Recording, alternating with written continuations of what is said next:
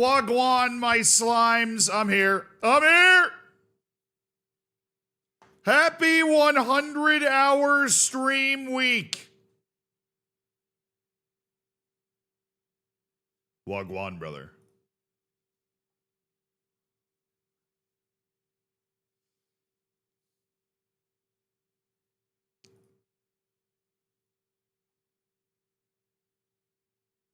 We are going to be here for a very, very, very, very, very, very, very, very, very, very, very, very, very, very, very, very long time.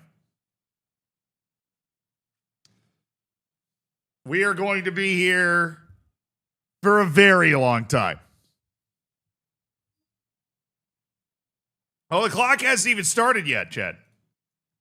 The clock has not even started yet.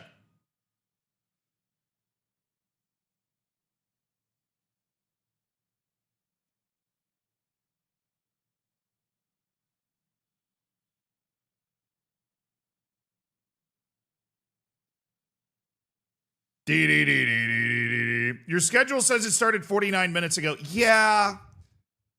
I ended up having some trouble with the timer, and then I decided to take my time eating breakfast because I realized that we were going to be streaming the entire rest of the day. Now the clock has started. Now the clock has started. As of that transition beginning, we have begun our journey. I need to move it. Hold on.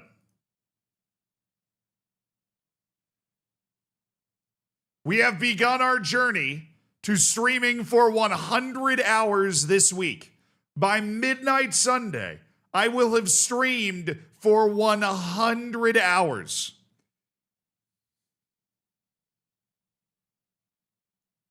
I'm ready. I've got the whole thing mapped out. I know what we're doing. I've got food. I made lunch. I know what I'm having for dinner. I am ready. Ready. Born ready. Cannot be stopped. Carrera Viela, thank you for the 54 months. I appreciate you being the first sub of the stream, my dude. Swanners, thank you for the 3 months. So far behind on the live streams, but watch 6 uploaded lives. Okay. On the YouTube in the last 2 days. Oh my dude, congrats.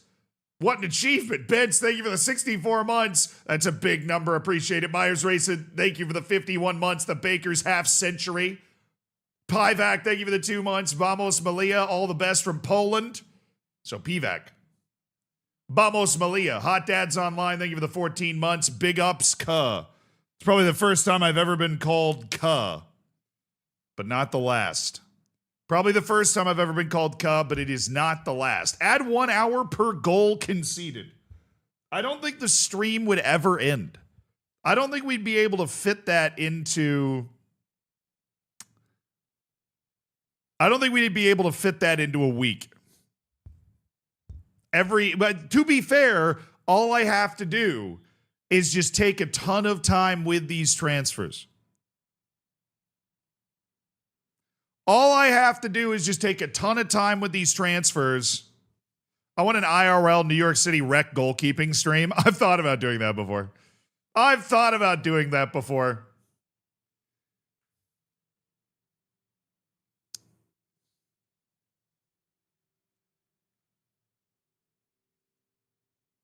Do we have the propane burrito? Do we have that copy pasta ready? Or no? We should have that copy pasta ready. Started as a YouTube child watching Melilla and realized the superiority of Twitch. Hey, one isn't better than the other. It's also important to remember that a lot of our YouTube brethren,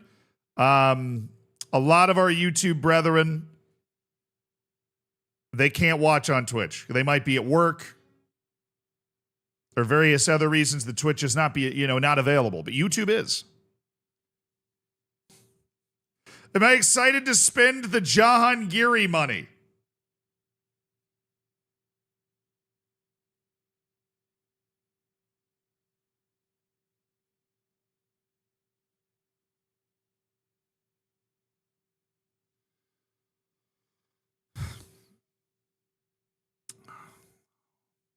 Good morning, Alexa.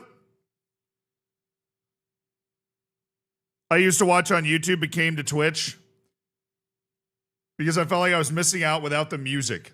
Fair. But I've heard some people on YouTube, they just play their own music underneath the stream if you want tunes. If you want sick tunage, bro.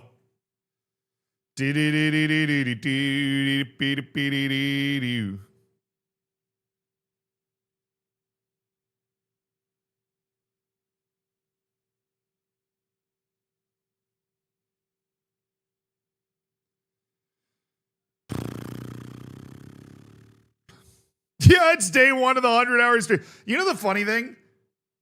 If I just didn't stream one day this week, I think I would have to do like...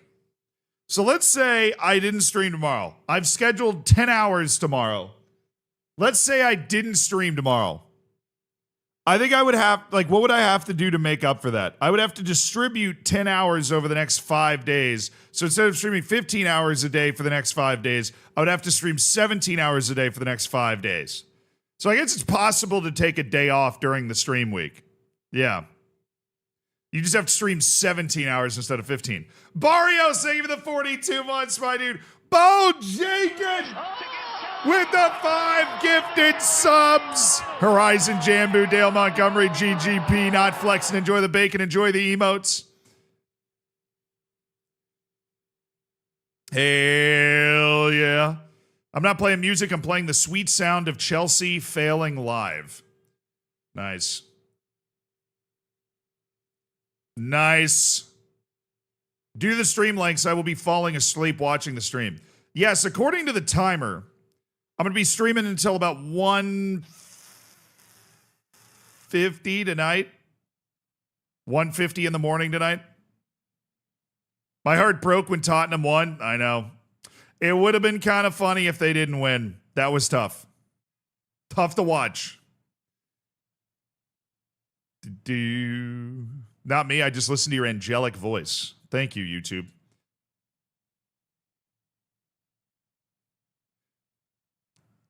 Hey, Laszlo, thank you for the Prime. But on the downside for YouTube, there's no way for me to turn off ads on YouTube. But if you sub on Twitch, then you don't have ads. That is a weird thing about YouTube streams I've discovered. There's no way to like make turning off ads a reward the way that you can do it on Twitch. Outside of that, there really isn't that much of a difference as far as I can tell. That and the music stuff, obviously.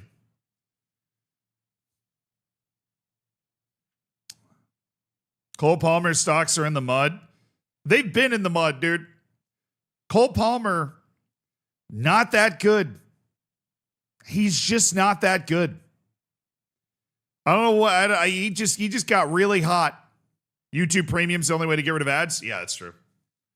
I meant like for me, like from my end, there's no way for me to turn off. You know, there's no way for me to turn off the ads from my end. You're aware there's a game going on? I mean, Chelsea Nottingham Forest doesn't move the needle massively for me, but I do know it's happening. Man City against Everton later. We will be keeping an eye on that. I don't think we're going to do a watch along for that, but over the next couple of days, we are going to be doing watch alongs for each of the European windows.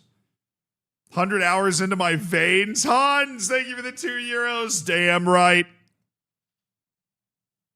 Live stream ads are weirdly inconsistent. Like sometimes I don't get any for hours. I mean, actually, I've never really watched. I don't watch a lot of streams. I realize that might be a surprise. Like I became a streamer, but I'd never watched streams before I became a streamer. So I don't have watching streams as like part of my daily habit. It's something that I do. Like I don't just go open Twitch unless I'm looking for something specific. I don't really know why that is. And then like I just started streaming before I ever like watched streams. So I was gonna say I've never really watched a stream on YouTube. I think I clicked on I Show Speeds because I wanted to see what Caribbean island he was in. But that's probably the longest I've ever watched a YouTube stream. That was about 5 minutes.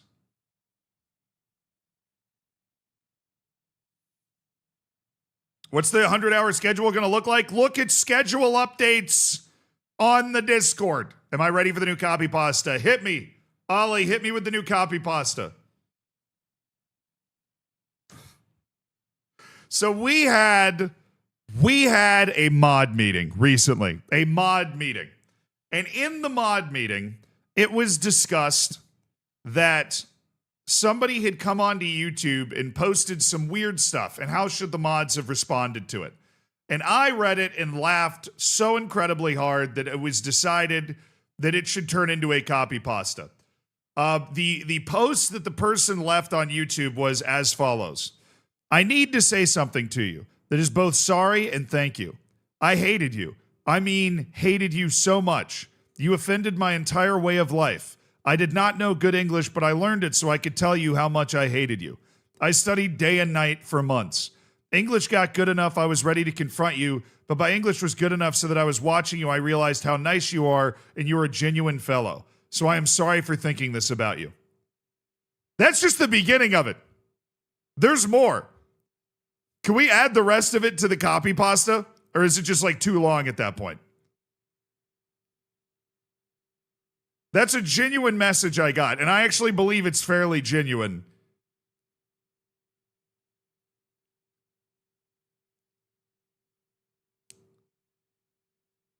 It was too long. That's a shame because I feel like the best part of that is what comes after it. There's more. There's more. Yeah, it was on YouTube. It was on YouTube. Somebody remembers them. It was Turkmenistan. It was the guy from Turkmenistan. Turkmenistani Man was his YouTube name. And I really hope he comes back because he actually was really, really nice and genuine. And I want to let him know that I saw it and that I appreciate what he said. I really hope he comes back. If he comes back, we have to give him a standing ovation. Apparently, I'm going to summarize this for you. Apparently, it was reported on in the Turkmenistani news that I had insulted horses as part of my video that I made about the best club in Turkmenistan a long time ago. May the 4th be with you all. Ah, yes. May the 4th be with you. I found out it was the 4th this morning. Which is actually hilarious because I love horses. I grew up around all equine animals, donkeys, horses, you name it. We're tight. We're boys.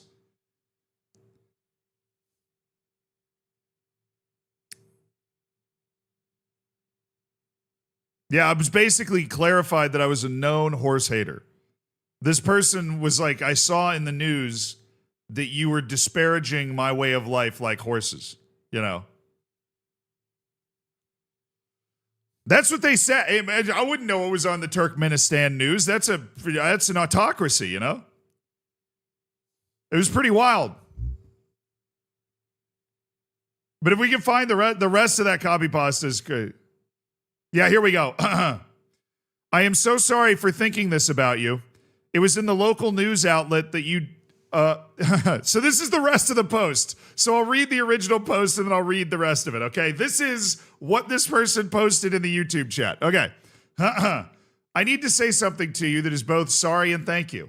I hated you, and I mean hated you so much. You offended my entire way of life. I did not know English, but I learned it so I could tell you how much I hated you. I studied day and night for months. My English got good enough I was ready to confront you. But my English was good enough so that when I was watching you, I realized how nice you are and you're a genuine fellow. So I am so sorry for thinking this about you. Part 2. I am so sorry for thinking this about you. It was in a local news outlet, but think it was mistranslated. The one thing you do not do in the eyes of Turkmenistanis is insult horses, and it was reported that you insulted them. That was it. And I hope this guy comes back so much so that I can formally accept his apology. Because it was the most genuine, so genuine, you know, like, what a guy. What a guy. Like, I really hope he comes back someday. I didn't see it. I didn't see it when he posted it. I didn't see it. And he came back the next day to ask if I'd seen it, and I missed that too. I didn't see it. Apparently I insulted horses, dude. I feel terrible. Have I apologized for my no, he said it was mistranslated. It must have been mistranslated. It must have been mistranslated. Can you talk about the fact that you were in Turkmenistani news? I mean, there's no way to prove that. Is there any way to see the news article? Dude, I have a pretty good TV package, but I don't think it's giving me Turkmenistan nightly. Zinc fan, thank you so much for the 3 months. Congrats on cooking your bacon. Just started getting back into FM at the start of the as a start with all the bugs I just didn't want to play. Struggling with the new UI and just wondering what's the best way to scout for Wonder Kids and players in general. Always the same thing, man. Scout youth national teams. And because it's harder to get to the youth national team squads in this UI, just right-click on the name of the team when you're looking at like the group stage at the U20 World Cup or whatever, and then you can go straight to the squad from there. It's way faster. Zhao Pingo, thank you for the 2 years, my dude. Hell yeah. Do a hidden horses in Turkmenistan. I would love to go to Turkmenistan. Right? I think Central Asia is an incredibly interesting place where a ton of people live that nobody really pays attention to. And I love shining light on things that people don't pay attention to. In case you hadn't noticed. Right? Where have we made hidden grounds? Faroe Islands, Gibraltar, Haiti, the Bronx. Where have we made our hidden grounds episodes? Completely out of... What's the next one? Marshall Islands. That one is not super far away from being done, by the way. Not super far away from being done.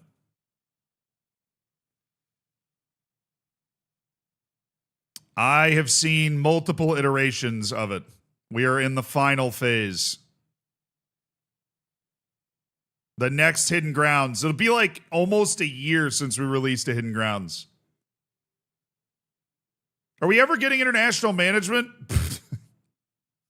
Bro, I'm waiting. I got a lot of fun YouTube video ideas for when international management freaking comes out, you know? I'm waiting. But they're taking their sweet time with it. It's crazy that even just getting to Z's level of fame means you could be slandered on Turkmenistani news any given day. I'm not famous at all. We need to be clear about that. Every once in a while, if you put enough things on the internet, one of those things is just going to be, it's going to get picked up and somebody's going to do something about it. You know what I mean? Yeah, I'm not famous. I'm infamous. Infamous horse hater. Zealand. Evan, thank you for the 58 months. Yeah, Nepal doesn't like me. South Korea doesn't like me. We'll add Turkmenistan to the list. Would probably be arrested if I set foot there for being a known horse hater. Yeah. Add me to the list. Yep. Nepal doesn't like me because YouTube mistranslated the title of a YouTube video where I had Nepal in the thumbnail. I got a bunch of hate mail. I felt so bad. I did the worst World Cup video where we inverted it and just had the worst nations qualify from each country. But the way it translated on YouTube for Nepalese people, because I had Nepal versus Pakistan in the thumbnail, but it was specifically for Nepalese people, was basic, instead of saying, the worst countries at football, it was this the worst, most horrible countries. I just picked the worst countries in the world, not at the sport, but just to be that just exist. So there's a bunch of people just being Nepal's great. What's wrong with you? And I'm I don't know how to control how this is translated. I'm sorry. I think I replied to one guy. I'm look, it's a misinput. It's a misinput. It is a misinput. We're all, look, guys, we're all in the pals here. It wasn't personal.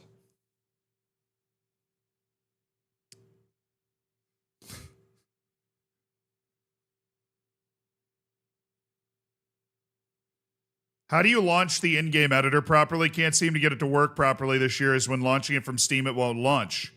So the in-game editor, you don't have to launch. You just have to buy it and then turn it on during saves. Oh, Lavinio, thank you for the $5 dono. Hello.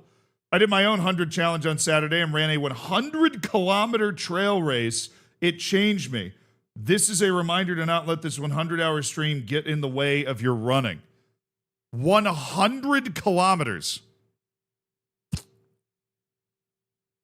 That's like more than 2 marathons, I think.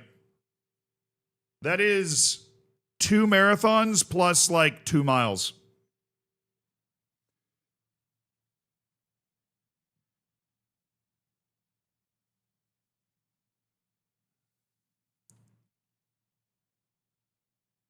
The 100-hour stream schedule is in the schedule updates. It's in the schedule updates.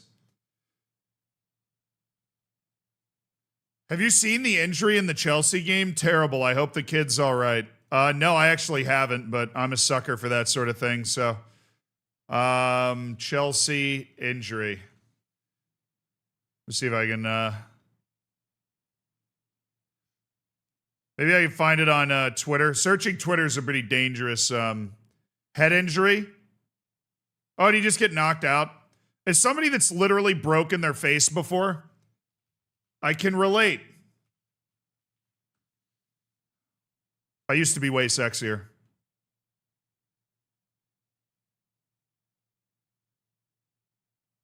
Oh, he won a penalty with the head injury, and then Cole Palmer missed the penalty.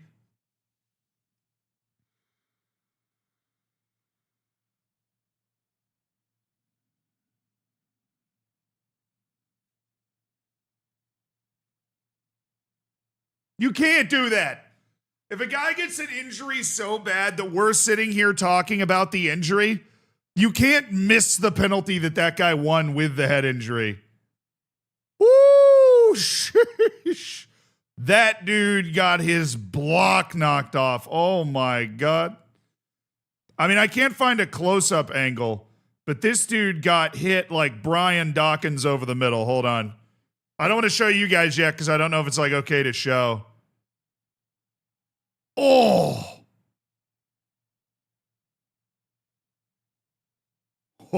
that's like an NFL type injury right there. Damn. That dude lost a few brain cells on that one.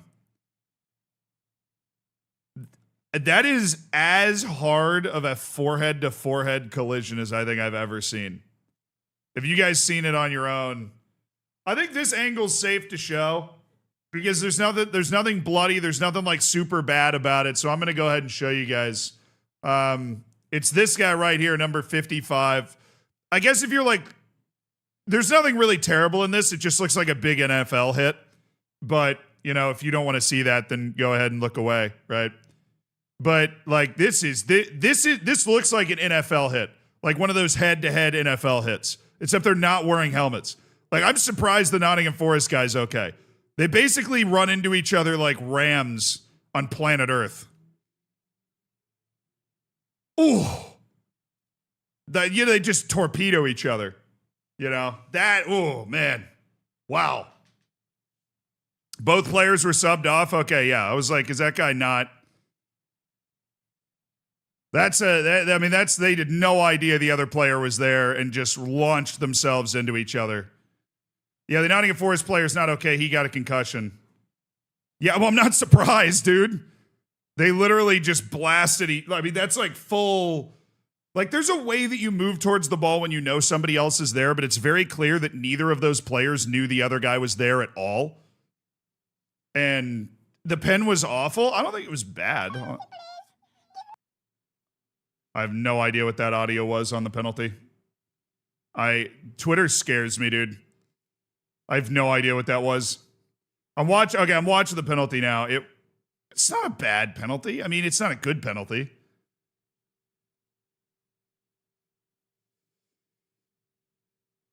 Chelsea guy almost did not move. Oh, he just got knocked out, dude. He probably broke his cheek or like his orbital bone, like that. He probably broke something in here. Because I think the other guy hit him here. I think that guy got hit like right here. That could be tricky. Obviously, hoping he's okay. I broke my cheek right here. It's a lot of fun.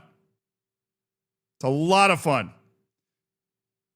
Great excuse for me to do like some looks maxing surgery, which I obviously took full advantage of. That was his first game. Yeah, no, that was his first game. Me and Clavicular. Gonna max out the looks.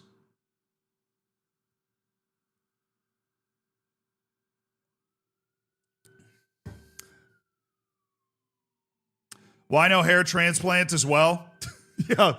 Actually, I broke my cheek, so I ended up doing a complete facial reconstruction, nose job, and hair transplant. Just so that I can properly mog. Now, all that stuff is super weird to me. I felt like a grandma. I was listening to a New York Times podcast about clavicular and like looks maxing and stuff while I was walking through Whole Foods just going, oh, like while I'm picking up my potatoes and my onions. I was just like, oh, I'm too old for this. Like, what are these guys talking about? Since when was it so weird to just look like you, dude?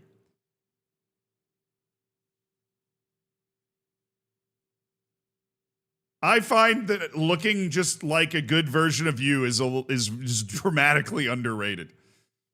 Everybody looks the same now, man. I can't even tell the Kardashians apart.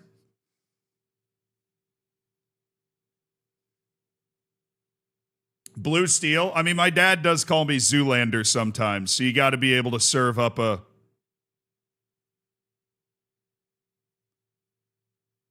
every once in a while.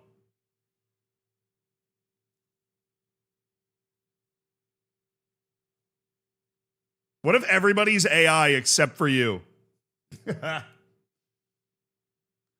That would explain how I made it as a streamer. Yo, wait, partner Fartner with the 5 gifted subs. Yo!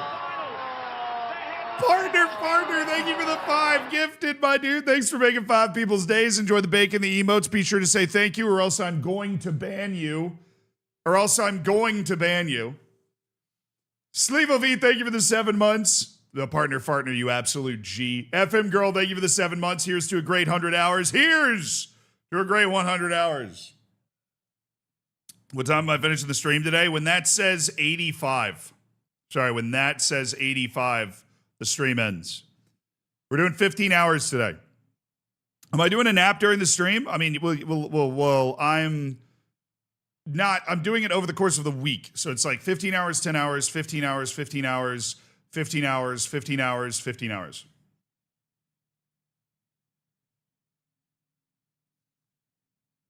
We're going to be here all week. Hey, we raised 20,000 pounds for charity. Totally worth it. Totally worth it. What time is it for me? 11:16 in the morning. Good luck. I mean, I really don't think, I'm not going to lie. I think I would rather do this than a 24-hour stream because there's something soul crushing about a 24-hour stream. By the time you get to like hour 20, you're seeing like hallucinations. Where 15 hours is just a really long stream, and you're just doing that repeatedly. But 15 hours is like more gettable. You can sleep, you know? Yeah, so over the course of the week, you will see this clock run down to 0. Yeah, 15 hours is a Rust Twitch Rivals stream, exactly.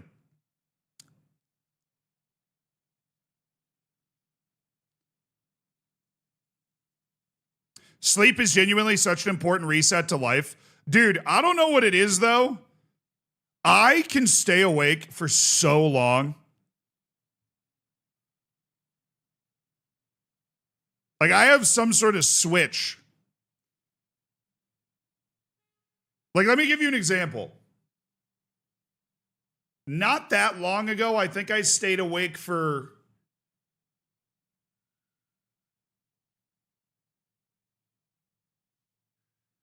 when was that? Assume 2 p.m. 28 hours.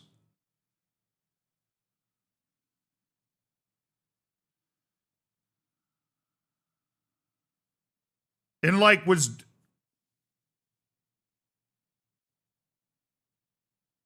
it was 28 hours and I like drove. From hours 26 to 28 was a 2-hour drive.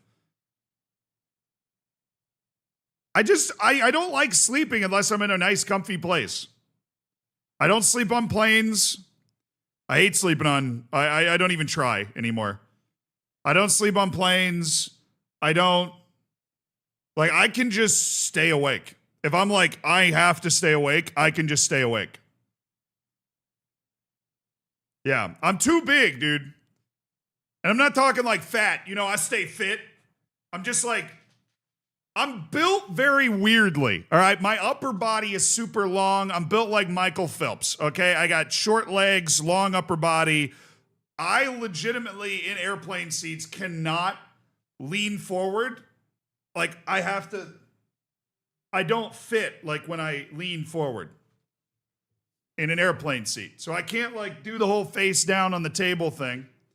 And then I can't like lean back because my head's always over the top of the damn seat. So I have slept on a plane because I flew first class once. Like for one of those overnight ones, and I had the bed. Slept like a baby. Shonsky, thank you for the 21 months, my dude. Yeah, so anyways, I woke up. So this particular trip was nasty. I woke up at 7 a.m. in Los Angeles. Yeah, I woke up at 7 a.m. in Los Angeles. Stayed awake the entire day. Flew out that night. Landed. And then after I landed, we had lunch. No, we had breakfast. And then we drove for 2.5 hours. I drove. And by the time we got where we were going, it was 2 p.m. East Coast time. And I just didn't sleep.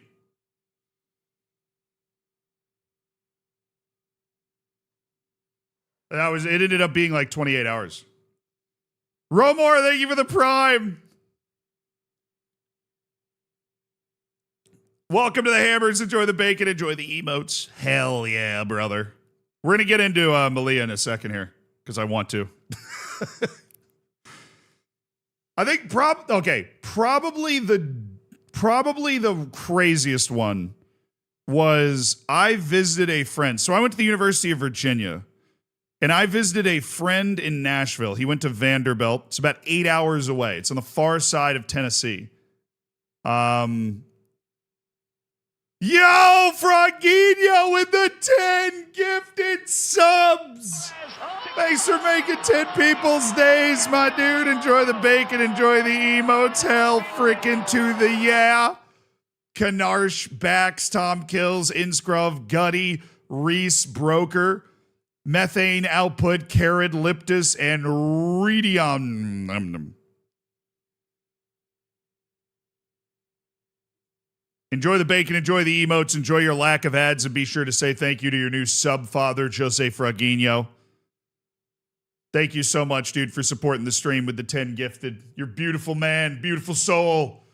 MJ Bruce hitting the 6 years as well. Thank you to a great mod. MJ Bruce. 6 years of being a hammer. Dark Eyes, thank you for the 62 months. It's going to be a long week. You're damn right. Not as long as your subscription run, though.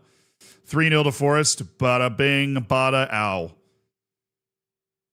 Chelsea sacrificed one of their young players like a sacrificial lamb for a goal. Still couldn't score it, and now they're down 3-0. Mason, thank you for the 4 months. Appreciate you, my dude. Now, anyways, I was in college at the University of Virginia. I visited a friend for the weekend at Vanderbilt. It's like 8 hours away. And my plan was to wake up early in the morning and drive home. But at midnight, it was like kind of time to go to sleep. And I was kind of just sleeping on his couch. And I just was like, we hadn't been drinking that day at all. And I just went, I'll just drive home now. Like, I'll just drive home now. So I literally just got in my car and drove the 8 hours and got home at like 8:30 in the morning and then just went to sleep. I was like, I mean, all I'm going to do is go to sleep on this bad couch and then drive in the morning. I'm just going to drive now. So I just left at midnight. You saying the goal was offside? No, I don't really drink caffeine, dude.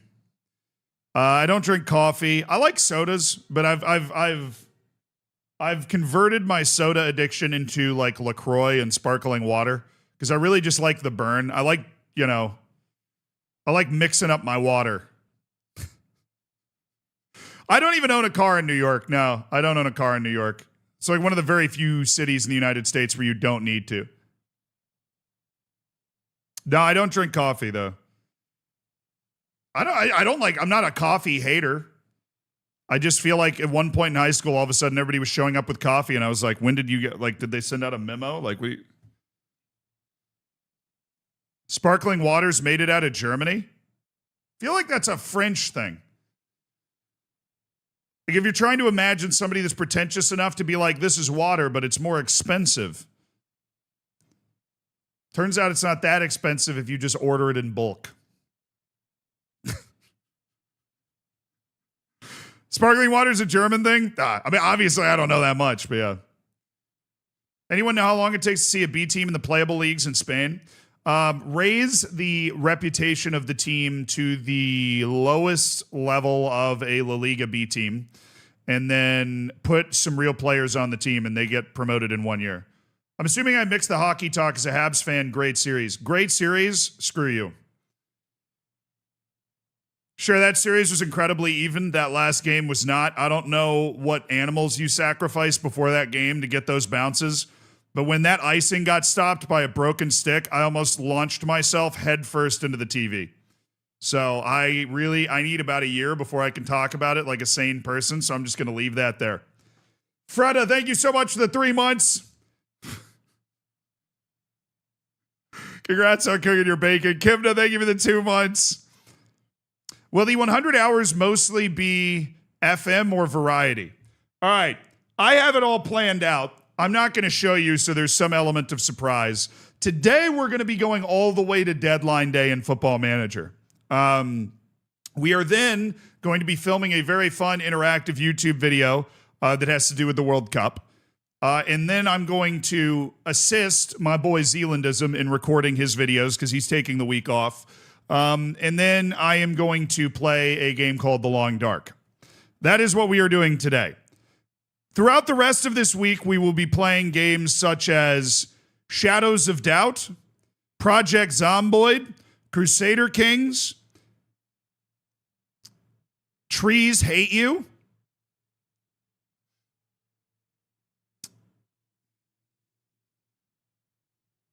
Football Manager, of course, older versions of Football Manager, and obviously The Long Dark.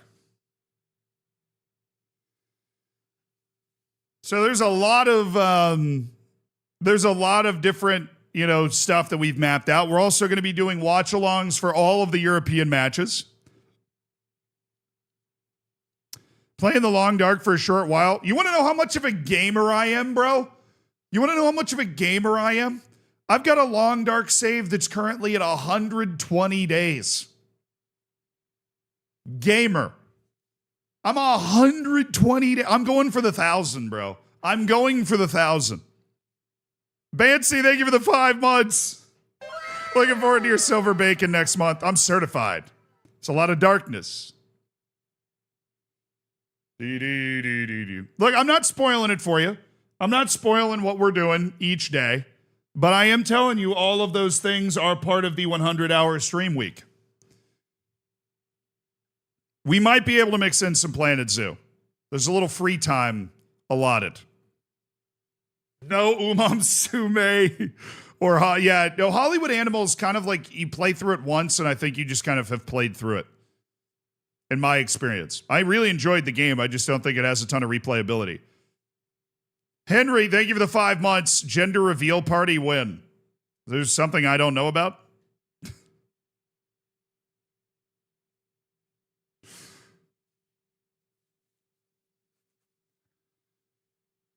No blue hens? Nah. American football's not in season, so I think we're just going to leave that one. Act 2 of Hollywood Animals dropping soon. Ah, nice. Oh, the gender reveal parties.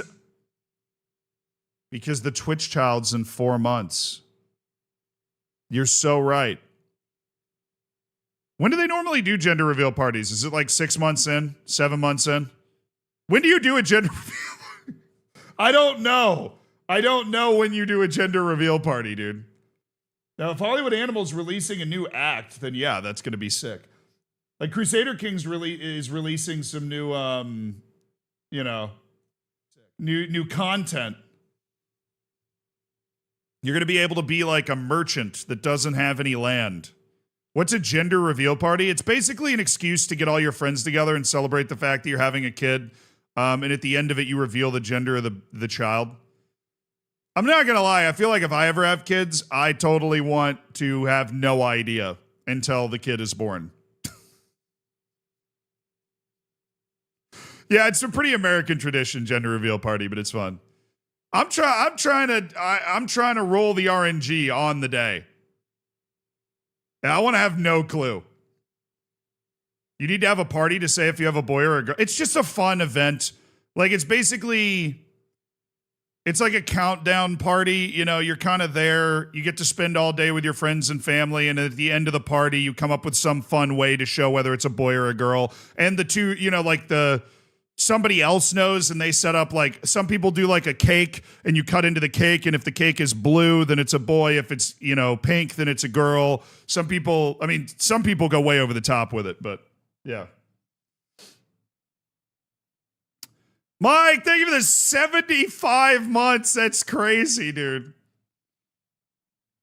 Dude, 75. You are one of the most tenured subs on this channel. That's crazy. Chill, thank you for the 13 months. The Baker's Dozen. Never do a gender reveal party. As the father of 2 kids, my ego is not that big to think I need to share what gender my kid is.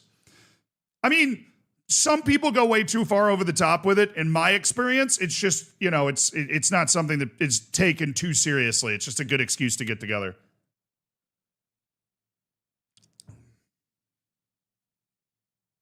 Yeah, pop a balloon in the confetti color. Right, there's a lot of different ways that people do it. Some people do like the poppers, where like you pop it, and then if the popper's blue, it's a boy, or pink, it's a girl, Yeah, it's not that deep, though. Finding out my second's gender next week. That's exciting. No pressure, but the trajectory of the rest of your life is really hinging on what happens next week. Both are good directions, but still, there's a hinge point. It's an excuse for people to drink, except for the mom. And that's misogynistic, so I do not support it. Nobody drinks at the gender reveal party.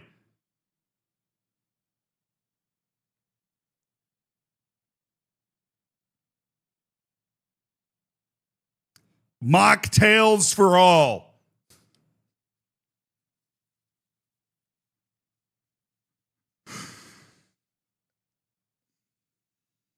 Not even water. We are going to stand here dehydrated until somebody figures out whether it's a boy or a girl. In solidarity. Dude, I'm not going to lie, I have a lot of experience with this stuff, though, because I have had so many friends have kids recently. I have had so many friends that have had kids recently. I'm on like a hot streak, dude. Nim and Yabe, obviously, they're streamers, so you might know them. Dear friends of mine, they had their kid. Adorable child. Uncle Zealand showering that child with gifts. Then I've had 2 separate friends, one from New York and one from college, that both had their kids within the last couple of months. I'm on an absolute hot streak. When's it your turn? Oh, I'm already pregnant. I got about a month. That's why I haven't been running.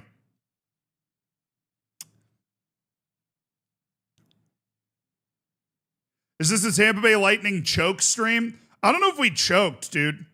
You know the ancient Greeks talk about getting smited by the gods? I think we just got smited by the gods.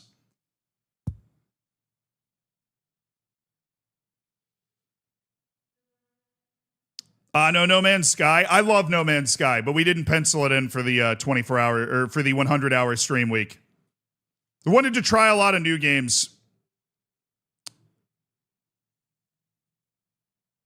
Am I pergert? What's that video? That video is incredible. The guy reading like Quora questions about being pregnant. It's just incredible.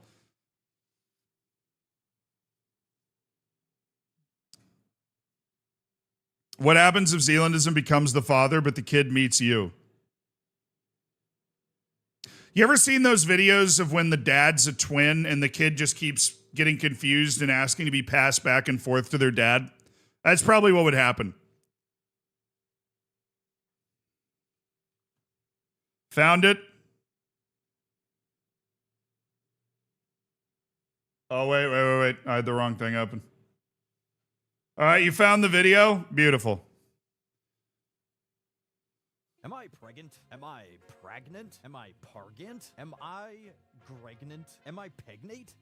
Help? Is there a possibility that I'm pegrant? Am I pregnant or am I okay? Could I be pregonate? How do I know if I'm prengan? Can I be pregnant? Can oo get pregante? Can oo bleed while oo are pergert? Can oo down a 20-foot water slide pegnat? How can I get my GF pregnant? What happened when get Perginat? How can a 9-year-old get pregnant? Will my get pragnan? What is the best time to sex to become pregnant? Does anyone know how many teens get pregnant a year? Are these systems of being pregnant? Girlfriend ain't had periods since she got pregat. Is it possible having sex to a 8 months pregnant? If a woman has starch marks on her...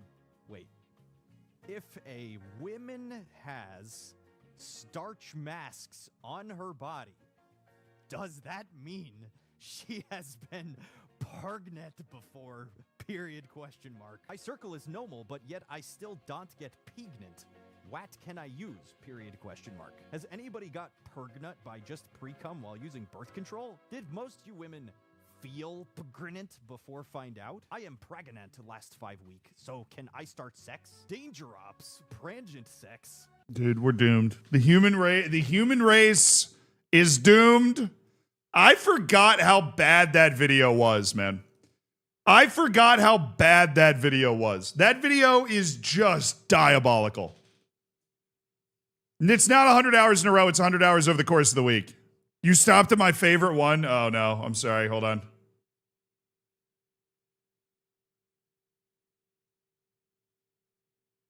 Am I pregnant? Am I pregnant? Am I pargant? Where was I?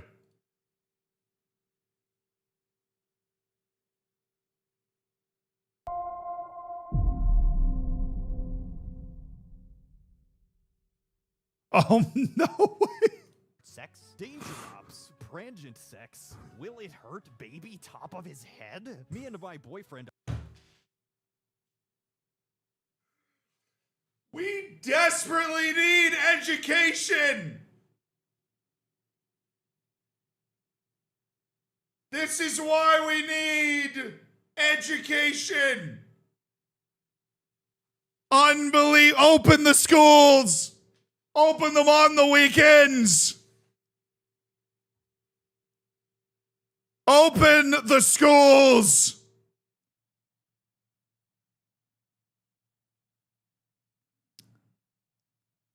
Asking the hard-hitting questions, dude. I'm sorry. Your Google, like your Quora history should be private, and there should be a stupidity threshold where like the world should just have to be made aware if you're the person that asks that question. I need to know if the person I'm interacting with in public has asked that question. It will allow me to make the appropriate decisions. Anyone running an online PC save I can join?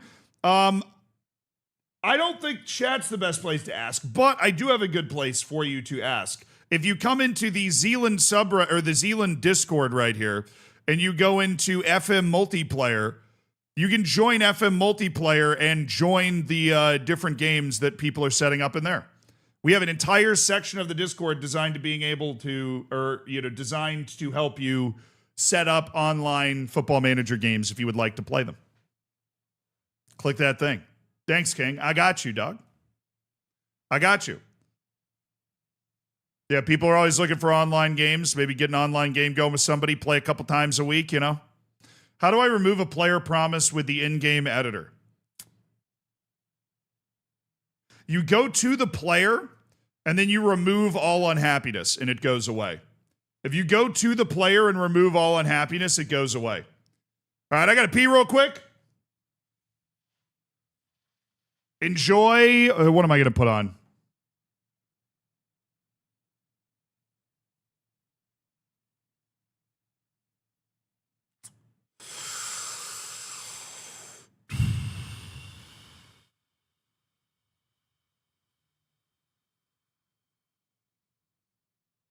Not even an hour in? Dude, I have to pee. I hydrated. What do you want? I'll be right back. I have to pee. I'm not pausing the timer. Calm down.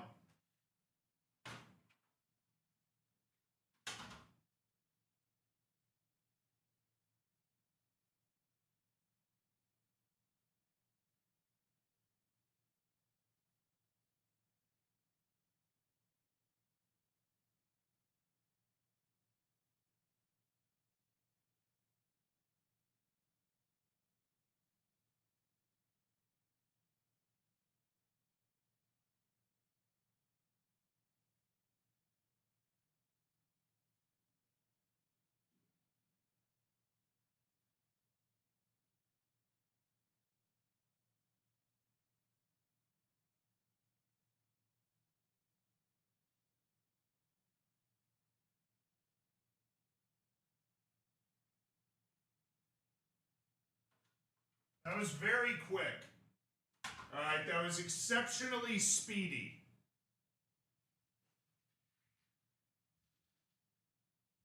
Don't want to hear any nonsense about me going to the bathroom that early. He's back already. He is. Alexa's hitting on my chair again. That's great. You wash your hands? Yes, the bathroom's like right outside. We've been over this. I literally walk out the door straight into the bathroom. The remove all happiness option is removed. Or is grayed out. It's not possible. Well, then I don't know. It's broken. I can't help you. This is riveting. Okay, I need a higher energy song. I know that's not even what you were talking about, but I need a higher energy song. Okay, come on.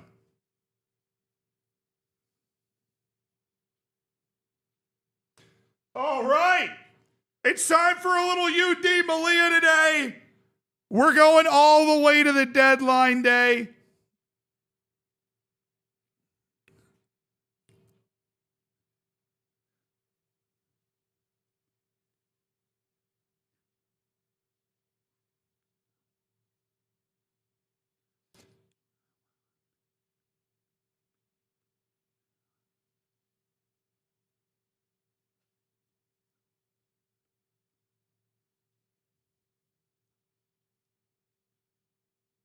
Hell yeah, brother.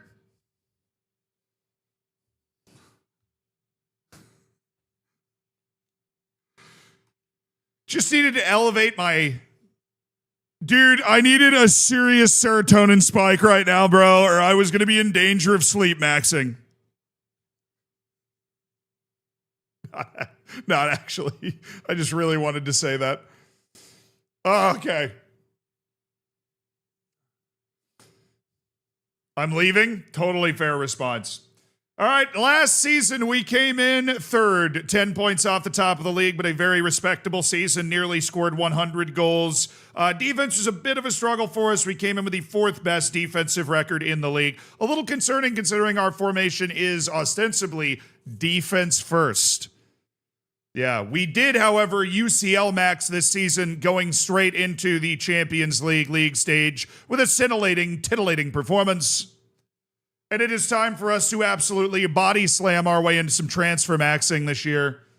Trying to make some big time sales. But in case you've missed it, we already have a very good number of players coming in this transfer window. All right. Can you stop? Can I stop maxing? Never. I will never stop maxing.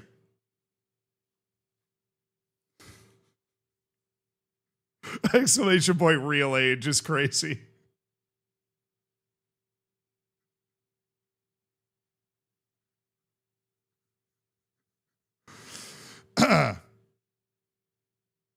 So the players that we have coming in, Ander Ortega is joining us in an end of contract. This dude is absolute baller. Absolutely explosive. Now, explosive's the wrong word, but just a very, very good all-around player. We're signing him for free end of contract from Bilbao's B team, which I think is absolute thievery. It's insane we've managed to pull that off. We've also managed to grab Javier from Sevilla.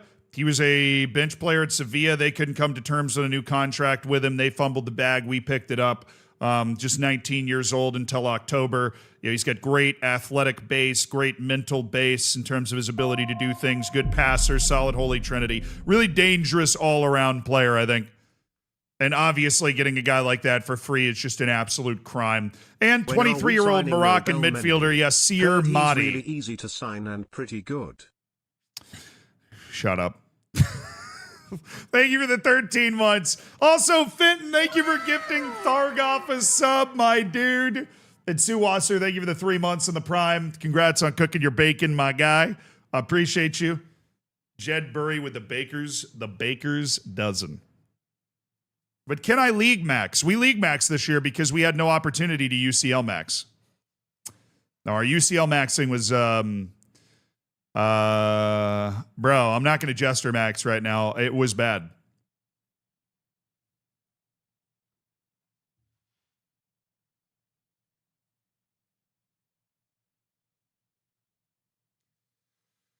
It's a disease, man. I can't stop.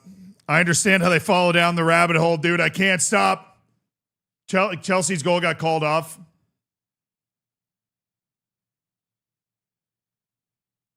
Sucks to suck, man. Zaviro Havakote. We signed this guy for 15 mil up front, 38 million overall. We happen to think that his jumping reach went down.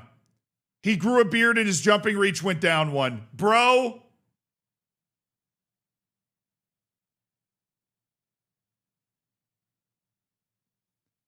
He grew a beard and it's weighing him down. Cut it off. Cut it off. Cut it off. He grew a beard and it's weighing him down. Cut the beard off, man. Oh. He looks like a Spartan. Valid. All right, so he used to have 20 jumping reach at 5'9". Now he has 19. We've signed Bruce Zulu for $250,000. He's going to the B team to see if he can prove that he's got what it takes to play with the A team. But obviously a solid player who's already cracked the South African national team overall. Then Delman Viamil, we signed him for $1.2 million. This is a guy that I think I want to try and have him play in the B team. We'll see if he accepts that. He might not, but he's a really good player. And I want to see if I can have him around for 2 years so that he can get Spanish nationality and then we can kind of work from there. But he's a guy that at 1.2 million is way better than that. Nathan Owens, a guy that we were able to sign for completely free. He was with the Australian U20 national team. Figured we'd just add that guy. Amazing lack of jumping reach on him, though. It's a little concerning. But he's going to go into the youth team and come up from there. Arturo Ledesma is a solid center back. We were also able to jump on for free, who's going to come into our B team and, try to gain his nationality and, do everything the right way. And then Ali Hapsalo from Chelsea is a high potential 23-year-old that we are going to have play. We're going to have him try and play with the B team for a year and see if a ton of regular time in the Spanish second division can trigger some development, because he actually does have a ton of potential.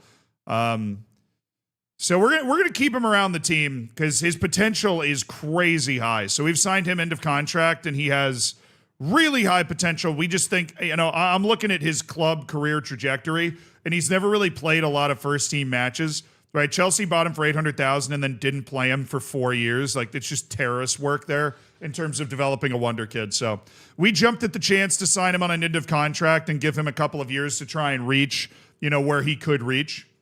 And let's continue, baby. Let's go. How do you know his potential? Because I scouted him. Actual Chelsea policy. True. Very authentic.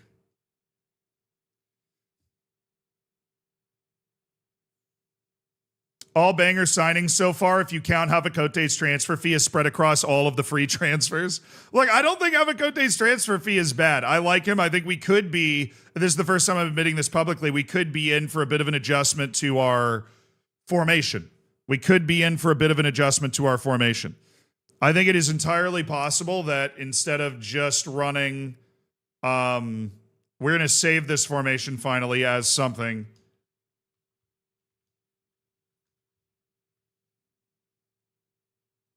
System Melilla. I think that if I haven't even looked at the other formations that we have in so long. I'm going to clear out one of these.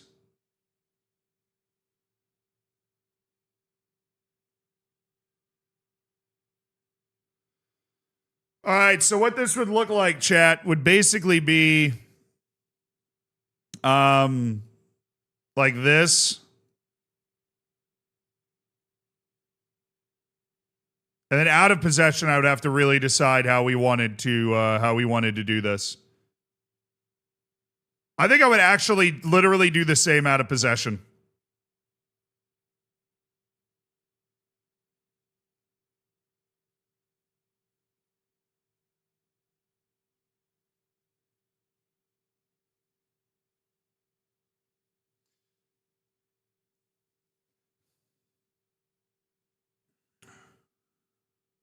Then we'd have to change the instructions. Be a little more direct, a little more aggressive.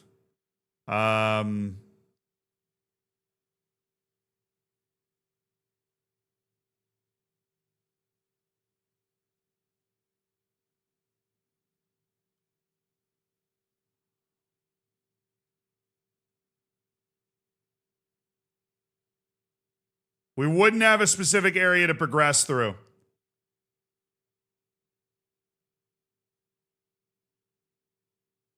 And then let's say we built this team right now with Zaviro Havakote taking that spot. And then we would have friggin' Mbambo. He does fit in this. We could have Mbambo there. And Gerardo would be there. And then, where is he? Where's Villalva? Friggin' Villalva would be a I've been sick all weekend forward. And all my friends have been making fun of me for Like it. that. Jokes on them though, cause I've slept more this weekend alone than they have the past week. Smile.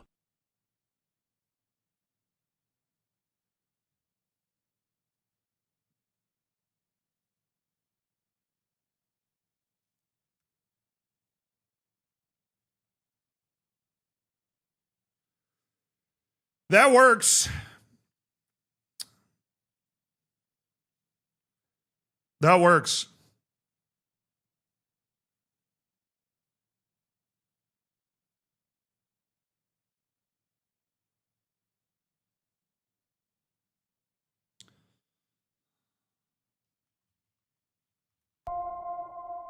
Melilla in the middle is what that one's going to be called. Ophelia, thank you for the 5 gifted subs. Let's go, Ophelia!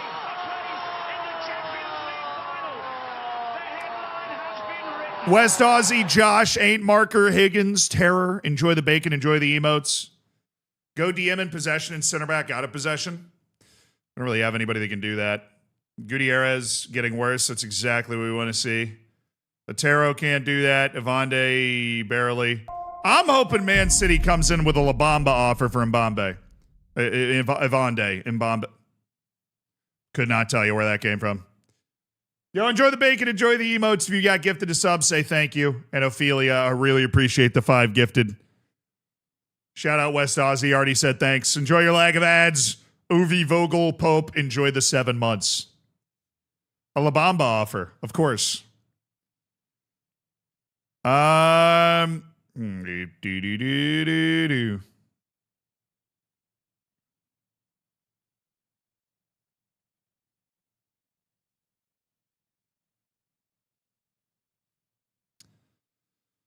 All right, you ready? Hold on.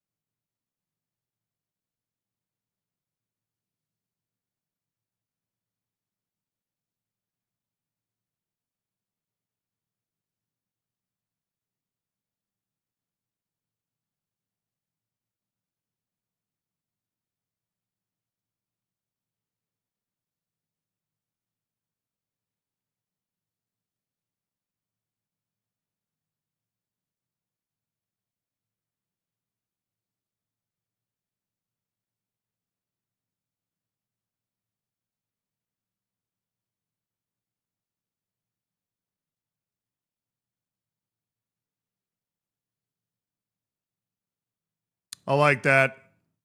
I like that. That's clean, bro. That's clean. I like that.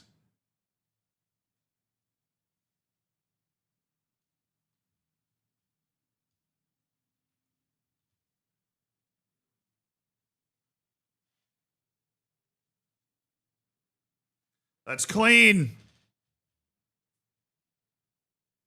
That's clean. I like it.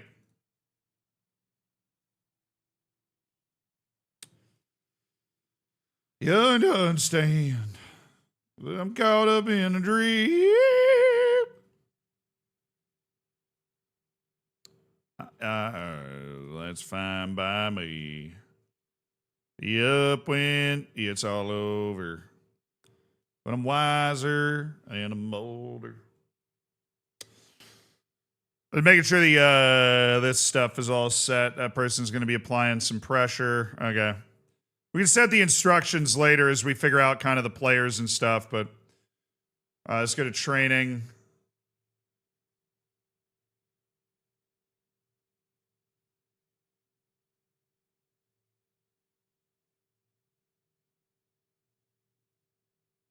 Dog, I have no idea how to set what tactic we're training.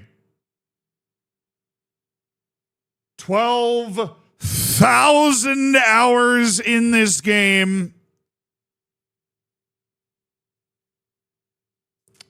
I have no idea. It used to be in training, you'd select like the primary tactic that you were training.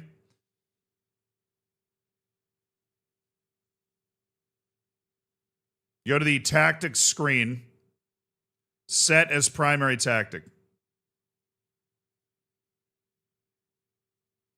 So we're still going to be training our base tactic. I just want to have the other ones there. I want to have the other ones there, you know? We're waiting for the reputation change before we do anything else. What are your thoughts on Bongani Van Rooyen being linked with Eintracht Frankfurt? I hadn't noticed. I had no idea that he'd been linked to Eintracht Frankfurt. That's news to me. Yeah, that's where that is. Thank you guys for telling me. I did not know that that was there. They had basically moved it to a different part of the game. All right, Taufik Tadili, our shining star of this intake, is apparently not that much of a shining star. Apparently, he is not that much of a shining star. Diatre, Yuste, Mazzoni is apparently better. Alrighty, Tafili's lost a half star of potential in about 5 seconds. But Mazzoni, on the other hand, has maintained his 3.5 to 4.5 potential. Pablo Gonzalez Gutierrez has had a serious reduction in his mentality, which sucks.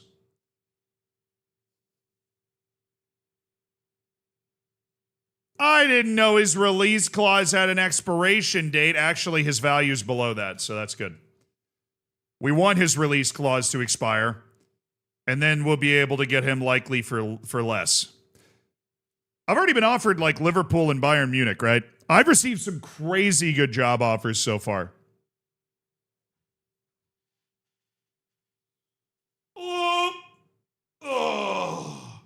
lack of center back wonder kids is really hitting home. It's not bad.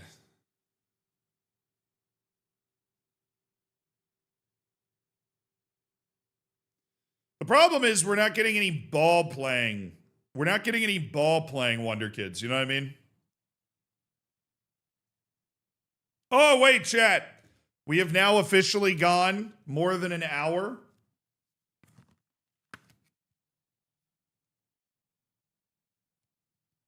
We are 1 hour into the 100-hour stream week. This will eventually say 99, chat. 99 flips to go.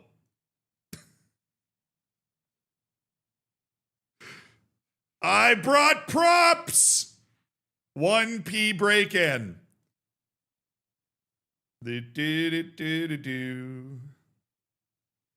Victor Medina. Wait, we're getting like an actual transfer offer for this guy. Hold on.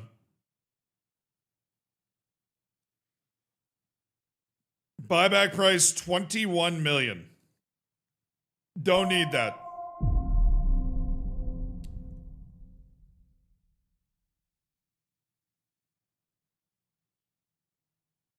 What's up stream, 49 months and counting. 99 hours left, LFG.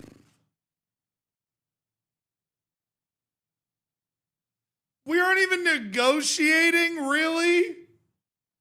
Come on. Hey, congrats on your 49 months, Wakey. I appreciate you. Thank you for the prime. Can you please give me a team to manage? I am struggling to find one. It's now 100 straight hours now. It's now 100 straight hours. It's 100 hours over the course of the week. Bertrand Zilmans is getting offers for $5 million. As he should. Kid's a stud.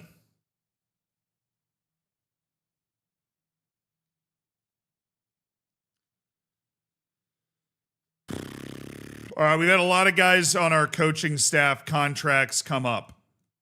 We're going to wait for the reputation boost until we do anything with our coaching staff. We've had a lot of people whose coaching staff contracts have come up. Raul Gomez has now gone to a month-to-month contract to continue to be a part of the B team. I'm honestly not opposed to that, actually. I'm super not opposed to that. We have officially released 5 players. 1. Oscar Jansson, the 20-year-old Swedish player that came in through our academy. Alvaro Pose. And Ulysse De Vries.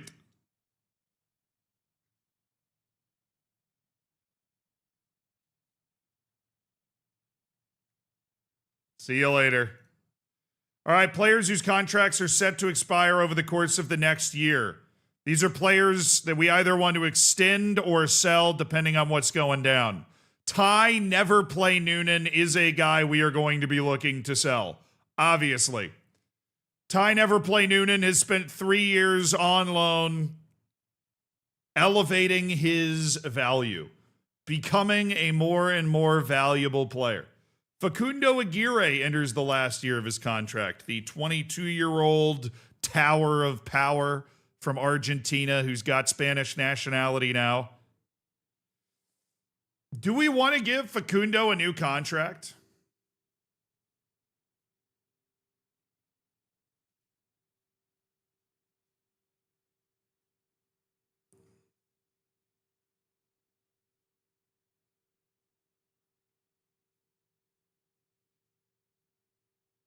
I think we probably do. I mean, we've already sold Madu Murcia in this window. We don't have a lot of center backs. My concern, of course, is that the damn registration thing is still, like, absolutely just stuffing me.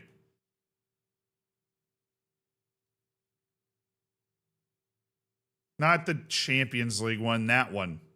Oh, I now have 48 million. The max salary has changed. I got literally no notification about that at all, but it's an absolutely massive paradigm shift for, for me. We have gone from 36 million to 48 million in allowed max salary per year as part of the first team. that means that we can go in and do this negotiation right now. We're not going to accidentally get blocked. All right. We really should be getting an inbox message about that, but whatever. Okay, all that removed. He likes being here so much. He's cool with that. He's asking for a reasonable amount of money as well, which I appreciate. 10% salary raise is pretty ridiculous, but, you know, what are we even doing? 30 million is a release clause for Facundo Aguirre. I'm actually going to go 35. You know, he does have 20 jumping reach. If he does become a regular part of the first team, I don't want him to just be able to leave, you know, super easy like that. Right. We got rid of Madu Murcia. We really have 5 first-team center backs, and that's including Jaime, who is more of like a developing project. All right. I think we're going to be able to get this under $1 million because he really likes being here. Bold and aggressive negotiating a 5-year contract at a very good value for Facundo Aguirre. That is a great piece of negotiating work to keep an important part of this first team around. The other question is, do we keep Pedro Lopez on this team? The Melilla Youth Academy kid who has become a regular first team player with UD Melilla. I think in a Champions League window. Oh no, I knocked the thing over. Oh god. Yeah, he's club grown. Of course he's club grown. He came out of the youth academy.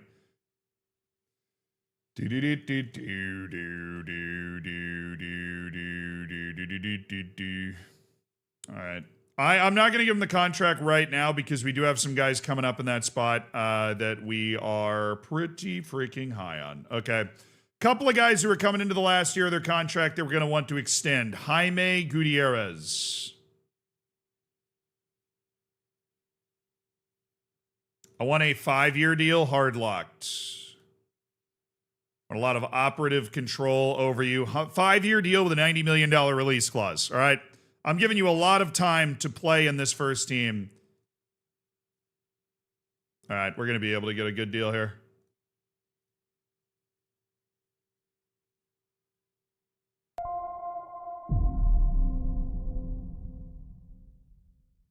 I wasn't sure about that. That guy negotiated pretty hard. And as a result, he got his guy probably $100,000 more than I expected to have to give him. But, that, you know, we got 5 years of contract control in there. Locked in at a good rate. Carensis, we're looking to move. Noonan, we're looking to move. Pedro, jury's out. Mark Cucurella, you know, when he gets to the end of this contract, we're probably going to want to let him depart. Although he's really not decreasing at the rate that I expected him to. He's decreasing at a lesser rate. I appreciate that. Santiago Carrasco. This guy's been an absolute demon for the B team. We signed him. He played for Melilla B in the 4th division and was a demon, and then went on loan to the 3rd division and then was an absolute demon in the 2nd division. Somebody in La Liga should sign him because this guy's literally gone up 1 league level every year. I just don't think he has the juice to be a first-team player, though, dude. I just don't think he has the juice. He's just good, but he's not able to play at the level we need in the first team in any particular phase of the game, you know? Knucklehead, thank you for the 56 months. Hell yeah, man. Swagadilly, thank you for the prime. Welcome to the Hammers as well.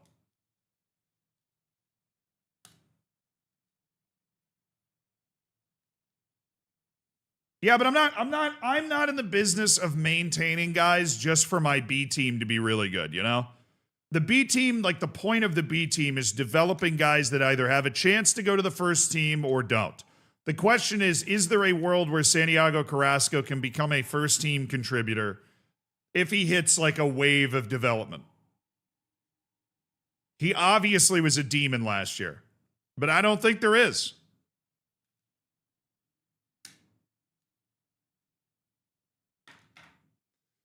I think now at 23 years old, we can see Carrasco's just a really good player, a tone setter. Not at 23. I mean, look, you can develop until you're 26.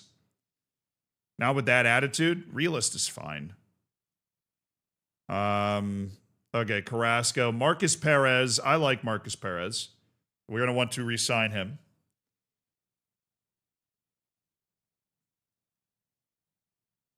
I can only sign him to a 3-year contract. We're going to remove both of those things. And we're going to bring this up to $90 million on Marcos Perez. That's a little ridiculous. 70 million, sorry. Wow, that was easy. Maximum contract headed his way. Values there. Quality player. I mean, physically and mentally, I think he's there. I think technically he probably just has to add a little bit more to his game. He was a very regular player for the B team last year. I think probably one more year with the B team for Marcos. Probably. I see him coming good as part of the first team. So that's under Santiago. The order's not changing when I click on a player because that happens sometimes. All right, and then Pong Feng. We are definitely looking to sell Pong Feng. I'm sad with Pong Feng's development. We actually bought. I think we're going to take an incredibly rare loss on Pong Feng. Salvador, the 18-year-old center back whose continued growth down in the B team has been nice. Played 39 La Liga dos matches.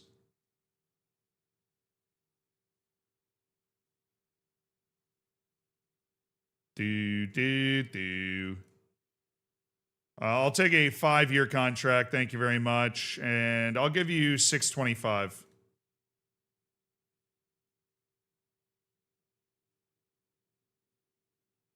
Sell on fee percentage off. 675. 7. This guy did get around the first team last year. My issue is his technical tackling is not that high, but he definitely has some qualities. Like I like the fact that his passing is decent, and mentally he's honestly pretty good. Is it time to notepad the transfers again? Potentially. In Bogo and Como, we might sell. I don't know. He's actually gotten taller.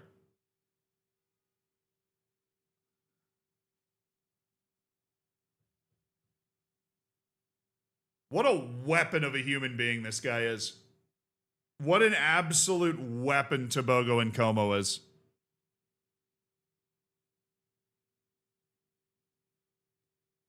Two-year starter with the Melilla B team, and he has developed really significantly.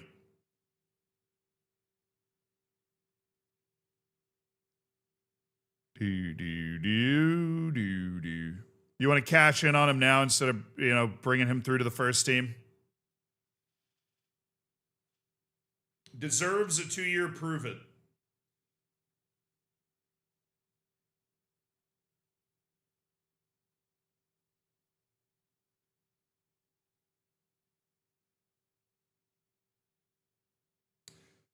Like, he's terrible with the ball, but he started to add enough physically to his game that I'm, intrigued.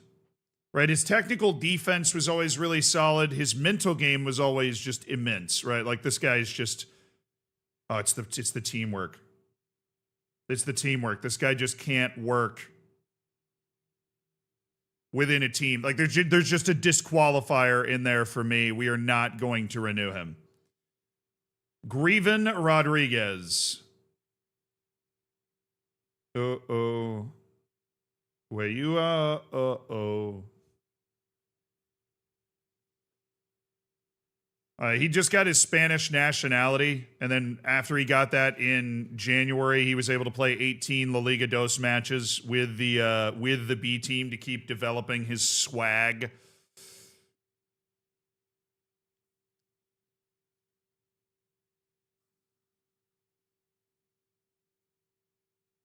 He's a good player. We might want to give him 2 more years or something, or something, a little something. We might want to give him a little time. A little time to season. What about Alex? I'm going to keep Alexi Gallardo. This guy's improving like crazy. The highway department for stealing road didn't want to believe it, but I went to his house and all the signs were there. He's not going to ask for that anyways. I really didn't need to negotiate that up. Salonica.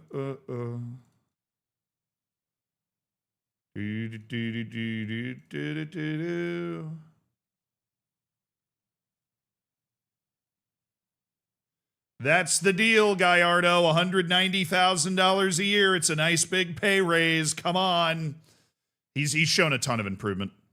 He's moving in the right direction, so we really like him. Greven Rodriguez, I really want to bring Greven back. Now that he's got Spanish nationality, I want to bring Greven back and let him be a guy that we lean on in La Liga Dos. Let me confirm that he has it. He has his Spanish nationality, as he believes he could be good enough to play for Spain at some point, which I have to respect. Grandpa got fired from his job at the highway department for stealing road markers. I didn't want to believe it, but I went to his house and all the signs were there. That's a good one, dude. B plus. B plus. Do do do do do do do do do do do do do. Sell Greven, the potential isn't there. But here's the thing, if he is a 3-star player, right, and this poor guy didn't get the opportunity to really play and show his stuff last year, and we've seen some great improvement from him in the past, then he is a first-team level player. Let's see what he's asking for. It's a little expensive, Greven. It's a little expensive.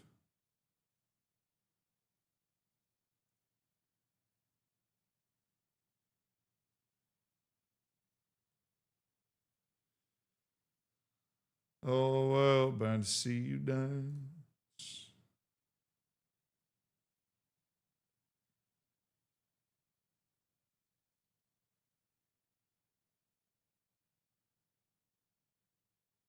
He has a very high opinion of himself, so I'm going to use that to leverage bonuses his way.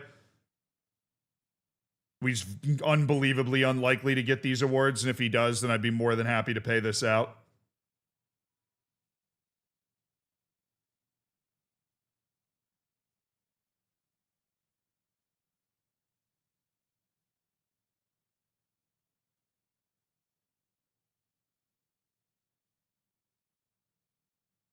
He really likes being here. Oh, okay.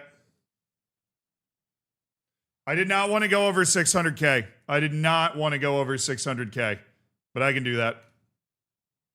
I can do that. Adrian Soto, the 22-year-old goalkeeper who has spent a very long time working his way up. Done 3 different loans in the 4th division. Played 1 game for us and dropped the 5.8 because of an injury nightmare.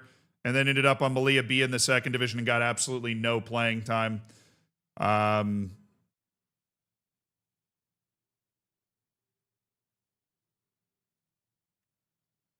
going to transfer list him, see if we can sell him for any value at all. Man, we have a lot of guys who are coming into their last year of their contract. All right, Adam Gallagher. This is a guy that I signed on an end of contract for free. Because we thought that he had some value. He then spent 6 months not anywhere because we couldn't find a loan for him. And now I'm just going to kind of transfer list him. Because there is actually value here, so I just want to see, I want to see if we can just sign this guy in a free contract and then somehow find a move for him. All right, David Corral, I don't really remember this guy. 19 years old, decent athlete. Literally says potentially La Liga standard. The scouting report that we have for him says potentially La Liga standard. Press X to doubt, dude.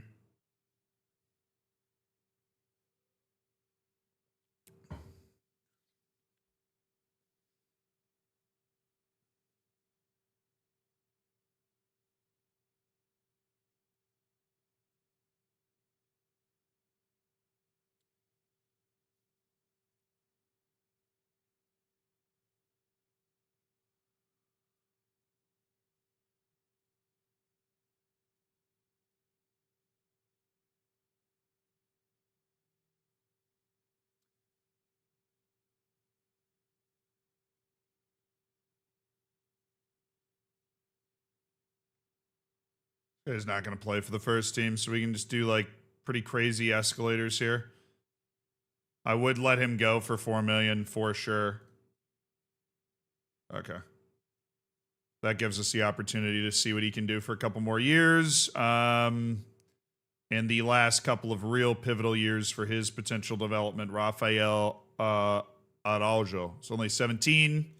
Already being loaned out to the third division. 2.5 to 3.5 star potential. Worth keeping around.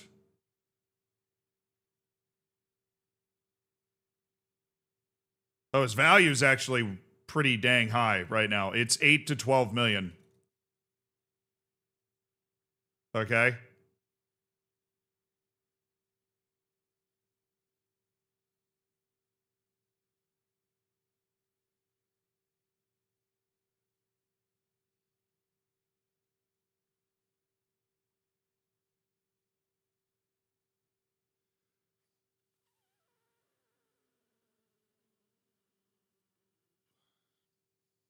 Nice negotiating, dude. That was a headache. Shout out to his agent. Francis Abubakar, we're selling him. We've just not been able to shake any potential out of this poor guy at all. It's time to sell him. It's time to sell Francis Abubakar. What about Pablo Benavent? I really like Pablo, but he has done nothing to prove to me that he should be anything other than a player we just look to sell. I really like Pablo. I've liked Pablo. He made 26 B team appearances this past year. But his time is done. His time is done. There was no juice to Pablo at all. Absolutely no juice to Pablo at all. All right, Leonardo Silva, this has got to be a year where he steps in and plays regularly with the B team in the second division. This has got to be his year. Got to be. All right, we're going to remove that, and we're going to up this to 45 million. 4-year deal.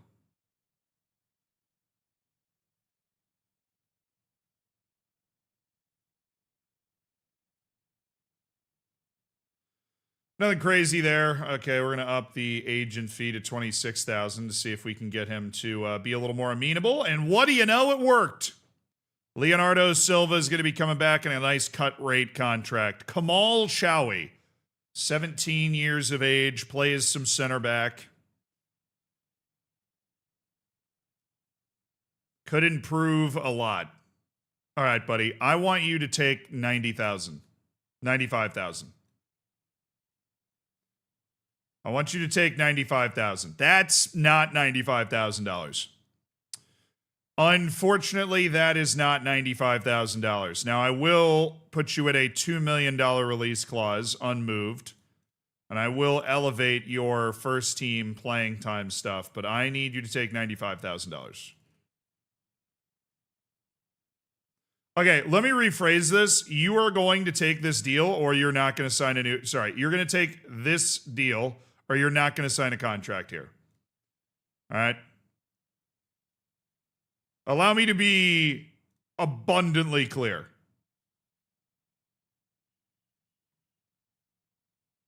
Thank you. That's what I thought, Kamal! That's what I thought! Panagiotis Sutsikas. This guy has been an unstoppable disappointment since we signed him for free. Number comparison situation here.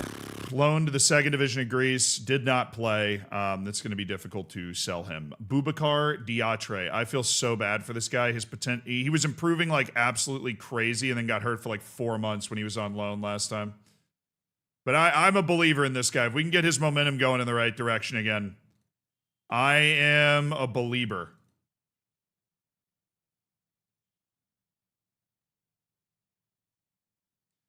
There's a flash of something. He could be a Silvio Mustapic situation where he just needs to get comfy. Take it. Really surprised he said no to that. All right, we'll come back in a month. Pal.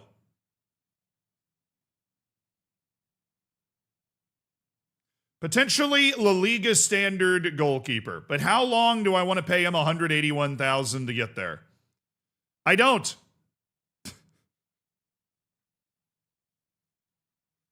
because he's so unlikely to get there. So we're going to transfer list him for 1.5K. Mark Pedroza, 19 years old. Yeah, we gave him a figure it out contract, and he has figured out that he's not actually that good. So we're going to transfer list him. Youth contract set to expire. All right. Juanma. 18-year-old Juanma.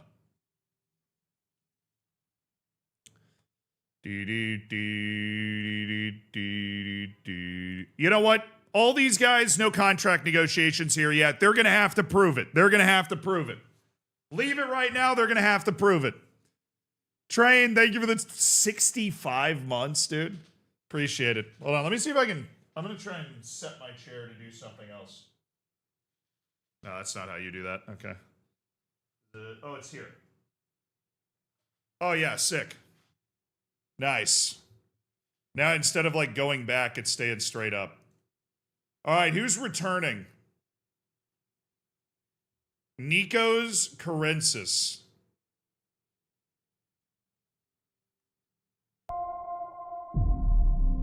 Now we're talking. Now they're talking about 43 million. That's better. Why is his asking price like set? Zed the GOAT. Oh, because I talked to him.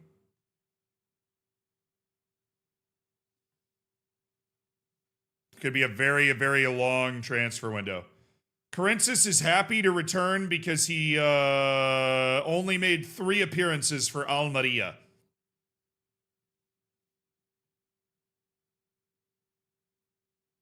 God, I hope somebody signs you.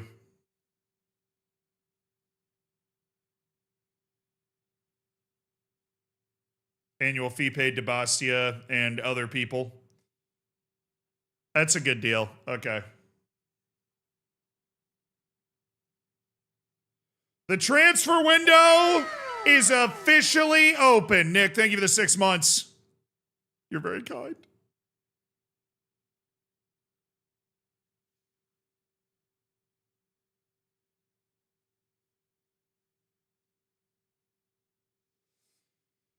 Oh, the transfer window is officially open.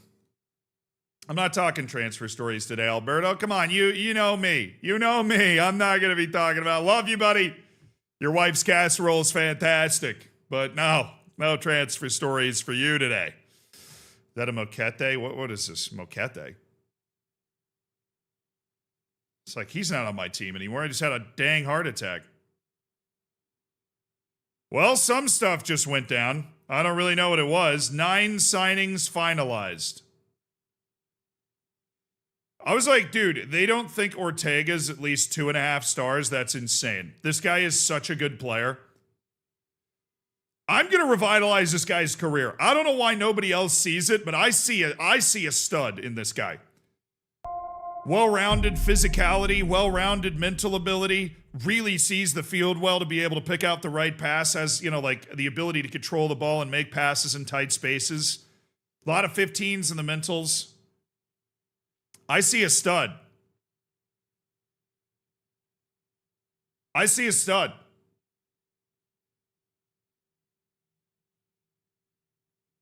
Enjoys big matches. Andrew Ortega, an overlooked guy by Bilbao, bada boom.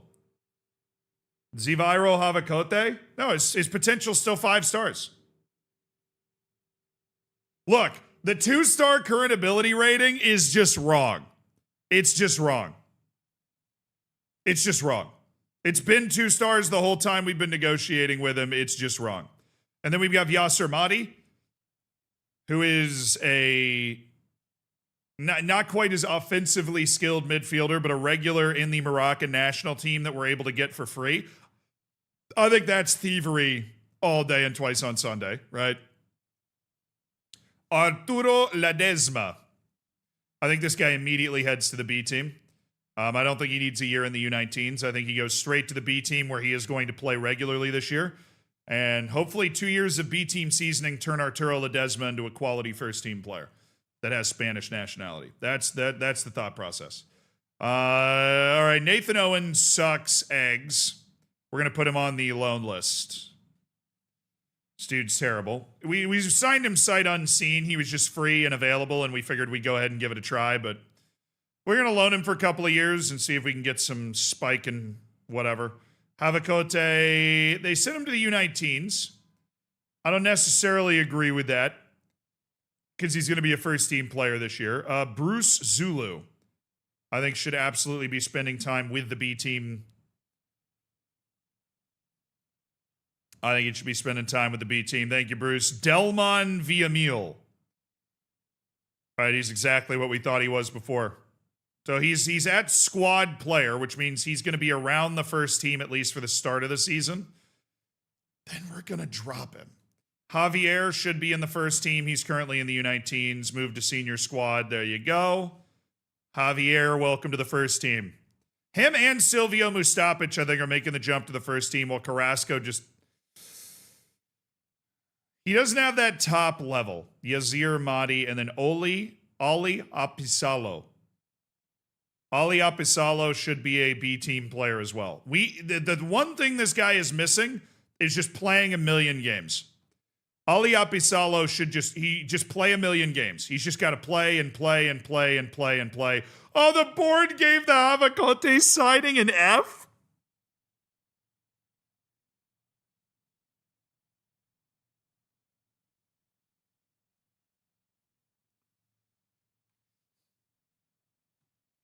They don't get it. They don't get it. They just don't understand. They don't understand. We'll send them all on language courses. Cañete is going to welcome Mahdi, and Bombo is going to welcome Ali Hapisalo. That makes sense. They're both Finn. Miguel Rubio is going to welcome Javier. Cañete is going to welcome Ortega. He's going to be a busy guy. Otero is going to welcome Sivaro Avacote. Ruben Sosa is going to welcome Villamil, South American to South American. Really? Van Rooyen's not going to be doing the welcoming there? I guess he's not happy right now. Danny Avande is going to be welcoming Nathan Owen. And he's going to be welcoming Arturo Ledesma.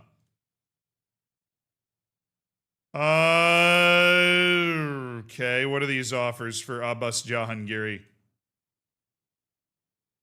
Are they going to make me cry? I mean, they're just straight up loan offers, dude. Well,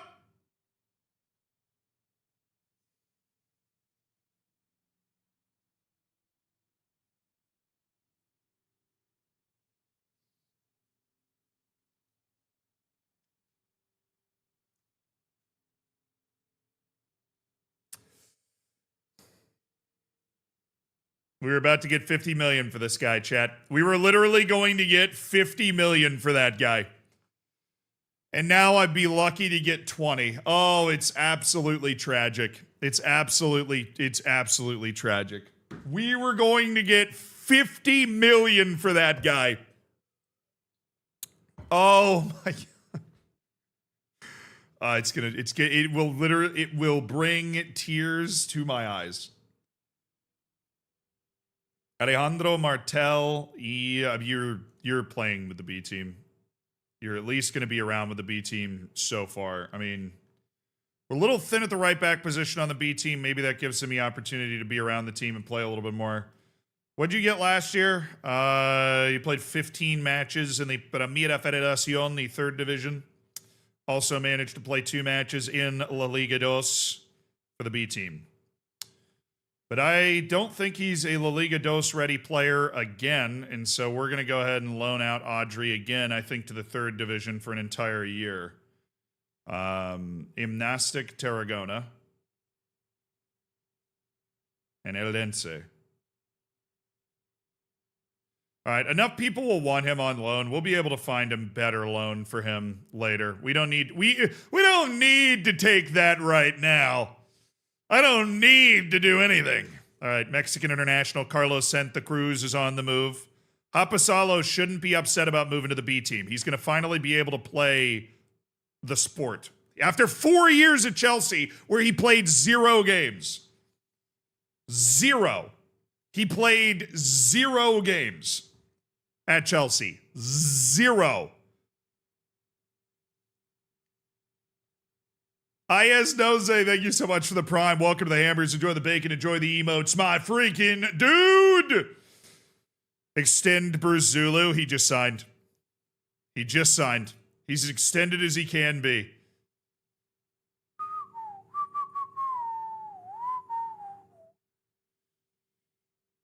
Joe Willock just got released.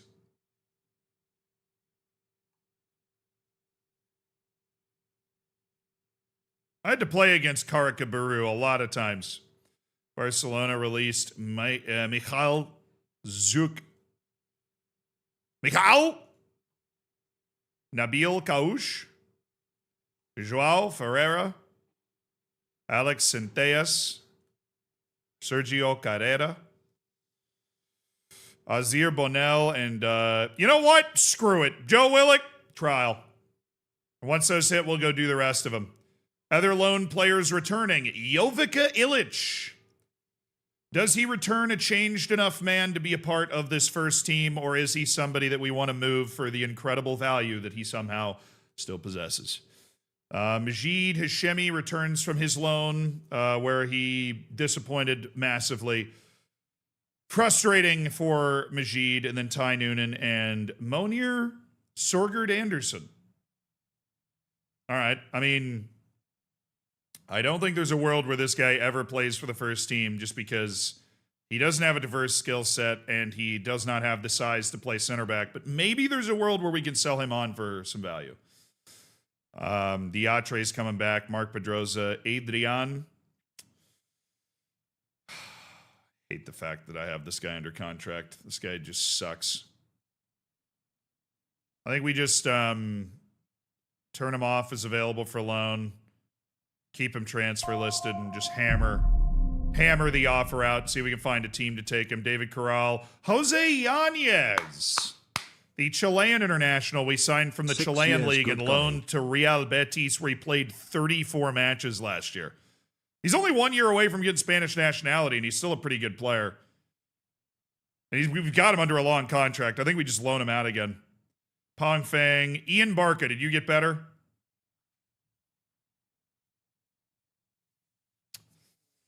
Nope. We might want to sell him. I don't see it with him, and his value is quite high. He played very regularly in the Spanish second division this past year, which is a great loan for him. He's done, 5 loans away from the club now. He's never been a guy that we put into the B team. And, last year playing as a super regular player in the second division's good. But he's my nephew, I know, but I just don't see it. Ramon Castro. Okay, this guy's in a youth contract that's coming up this year, so I think we're just going to end up letting him go. And then the last guy is Panagiotis Soutsikas, who did not play a single game. This guy's career has completely flamed out. Shortlisted players that are closing in on end of contract. Yeah, I'm not really worried about those as much as I'm worried about the ones that are on my shortlist whose contracts already expired. And yet I don't think I get an inbox message for that.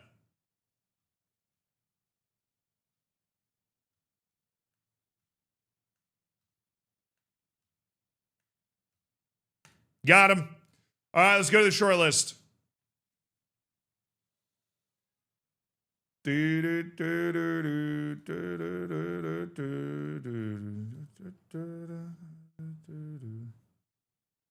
right, Dylan Vergara's retiring. Get him off my short list. I don't want people that are giving up. All right? I don't want people that are giving up. All right, those are the guys on my end of contract short list whose contracts have expired. We are going to offer them trials. 17 people. Not nearly as much as it used to be, And of course, we just do a little of what's necessary here. Little of what's necessary. Adamola Lookman. Still not on a team. Wow. I think he's been a free agent for like over a year. Anyways, I don't know what my default short list is for. Free players, both on teams. So get them out of here.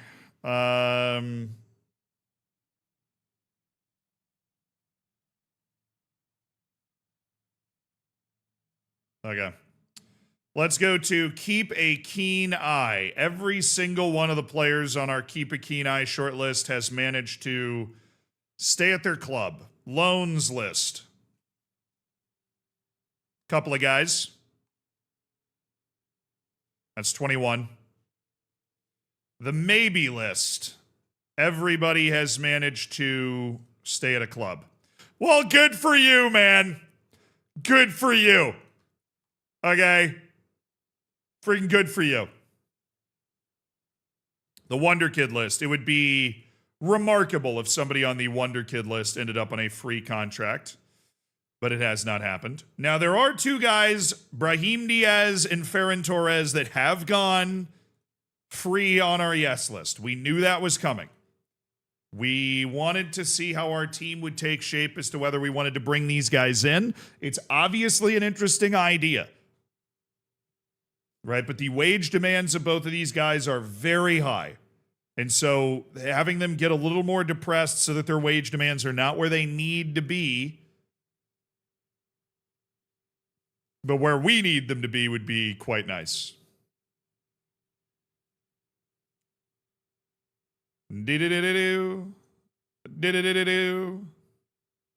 Somebody with Champions League experience would not hurt. Just kidding. He's been playing at Arsenal the last.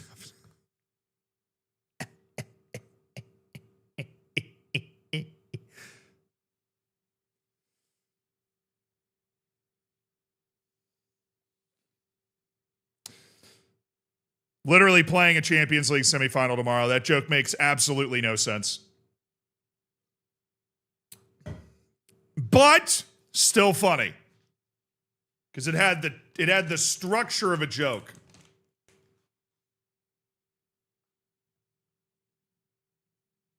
She's going for the loo. Hey, buddy, how you doing?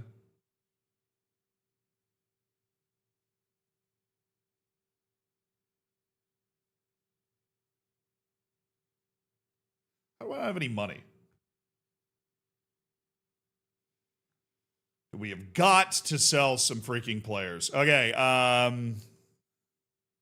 I prefer Ferran Torres over Brahim Diaz. We're much less stacked at striker than we are at winger, which is where Brahim Diaz would be playing. Also, a little attacking midfield with the readjustment to our systems. And I love the idea of having somebody that could come in and mentor the younger players that we've got on our team as well. Right, be able to offer that perspective. Right, he's a savvy vet guy. All right, he wants a 1-year contract, which is great. He wants a 1-year contract, which is great. My broke. Okay. Hello, Ferran Torres. How you doing? Your appearance fee is going to be $20,000. Going to be somewhere near where you wanted it to be. Minimum fee release clause. I am going to go ahead and reduce that, dude. I don't even know what world you would be sold in, but you're going to have a release clause of $7 million. Somebody pays me $7 million, they can have you. I'm assuming they would do that in January, but that's fine. Bonus if you get top goal scorer in the division. I'm going to add a few bonuses like that. If you are the Spanish League Player of the Year, I'll give you $750,000.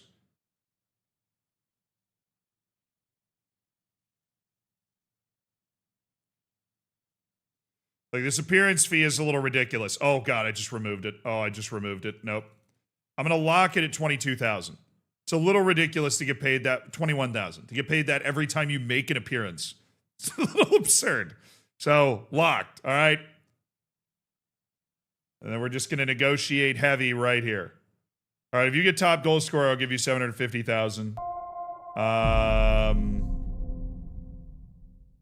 I'd give him a sell on as well. I can give him a sell on.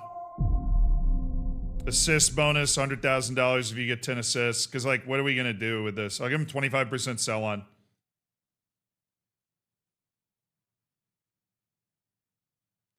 Ferran Torres for just $2.2 million on a 1-year deal. Oh, yeah. Oh, I love that. I love that deal. I'd be kind of surprised if we got him, but I love that deal. Love it. Dayo Bilyeshko, he's still freaking 17 years old, and he's fractured his ribs. And other people are hovering around Dayo Bilyeshko. Guendouzi snubs Melilla. You know what, Mateo? I've never liked you. All right, Zook's on trial. He's all right.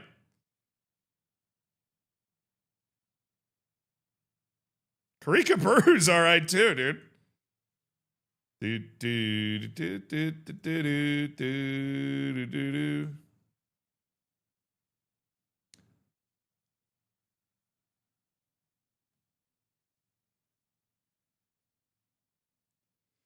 he has a second nationality for Montserrat. Why did you not play for Montserrat, Joe? They need you. They only got like 5,000 people on the island. They need you.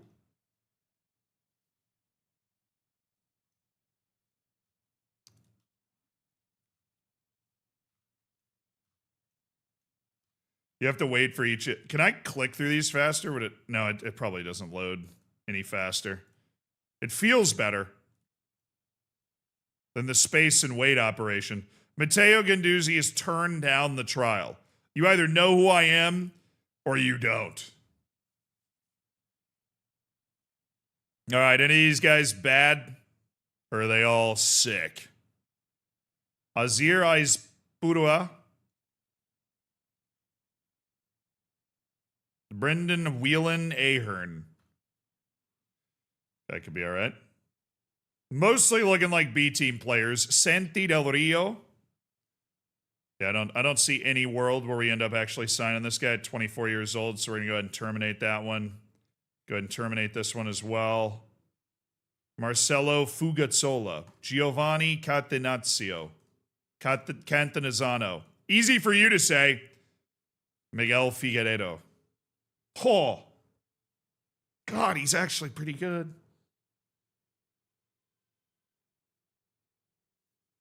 There's so many teams that could absolutely use a guy like this. I'm just not one of them. And it's disgusting to me that he is not, like, he's been a fringe player on the Benfica first team for like 4 years.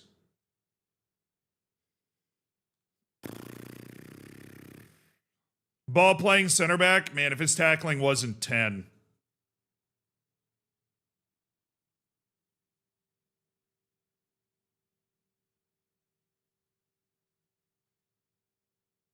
I'm going to keep him on the trial.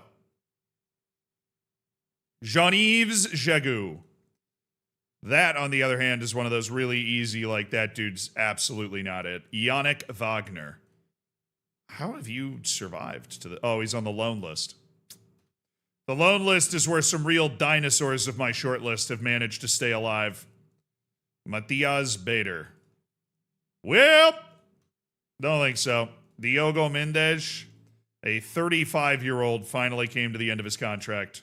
I always believed, man. Manis Liakos. 23. I've had enough of these Greek players. They all suck. This dude has 6 appearances for the Greek national team.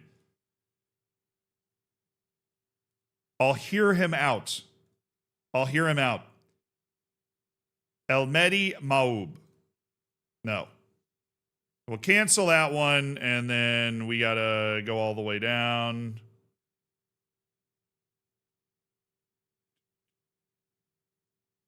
There was one guy we weren't able to bring on trial. So look at him right now. Nabil Kawash. There are a lot of teams in the Spanish league system that are really going to be able to use Nabil Kawash. I am not one of those people.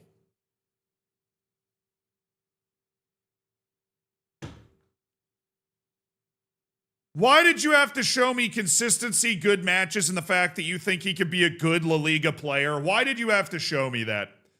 2 years in the B team and we got a 26-year-old coming fresh off the press with some improvement? Goodness gracious. Why did you have to show me that? Why? All right, we canceled a few trials, sent a few guys packing in like a healthy way. Nabil Kawash, welcome. Welcome to the trial farm. All right, now we're waiting for our reputation to go up. Drax, thank you for the 2 years, by the way. My freaking dog, Reese, thank you for the 33 months. And Samranga. Thank you for the 73 months. The Aussie God, 6 years. Good golly.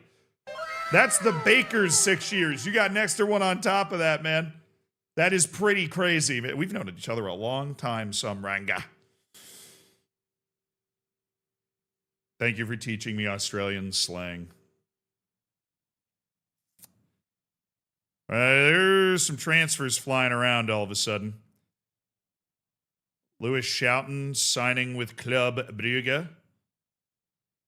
Aaron Benjaminson signing with Torino. Sutsikas happy to return. Yeah, I'm not happy to have you back. I'm glad you're happy to freaking be here, dude. I'm not happy to have you. I don't know. Yeah, I'm glad you're happy, man. I am glad you're happy. I'm not. All right, chat. Solani Mazibuko. We sold him for $30 million. They loaned him back. He then went on to make... Apparently, he didn't even touch the field for me. He made literally 0 appearances once he was loaned back to me. We wasted a year of his career, but we also made $40 million. Tumble Valley, thank you so much for the prime. We didn't forget about him. He was just cover. We had him on loan with us for free. They did a free loan back for a year. Boubacar Diatre, sad to leave Unionistas. Hey, you didn't really improve that much there, man. I mean, you're sad to leave. We might be able to weasel Boubacar Diatre into some playing time in the B team this year. Araujo's glad to be back. Juventus delay Lucio Flores decision. Eintracht Frankfurt are making their move. The race to sign Bertrand Zalmans heats up. A loan approach for Gallagher. No, I'm going to put him... No, we'll continue to see. It was a Falkirk loan deal. Audrey, no, we're going to wait until our reputation goes up. And it should go up. Damn it, Sevilla.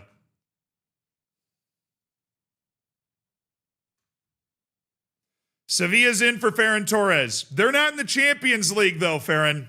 I am in the Champions League.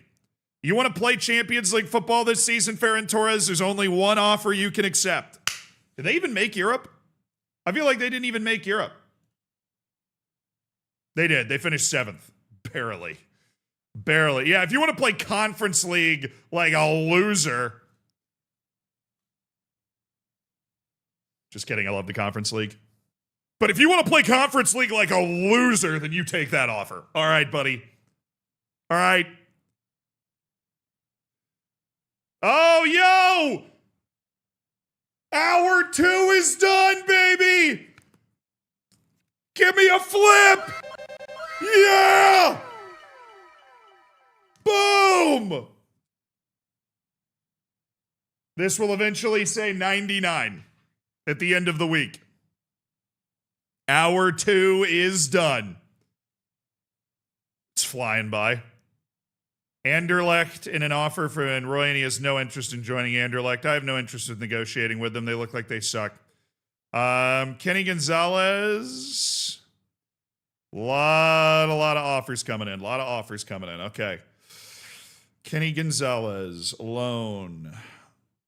From Nottingham Forest in the champion. You know what? I'm never sending you another player. You cost me $40 million, Nottingham Forest. I'm never sending you another player. The hell out of here. Who is this? Borussia Mönchengladbach? I'm not sending Illich to the 2nd division of Germany. I am not sending him to the 2nd division of Germany. Why is this guy on my default short list? Who the hell is this man? Alejandro Martel is the most popular bell at the ball, apparently. Audrey, no. I'm waiting until it... Just a little bit. I'm blacklisting for us. They cost me $40 million. I'm absolutely never working with that again. All right, Subiyaga's back after 7 weeks from his lower back stress fracture. He should be okay now. We got our scouting reports coming. Let's see if we got any other offers up here first. Aurélien Prévost. What's the offer down? $17 million? That's way low. He says, while having literally no money to be able to pursue somebody like that. Optional future fee of $2 million for Joel Rojas. That's disgusting. I did not work this hard to get the janitor in here to have Club Bruges steal him for that amount of money. And it's optional. It's optional. And it's not even up front.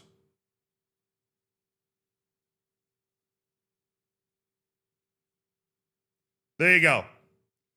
Make your decision. Bournemouth make an offer for Silvio LaMonica.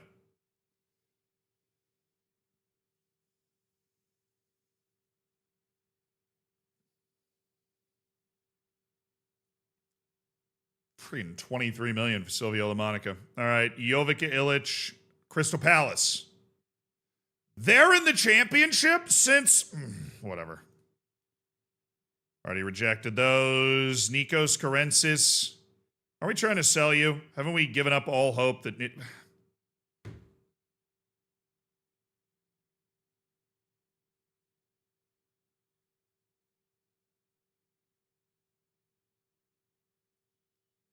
loaned this guy in January to a La Liga team where he played 3 matches from January to the end of the season. Oh.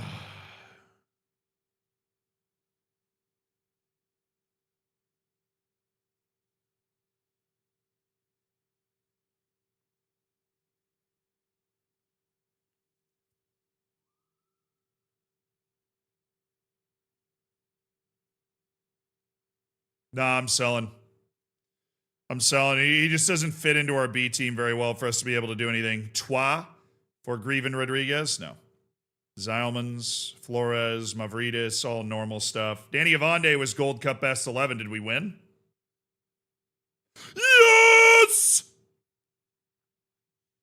Beat Martinique in the title game.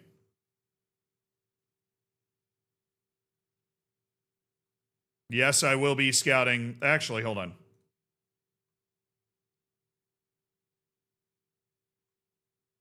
We will be scouting the Martinique national team that managed to make a surprise run here. Marvin Negri. Antoine Salvador. That guy looks really bad. And Tom Lejuste. The Lejuicer. Martinique made the final. The United States has claimed the Gold Cup. Easy. Martinique beat Panama 6-1. Alrighty. Anybody seen Mexico? Lost to Costa Rica and Pens in the quarterfinal. Love that from it. This is the craziest result I've ever seen. Martinique beating Panama 6-1 is psychotic. Melilla training camp squad to be decided. Let's make sure not to filter anybody out this time, shall we? All positions. Senior team, B team, U19s. All right. Angel Cañete, Ruben Gerardo, Gianmarco Villalba, Ruben Souza, Danny Avonde, Raul Sarai, Sergio Otero, Kelvin Mbambo, Francesco Sessa. I friggin' forgot Majid was back.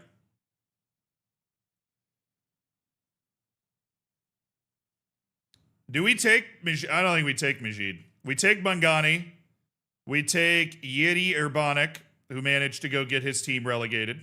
We take Ty Never Play Noonan. We take Yassir Mahdi. We take Javier. We take Silvio Mustapic. We take Andrew Ortega. We take... I don't want to take Joel Rojas. He hates everybody here. Joel Rojas is a hater. I don't know if we should take him.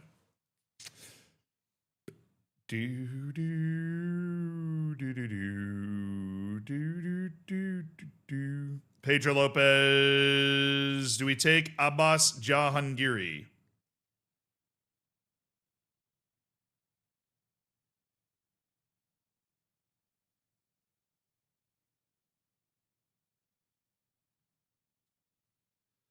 Facundo Aguirre, Salvatore Roman, Teodor Pizarro, Mark Cucurella, Pargueñas, Jovica Illich, Paul Duran. Where we at? 25. Rodrigo Lira for sure. Salvador for sure. Pablo Revert for sure. Jose Yanez for sure. Arturo Ledesma for sure. Tobogo and Como, yes. Marcos Perez, yes. Sambasar, obviously. Safiro Havakote, obviously.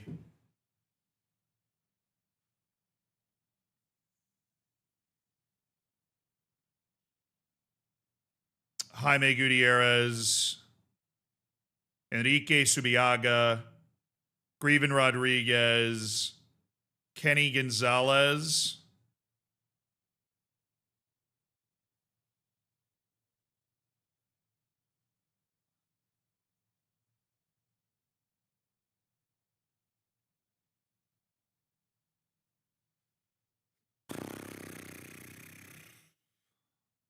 Daniel.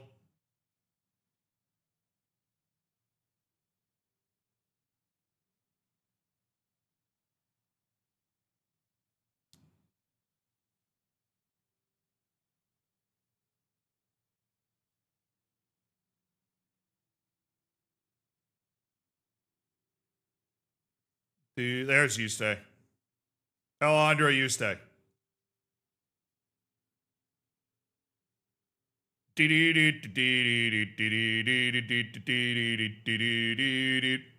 right, that's the preliminary squad list, anyways. It's a preliminary squad list, anyways.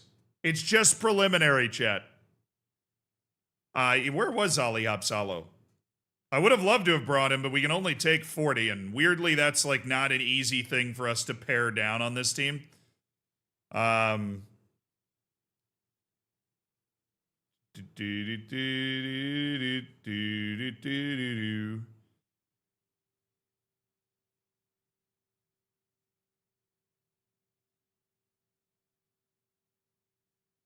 really excited for a big offer for Ty Noonan, dude. We've been investing in Ty Noonan stock for years, and I feel like it's about to pay off. All right, Aguirre signs Chaui, Perez, Silva, Salvador, Gutierrez, Araujo. Marcos Perez, new contract, has elevated his release clause quite significantly. Obviously, we're very happy about that. We're just waiting for the reputation improvement. And Salvador's release clause has now been upgraded to a $90 million, ceiling. It's a ceiling we're very comfortable at. I'd sell almost anybody for $90 million. Araujo's contract has now elevated his release clause to $30 million. I'd be very happy if somebody offered $30 million for that guy. Very happy. Okay. We have a lot of guys that we need to sell, and if we can get some decent deals for some of the guys we need to sell, like, I'm open for business, dude. I'm open for business. What the hell now? Why is the janitor... Margaret! Why is the janitor able to get a meeting with me? Like, who let the janitor... Whatever. Okay, yeah, come in.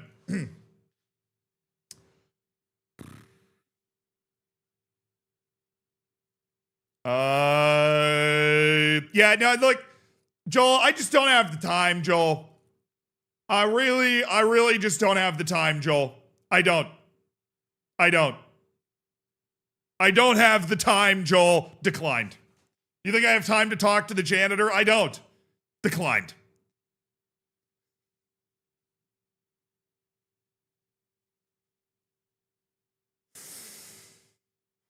I don't have the time, Joel. I don't know what you think this looks like, but I certainly don't have the time for this. Giancarlo Farfan. Already more than 1 year into getting his Spanish nationality. The problem is, though, he appears to be quite bad. And so I think we might just be interested in trying to sell him. Unless that somehow is La Liga potential. Yes, they still believe he is a potential La Liga standard player. Giancarlo Farfan. Okay. I don't see it. Oh, La Liga dos. La Liga dos for Audrey. Who's that?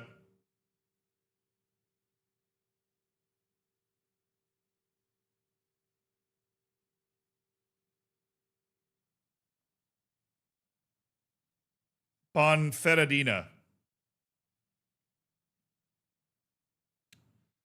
I tell you what.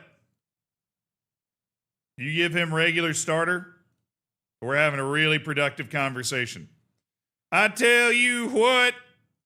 You give Audrey some regular playing time in the second division.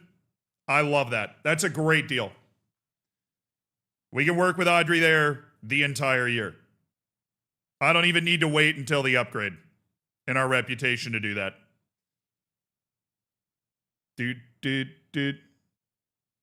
There's a $10. Oh, yo, there was a $10 donation. Oh, my goodness, there was. Hook'em Buddy, thank you for the $10 donation on YouTube. Said, how do you determine whether a Wonder Kid should stay U19s or U23s or should be sent out on loan if they aren't ready for the first team? Do you go by star rating?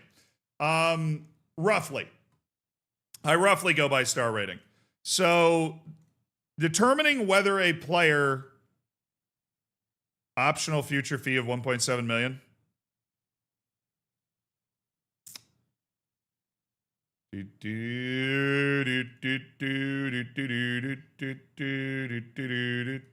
I'm not doing these optional future fees, bro. I'm not doing these. Wow, they're offering to pay me $2 million just to have Illich on loan in Syria. Dude, I think we could get a real serious transfer offer for Jovic Illich.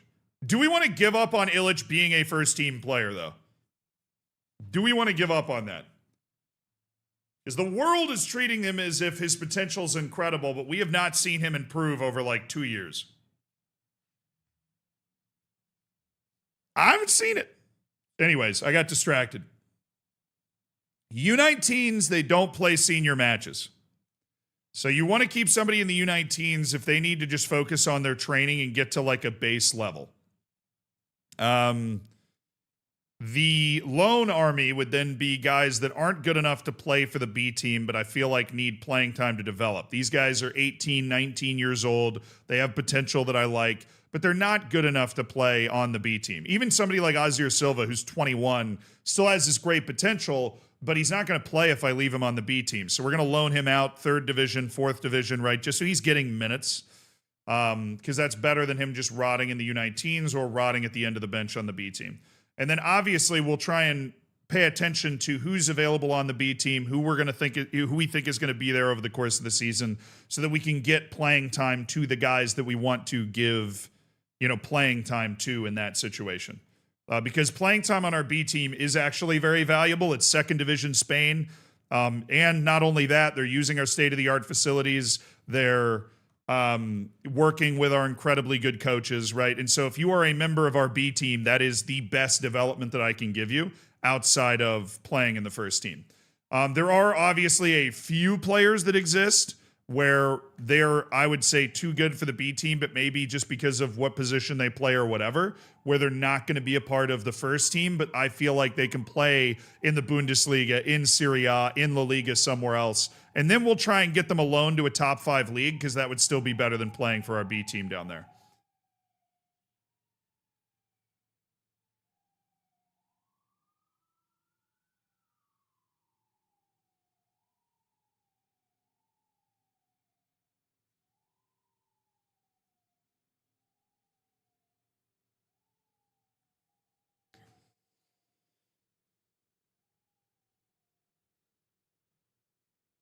I'm taking it. I think Jovic Illich plays 25 matches for Middlesbrough, bro. I think he plays 25 matches.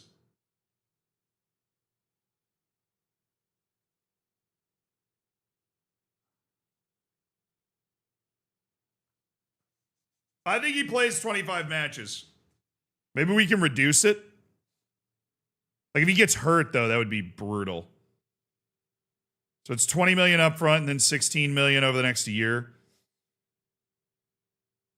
And a percent due to 40% of next sale. Oh my goodness.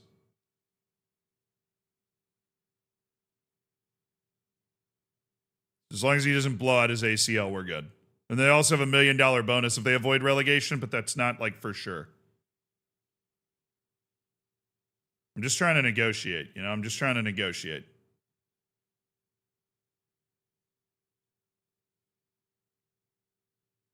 They stuck on 10 games. They're good with 10 games. They're cool with 10 games. They're cool with that. I think they're more willing to go up here. So I'm going to go 23 here and then like 22 here. And then we end up getting like 45 million out of this deal. Oh, they also raised their wage contribution for this year. They don't really need to do that. They can pay half his wage this year. That's what they originally kind of wanted to do. Almost. I think it was like 40, 50.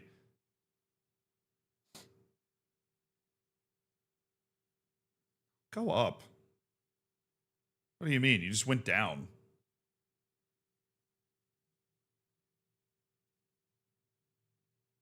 Oh, they went up here again. Okay. No. Take that down. They're just giving me more money up here. Okay.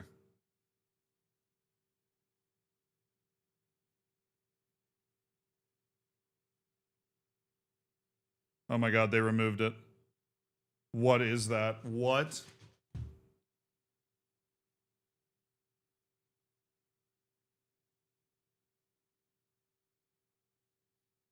What, they can do that?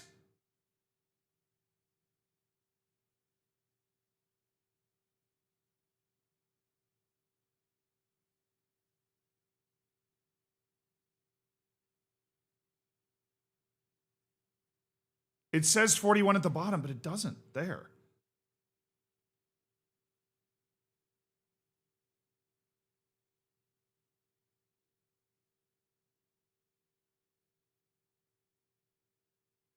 You're right, it says 41 at the bottom.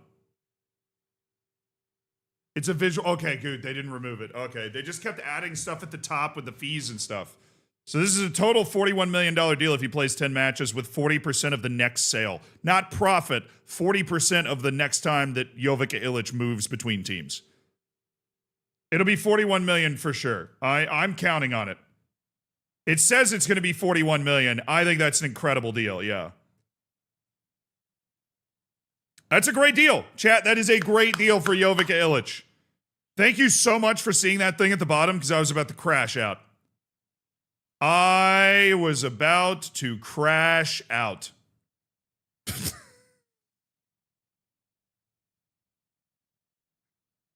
I was about to lose.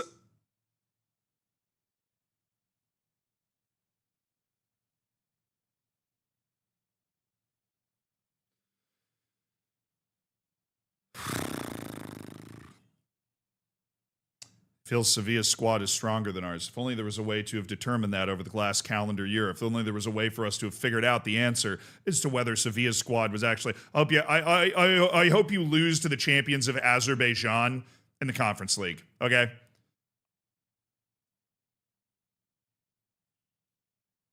I wish you nothing but the worst, Farron.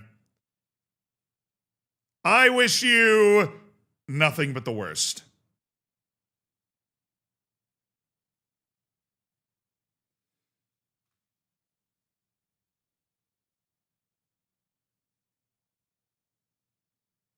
Put some respect on Karabakh.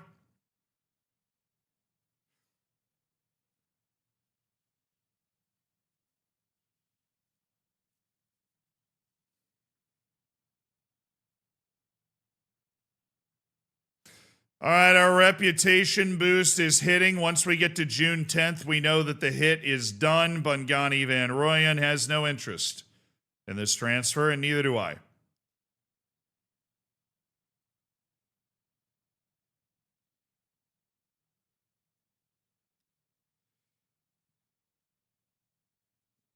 Man, Napoli are ponying up there. Greven Rodriguez from Arouca. Portuguese League. Portuguese League would be fun.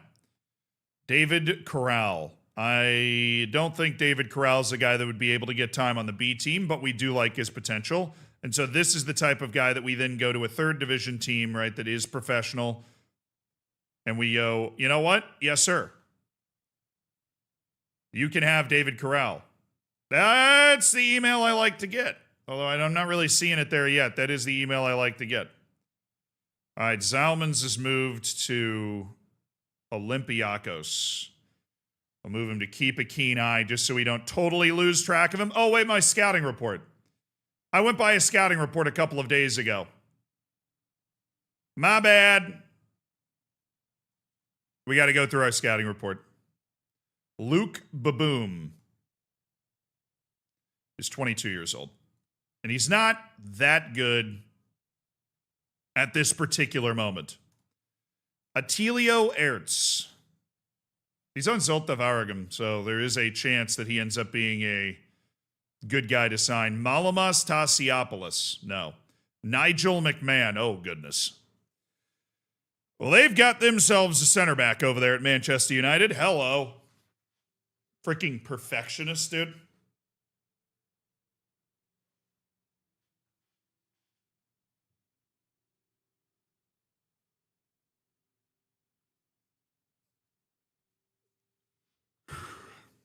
Just waiting for Illich to reject. I would be mildly upset if Illich rejected that deal. This guy must have no potential. He's a very good player right now for being 19, like very serviceable player. But he must just have absolutely no potential because they certainly don't believe in him at all. They don't believe in him at all. Vitali. Oh, we're getting a lot of our Wonder Kid scouting. We scouted a lot of various youth teams and such. Vitali Ushapovsky.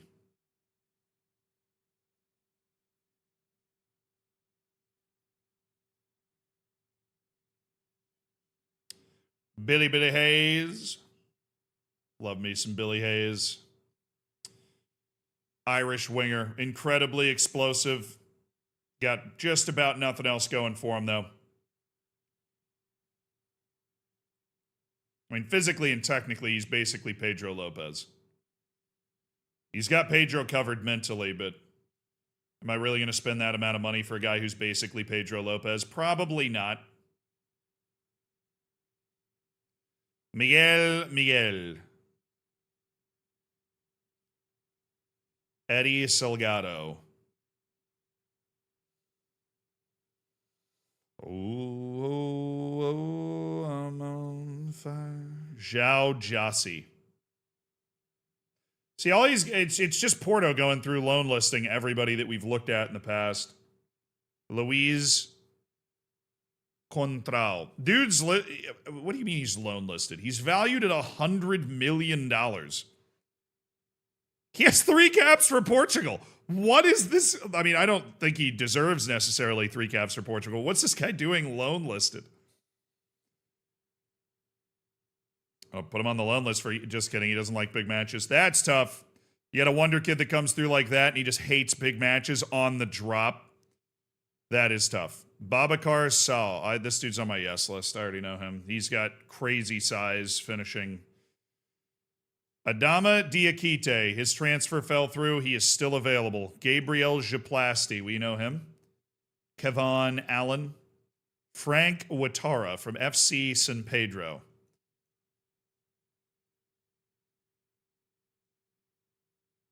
It's an Ivorian team.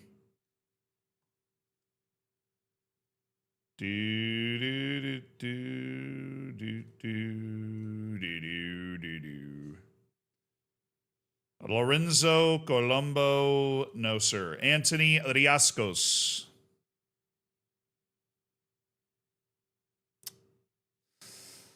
There's such a lack of center backs that I am. Oh, he doesn't like big matches. Thank God I don't have to put him on my short list. I was like, I am going to have to put this guy on my short list because there is such a lack of center back options. That guy feels like a decent pickup for a center back right there.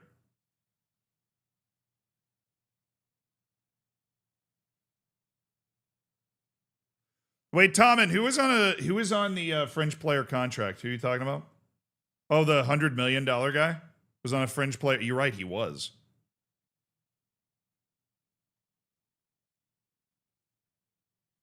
Are they okay? Like, and by they, I mean the Portuguese national team having that guy be a part of it.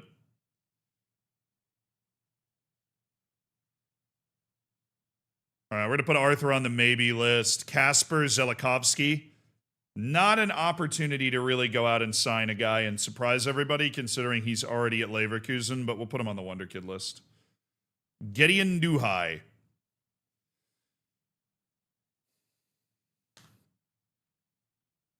Breaking me. Jordan Gerber, baby. 42 to 60 million. Marciano Costa. Your Wonder Kid goalkeeper who can't jump. Everybody loves those guys this year. John Martin. Sorry, Martine. Got a little sauce in there. Spilled a little paella.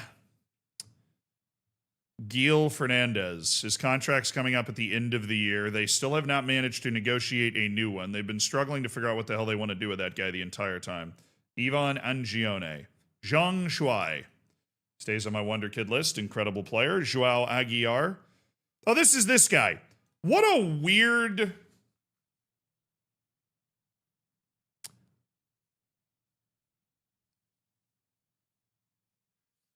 Prime Berbatov right here.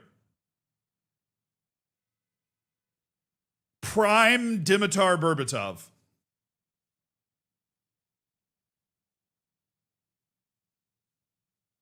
Physical combo. He's not a high potential guy necessarily.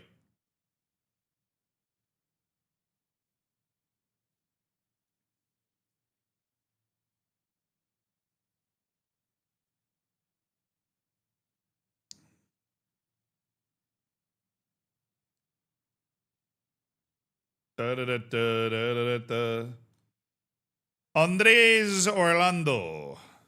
Nikolai Paulson. That guy's going to be the subject of a massive debate. That is absolutely for sure. That guy's going to be the subject of a massive debate. Low John.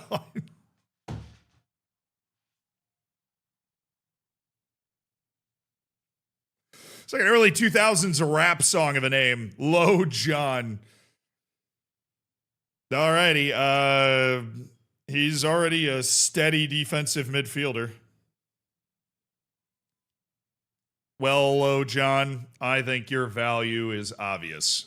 Ahmed Aziz. I'm not a believer in his mentality. Andrew McKay, get off my screen. Tom King. Oh no! Tom King's finally lost his 5-star potential. Hassan Zitouni of Tunisia. Saint Etienne's defensive midfielder stays. Baikan Shabazz.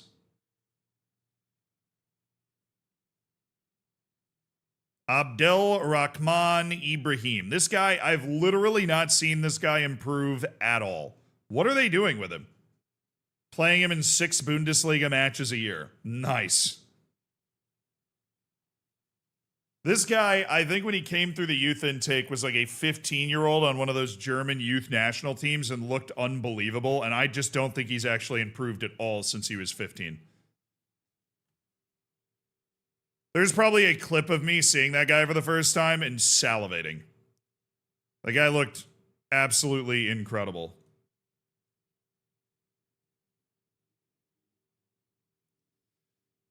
This dude is 6'7", and that is the only redeeming quality that he has. Mateu Wirtz. He's not a yes-less guy. He's a keep a keen eye on him guy. She's a yes-less guy. I forgot about how good he actually is. Sorry, chat. I you know what? I knew what was gonna happen when I said that. I'm not gonna lie. I knew what was gonna happen when I said that. I knew what was going to happen when I said that. David Galarza, 18-year-old defensive midfielder who's got some professionalism already. Why is every Costa Rican in Syria? Is there a pipeline that I don't know about? They switch it from transferring oil to children? Like, what is happening? Danny Sanchez, thank you for popping up on my screen. Yarlisan Dios. No longer keeping a keen eye on Yarlis and Dios. Mohammed Al-Khatib, the great Syrian goalkeeper, apparently doesn't enjoy big matches. And there goes the final Syrian on my list. Gustavo Martinez, 22 years old, likes a big match. We will keep him on the keep a keen eye list. Victor Manuel Palacios. The value could fluctuate wildly, but the guy's got pace and dribbling and crossing as a preset. He knows how to do basically nothing else.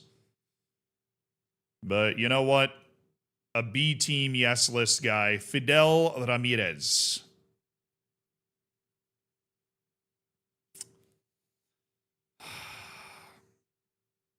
No. We're going to, hates big matches as well. We're going to finally get him off our list. Daniel Okachukwu. Augustine Gastaldi. A central defender. How is this guy hung on? Oh, he was a B team yes signing. No. Absolutely not. Douglas Nunes, who if I had 50 million, I would sign for 50 million, but I don't have 50 million. Douglas Nunes fits our system absolutely perfectly. I think he'd be a Rolls-Royce player for us for like 9 years. Pavel Lucas. He's good, but he's not $14 million good. Bryce Valade.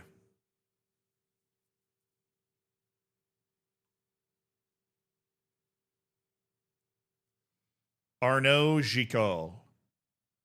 2 French caps for this guy. Apparently there's a real lack of French goalkeepers coming through. About time, honestly. Rafiu Henry. Alan Aquino.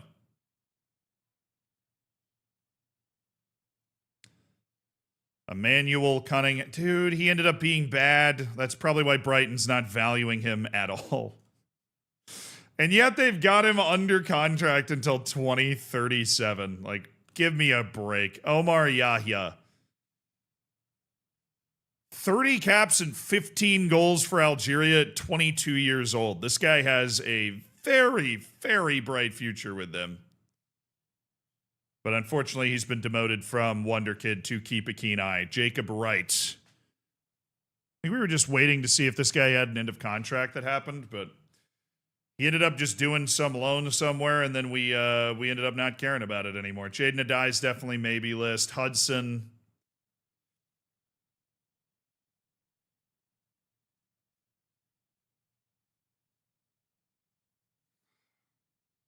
He enjoys big matches. They're trying to pull me back in, Just trying to pull me back in. Quinton Long. Kaizim, thank you for the 17 months, my dude. Wasn't Jacob Wright on Taunton? Dude, he might have been. Cheers to 17 months. He might have been. All right, Winton Long is...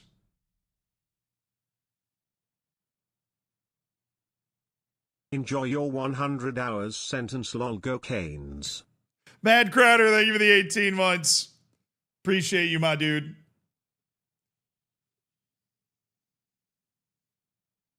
How we doing? Oh, I'm doing great. We're just, we're going all the way to the deadline day today. We're streaming 15 hours today, so might as well. That's a half Viet. What was your first clue? Tariq Salim. Playing for Ceramica Cleopatra. Yeah, he's not ever going to be first team material. Diego Gonzalez, new suggestion. Okay. Andreas Allentoft. All right. Andreas Allentoft. Do-do-do-do. Do-do-do-do-do.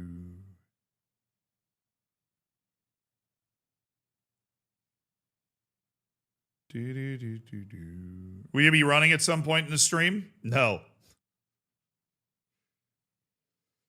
No, problem is I have to go through this report before we can advance. We got 22 players left, and then once we get to June 10th, we're going to look at where our reputation has landed us relative to every other team.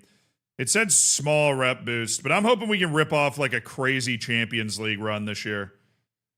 Like our first trip to the Champions League 2 years ago was our first ever trip to Europe of any kind.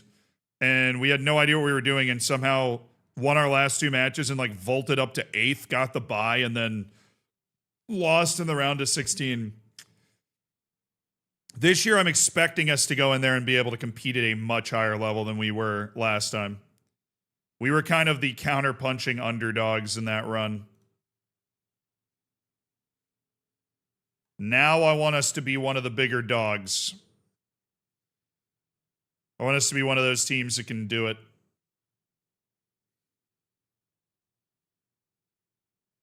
Anas Lepeju is literally the perfect example of a guy we want on our B team yes list, to be honest. Tomas Johannesson.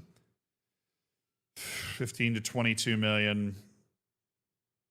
The value is just too... the value is too high. But I like everything about him. I think he's a competent player. Matt O'Reilly listed for 15 million. Not in the business of spending 15 million on a guy that's 32, but we'll put him on the maybe list for a year. Armando Garcia. So you'd have to play fullback. Do do do do do do do do do do. Do, do, do, do, do, do. Emmanuel Patern. It's from the B team of... Who the hell is that? That logo. I recognize that logo. Standard Liège. Maxime van den Bosch from Young Cercle Bruges. There we go. That's what we're looking for. We're looking for guys that have the big time potential. Geoffrey Bravo. He's 23 years old. He doesn't have the oomph for me, man. He does not have the oomph for me at all. 0 oomph value in that guy. Theo, thank you for the 7 months, man. Oh, the joke's hitting. All right, I'm ready. Got my seatbelt on. 7 months very bog. Also here's my obligatory joke. I went to see my doctor and he asked me on a scale of 1 to 10 how much pain I felt. I told him I felt by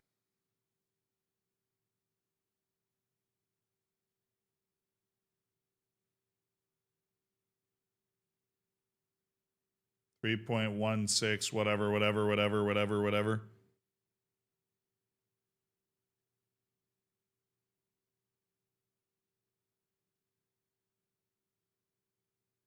It's 1.4. I said 1.6. I'm already out.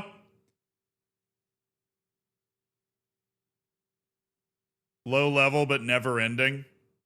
I was thinking he was saying he felt round. Because that's like pi is what's used to calculate like the circumference of a circle, right? So maybe he's saying that he felt round. It requires a level of interpretation. Danny Ali. Roberto. Arbnor Asani, the Kosovan center back, who lacks size, but he makes up for it with being bad with the ball, which is obviously important. Abdi Shoban, Turkish national team forward. Galatasaray valued him at 77 million. They are not giving away state secrets anytime soon.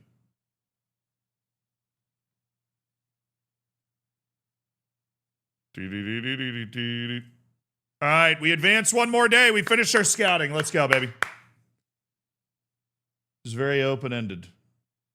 I tried. It was the first one. Low level, but never ending. C minus. C minus. Final decision, Theo. But thank you for being a great part of the Hammers. Fist bump. Good to see you, my dude. Rule change to La Liga. Let me guess, it's just updating the years.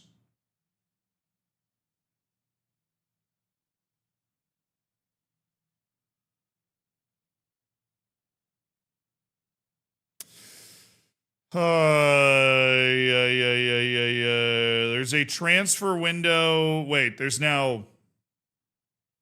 Bro. There's a transfer window from December 20th to July 1st and from December 27th to January 26th.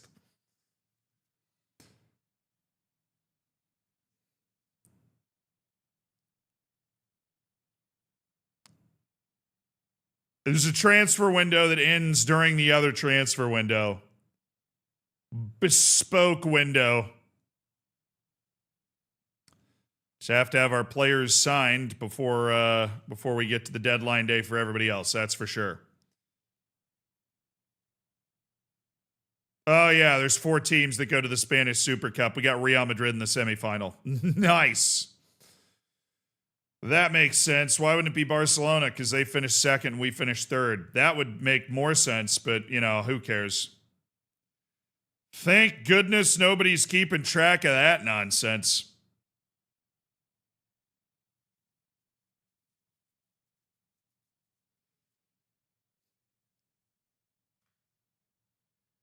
All right, we got Real Betis coming in 35 days. We are officially up to the 10th.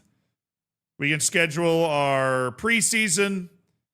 Players promoted: Castro, Diatre, Wazim Verdu, Juanma, Alvarez, Guillermo, Alvaro Torome, Elkin Vera, Marcos, and Mark Cordero have been promoted to the B team. Obviously, a solid collection of those teams or those guys are not going to actually play at all. But Real Murcia, professional team, 3rd division, important player. That's where we want him to go. And Mark Pedrosa has left his agent. All right, we got a lot of stuff we got to handle on this day. But the first thing we're going to do is we are going to go to Spain. Why?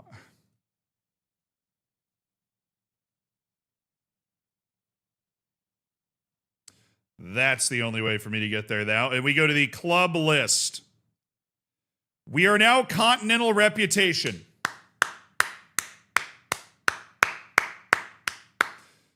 1, 2, 3, 4, 5, 6, 7, 8, 9, 10, 11. I feel like this is where we might have been before. I don't know. We're the 11th highest reputation team in Spain. We have cleared Real Betis somehow. That's pretty sweet. But the wage cap is 48.5. So we went from 36.5 to 48.5 in wage cap, which is solid. On which continent? True. Because we play in a league in Europe. That's where they're factoring us in. Ridiculous, but whatever. Population of Spain's at 48 million. There is simply no way that's true.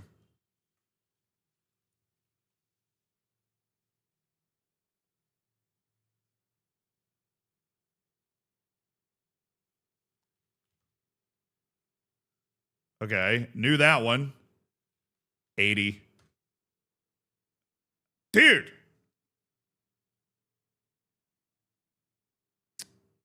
I assumed that Spain was in the same population ballpark as France. I thought it had like 70 million people. I got population mogged for sure, dude. Spain absolutely population mogging the hell out of me. But if we add in Portugal, a little reconquista, if you will, we're closing in. All right, we got 58 million for the TV rights with an initial payment of 29 million, which will put our club in still a financial negative.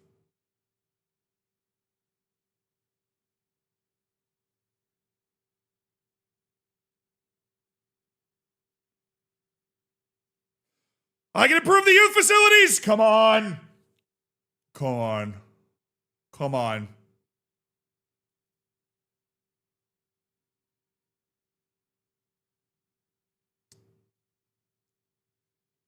Come on.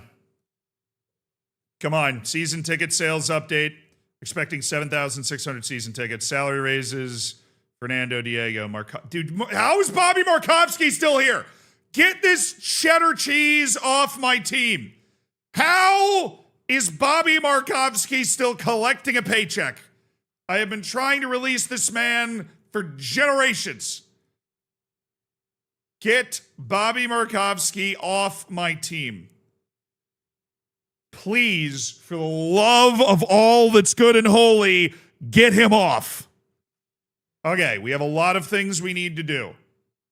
First order of business, it's the least sexy. We're going to do staff. Then we're going to do a full player breakdown of the depth chart of the entire team. So we have a good grasp of who we need and who we don't.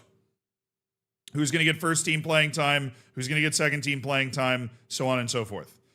First, we're going to handle our first team coaching staff, where we have 5 coaches that are on month-to-month contracts, as well as 1 open spot for coaches. And we have 1 set piece coach, we have 3 fitness coaches, and we have 1 goalkeeping coach, all under full time. So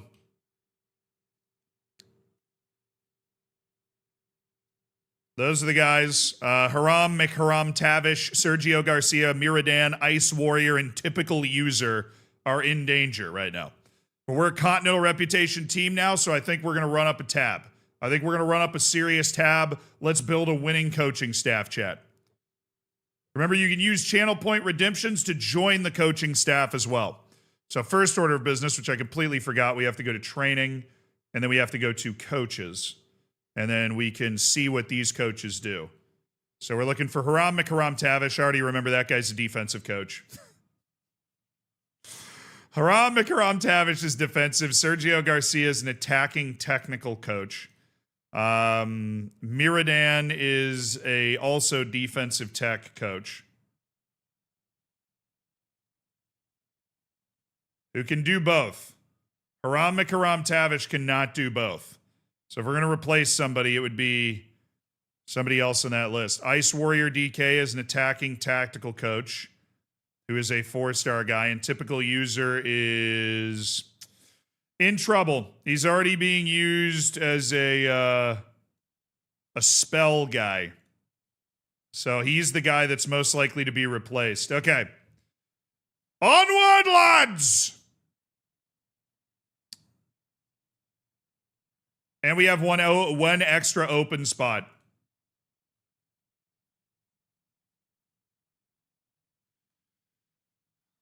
All right.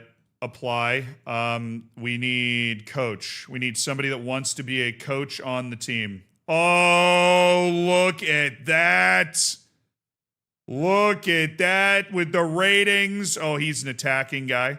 Elite motivating from Mustafa Ramazan. Okay, these guys don't have a job right now. So Chris Davies is a ridiculous defensive coach. We are going to bring Chris Davies in immediately. Here's the thing. Here's the deal. Here's the dealio. I can just have multiple assistant coaches. He can be an assistant coach in name. I don't care. He's just going to coach my defense. I can have multiple assistant coaches.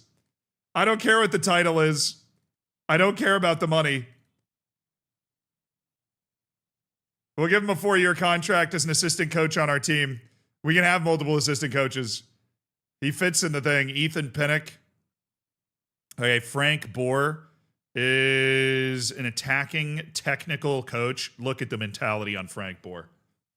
So I think attacking technical, even though it's not one of those spots that we, are replacing a coach at, is definitely a spot that we could go up with some great ratings. I'm leading the attacking tactical coaching. I am a brilliant coaching mind. Because I've gotten all of my coaching badges, I'm actually a hell of a coach. My authority's only average, which is insulting. I speak fluent Arabic, English, Spanish, and French for some reason. Tunisia, that's why. Okay.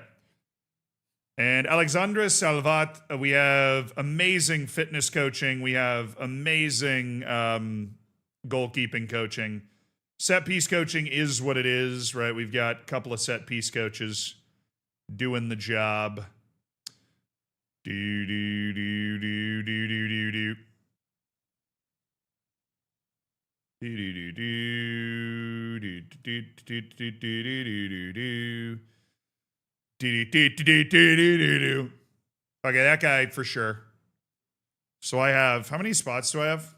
5 spots, 6 spots really total. So Chris Davies, don't be an assistant coach. Thank you. So I don't want to end up with like 8 assistant coaches on my team. That'll get. I said I don't care about the money, but I just said that to look cool. Frank Bohr, great coach. Tremendous coach. Diego Daldoso. No. Okay, now the rest of these guys we've got to steal. So who's from a league that we can apps? Oh, there's a South African? No way. Chris Bergman. Like he's just either attacking. Works with youngsters really well. I love this guy. We'll sign Chris Bergman.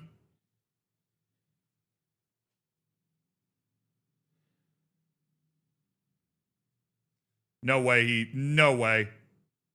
We're going to give him extra money to make sure that he doesn't re-sign with the club because he deserves a lot more money than that. And it is pretty common that they'll just use the contract offer I send them to re-sign with the club that they're already at. Ethan Pinnock, I know, is a tactical defensive guy because I have attempted to sign Ethan Pinnock as my scout before. And so we're going to try and get Ethan Pinnock now. Okay, that's 4. That covers the spots that we have to replace to begin with. So I'd be interested. What I'm going to try to do is add a condition.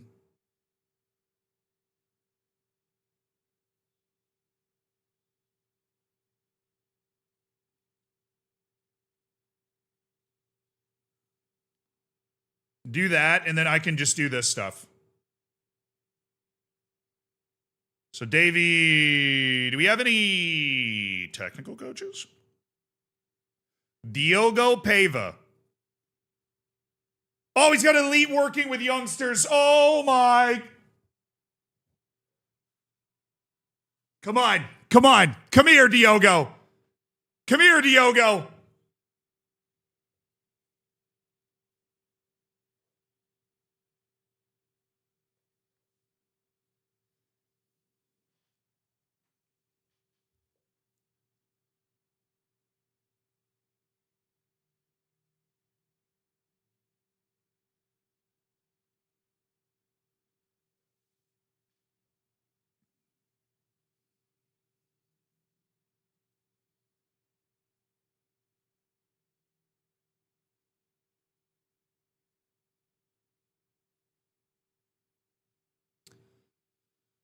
The outstanding working with youngsters on that last guy is a big dub.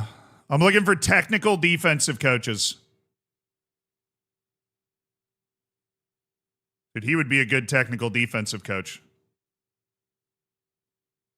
That's what we're signing him for. Okay.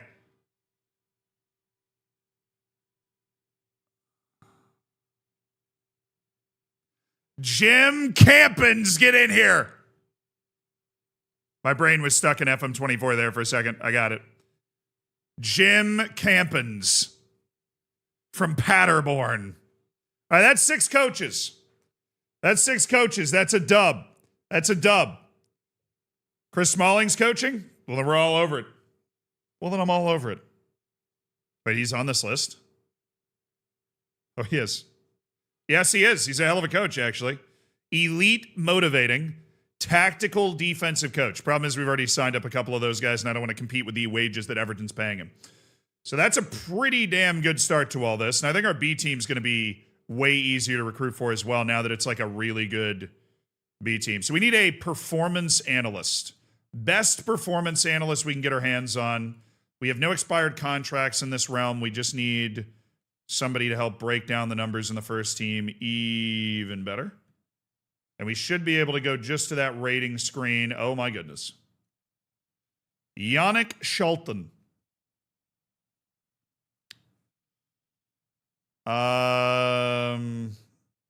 Okay. Well, these guys aren't on a team. Kevin Jeffries.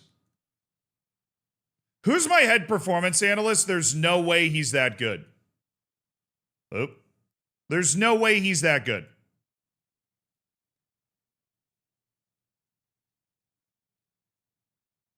Nelson Morgado. God, I'm paying him a lot of money, though. All right, I'll just... I don't think I can sign this guy, though.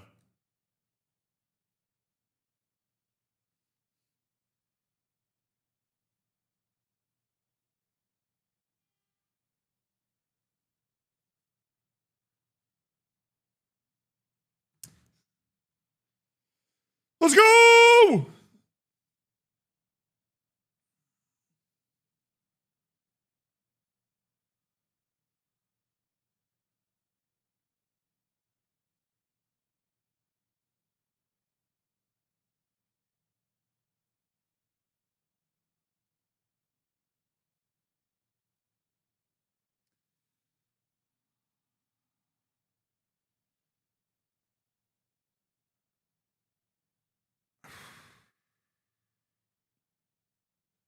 Jamie Lambert.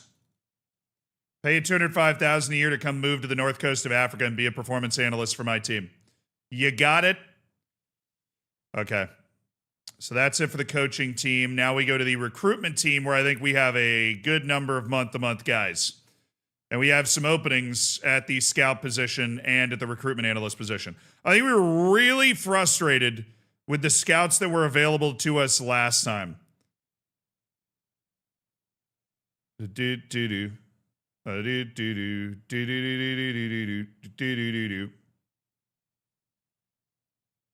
All right, so the worst scout we have is very good, very good. It's T. Little. T. Little is the worst scout we got. We've got outstanding, very good. We've got good, outstanding. We also have just 2 open spots to begin with that we can just go ahead and fill with just dudes. Straight dudes. Okay, scouts. Add attributes. Judging player potential, judging player ability, outstanding, outstanding. We're looking, obviously, for first-team players. I'd be stunned if we weren't. Okay. Simon Wells. Good determination, bad adaptability. Luca Loria.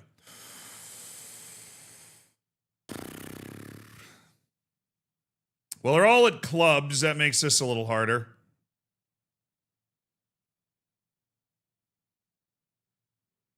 Wow, they really dumped on this guy. They're like, this guy just isn't that determined, you know? Eric Elias. Fernando Navarro.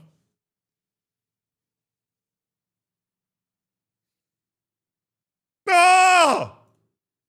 Oh, yes, dude. The poverty wages they're paying in Brazil, we can raise that so much that he has to accept our contract offer. Everton Gushkin and Manu Miko. Can we steal this guy from Valencia? Maybe. We'll see. What raise does he want? He wants 100,000 more per year than Valencia would be paying him. So that was 3 guys. I think right now that's really all that we're comfortable doing. Got a pretty good staff overall.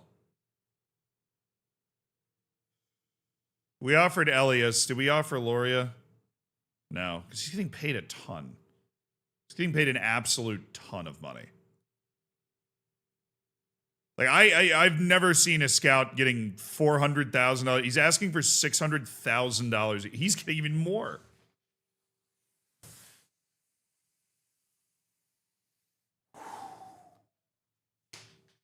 What?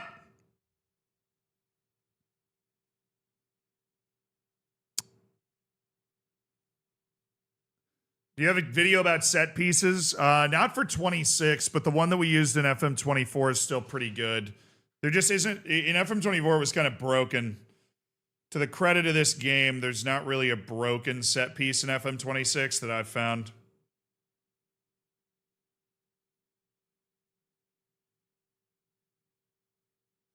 We need a recruitment analyst as well. There were a lot of really good ones out there.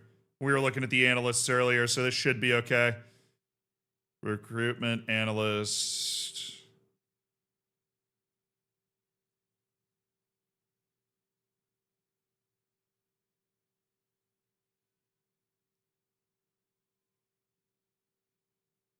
Ew.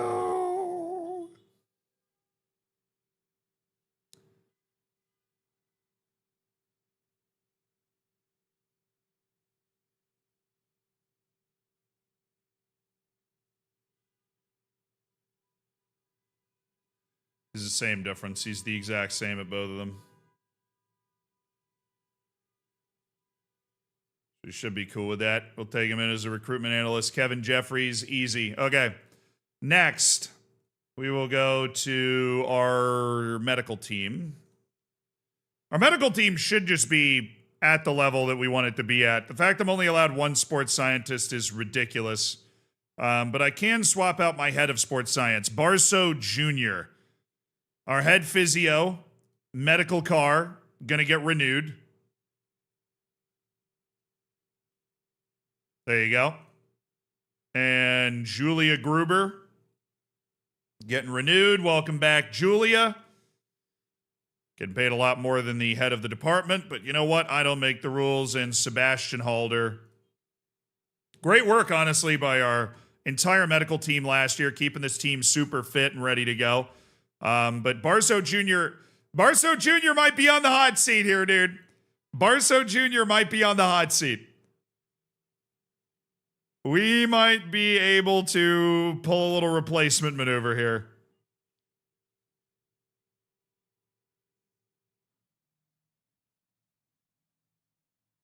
There are 4 elites. There are 4 elite sports scientists. Oh, new hour flip? Oh, let's go! Chat! Oh, goodness. A new hour flip! Let's go!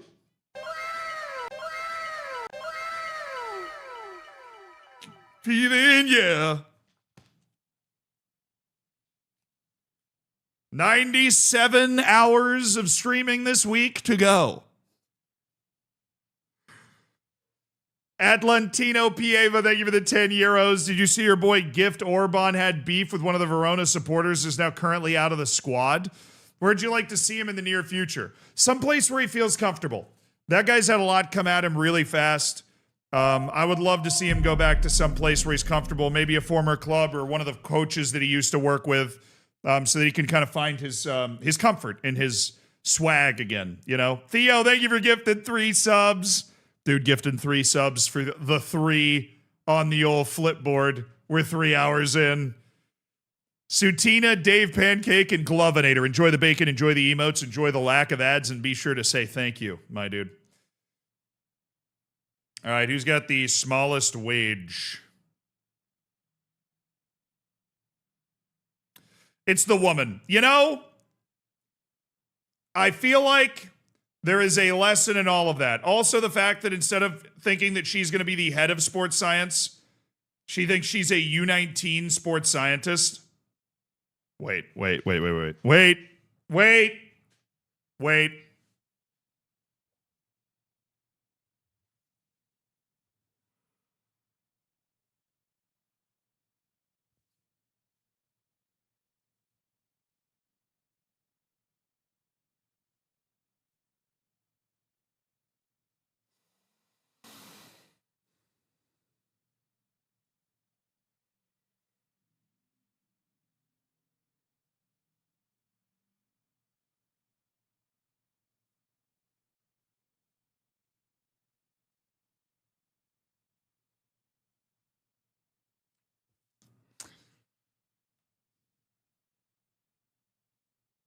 Okay, nope. You know what? We're going to be the change we want to see in the world, chat. Instead of taking advantage of her lack of opinion for herself, we are going to make her the head sports scientist on this team. Oh my. What, you're upset by the fact that we've offered this? Okay, come on. Leondi Van Ziel will become the head of sports science. She is elite at sports science. What's the goal? Average hours per day? I posted the anticipated schedule in the schedule updates. It's basically 15, 10, 15, 15, 15, 15, 15. Barso's like, I would never ask for that. I'm sorry, Barso. You're very good. She's elite. It's a pretty big gap. It's a pretty big gap. I do also want to go to the board. Hey, we should be able to have more sports scientists. I don't know why we're limited to 1, and I feel like that really limits my ability to do stuff. Okay, staff, B team. B team staff. We do not have a B team head coach. Which one of you guys' job was to tell me that our B team head coach left? Look, this is somebody's fault, and I know it's not mine. So somebody was supposed to tell me we don't have a B team head coach or assistant coach. It was like Lord of the Flies, apparently. Sil Ruvery Andrea Brignetti, and Johan Cardinal. Wait. Cardinal's B team? Is he that much of a dog? No. He's not that much of a dog. He is not that much of a dog. All right. He's not. He's not. Okay. Head coach for the B team. It's a good team. It's a very good team. Who is the highest rated available head coach for the B team? There's only a few options. Shunki Takahashi, a 43-year-old Japanese coach. Ralph. I'm afraid you're going to need to be a little more specific. Quentin Fortune of South Africa. You know what I actually want? I'm going to go off something completely different. Am I really not able to even look at this? I don't think so.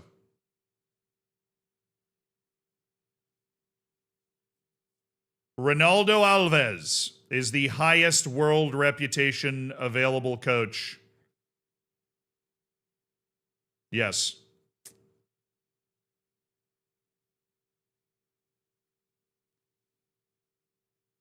Who the hell is Ronaldo? Lewis Ferguson. Don't know why that name stood out to me. I was kind of hoping there would be like a great former player out there. Miguel Angel Angulo. I think he might have been. Yeah, he has 11 caps. All right, you know, this guy got a little respect. He's got a little, like, the streets back him.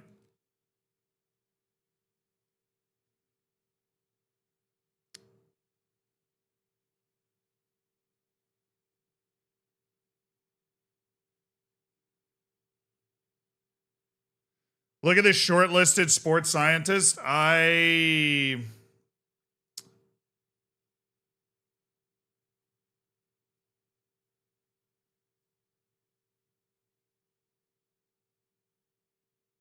Ross McClellan.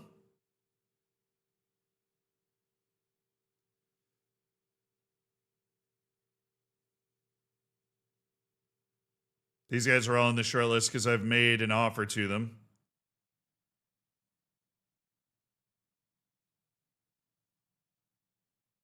I've made an offer to him, but it's not showing up. It's a visual glitch. Same with Frank Bohr.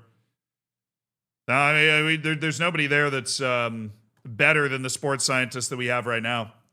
We have no expired sports scientist contracts. James McLean was there. You said that might be a little too political. I have no idea who James McLean is.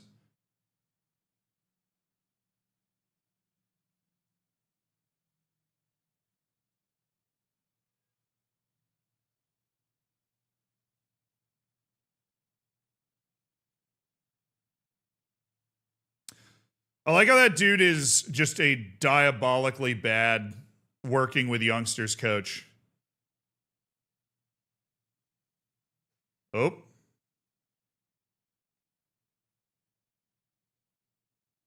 Hello? Hi, Mr. Supervisor. What? This is Adam. I'm reaching over for the owner of the property at Leroy Street. If you've had any interest in selling that? I hope you're making a good living, bud.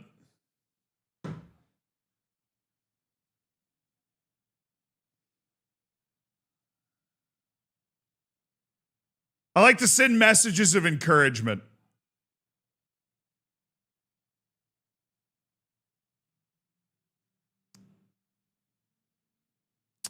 Still don't have any land to sell, but they shouldn't give up hope yet. They should not give up hope yet. I don't have any land to sell, but, you know, someday I might. And so you got to keep calling, just in case. B-team head coach. Why did you hang up on me? Get a new job. It's good to own land. Big fan of land. I need land. All right, B team. Assistant coach. I'm short one assistant coach. Okay. How do I have higher reputation people interested in being the assistant coach to my B team as opposed to the actual coach of my B team? Riddle me that one, Sherlock. Victor Sanchez guy is a great coach. A great eye for talent as well.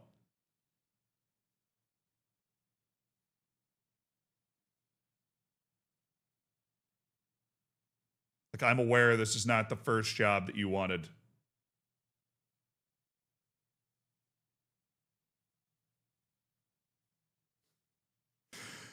Well, that explains a lot. That dude was not actually interested in coaching for the B team. He was very barely interested in coaching for the B team. This guy, on the other hand, Mats Anderson. Or Antoine Campbell, Frenchman. Just finished my big report for uni and have 3 weeks off. Amazing timing to soak in the stream week. D. Dude, that's sick. Ishplay, thank you for the 9 months. Congrats on your Twitch child. Congratulations on being done with the big report. Hell yeah. And Kalseem, thank you for the 100 bits. Is he also looking for an extended car warranty? No. I asked.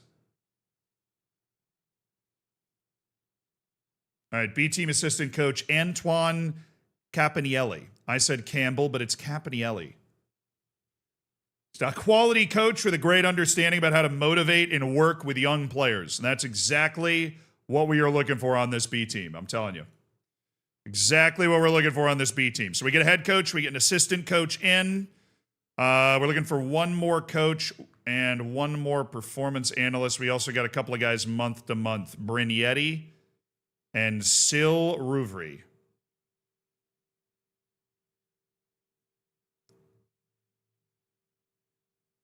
And Johan Cardinal, who's already a good goalkeeping coach. So I'd be kind of surprised if we were able to replace him really easily. Single thing about you. Okay. Yeah, we're searching B team. Holy Moses. These guys are willing to consider coaching for the B team. If I can convince them to do that, it's a huge dub. Oh my goodness, he's totally down. He's not even close. He's supercalifragilisticexpialidocious down. Let's go. Yavuz Chan Durgane.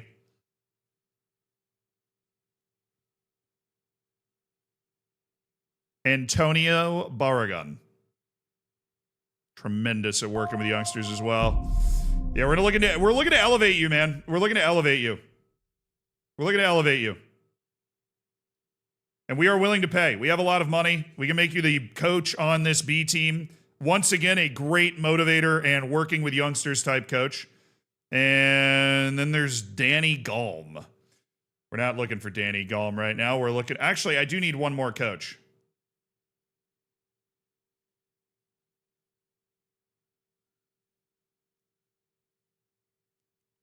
Oh, this guy's a stud. Stud alert. Stud alert, bro. Stud alert.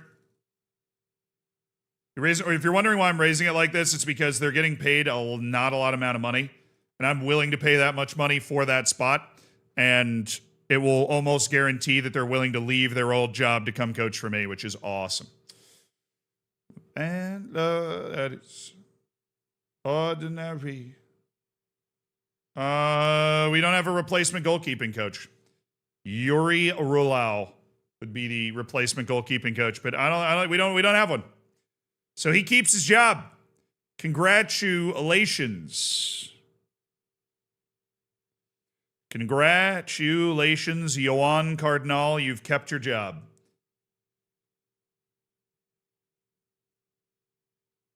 Well, he's getting replaced.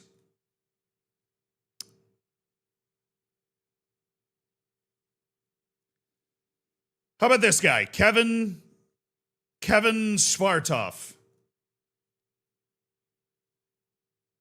He says, I want to leave to go work at a more prestigious club. Well, guess what, man? I'm going to expedite that process. I'm bringing in an even better, outstanding working with youngsters coach. Get that loser out of my club. Doesn't want to be here. Absolute ingrate. Positively ridiculous. Oh, on the B team, we have to release the guys. On the B team, we've run into this problem. We have to release the guys now. So we're going to go ahead and terminate. Bernietti gone. Cardinal gone. We have run into this problem in the past. Okay, and then just a performance analyst. We are short a performance analyst on the B team. We'll go ahead and snag that now. Coaching team, performance analyst, looking rating. 3 guys. Please, one of you be for performance analysis. Daniel Barbosa, you beautiful man. Yeah, the other guys for recruitment analyst. Dang it! Oh, I didn't change it. Oh, I didn't change it. Oh, dang it. Let me see if I can change it. Hopefully he just doesn't care. After I hit continue, let me just hit continue once. Stop. We still have to do our U19 coaches. Markovsky giving a... Sorry. It was my fault for signing you. It was my fault for signing him. All right, we do have a couple of signings that have been completed basically immediately. Everton Gushkin, Yavuz Chandoge, and Emre Inan. Got a couple of Turkish guys coming in to coach on the B team because apparently that's where the value is, man. Remy Nikolai's trying to bully his way out. Well, I didn't expect that many news articles, but staff transfer activity. Well, that's broken. Let me just go to database, and the guy should be right here. Okay, listen. Oh, wait, there's no way he's going to take this. I want you to be the performance analyst of the B team.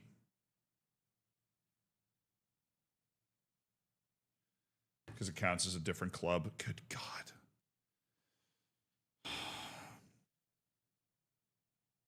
Oh, and the Saeed Morsi guy is literally already on my B team. Rudy Chuni. I'm going to make you a B team performance analyst.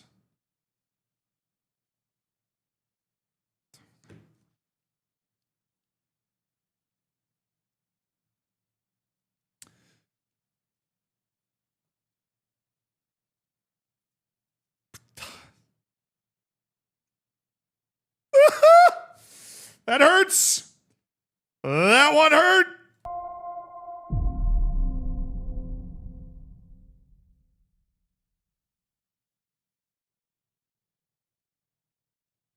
They need to stop giving me adult money. Instead of buying displates, I bought park holes from a shady surplus shop.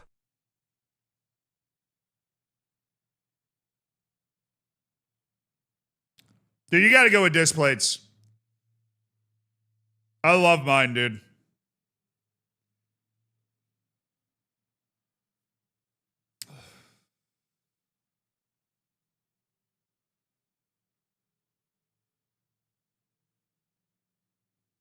I'm just gonna take this kid, Chuz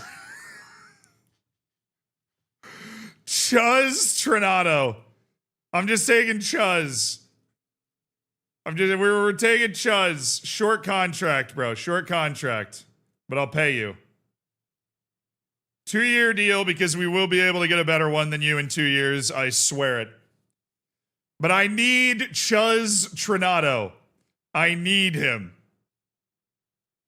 I hate to admit it. I really do. I hate to admit that I need Chuz Trinato.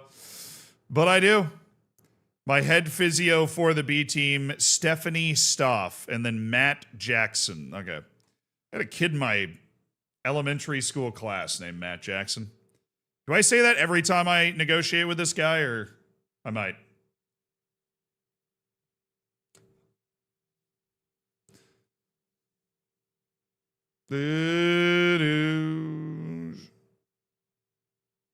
I have 9 spots in the coaching team? Oh my goodness.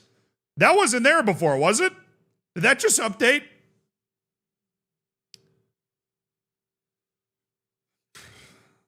Maybe.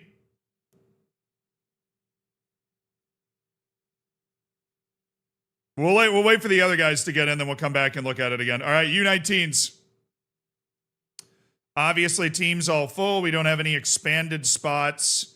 But we are month to month with basically the entire U19 coaching team, including head coach White Van Enjoyer. Great staff rename. Koozie, thank you for the 40 months, by the way. Your best use of adult money yet. All right, so basically the entire team down here is going to have to be replaced. Can we do this real quick? Julia Berger. I don't know. She might not be good enough as well. So a lot of work is going to go into this U19s team. We're already on analysts, so maybe we knock out these performance analysts. We've got a good, or no. He's a good average, and he's a good. If you go to performance analysts, it's there. So good average and good. Then we can go to the coaching staff. You know? All right, hold on. Down to the youth team. Well, looks like we're re-signing both of them.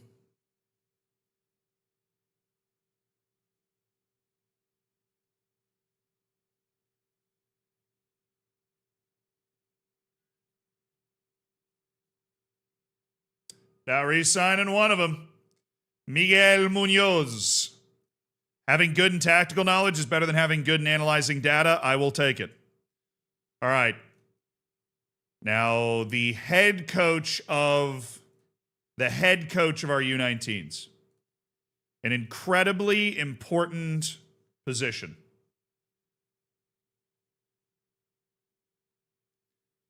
Dude, Rolf is back. He hates children. Why does he want these jobs? He hates children.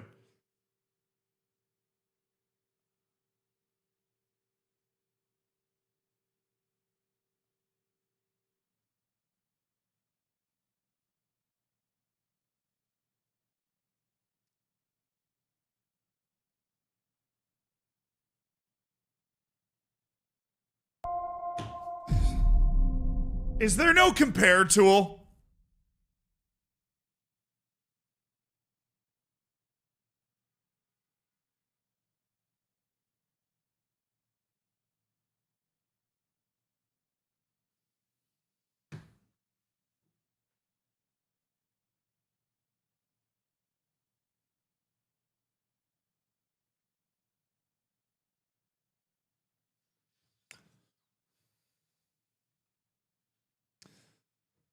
Just accidentally opened Audacity. Excellent clicking accuracy from me there. Now the Audacity logo's in the way.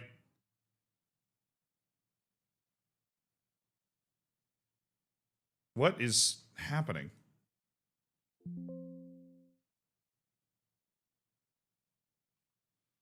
Thanks.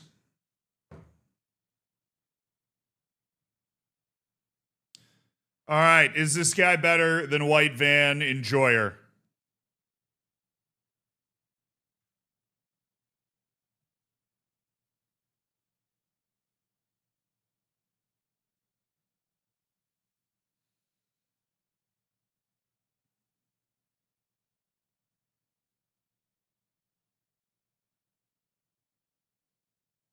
All right, outstanding adaptability, which you don't really care about as much. Good, elite motivating.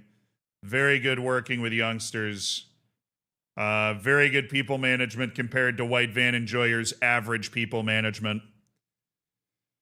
He's better. He's objectively better. Maximilian Zinft is a better youth team coach in key areas like motivating, working with youngsters, people management. He's somebody that understands the assignment. He's not given up a lot as a coach either. He is going to be the new head coach of your U19s team. Maximilian Zinft. He is indeed better. But it will, it's going to hurt some of the club aura to lose White Van Enjoyer. He is somebody that really encapsulates what this club is all about. So we've handled performance analysis. We've handled the head coach. We are now going to be looking for a goalkeeping coach and a fitness coach. So our goalkeeping coach is average, very good, good, very good. Arthur Hochtene, average, good, good, very good. So that's just kind of where we're at. All right, then we can look for coaches later. That's going to be a way easier search. But we want to have the position-specific coaches to help supplement down at this level. Goalkeeping coach.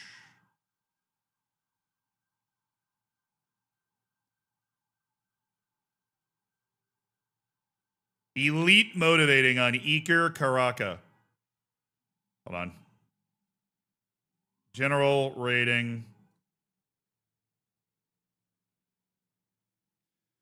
That gives me the opportunity to go to coaching, and then I can see working with youngsters. All the same. Really. All of them are the same. They're all on very good. Okay, he's slightly better. He's not. Antonio Abades. Yeah, it's Rui Lauro, who is the Netherlands U19 goalkeeping coach and PSV's U19 goalkeeping coach. This guy is a very big-time, highfalutin guy.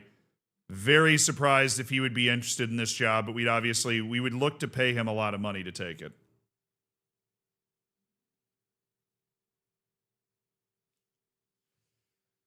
Yeah, it's okay. This guy was basically the same thing, just slightly worse. And he is much more amenable to getting getting paid a reasonable amount. We probably should have just gone for this guy right away. Iker Karaka. The only difference was that the other guy had very good authority. That was the only difference between the two. So we shouldn't have really worried about that. Set piece. No, fitness. Oh, there's an elite working with youngsters. Kaz van der Kraan. Yeah, I mean, he's elite working with youngsters. He's got an incredible mentality that can rub off on these guys. Determined personality. Yeah, no, that's definitely the guy. Kaz van der whatever. Would you like to be the fitness coach for the U19s? You come very highly recommended from PSV's academy. That's where we want to shop from. A place like PSG, PSV, both really. I'd take either one. Sounds nice. Okay, so how many coaches are we replacing potentially? Let's search coach. So there are 2 coaches that are on full contract, meaning we have 1, 2, 3, 4, 5, 6. Where are the other coaches?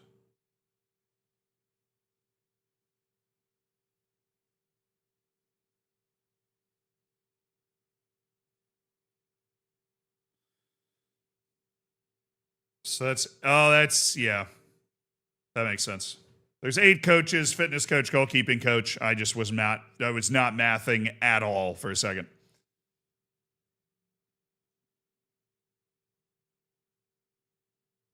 Yup.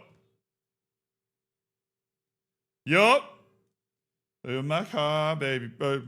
Don't kill my heart. Okay, we're going to do this, but I'm also do something fun. I'm going to have youth team.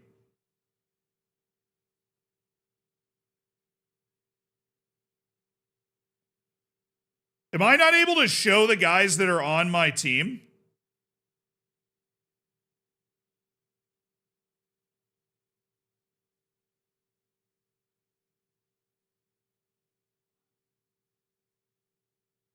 I was kind of like, normally if you untick that, you're able to show the guys that are not on your team. Sliders at the top. Okay. Why is it always in a different place? Like if I go to youth recruitment, if I go to just the player database, then it's over here. But with the staff database, it's at the top.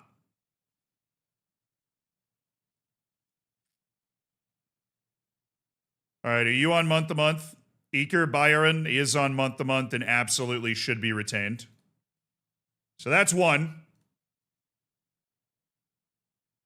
Lucas Perez and Hailido. Oh, and Juanma. I remember Juanma. Okay, so it's just Lucas Perez. So we're going to be able to replace 4 guys. We're going to be able to upgrade 4 guys. All right, we're looking for the best youth coaches, which would be Masaharu Matsushita. Thank you guys for pointing that out, by the way. As much as I was sniping the game, I wasn't sniping y'all. Thank you for showing me where that was. I didn't know. So he's got outstanding, like, working with youngsters, which is over here.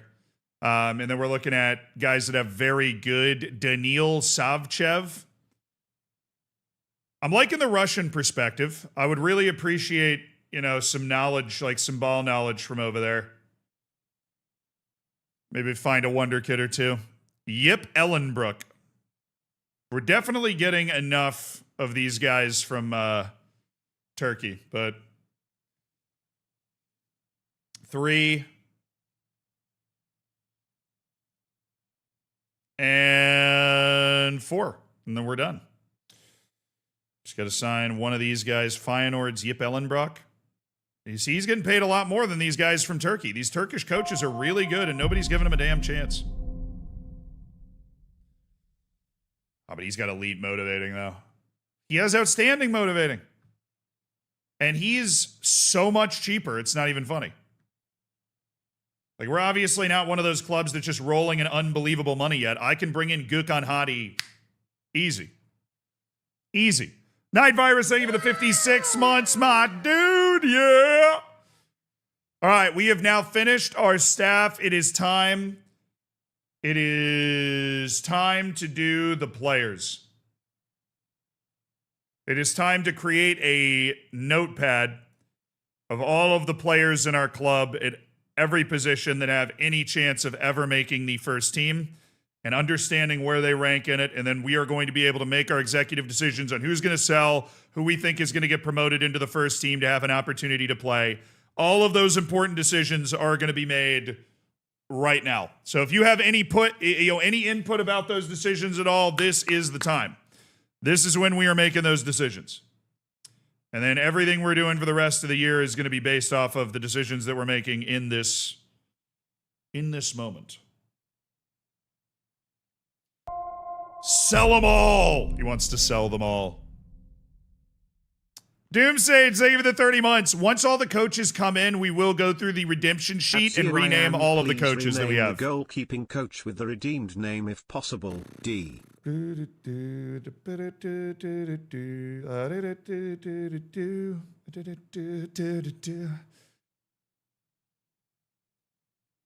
hell. It's the off season. It's the off season. He's enjoying his vacation. Okay. The goalkeepers at the club. Break out the notepad. It's time for another year. Our number 1 goalkeeper is Ruben Sosa. Goal is to keep him for sure. The goal is to keep him and continue to play him, and he stays.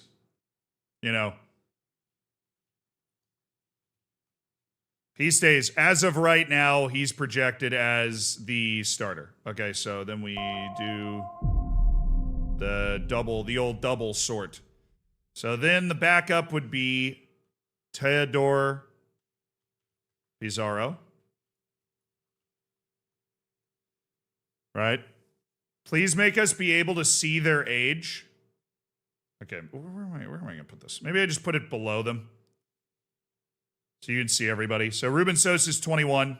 Very, very highly rated player. Nice. Totally blocking it.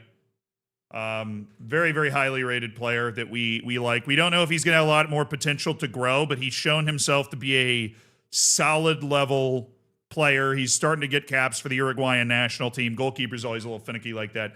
Teodor Pizarro, good backup. We signed him to be the backup last year. His value is weirdly high, so we would definitely love to maybe sell him if offers came around. He is a Swiss national team call-up, but he's never played. He tore his ACL last year, so he was on the team last year, but like nothing was happening. All right, the third guy on the list is going to be Rodrigo Lira. Breakthrough prospect. Actually, I'm going to say B team starter. Rodrigo Lira is B team starter foreign. So he takes up one of the 2 B team spots. He is the third goalkeeper at the club and is the B team starter. You know, that's what we want to do, is have him start there, and he will start there while he's getting his nationality and developing. Very high value, though.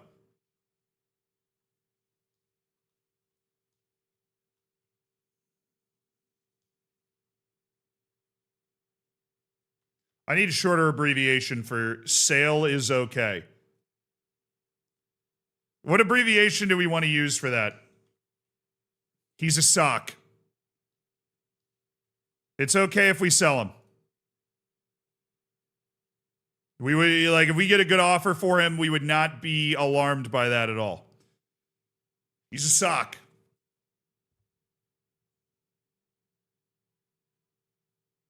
No, because we're going to mark guys that we actively want to sell, but what I'm trying to do is mark guys that I'm like, look, we can check this list and go, yes, we feel good about being able to sell this guy for solid value if that offer is there.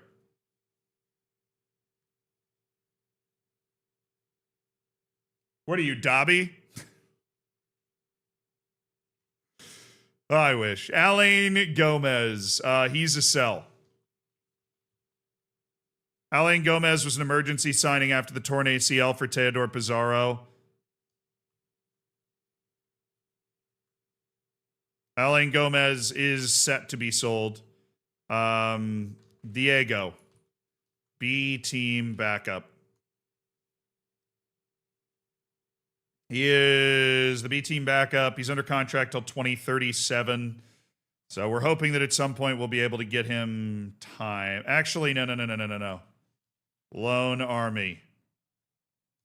Suck. Adrian Soto.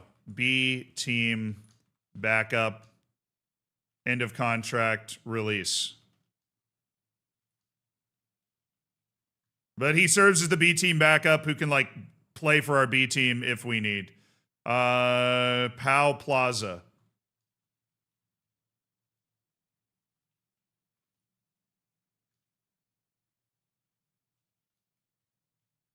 He's running down to end of contract, but we're not totally sure that we're going to release him yet. All right, and we've got a collection of other goalkeepers that are down on our U19s that we need to properly assess. So Sergio. Well, he's 16, so give him some time.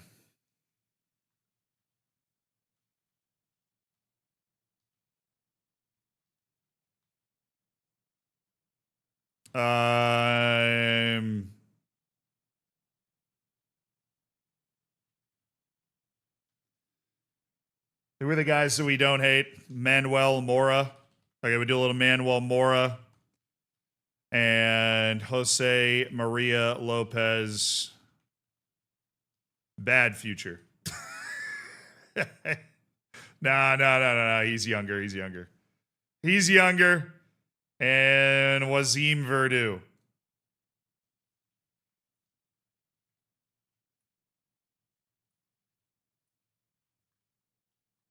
Wasim Verdu is set for release. And that is your UD Melilla goalkeeper room right there. That is every goalkeeper at the club that we have. Nice.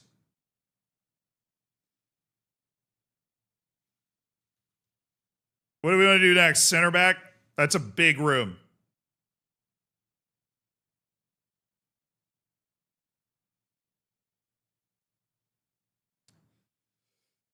This is everybody that can play center back in the entire team. Not all of these guys will be counted as center backs, but these are all the players that can play center back in the entire team. Okay.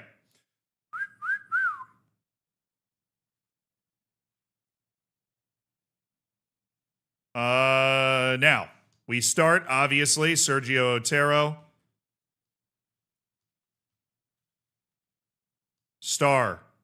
Danny Ivande. Star. But, sock.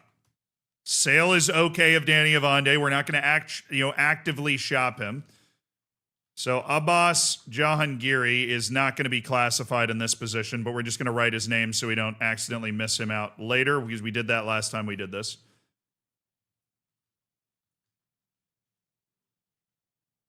Facundo Aguirre, absolutely in the squad. Mark Cucurella, absolutely in the squad.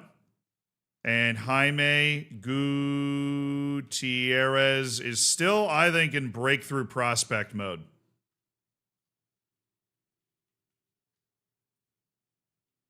And we would be okay to sell him. We would feel okay selling him. All right. Then there's Tobogo and Como. What the hell do we want to do with Tobogo and Como? I think it's the low teamwork. I think we want to sell him, but he's shown, ignore the arrows, he's shown good improvement starting for the last 2 years in the B team. Now he's 20 years old. He's getting into the South African national team. His value's up. He's in the final year of his contract. Do we either re-sign him to a new contract to continue his development to like 22 or 23, or we capitalize on the money now and sell him? Okay. I think with the teamwork, we sell him.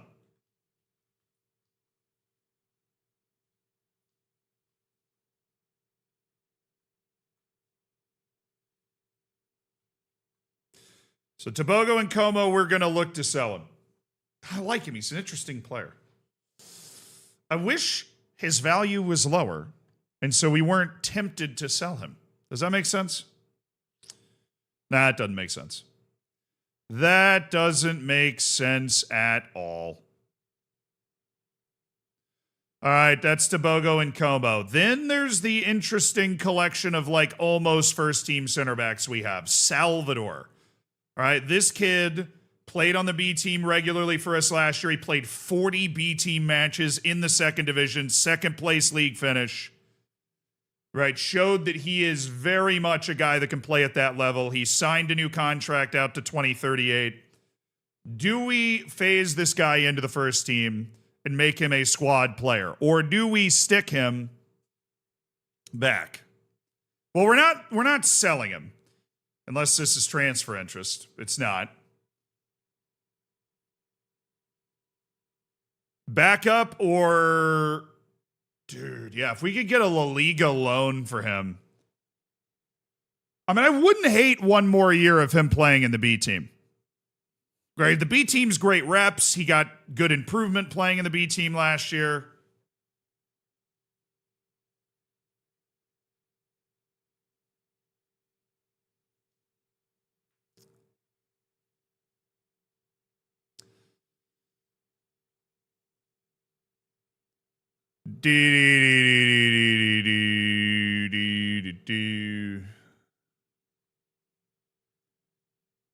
Yeah, but then who's our B team starting guys at that point? Well, I guess Arturo Ledesma, but that would be both foreign spots already taken if we run Arturo Ledesma in the B team. But I think we're going to want to do that. Unless, I mean, it's unlikely we'd be able to find a loan. We could start him, and Leonardo Silva would then be a guy that would start on the B team. I want him to get a lot of time.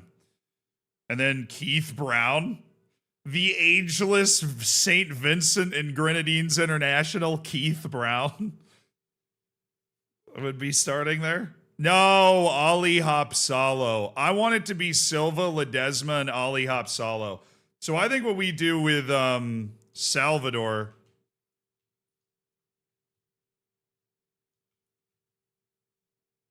is he's either breakthrough or loan.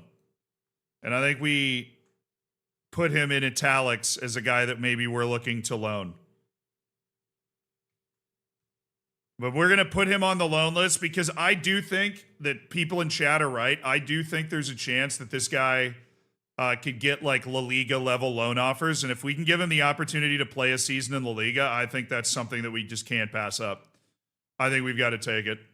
Now, Arturo Ledesma.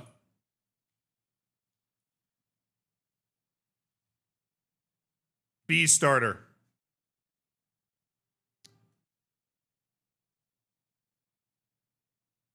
All right, Arturo Ledesma is a B team starter. We've written everybody down, right? Including Abbas. Yeah, okay. And then Monier Sergert Anderson is not here for some reason. When does his loan end?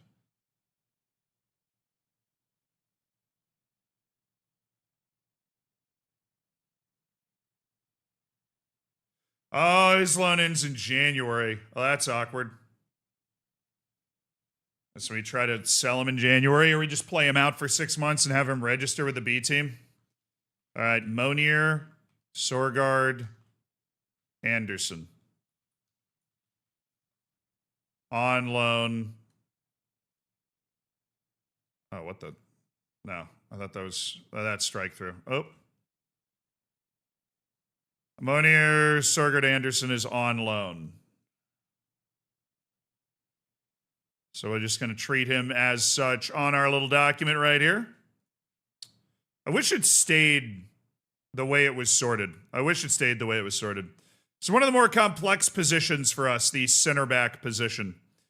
But Arturo Ledesma, Leonardo Silva, B starter. And then other B starter will be Ali Apasalo. B starter. Keith Brown. I mean, we know Keith Brown's not a first team player at this time. So Keith Brown is a sell. We're going to put him on the transfer list, and we're going to see if we can find a deal for Keith. All right, set transfer status. He's officially transfer listed. The very tenured St. Vincent and Grenadines International, longtime member of the club, never really had the opportunity to sniff the first team before. And we don't have a lot of high potential center backs that are lower than this, although we do have such a great generation of guys coming through. There's Kamal Shawi. We could have this guy be around the B team. I mean, it doesn't look like he has a lot of potential, but he could just be a B team backup with the ability that he has right now. Because right now we have 3 B team players. Keith Brown, we look to sell. Kamal Chawi, B squad. And I guess we keep Nathan Owen.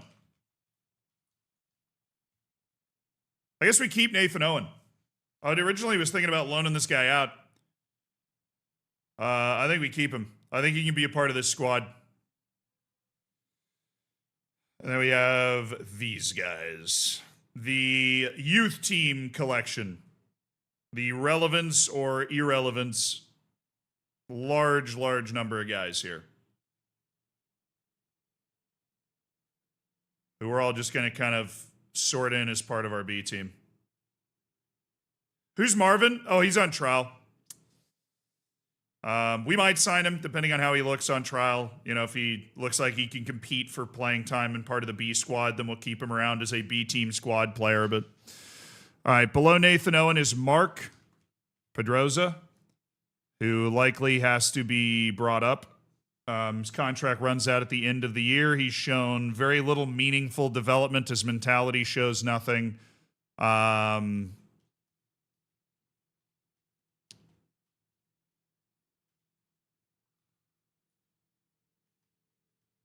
He slots in as a backup on the B team. Might not even make it into the registration, but he'll at least be on the team there.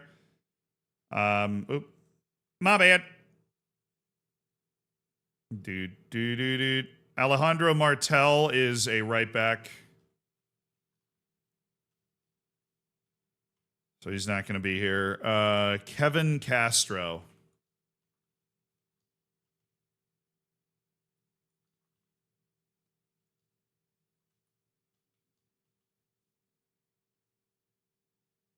He's B backup loan, just because of his age. So he is already on the B team. He's been promoted automatically to the B team. U19. I'm gonna take my U19 players and put them on a different list.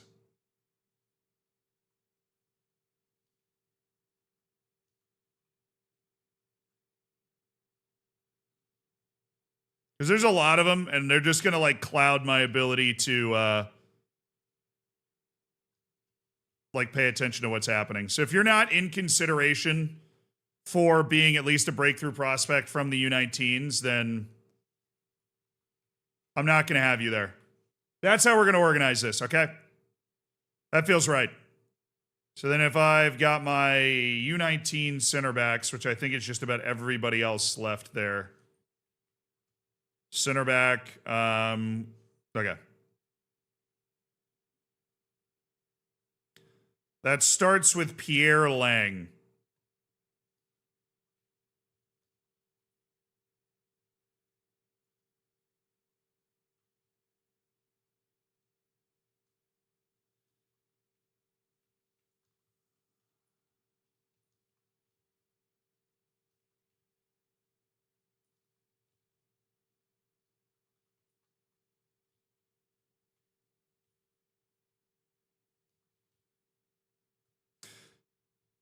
Mark Carrasco.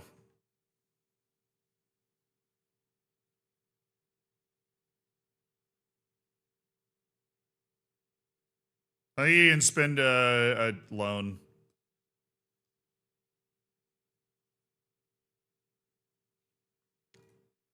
I put him on the loan list. Loan list, available for loan, Mark Carrasco. Okay. These other guys that we would want to loan. Damn, dude, the fact that it resorts every time is going to drive me nuts. Louise, perhaps. Yeah, we'll loan list Louise.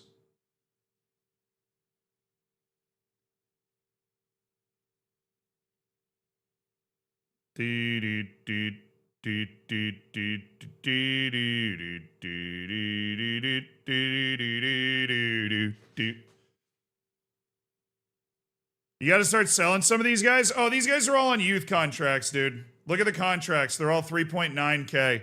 They're all on youth contracts. These are just guys that have come through our academy.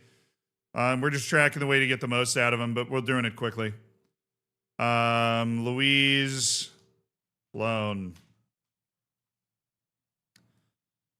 Once they get to 17 at the start of the season, it's loaning time.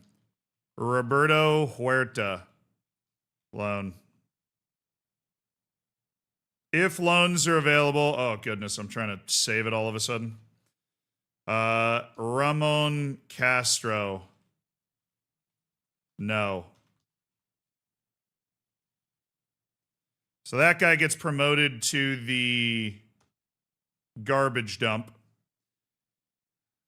He'll get promoted up to the B team but not be eligible to play. He'll fail his development, and then that's it. Enrique Medrano.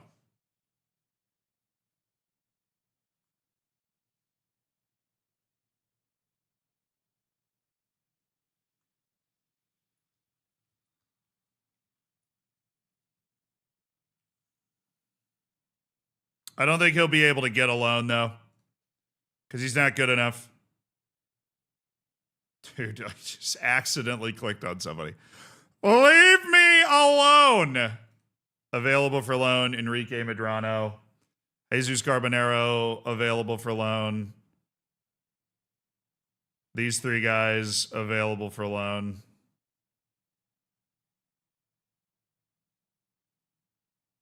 Yep, okay. Enrique Medrano is going to be put on that list. Jesus Carbonero.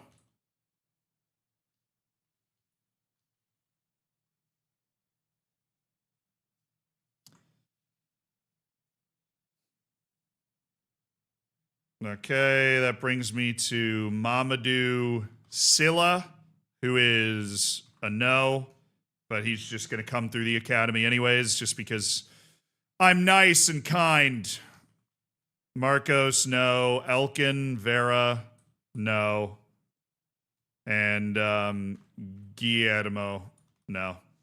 Normally, I wouldn't put Marcos on no, but the fact that he's 2 silver stars is just like a ringing indictment of anything ever. All right, right backs.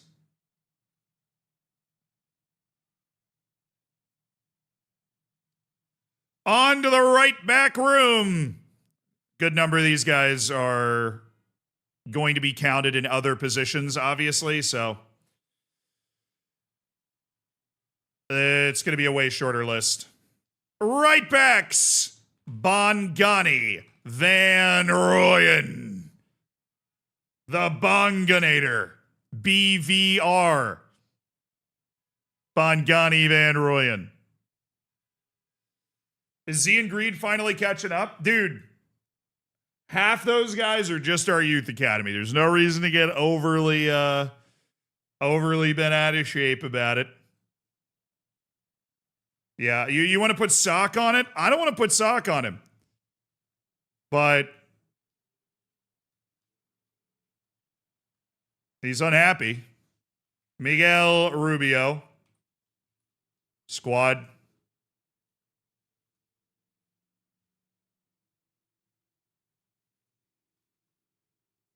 I don't want to put sock on him. He got unsettled by an offer from Al Ittihad. I don't want to talk about it.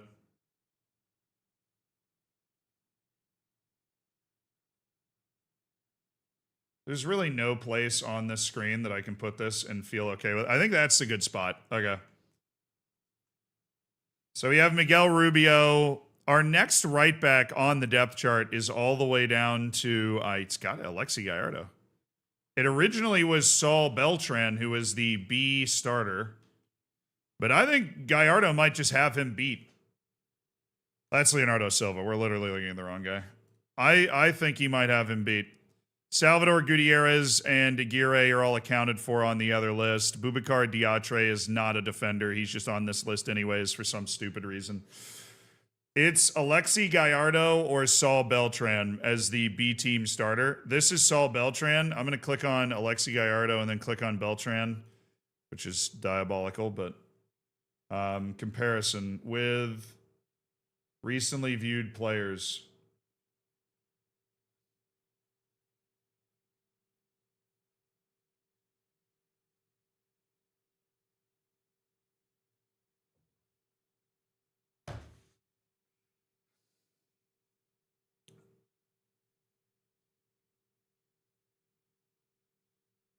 The hell's Gallardo?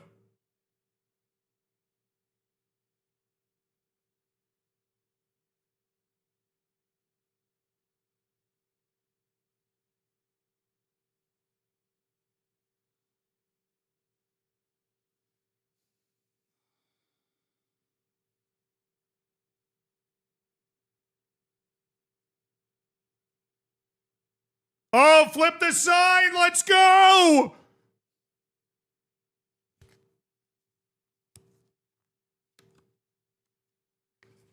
Oh, yeah. 4 hours, baby.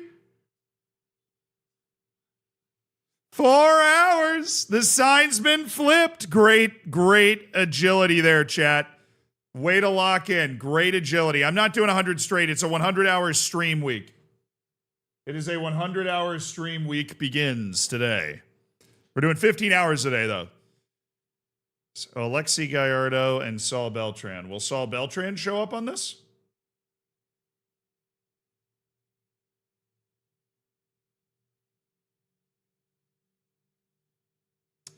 Why? Literally just the player I'm looking for. Every other player at this club is here. Why in the world can I not find either of the guys that I'm looking for?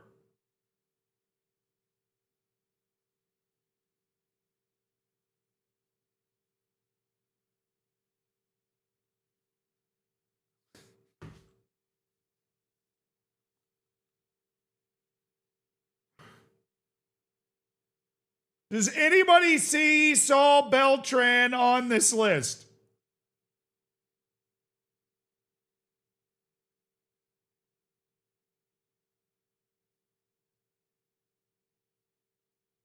Cool. Cool. Good talk. Good talk. Good talk.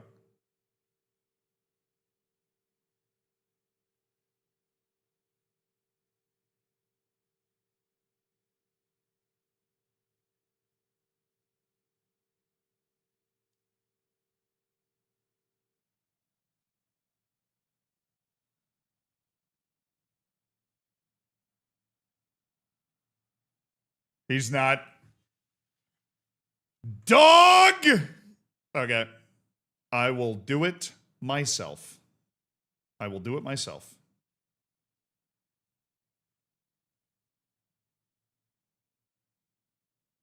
That time it actually stayed. Remarkable. All right. So, I mean, obviously Gallardo's a better athlete, but Saul Beltran's got him absolutely whipped in the mental category. Technically, Saul Beltran's kind of booty. I mean, physically and technically, Gallardo's already got Beltran covered. It's really just concentration. Work rate, he's kind of getting cooked too. I don't know, dude. I think it really is just concentration. And like bravery, but I'm not really putting a ton of value on bravery at this position. I think we might want to give Gallardo the minutes. Yeah, I think we might want to give Gallardo the minutes just right away on the B team, to be honest with you.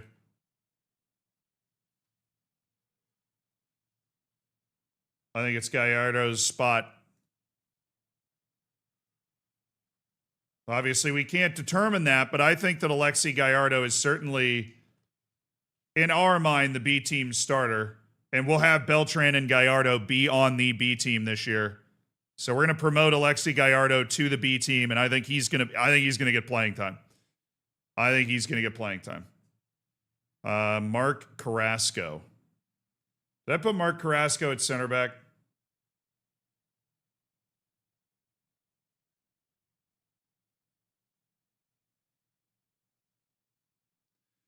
I should have.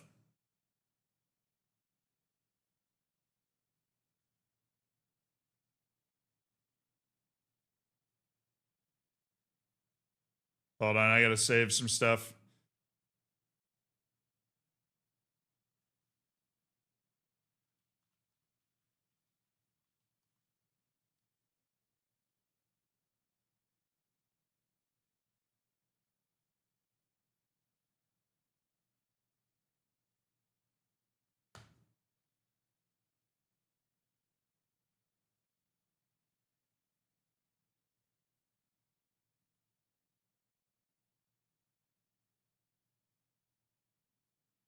That was last year.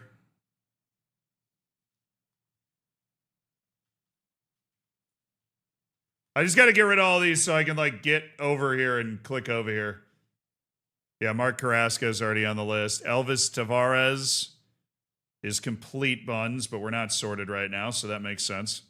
Okay, so we're from Gallardo and Beltran, and Silva's already there. We really only have a couple of guys left here. It would be Vicent. So this goes under the U19s, I think. Vicent to future prospect. Not doing a loan either. All right. Right back. Alejandro Martel, B squad loan. The situation we have right now, he is a guy that we're going to have to loan out. Okay, we'll find a loan for him. It gets rid of him there.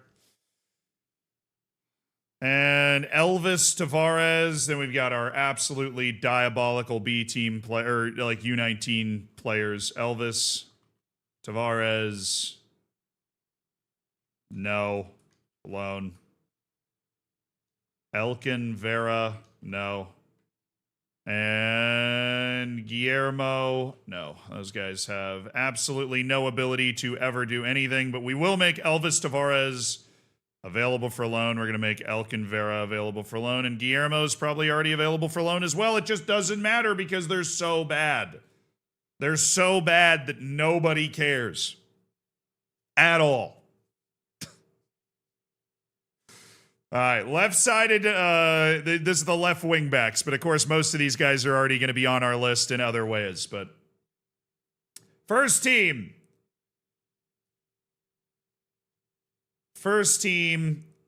left back, Angel Cañete, star. Not looking to sell at all under any circumstance. Backup, Samba Sarr, breakthrough prospect. We will put him on the sock list, though. If we got an offer for Sam Bassar that was good, 30, 40 million, we would take it, even though we love his potential. Definitely sock list material. All right. Next up on this list is Pong Feng. And Pong Feng is a hard sell. We are never going to be able to use Pong Feng in any serious way. We are going to put him on the transfer list. Boom, right now. We are going to take him off of the loan list. He is in the final year of his contract. We are exploring offers for Pong Feng immediately. He has been very disappointing in his development, but it is what it is. Okay, next. This should be pretty straightforward. We have Ifeanyi Samuel, who is B starter. So this is Ifeanyi Samuel right now. You know, great physical tools, obviously has a lot to build on. He's still 18, but he's going to turn 19 pretty early this year. We got to see him kick on at some point. I mean, it's kind of the same with Sam Bassar, but we got to see a little, we got to see a little kick for Ifeanyi Samuel at some point. Sam Bassar, I still feel very confident that this guy's got a very bright future in a first team. He needs the kick as well. He needs a real serious, just that moment where it all comes together. Giancarlo Farfan. Loan, because he's foreign. So he's a definite loan guy. He was initially, last year, kind of the starter on the B team, but we're not really working with that anymore. Unfortunately for Farfan, his potential just vanished over the first year that he was on the team. He's actually part of the Peruvian national team. And I think we actually should explore a sale, too. We should explore a sale. Well, we could loan him for another year, and it'd probably be able to get him more time and more exposure. Because last year we loaned him to Vallecano in the second division after he started with us in the second division with the B team for a while. Probably want to loan him for one more year. Just another second division loan would be super nice for him. That would be really great. We actually have more youth team left backs than I think I realized.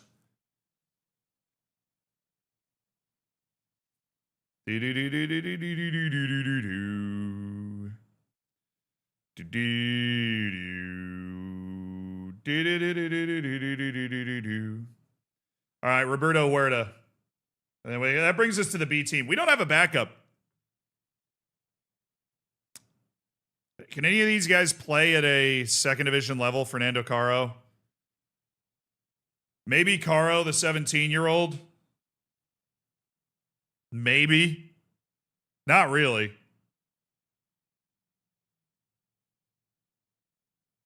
We don't have a backup left back for this B team. I wouldn't want Caro to play there. All right, U19s. Bringing it down, left backs. Fernando Caro. Future. Loan.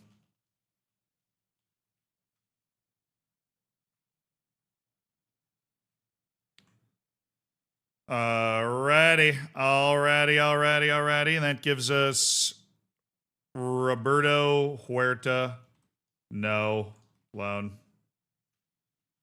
Okay. Pierre Lang, Castro, Medrano. All these guys were in the center back list. Who's this Guillermo character? Did I put him in the right back? I did. Well, we got to be correct when we're putting this guy in. Oh, I put him on every list. What a fool! What an absolute fool I am. Oh, he goes there. Okay, so Huerta. Oh, freaking out of order again. Come to Papa.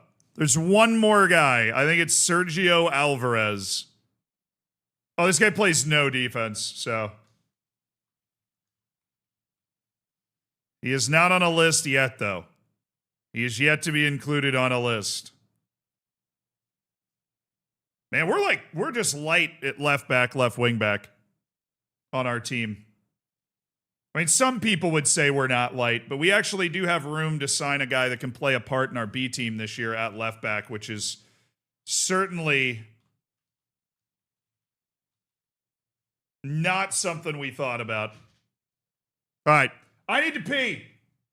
So this second pee, for those that are keeping track, this is the second pee break. Oh.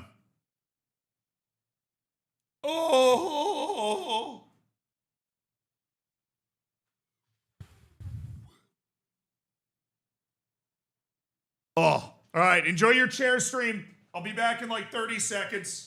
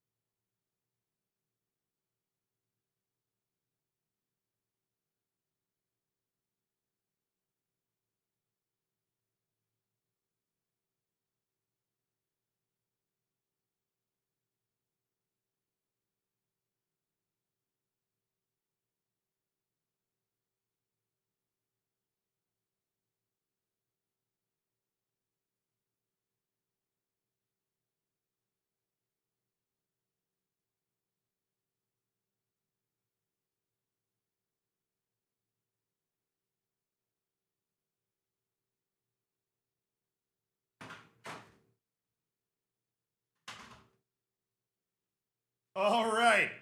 I came back with watermelon. I figure I got to stay hydrated. Also, the match is kicked off. We definitely want to keep an eye on that. Just in case, for whatever reason, Manchester City decides to get a little spicy today. That match is kicked off. Yeah, I might just pull that up on the old second monitor here. Just to keep an eye on proceedings. So you're about to get hit with a second of DMCA noise. There you go. Second is over. Just in case something just in case something gets a little wild and crazy there. Keep my eye on that. Okay, where are we? Center mids. Central midfielders. Central. Like that. Got enough of them. Definitely have enough of them. All right. Starting central midfielders. Raul Sarai. Star. I mean, guy that we're really, really happy with as part of our team. Think he can continue to be that dude. Francesco Sessa. This is where it gets interesting. Where's the line with all these new midfielders we just brought in, chat? Where's the line?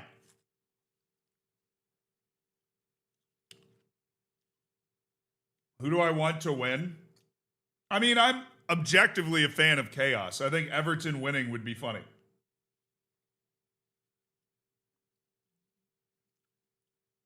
Sessa performs well, sell if good offer. You think Sessa's a sock? I have to say I agree with you. I have to say I agree with you.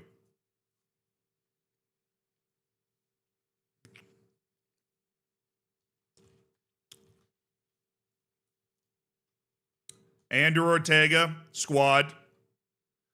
Jovic and Illich were already like moving. Okay. Abbas Jahangiri, sell. He has to be moved. Abbas Jahangiri has to be moved. So we have Sarai, we have Sessa, we have Ander Ortega. Now it's time to get divisive, chat. Now it's time to get divisive. Because we have Paul Duran, club captain, long-time player for us, incredibly tenured.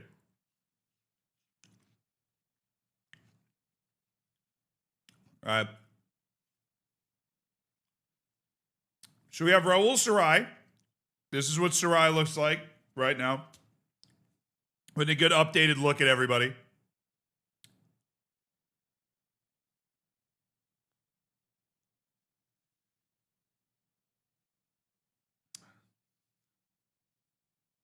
Do do do do do do do do.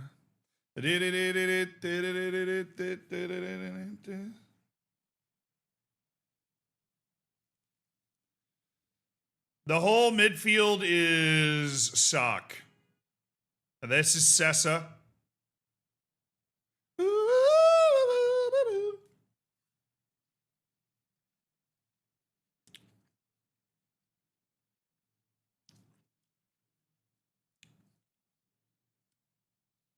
You think Raul Sarai is a sock? You think he's somebody that we look to move?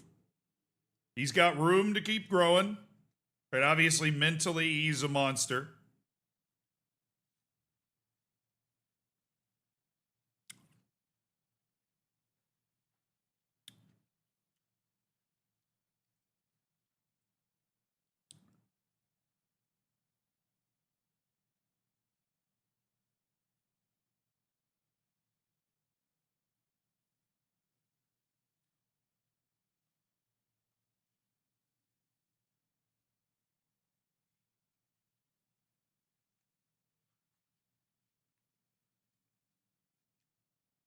I don't think he's a sock because of who we have behind him. I'm not confident in putting together a good midfield room without him. I'm not. But this is Paul Duran, the Durantula. I always feel like Duran is undervalued in this team. You know that. You know that. Everybody hates on Duran because he's been on the team for a long time, but I always feel like he's undervalued in this team. This is a guy that had 9 pace when he signed for us. He now has 13. This guy's worked so hard.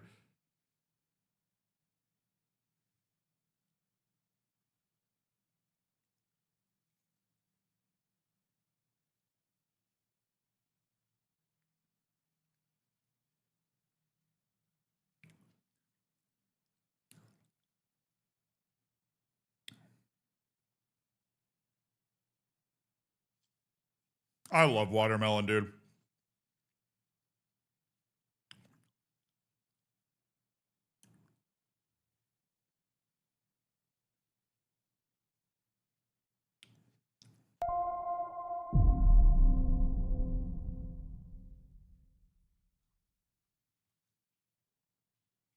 I think he's squad and sock. I think Sessa and Duran are both sock. But I doubt anybody's ever going to be interested in Duran unless we seek it out. I doubt anybody's ever going to be interested in Duran unless we seek it out. But his ability, like every time I look at him, I'm like, man, I should be playing that guy more. instead of, oh, I shouldn't be playing that guy. Like, every time I look at him, it's always the same reaction where I go, I should be giving this guy more time around the team. Right? And that gives us a full squad of midfielders with Sarai, Sessa, Ortega, and Duran, because in our normal tactic, we play 2. We might play 3, but if we play 3, that attacking midfield spot is typically going to be occupied by Havakote.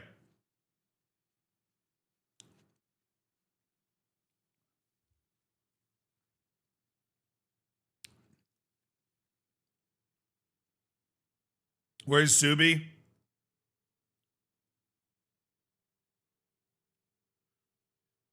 I don't know where he is. Oh, there he is. He's here. It sorts the 2 stars randomly, and he's a 2-star, so we just have a lot of 2-star midfielders around. So that's a full squad right there with Surai, Sessa, Ortega, Duran. We do have that one tactic where we use defensive midfielders, chat. We do have the one tactic where we pop up and use, like...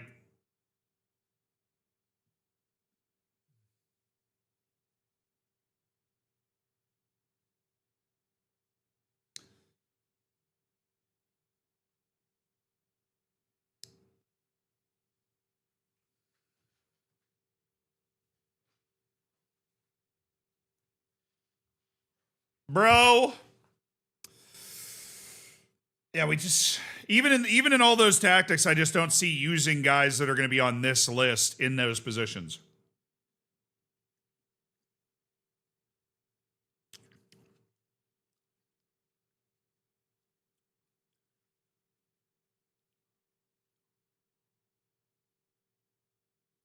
I'm succumbing to a 4-2-3-1. Are any of those a 4-2-3-1? The third one, maybe? Yeah, with the elevated wingbacks. I mean, in possession, it's a 4-2-3-1 with elevated wingbacks. And then the center drops down and the wingbacks drop down. That's our Melilla. That's us getting off the back 5. That is us choosing to get off the back 5 is what's happening there. That's us, like, looking to do a little more midfield work. But the sad thing is that really just opens up, like, more attacking players being able to get on the field. You know, more so than anything else.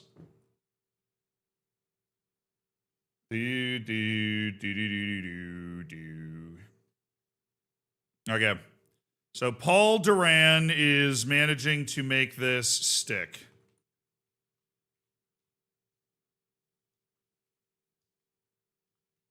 So Kelvin can play other positions. We're not really going to play those guys here. Kenyete's already on the list. We have to deal with Yasir Mahdi now. I like Yasir Mahdi, but I don't love him.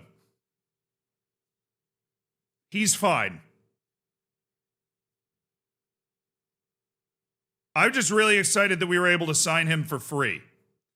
Really, the reason he's ended up here is because I was able to sign him for free.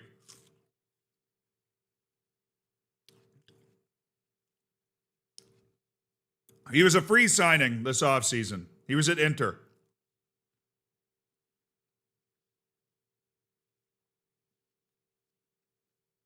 AC Milan, sorry.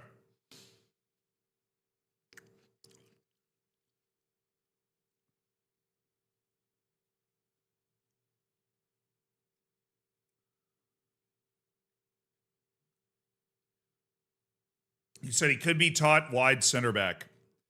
I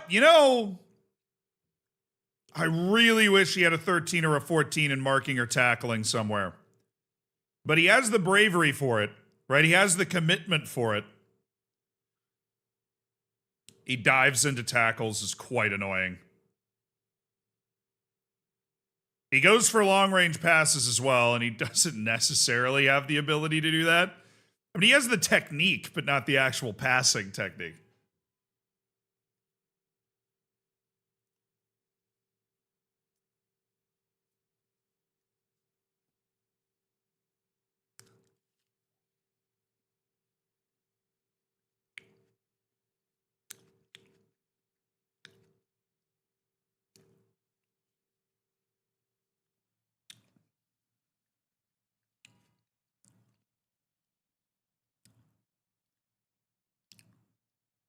Yeah, true.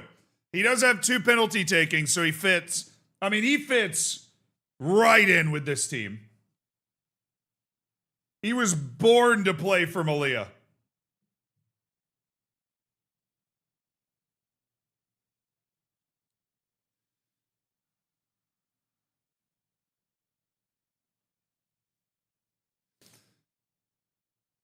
I kind of want to try and train this guy to play center back. He has some room. He likes big matches. He's a consistent player. Like, behind the scenes, there's a lot to like about Yazir Mahdi. Like, he's a guy that he raises his game. He's fairly professional. Obviously a master of nothing, but I think physically he's incredibly well-rounded. I think mentally,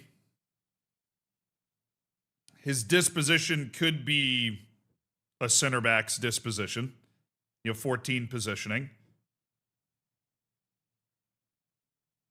No, tackling's hard to grow, yeah, but we could focus defensive positioning and training and train him to center back. Get him to accomplished on center back. He's also either-footed. This is something we've overlooked. He's got a great mentality, a lot of good things about his personality. He's virtually a both-footed player. And we would probably try to get rid of dives into tackles.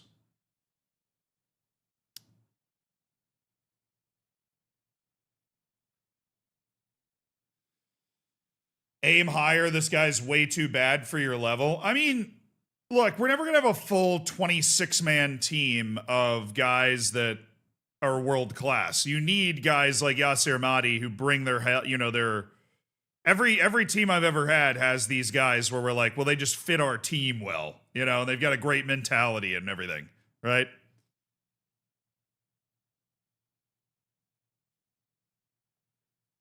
He's not foreign. No, he counts as EU.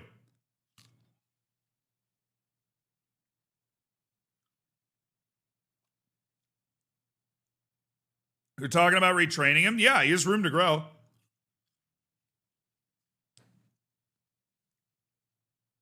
I'm talking about retraining him because they don't make center backs with this skill set, dude. They don't. I've looked. I'm talking about retraining him because my midfield is crowded, and I don't think Yazir Mahdi's ever going to make it in my midfield. I think he absolutely could. If this guy was a natural center back right now, he's in my team.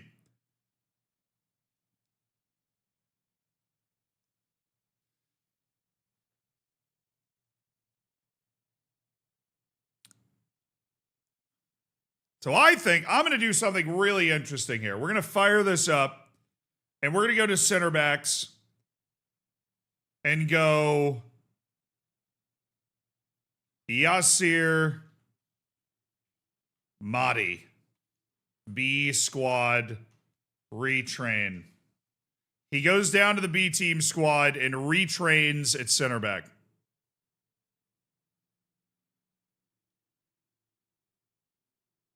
That's our idea.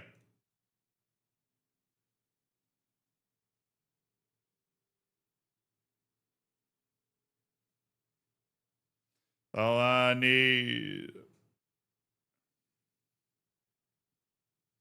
Defensive positioning, training at center back. He stays in the first team and then goes down to the B team.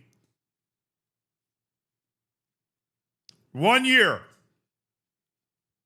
He's under contract till 2038.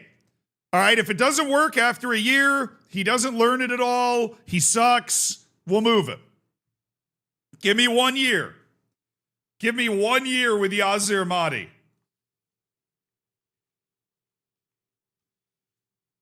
He's under contract until the end of time.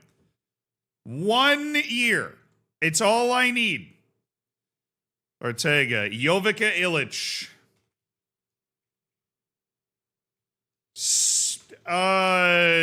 Deal on the way. We already have a transfer deal that we believe is a good transfer deal for Jovica Illich. Do we have an underline? No. Okay. Yeah. All right, Pedro Lopez. For later, he just knows how to play center back. Facundo Aguirre's already made the list, and Abbas Jahangiri's already there. So, we go through the next collection of individuals. Azir Silva is a winger. We aren't messing with him right now. Marcos Perez. I think Marcos Perez is a very interesting guy. I think he's a guy that we probably want to have get some minutes with the B team this year. But he is not far off the level of being a first-team player. His marking is sensational. Not a good dispossessing guy, but he is not going to lose a lot of runs coming through the middle. Can pass the ball well, control the ball well. Mentally, he's there. Physically, he's there. Professional personality. I think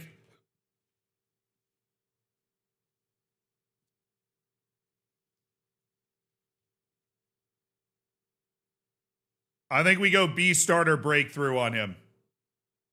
Like, his tackling's not great. I know his tackling's not great. I think we go B starter breakthrough on him. I like him.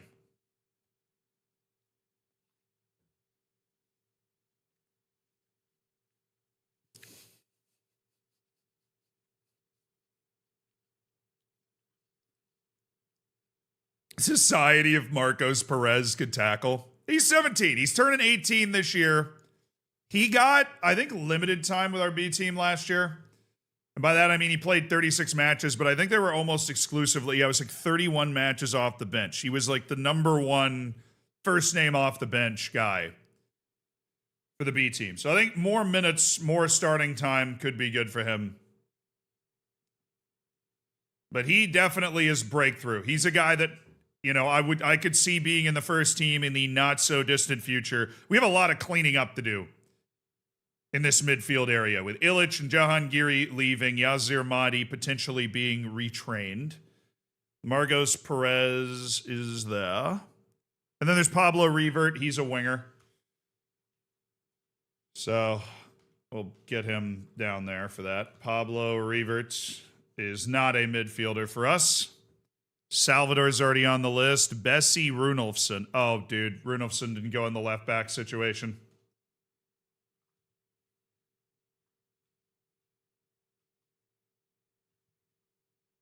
Bessie Runolfsson. B squad. Suck. I don't think he's really improved that much. He's a left wing back guy. Plays for the Icelandic national team. He was in the Icelandic league. So we signed him, gave him a solid contract, giving him the chance to play in the B team. Him and Ifeanyi Samuel are there. We might need to move Bessie in order for Samuel to play. He's got loan interest. Maybe we want to loan him.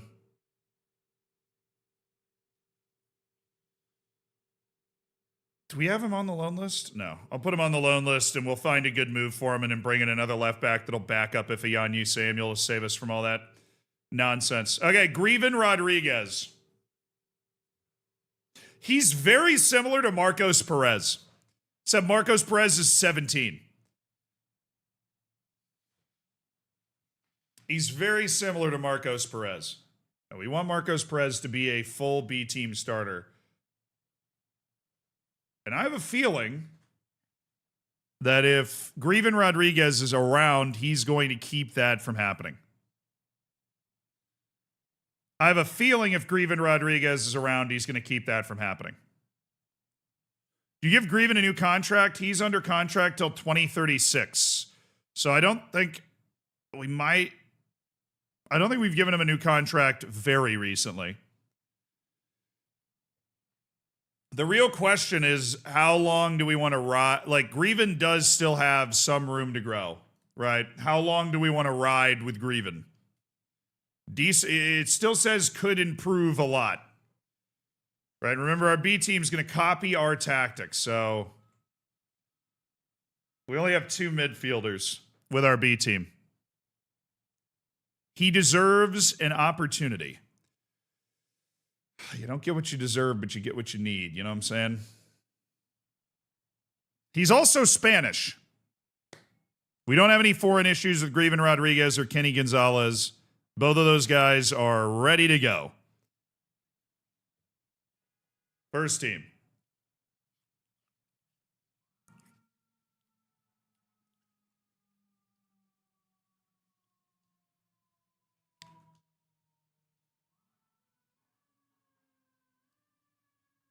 I'm going to put Greven Rodriguez as a B team starter.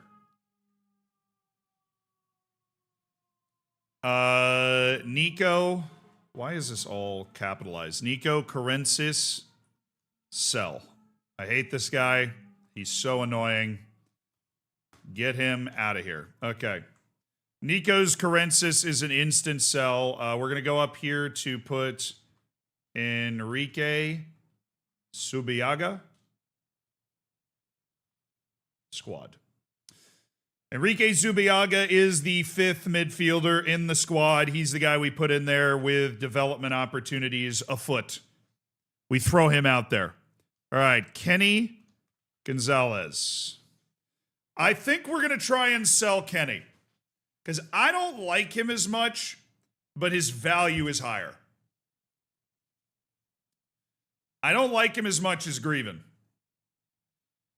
He has a little bit better tackling, but his marking's worse, and he's certainly worse with the ball. And I don't think his athleticism's better either, even though he's like kind of a tall guy. I think Kenny is a sell. I think we're trying to move Kenny Gonzalez. He was also in the first team towards the end of last year.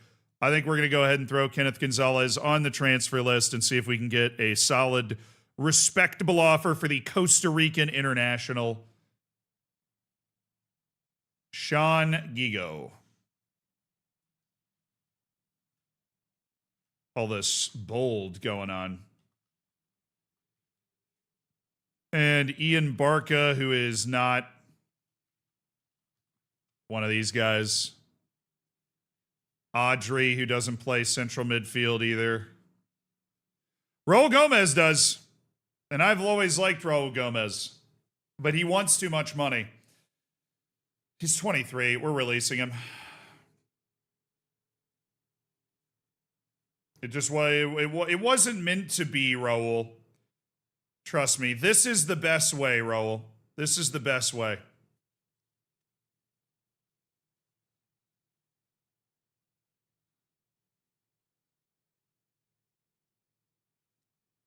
All right, yeah, Raul deserves to be in consideration. So we got B team starters Marcos Perez and Greven Rodriguez, which is good. That's the space that we need in the B team. So now we're on Rafael Araujo. Honestly, I'm going to have this guy on the B team this year.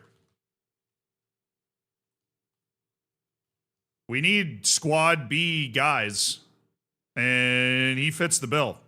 And then there's Adam Gallagher, who's under contract until the end of this year. So Adam Gallagher is a sell. We got a lot of guys in this area that we're trying to sell. Okay. A lot of midfielders that we need to move. Karensis, Gonzalez, Gallagher, Jovica Illich after we got that good offer for him. Abbas Jahangiri. Retraining Yazir Mahdi. And in all of that is this Araujo character who's managed to rise. All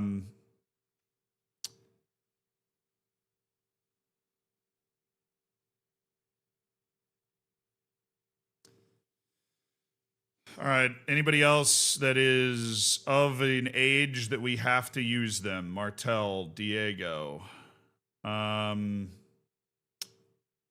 I don't think anybody else goes around the B team. I mean, we could. Woo! Man City nearly scored.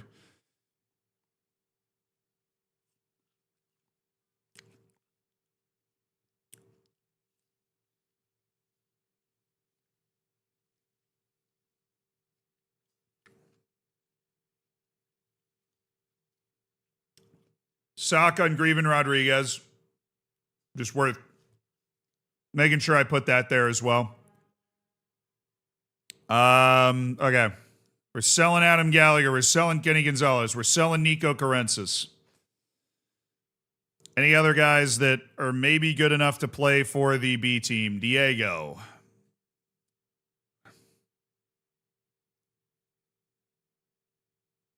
I feel like this guy could hang.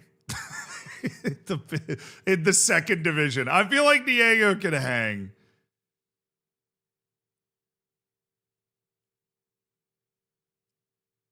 Yeah, we're gonna put Diego in the B squad.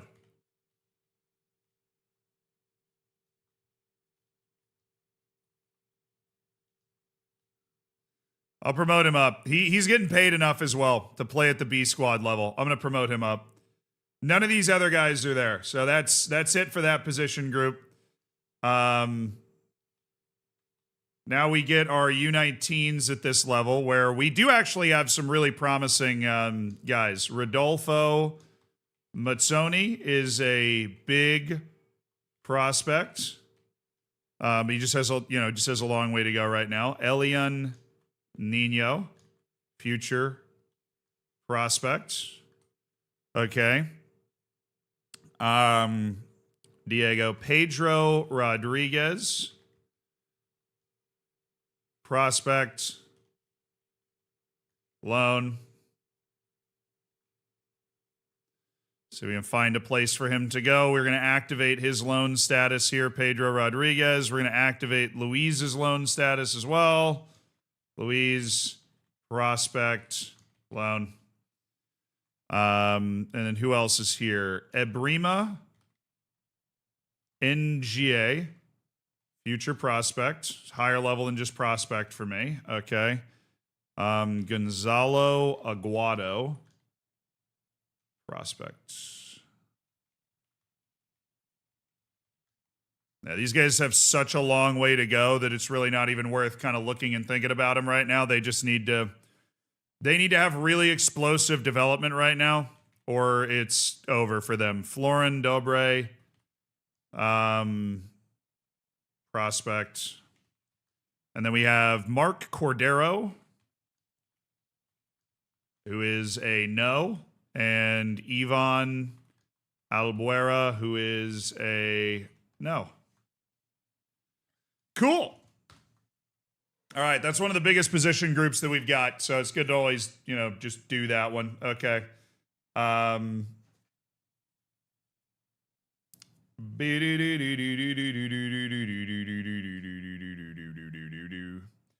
Let's do left-sided attacking midfielders, defensive midfielders. Okay.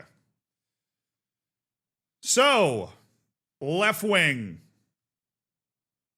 The starter in this position is Gianmarco Villalba, going into this season, star. We also have Kelvin Mbambo, star. I am going to put him on a sock. Villalba's injury prone. So if we get like a giant bag for Gianmarco Villalba, as much as I think he's a tremendous talent, I think we take the money because it's hard to win. Is him like a relied upon? You're so right.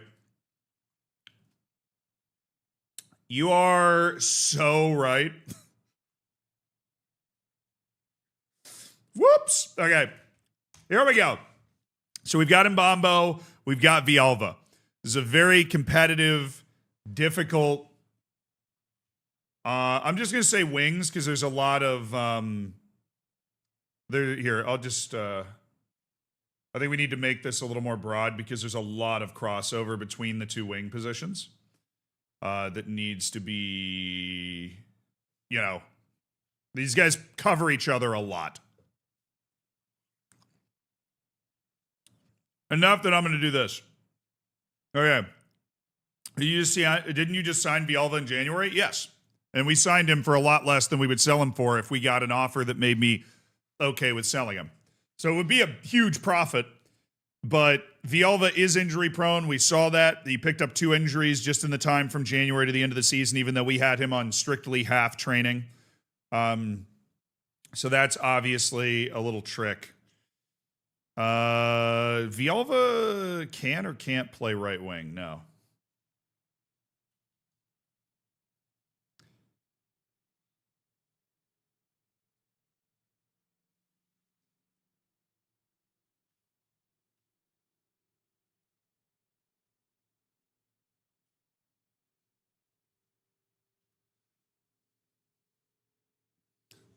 All right, Kelvin Mbambo.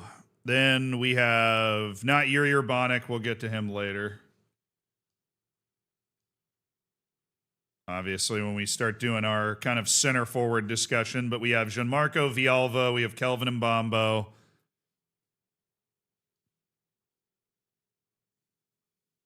Villalba can play in the middle too.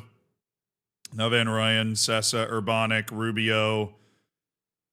Joel Rojas is some. Oh, wait, I didn't do Gerardo.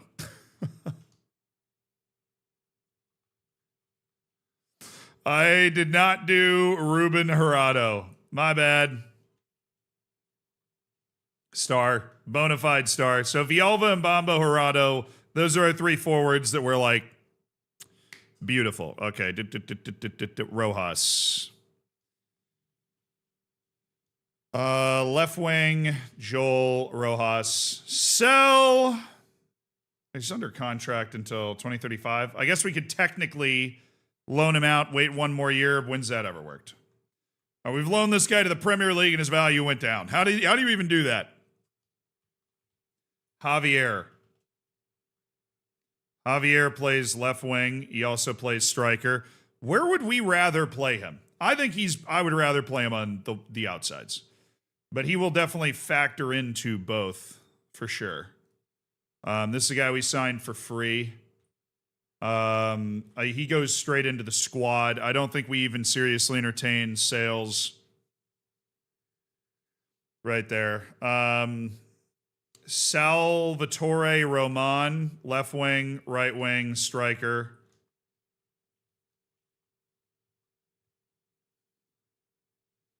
Squad, and then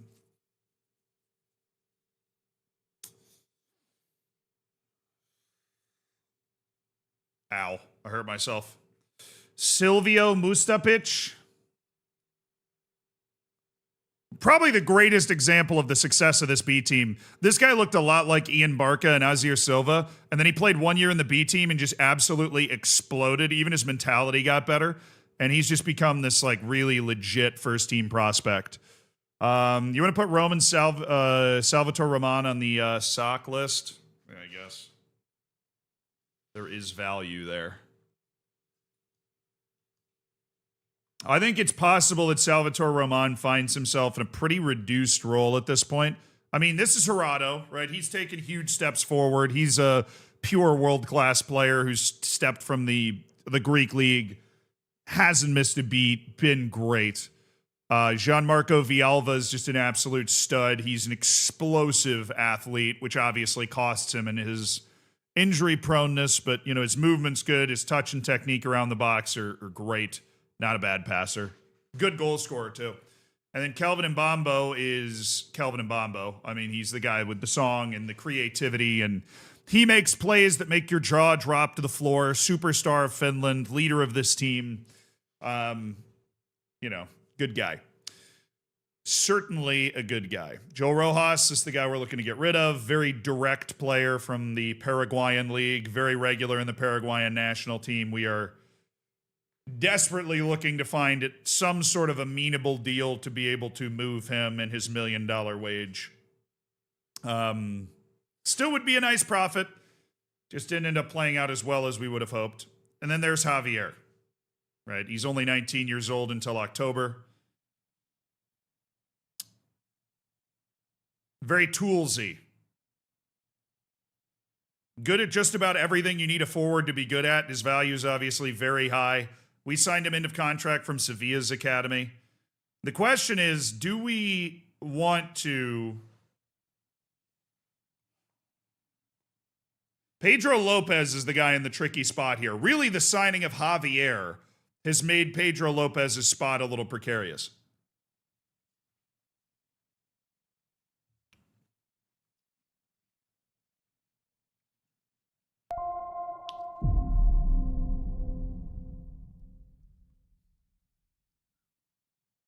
And take you away. Norway less than 3. No, Javier was into contract. Hey, Brandzeg, thank you so much for the 9 months. Much love back to Norway. Thrive in the buff. Thank you for the tier 1.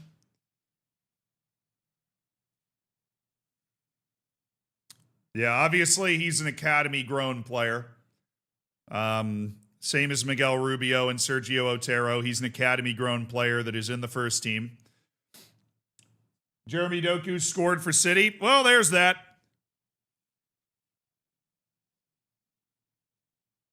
Watching the replay here. Is it just me, or was that a little too easy? I mean, he's shooting this from inside the 18. And there just isn't a ton of intensity. I mean, you can tell it's the 43rd minute because it's just like a little tired from Everton. Oh, great shot. Great shot. But, you know, a forward for a team like Manchester City shouldn't be getting a clean pull-in and shoot look from that spot in the box.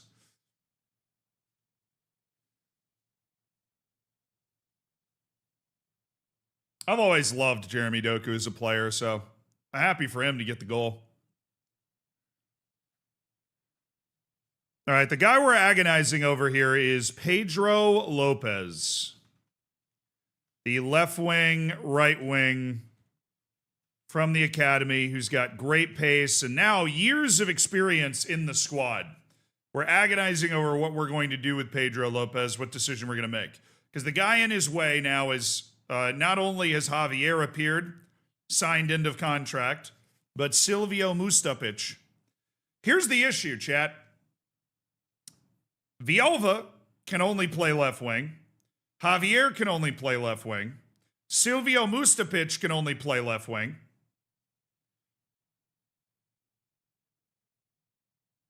And we like playing Kelvin Mbambo at left wing, even though it's not the only position he can play. That gives us 4. Where Roman, Lopez, and Gerardo play that right wing, and Mbambo can obviously also play there. Does Lopez like or dislike big matches? I'm pretty sure he's lukewarm on it, or we just haven't looked. Oh, he doesn't enjoy big matches. He's gone. That's news. When did he turn 22? Dude, in October. We didn't look since October. I really do baby some guys that come through my academy sometimes. I really do baby some of these guys. When's he under contract till? Oh, it's his last year of his contract too? Yeah, I know. It's time, Pedro. He's done some great work for us, but it's time. It's time. It's time. His value was at one point up to $8 million. I'd be interested to see how much we're going to be able to get for him. Yeah. We'll sell him with cherries on top. That's a good way to word it. We'll sell him with cherries on top, dude. We'll sell him with cherries on top. All right. I have got to put my watermelon back, or else it is going to go bad. So, a moment.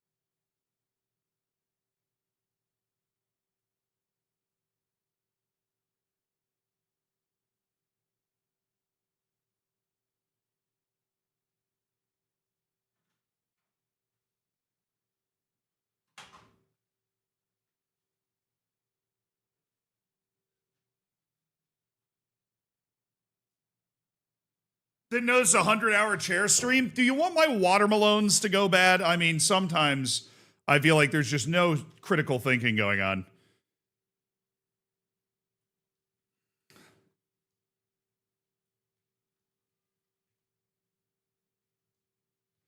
Chad, I think we're going to bring Silvio Mustapic into the squad.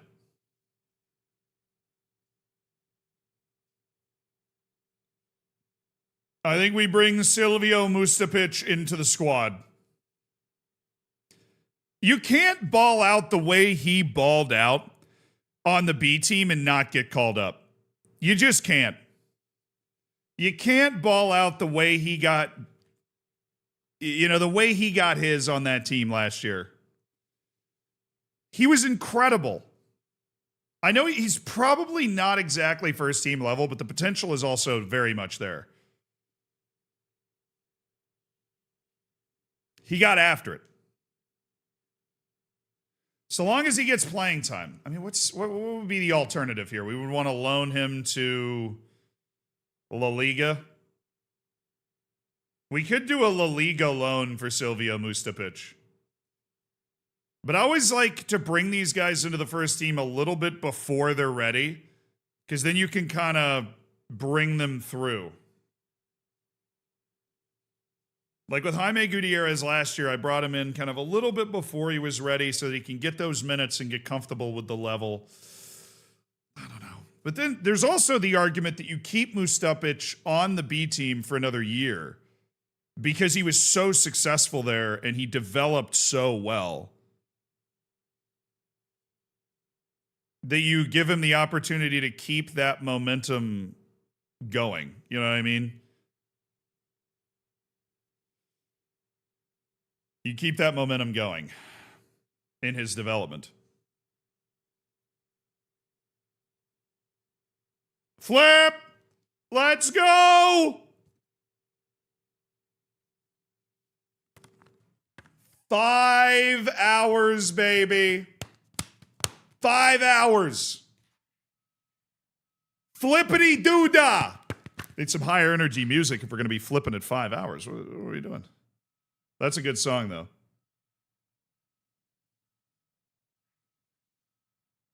This will eventually say 99.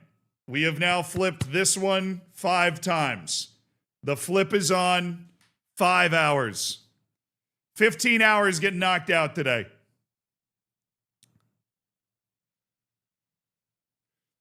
Do, do, do, do, do, do, do. B team and then look again in January registration. My concern right now is that Javier is also a high potential guy who's in this exact same spot. My concern would be if we bring this guy into the first team.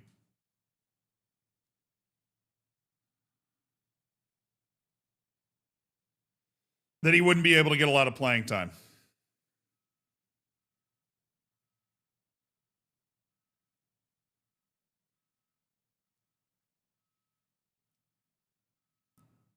Oh, my God. Sorry. I'm just staring at the player.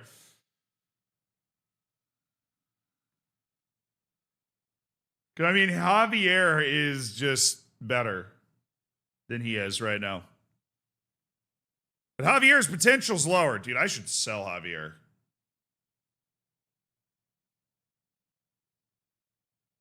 Like next year.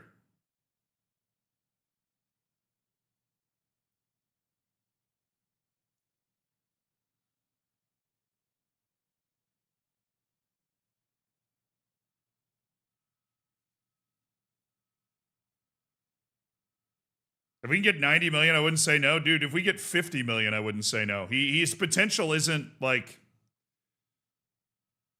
It isn't the same as Silvio Mustapic's. I thought it was higher. When we were initially signing him, it was higher. When we were initially signing him, his potential was higher than it is now.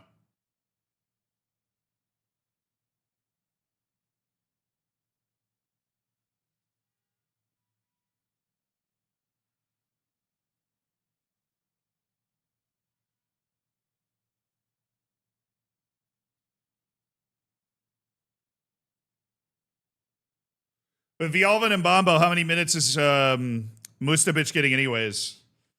Okay, I'll tell you what we're going to do. We're slow playing it with Silvio Mustapic. He is a first-team breakthrough type player, but we're going to slow play it. I would love to reward what he's doing, but I think we should slow play it. I fully agree with the idea that bringing him up too fast could... I mean, we saw the first couple years of his development. He had all this potential, but he didn't actually get that much better. 1 year of playing regularly in the B team, and he got so much better. Do we want to loan him?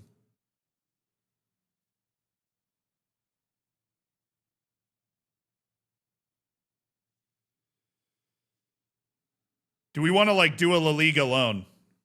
Let's explore it. Let's explore a La Liga loan. I don't think there's a downside to it.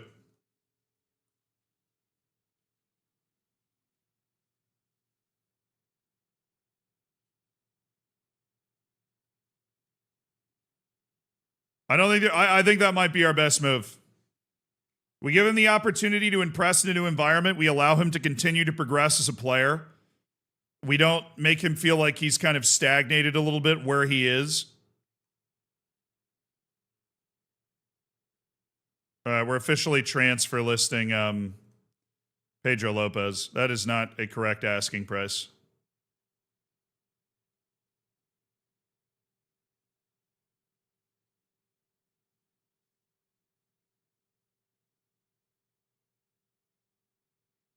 Sorry, Pedro. All right, I always do that before I actually sort. Okay, now we go to our actual B team guys here. We already have our 2 foreign spots in the B team taken up. So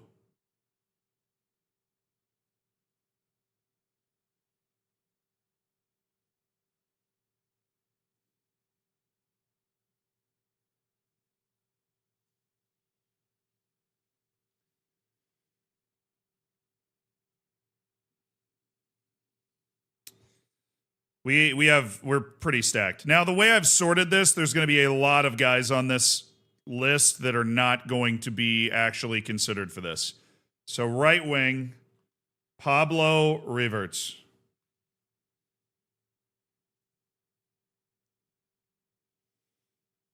Where did I have Revert last year? He played 39 games on the B team last year. We saw very little improvement.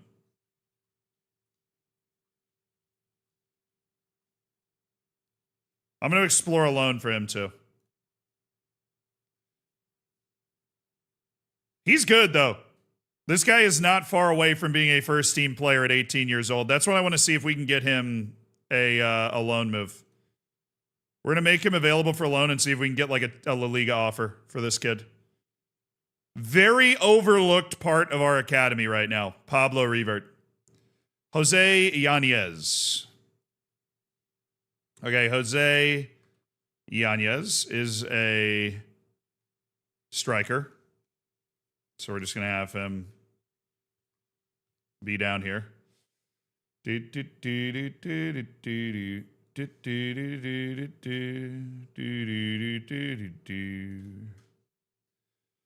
And we continue. So Revert, Yanez is down there. Runolfsson, Daniel is a striker. Azir Silva. It might be time to sell him. Guy came in our first youth intake, and he had all this potential, and he's grown some, but he's so far off the level of the first team. Still, like, what are we going to do? Just loan him out until he's 26 years old? This guy has been loaned out 1, 2, 3, 4, 5, 6, 7. We brought him back and then loaned him out to the second division where he played well. And then he went back to that team after they got relegated and played in the third division after playing 7 games for the UD Melilla B team. It's been a very long road for Azir Silva. We knew it was going to take a lot of years for him to reach his potential. We knew it was going to take a lot of years for him to reach his potential. Do we want to start him on the B team 1 year? Just to give him second tier experience? I mean, he just technically is so bad.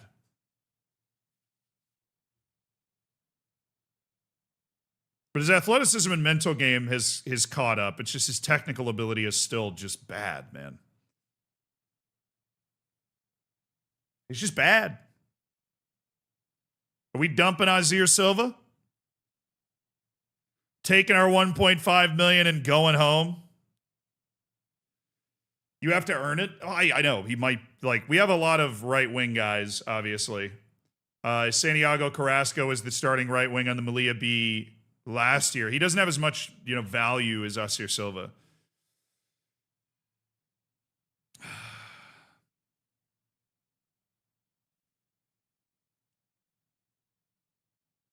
All right. That helps me look at the guys that we are talking about. This dude's been loaned out to half of Spain. He's one of the academy boys. I mean, save it with some mentals, man. Loves big matches. He's consistent. He saved it with some mentals. He got him under contract till 2037. Right wing Azir Silva is going to be the B team starter.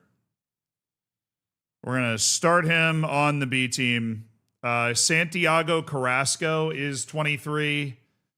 Are they telling me he has significant improvement? Because this guy was great with our B team. But there's probably just too many holes. He's never going to be a good passer.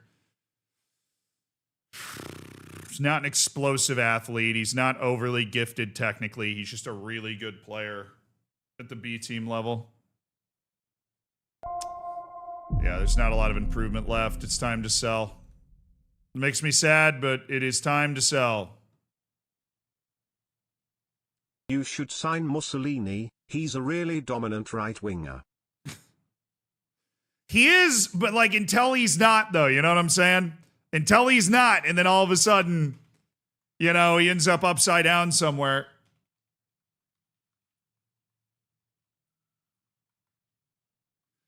Time to sell Carrasco. Just hasn't shown the potential needed. Thank you, Senor Waffle Iron, for the 58 months. So it was funny. All right, Bruce Zulu. Yes, I think we're going to be able to start the 19-year-old Bruce Zulu is the B team starter at left wing. Bruce Zulu. Another young South African joins the fray. Great athlete. Definitely, like, if he has that potential in his bag as a fully first-team prospect. Bruce.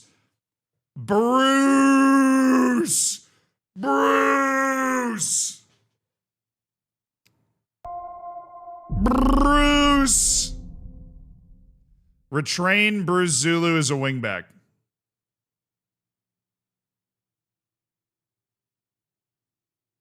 He already kind of knows how to do it. We'll keep work. I'll tell you what, when we go through and do our training, we're going to keep working on that. When we go through and do our training this year, we're going to keep working on that.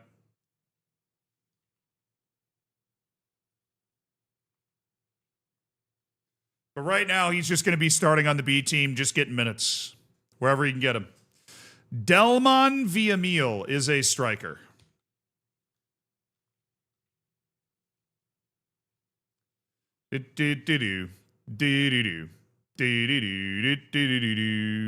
Raul Gomez is literally being released. Then there's Pablo Benavent. Then Charlemagne.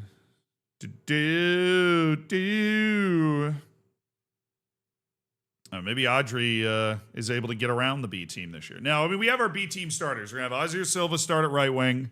Bruce Zulu's going to start at left wing. Or Pablo Revert. You know, if we don't find a loan that we like, Pablo Revert stays on the B team, and then Azir Silva's got to compete with Revert for time, and then undoubtedly he will not play. All right, Benavent's contract's coming up at the end of the year. He's 22 years old. He just has not shown the ability. We always liked Benavent because he had a nice, well-rounded skill set, which is kind of rare in young players, but it is time to sell Pablo Benavent for whatever value we can get. Charlemagne, which would be that sale. What did we do with Benavent last year? Oh, no, we signed him for free. And he played 2 years pretty regularly and showed that there just wasn't a lot of development left in those legs. He actually made one first-team appearance for us back in the day.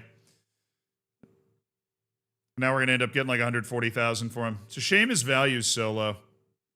Everybody seems to be of the clearly incorrect opinion that that guy's not any good. Clearly, they've never met him. He's fine. All right.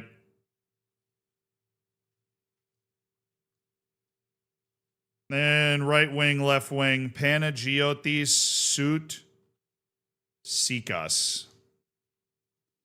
I don't know how I've ended up with multiple freaking Greeks that I'm trying to actively get rid of. But for the second straight year, and for the necessary final year, we seek a transfer of Panagiotis Soutsikas. He's now unavailable for loan, unlike last year where we tried to loan him out and elevate his value somewhat. Audrey.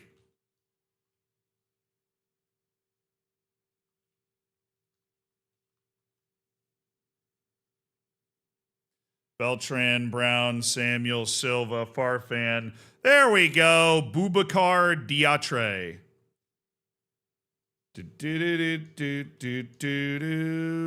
This academy guy.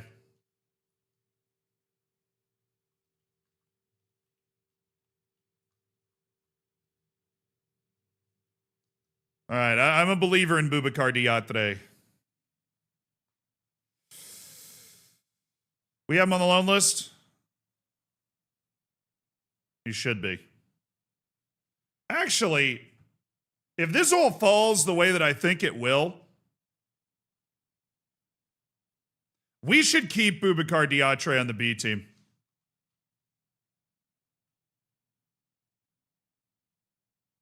I have a feeling that this guy's going to get lost in the sauce if we just keep loaning him out. I think we keep Boubacar Diatre on the B team. We prioritize him because of his qualities, and we keep him on the B team.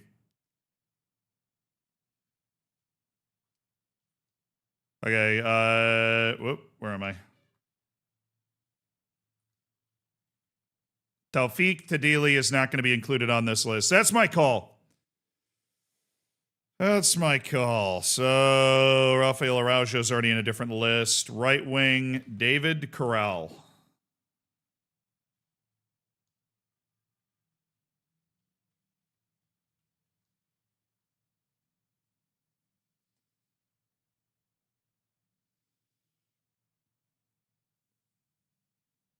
Fernando.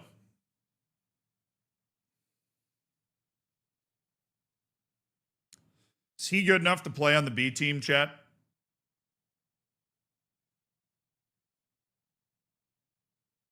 What if we just had Diatre, Fernando, Ozzy Silva, and Bruce Zulu as our four wingers?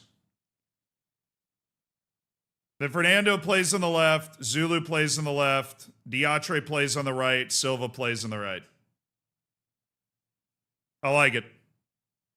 I like it. Good comms, good comms. B team squad for Fernando, for Boubacar Diatre. Now, I don't think, like, if he gets rotational playing time in the second division while also getting to train at our state-of-the-art facilities with our first team coaches, I think you're not going to be able to do much better than that. All right. So Alvaro Torome. Who the hell is Alvaro Torome? So we're going to start there and go down. I don't think. Yeah. Now we're on to the B team. Fernando is the last guy. Okay.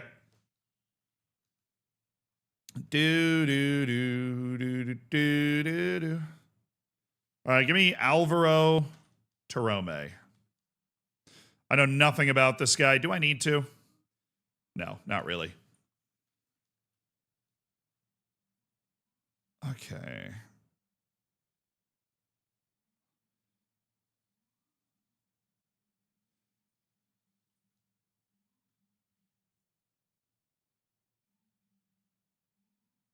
Alvaro Torome is a no.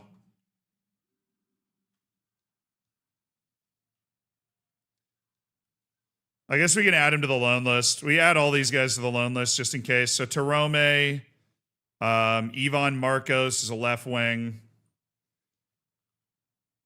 All right. Ivan Marcos.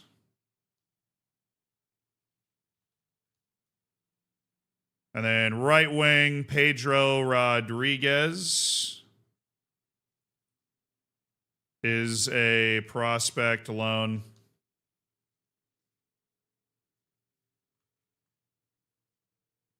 Got the opportunity to find a loan for him. He is loan listed. Ramon Castro. Already have him. Already have Fernando Caro. Already have, we don't have Wanma, actually. We don't have that Wanma anyways.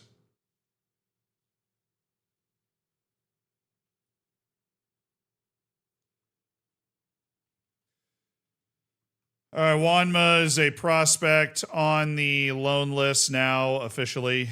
Adrian is a 21-year-old who I am, for some reason, paying $250,000 a year until 2035. So what was I doing?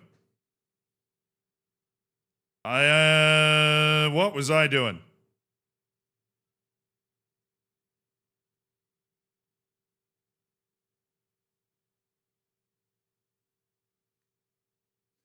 You aren't in my plans. I sometimes I come across a decision I've made and I begin to question my sanity. And seeing this guy making $250,000 a year down here has me questioning my sanity as aggressively as I possibly can. Because, I mean, physically, yeah, he's like a player, but what the hell am I doing, man? He's 21 years old. He's 21 years old.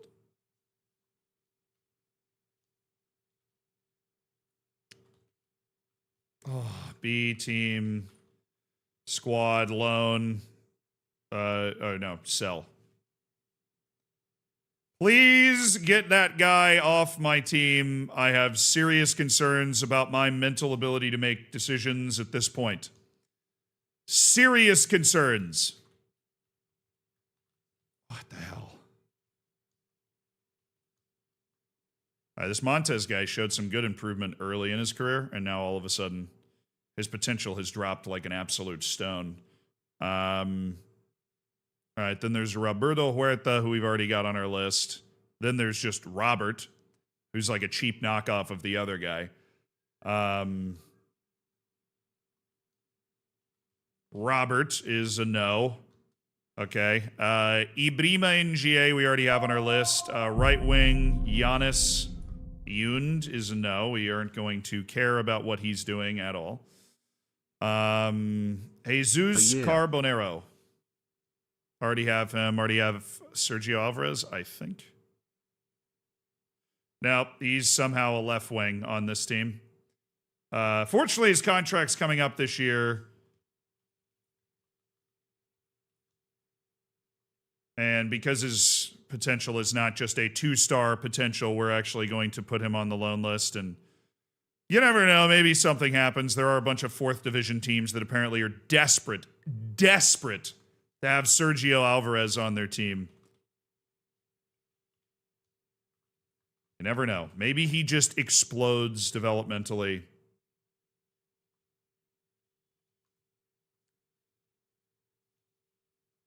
Okay. Well, obviously a lot of young players that play these different positions. Elvis Tavares is probably already a right back, yes.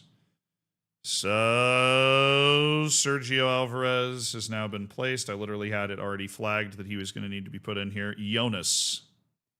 Okay.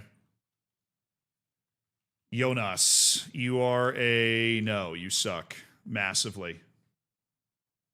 Carlos, you're a no. All these guys are no's. I'm only going to put them in here so I know to, when I search them, I'm going to be okay. Mamadou Sila is already on another list. Jose is a right wing. These are guys we signed just because they have good mental impacts on our team. They help the other guys that are actually developing down here. Elkin Vera. Ivan Elbuera is the last one. And he is a no. But, if they can find a loan or whatever, then they can find a loan. All right, striker. The last position on our team. You have to know how to play striker. No, wait, they got Ty Noonan as the top striker on this team. Just psychotic right there. To go with Ty Noonan as the top striker on this team. Ty never play Noonan, baby. All right, chat. We are closing in on having our entire squad processed for the new season. Ty Noonan, sell. He is always going to be a foreign. Look, here's the deal. Our foreign players are Avande, Gianmarco Villalva. We do technically have an open foreign player spot, but I just can't see a world where we want to give that time to Ty Noonan. I just can't. I can't see it, you know? I can't see it. I can't see a world. You got to give Noonan a chance? Nah, dude, he's Ty never play Noonan. What do you mean? What do you mean we got to give Ty never play Noonan a chance? He's in the last year of his contract. I don't want to fall in love with him and extend him for 4 years and end up stuck with Ty Noonan. We know he's a good player. That's why we've signed him and loaned him out the last couple of years, because he was too good to be a part of the B team in any way. That would defeat the purpose of his nickname. Exactly. Of course, Majid Hashemi is a guy that we are looking to sell. He knows that. He is under contract till 2036. We're going to take him off the loan list, but that doesn't mean we won't consider a loan to buy deal for Majid Hashemi. Letter. Yuri Urbanik. Yuri Urbanik returns to the team as the starting striker. Be somewhere we can be alone.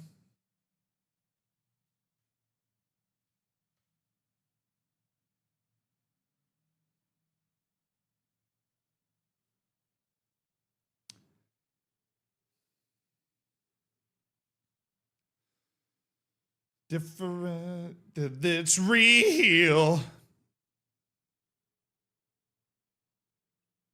Complete the cycle and sell him. Well, that's what we're going to do.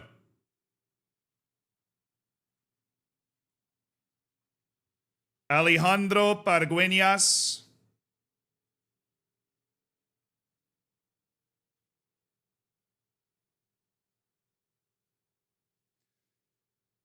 So starting striker, Yuri Urbanik. Squad striker, Alejandro Pargueñas. The beloved rotational striker on this team. All right, who's starting on the B team, man? We already gave Daniel a year. And I'm not going to lie, I'm starting to feel like this potential is a lie, because we have given this guy so many good playing opportunities. It's been his first year, obviously, with the youth team, then went to Compostela, then went to Andorra twice, then got 42 matches and 16 goals with the B team.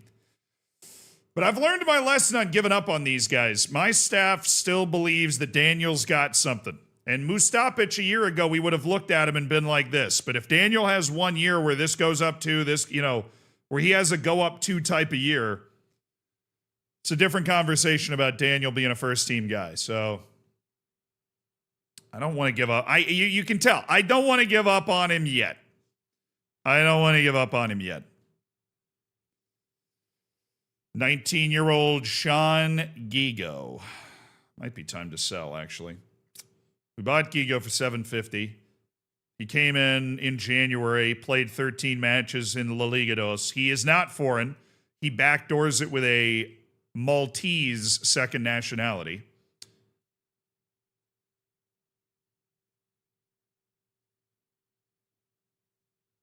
More round. Last one out. Jose Yanez. Can we sell him now? It's been a year. Bought him for 1.7, loaned him to another La Liga team where he was a regular player. But he doesn't have that Spanish nationality. I feel like maybe we got to wait for him to get an EU nationality, and then there's going to be a lot more teams that'll be interested in him. So Jose Yanez is going to be an insta loaner. But we're still stuck on Sean Gigo. Okay, I know Jose Yanez loan. Gotta be loan. We don't have room in our B team for another non-EU guy. Not that we want him to be in the B team anyways.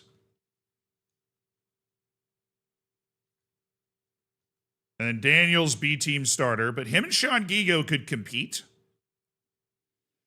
War of attrition. And then there's Delman Villamil. He's the only other guy that would be in that spot.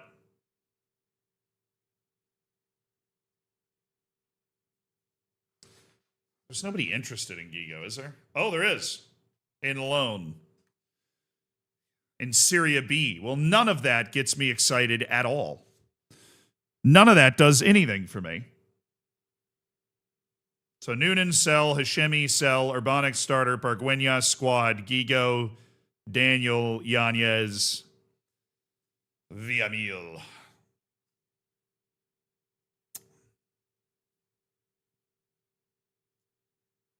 Do do do do do do do do do. You stay B team starter.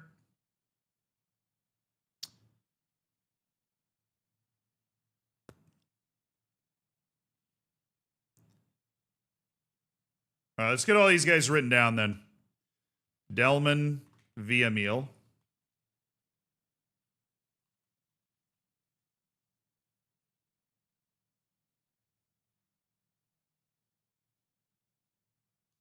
Francis Abubakar. Already decided that we are trying to sell Francis Abubakar. He's just not had a good career here. Then Yuste and Taufik Dadili and Fernando, who's going to be in the B team, and David Corral, who we're looking to loan. Okay. So just keep writing the names down. Alejandro Yuste. Fernando's not part of this. Corral's not part of this. Pedro Gonzalez Gutierrez. Luis. All right, yeah. And Juanma and Alvaro Tomé and Alejandro Duran.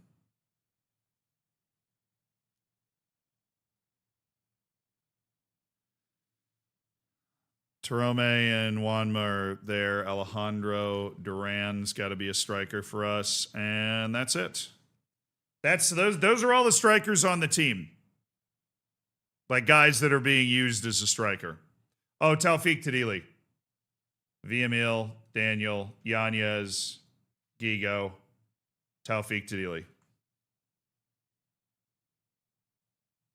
I think, dude, Taufik Tadili, he's a 1.5-star player already, but I think we leave him at 16. I think we leave him. If we didn't have Yuste, maybe, but I think we leave him down with the U19s right now. Okay. My question is, if I put Yuste and Daniel on the B team together,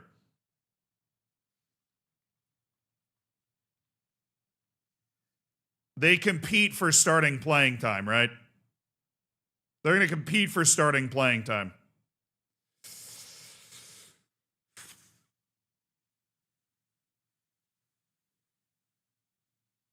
Well, I'm just going to try and sell Gigo, right? Because he came in and his potential just instantly was like, oh, my potential sucks, by the way.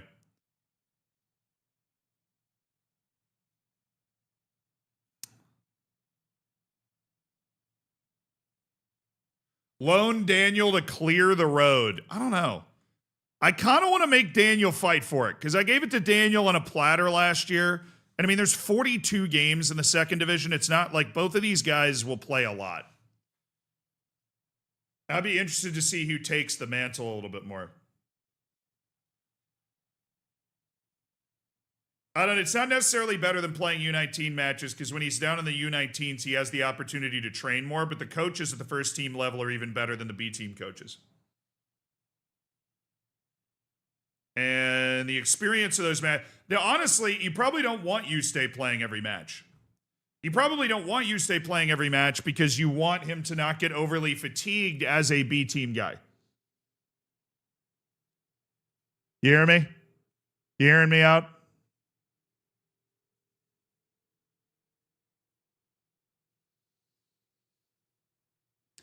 What's Daniel and Gigo's wage? Gigo's getting paid $300,000. Daniel's getting paid $100,000. Gigo, we had to, when you have to sign guys from abroad, it's usually harder. Daniel's a guy that's come up through our academy. Or should I say usually more expensive?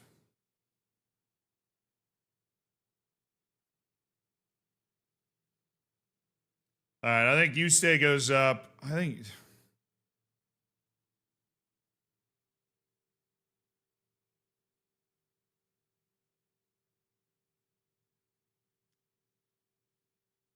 I'm going to look to loan Gigo. I'm going to solve this problem by loaning Gigo. I like Gigo, but we're going to go ahead and loan him out. That greases the skis for Daniel and Alejandro Ustay to step into the B team and play. And those are all the guys. So we go to the U19s. Put striker in. And he's a big prospect. Okay, Pedro Gonzalez Gutierrez, future prospect. Luis is a prospect. And Alejandro Duran is a prospect. Just guys we're monitoring that have the very slim chance of Pedro Lopezing their way into the team. All right, now there is a subset of players that we have not flagged at any point yet that we need to flag now, and that would be people that play as attacking midfielders and can't play proficiently anywhere else. A few of these guys do exist on the team, so we want to make sure that we tab these guys. Floaters. And that would be Ian Barca.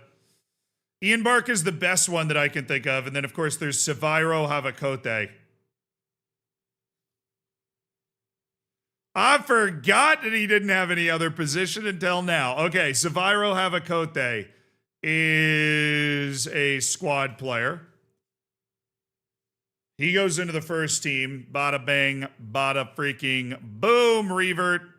Nikos Karensis has already been slated for a sale because of his ability to play midfield enough to have popped up on this. Mustapic, Ortega, Lopez, all these guys. Ian Barca. I think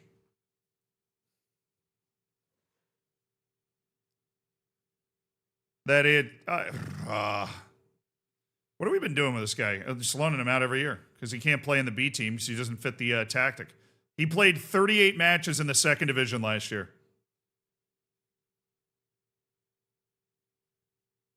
Selling time. It's selling time. I don't think we're going to get better value for Ian Barca than we're getting right now. There's an intermediary. Let me ask the agent real quick. We're going to transfer list Ian Barca. All right. I just don't think we're going to get a better value in terms of the way the game perceives him than we're getting right now. And if there's a team that does play with that, you know, attacking midfielder in that way, and I would love to work with it. Elian Nino, this guy, I think Nino ended up in the midfield pile. Yeah. Pedro Rodriguez, Gonzalo Aguado, I think he also ended up in that midfield pile. Good. So almost all of these guys are able to play there. Yun, Florin Dobre, Mark Cordero. Yeah. All right, there's just two floaters. It's Sevairo Havakote and Ian Barca. We're looking to sell one. We're looking to work the other one into the first team. Okay. All right.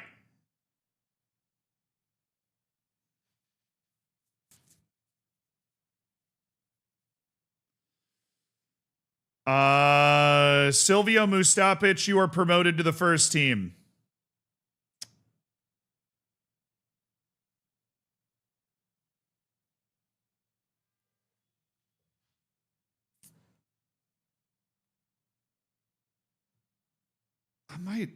We're going to put him on the loan list. If we can find a loan like in La Liga or something. That would be super sick.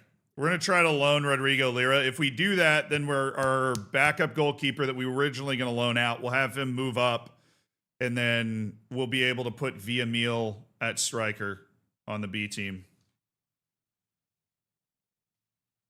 I don't want to do that. Why would I want to do that? We already settled this with Eustace and Daniel. Oh my goodness, Everton scored. Everton scored. Bro.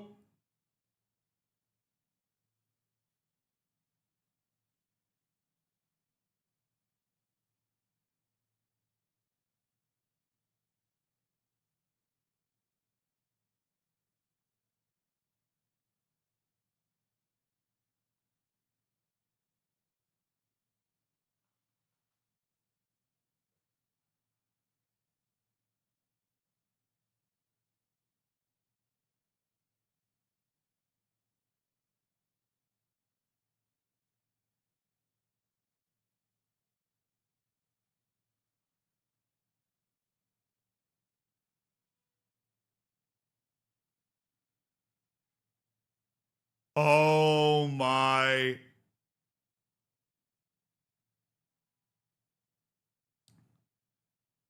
Mark Guay just made an unbelievably bad mistake. Like back pass that might as well have been a through ball type mistake. Back pass that might as well have been a through ball type mistake right there. That was crazy. That was an absolute disaster class there.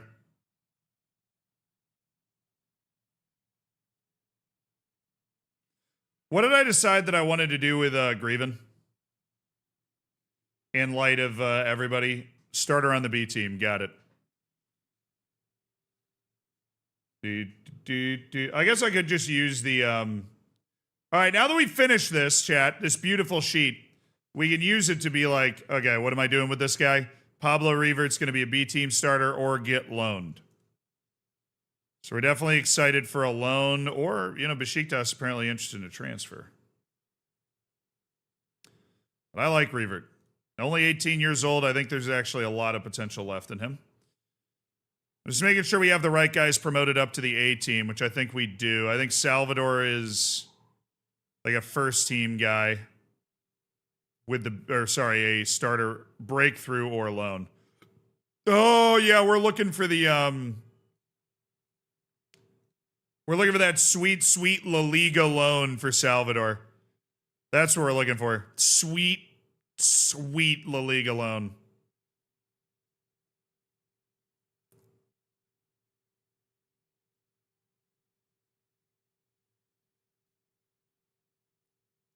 Give me a $500,000 deal for Bessie Runolfsson right now. I think we just go all the way. I'm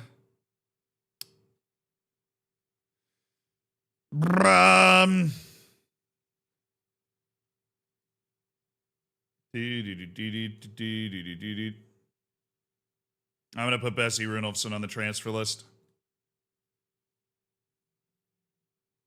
2-1 Everton? Oh my.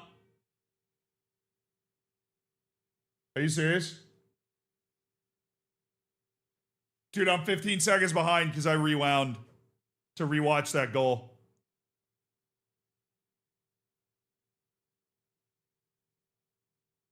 That was a beautiful corner. That was a beautiful corner.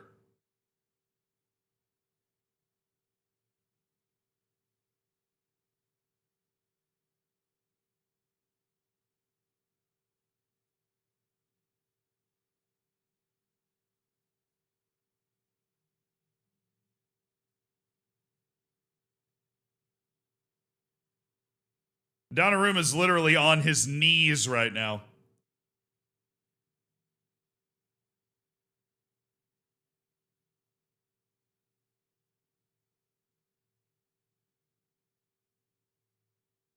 They're never going to call that on Donnarumma. I don't know what he's complaining about.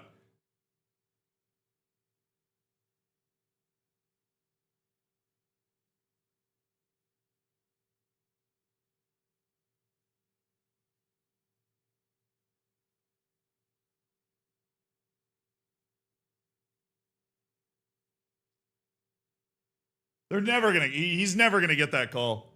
Wow, 2-1 Everton is pretty remarkable. Is that? Did they just bring in Mateo Kovacic? That guy always pops up at the randomest times. Yes, they did. They just brought in Mateo Kovacic. I have not thought about Mateo Kovacic in... I didn't know he was still at the club.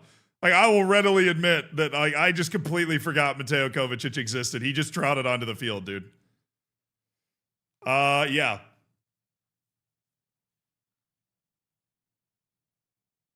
He's been hurt all year. Oh my goodness, what a run. Is that gay?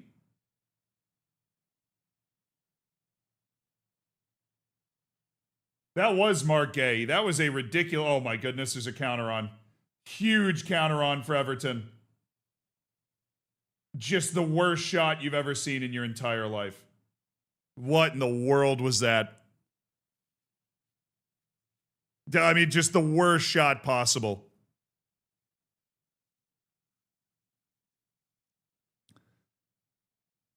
They sit on Kovacic and Phil Foden, which, if you want to talk about fall-offs, the fact that Phil Foden is still like the, you know, shot of life, a little bit of energy and flair off the bench guy is a real indictment of his development.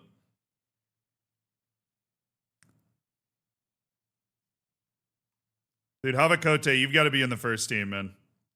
Carrasco's being sold. If he's being sold, we'll bring him up to the first team to sell him. Ollie Hapsalo, Gomez is being released. Panagiotis Soutsikas is being sold. We'll bring him up to the first team to sell him. Keith Brown, we'll bring him up to the first team to sell him. It's time, Keith. Francis Abubakar, we'll bring him up to the first team to monitor his sale. Kevin Castro, Ramon Castro. I mean, we got the whole Castro family here. It's getting a little dangerous. All right. I don't mean to alarm anybody, but I'm about to press continue for the first time in like 2 hours.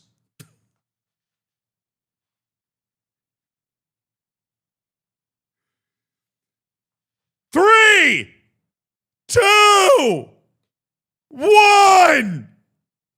Yeah! Yeah! It's continuing! Yes! Yes! Yes!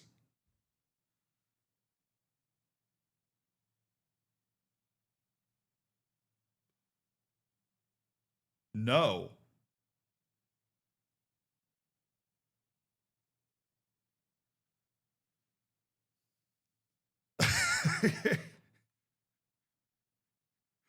No.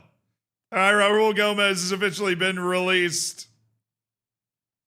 But everywhere I go, they say pressure makes diamonds. Well, hell, am I still cold?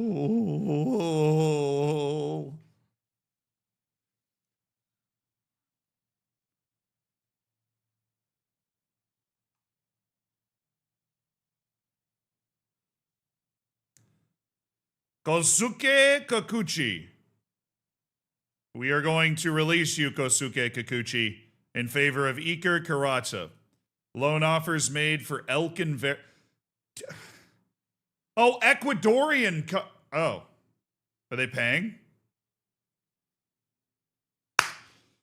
We're saving $6,000!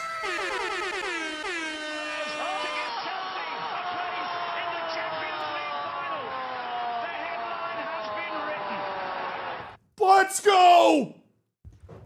$6,000!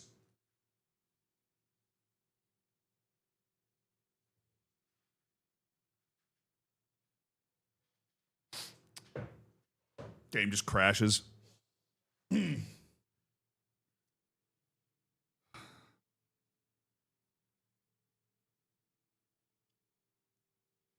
Alrighty, kids, we're off and running.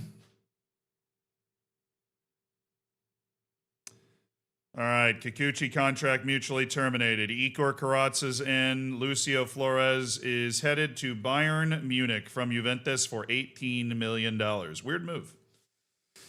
Weird move. Good player, not great player. All right. Only 14 guys on this one. Really? West Ham have flown in with $22 million for Claudio Farias. Well, he's definitely not a guy on the yes list anymore. Eduardo Garcia.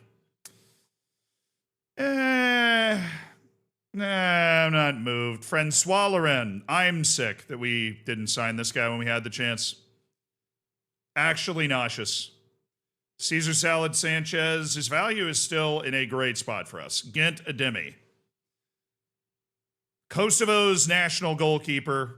Not very accessible at this point. Oktmer Omroglu of Fenerbahce. You know, this is a center back who is bad with the ball and can't jump and can't run. Man, those center backs are all over the place. Alejandro Cueño. Matias Jaramillo. Still $14 million to bring Jaramillo over. And he's still just barely priced out of being eligible to be that dude somewhere. Martin Frank. See, at least this guy has the physical and like kind of the mental ability to be able to play center back at a high level. He just needs to learn what a ball looks like, and he's going to be unstoppable. If he can figure out what a ball looks like, he's going to be incredible. This is a 19-year-old American at Liverpool. Well, that looked off, didn't it? That looked offside. No. Hold on a second. That looked offside.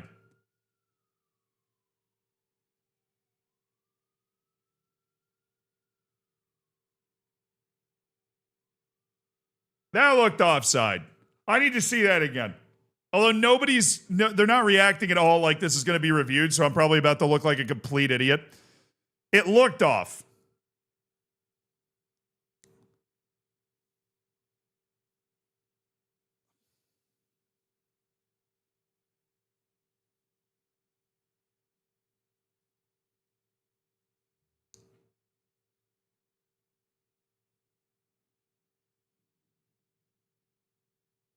Dude, it was Kovacic getting barbecued. Great.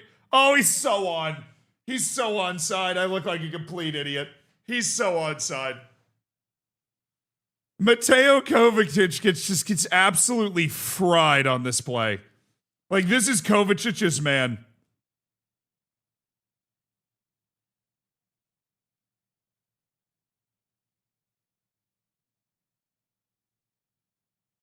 Wow. How will they respond? How will Manchester... Oh my, they just scored. What? Counts. That counts as a response. What even happened? Dude, we were like still watching the replay. The broadcast was still watching the replay. It's literally just Holland picking the ball. Oh, that is the simplest looking goal I've ever seen. How will they respond? I say, as Holland scores. Dude, honestly, do that every play. What is stopping you from playing it to like the greatest pure center forward, maybe ever, on a slippery through ball? You got the guy, dude, the shot of the guys that were walking up the stairs, walking back down the stairs is hilarious. I don't blame them for leaving either. Because that was some bottle job stuff that they were putting on, giving up 3 goals in like 10 minutes there. Now all of a sudden, Man City's looking predatory. This is a sensational run by Doku. Dude, get Kovacic off. Get it. I don't care that you just subbed him on. Take him off. The guy should have retired. I don't know where he's been. He should have retired. Get him off. You got to put him in the old folks' home. What the hell was that? Why is Mateo Kovacic out there? Wait, did he assist that goal? Was that his sick pass? Never mind. I just assumed it wasn't after the shot that I just saw. My God, it was. What a pass it was, too. What an unbelievable pass it was, too. It was such a good pass. And then such a bad shot right after it. That's crazy. Terrible defense, unbelievable pass, terrible shot. He's 2 for 1 down. He's 2 for 1 down right now. Who's Saint Truden? Belgium? Top Belgian league for Sean Gigo to go there. We'll hang on to that for now. We'll hang on to that for now. Alvaro Torome. They'll pay most of his salary to go play in the 4th division at a professional team, sure. Go try and earn your money, man. Jesus Montes. Ooh, Real Union, 3rd division. Another corner for Everton.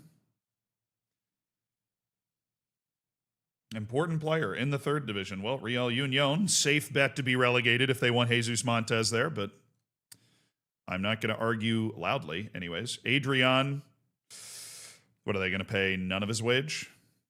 Exactly none of his wage? 10% of his wage. Yeah, no. We're looking for a transfer, actually, is the funny thing. Any amount of money, really. Any amount of money at all is fine. Why do I still have him on my team? What am I doing? Mark Pedrosa, you one of those guys that were like, oh, no.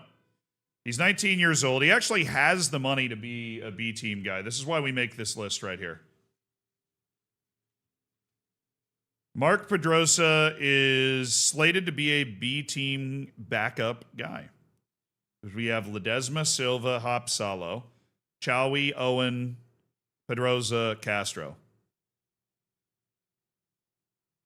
I mean, I think Pedrosa is the guy that we loan, if we're going to loan any of them. Important player at Ibiza in the 3rd division. Yeah, that's a good deal. All right, we're loaning Pedrosa. Benevent. $180,000 accept. Is this the one that's into contract that has shown that he does not have the level? Yes, okay. Rojas from Damak in Saudi. Oh, come on, Saudi. Let me shake the Saudi money tree. What's up, Cactus? Oh, they're not calling that, are they? No. I just looked over and saw a replay of a guy falling over in the box.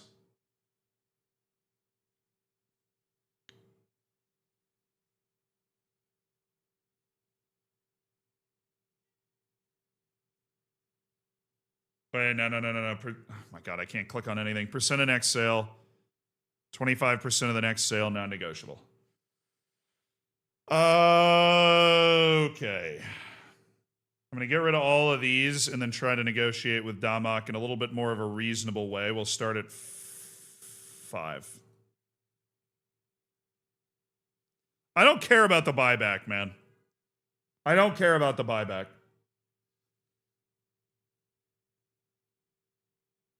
Oi! Philium Foden!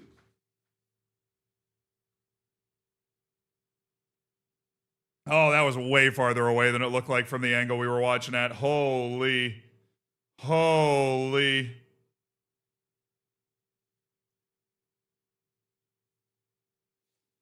After international appearances, I'm going to remove that. I'm going to remove both of these. Can you give me 4.5 up front?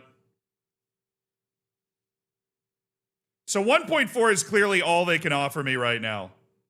Let me do 12 monthly installments, 2 installments, and you give me 4.2 million.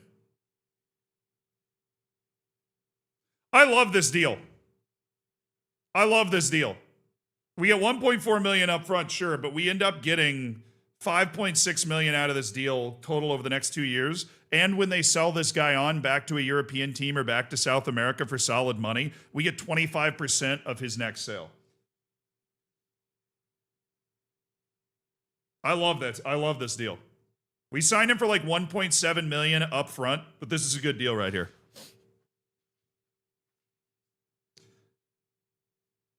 Oh.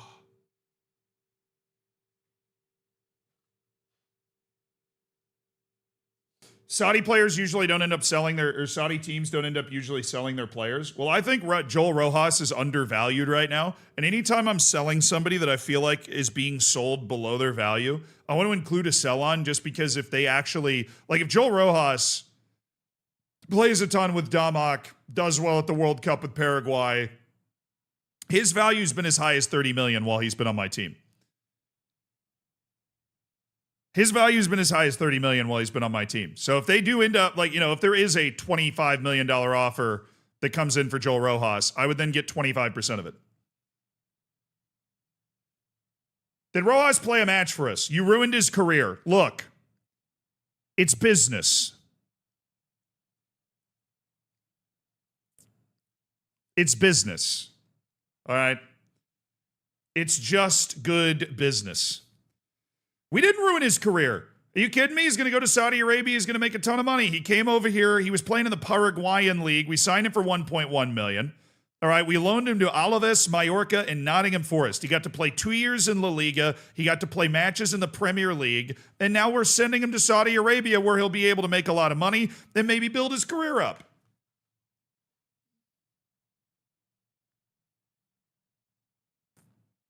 Also, he was part of, Nottingham Forest's relegation. So I'm not exactly inclined to help him out after he cost me $40 million. Oh my goodness, Jeremy Doku. I still can't believe I'm watching Mateo Kovacic play in the year 2026.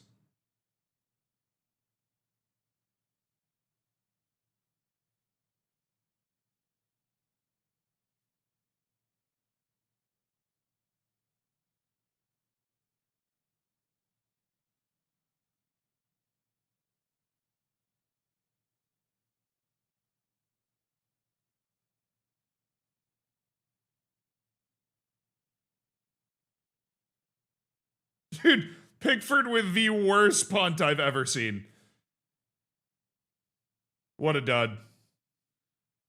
Actually, no, he was probably aiming for that guy. It just had a weird flight to it. What does this win do if, Everton holds on to this? Where do they end up? Are they still close? I feel like they're kind of close to Europe. They are. This is like a huge win for them to be able to get into the top 8 and play in Europe.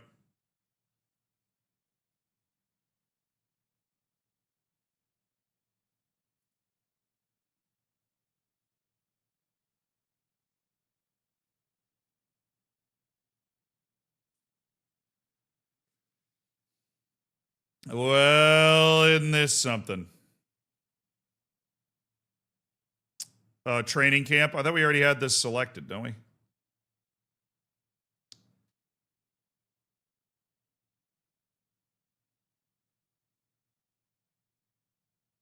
Oh, I have, literally nobody selected. I'm making the exact same mistake I made before.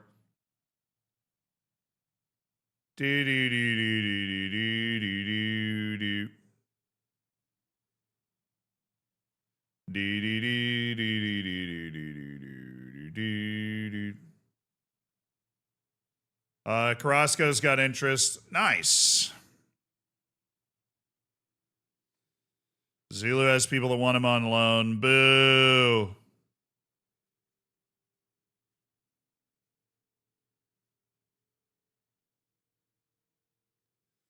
Oh, no Chinese teams want Pong Feng. That's bizarre to me. Delman Villamil is going to join our team here. And maybe Bessie Runolfsson. And Ali Hapsalo. And Alexi Gallardo, and I'll leave one spot open. Wait, I need to schedule my freaking, who's Gomez?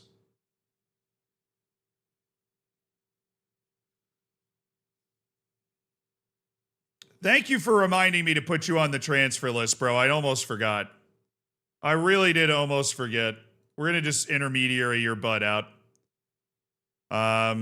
Sorry. That's my bad, man.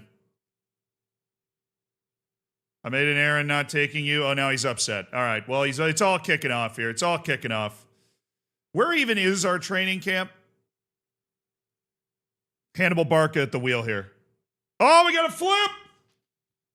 Hold on. I'm watching Doku work here. Oh, nice clearing header. Look at the strength from Kusanov. Look at the defense. All right, chat. Are you ready? Oh, yeah. Look at that. Oh, my goodness me. This will eventually, at the end of the week, say 99, but right now it says 6 because we've streamed so far for 6 hours. A reminder, we're doing the 100-hour stream as a thank you. Oh, we're in Germany. Thank you. You're right. It was one of the donation goals for raising 20,000 pounds for what the hell are you talking about? I can't even confirm. I'm in Germany. Oh.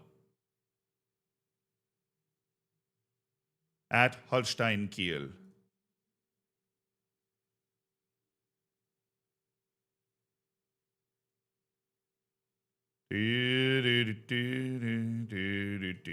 Armenia, Bielefeld.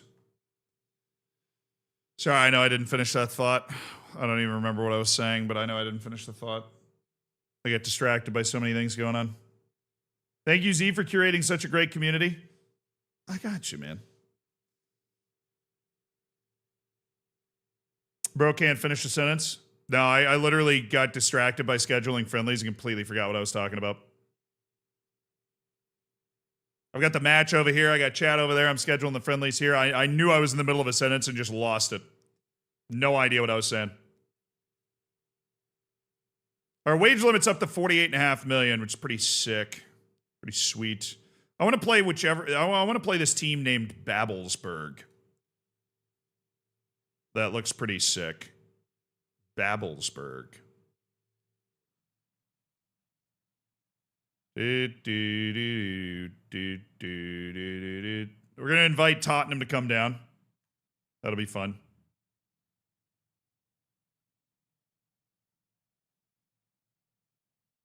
You were telling us why you're doing the 100-hour stream. Oh, yeah. Because, thank you, somebody, for finally telling me what I was talking about. We're doing the 100-hour stream because, or the 100-hour stream week because it was one of the thresholds that we had to reach to raise 20,000 pounds for War Child as part of Jingle Jam.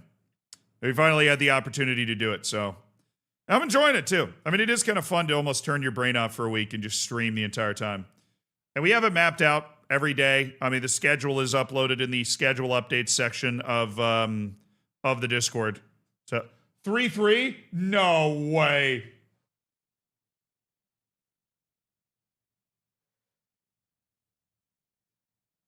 Dude, if only they hadn't given up that goal.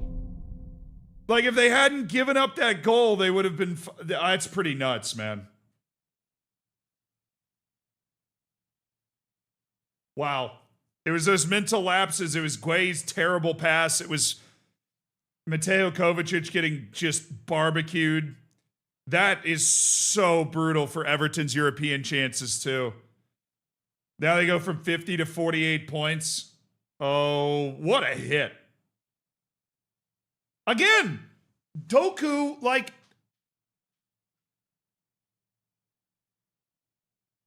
what are you doing? Jeremy Doku just hurt you. And they're just leaving him alone again. You got your whole team in the box. Somebody should come out and try to stop him.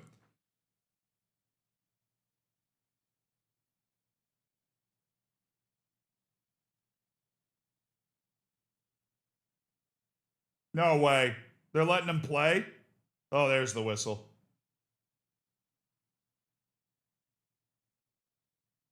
But that's brutal for Everton. That's a soul crusher for Everton. But you got to close him down. Reese, I am sorry.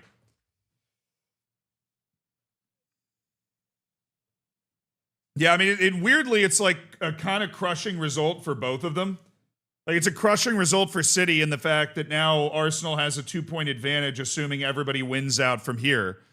But the draw means that goal difference doesn't matter, which means if if Arsenal loses at any point and Man City wins its last 4 matches, Man City wins the league by 1 point. But they need Arsenal to lose one of those matches. But yeah, this is like the worst result for everybody because now Everton's still a few points off that European spot with 3 matches left. It is a result of pure pain for everybody. A result of pure pain.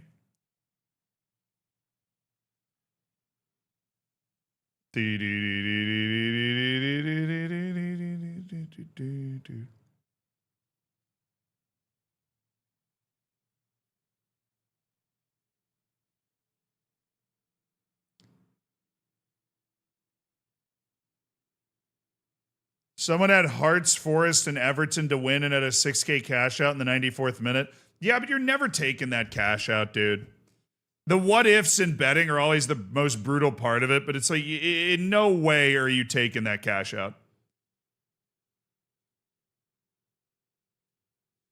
It would make absolutely no sense to take that cash out because you're potentially, if you took that cash out and then Doku just hits the bar or something instead of sending the ball in, then you feel like an idiot, right?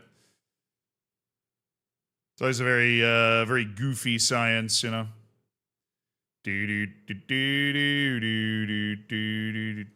right, let's go to here and go to Sunday.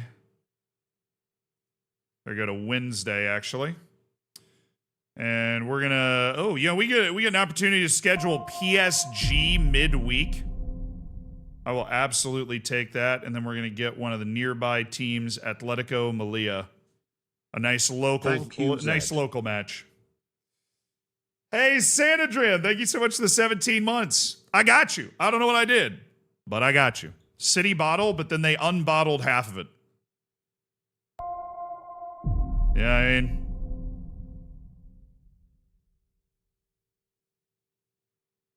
Who's this guy? 29 glorious month. No! Here's to 29 more. Who signed this guy?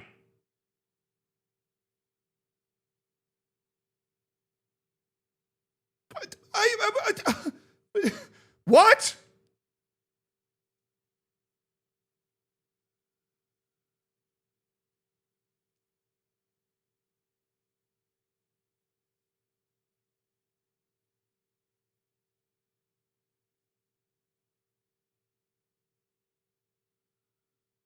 I'm responsible for hiring the staff.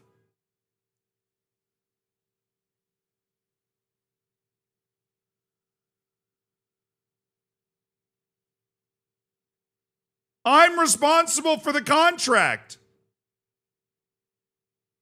Where did this guy come from? He sucks.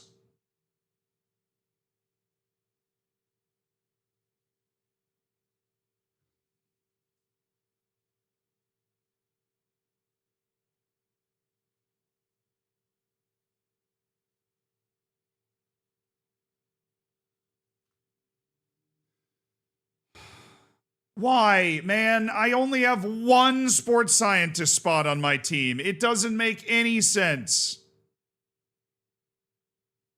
Clearly, something's glitched behind the scenes with this.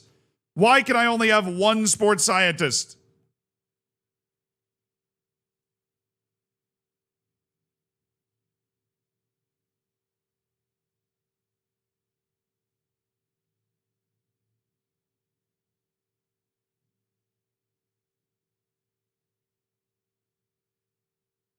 Who the hell is this guy? He sucks compared to the guy that we were bringing in to coach the B team. I'm literally going to use the editor to get rid of him. I mean, you can see, like, it's an obvious bug. Staff responsibilities, B team, head coach, staffing contracts. It's all under my control. Recruiting staff for the B team is entirely under my control. And yet the email apparently says that I'm not in control of it.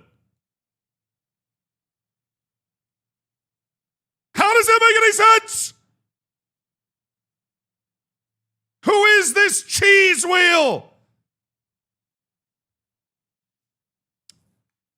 Get out of here!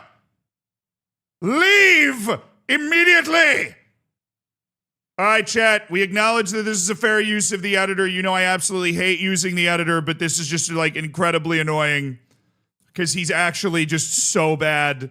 And even though I have control over every staff responsibility thing, apparently it's broken. Like, it wasn't an oversight on my part when it comes to the responsibilities. This is a bug that has to do with the B teams. That is why we're using the editor. There's only the second instance of us using it to correct a bug in this save, which is pretty remarkable considering the state of FM26 when we started this save. So, we are yeeting Pablo Lago off of this dang team. Get off of the team. I have another coach coming in to take that spot. Leave me alone. Watch the coach I hired not sign. Damn. Our $22 million buyback clause is about to expire. Chat, let me tell you something. Opportunities like this come by like once in a lifetime. Opportunities to say no. And we're going to take that opportunity. Okay, Santiago Carrasco, this is a diabolical offer from Toulouse. No, why are you always including these buybacks? I know this guy. I know my guy. I don't think that he's like crazy undervalued. I'll say 15% of next sale. We're going to lock that in as part of the negotiation.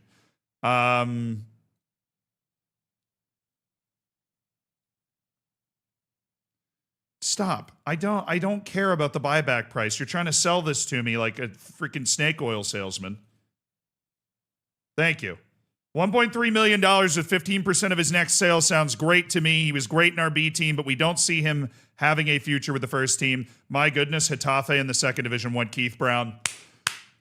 We've turned Keith Brown into something, baby. We have turned Keith Brown into something. And I am so proud of Keith Brown. After years in the B team, this guy has, I'm just going to make that standard. A 15% profit of next sale. People seem to ignore that in negotiations, but it's like solid amount of money. Come on, Getafe. I don't want the buyback. I'm never going to buy this guy again. Stop. Why can I not remove the... I literally stop offering me buybacks.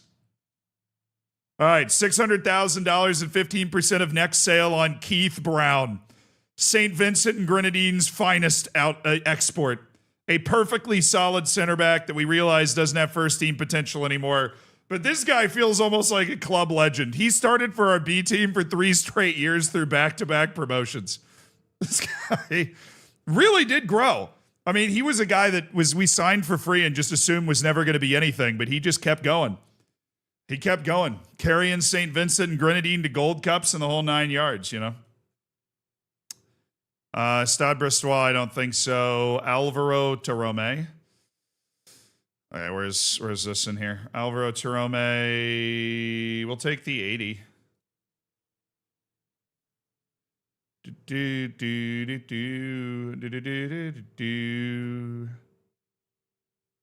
A loan offer for Jesus Montez. You a third division team? It didn't look like it. Get out of here.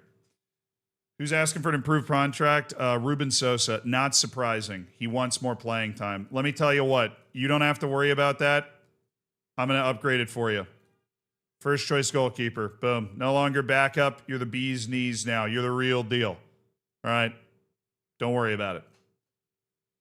Yuri Urbanic. Oh, registration. Yeah. Ease payroll concerns. We're going to be okay. We're selling a lot of players. We're going to be okay.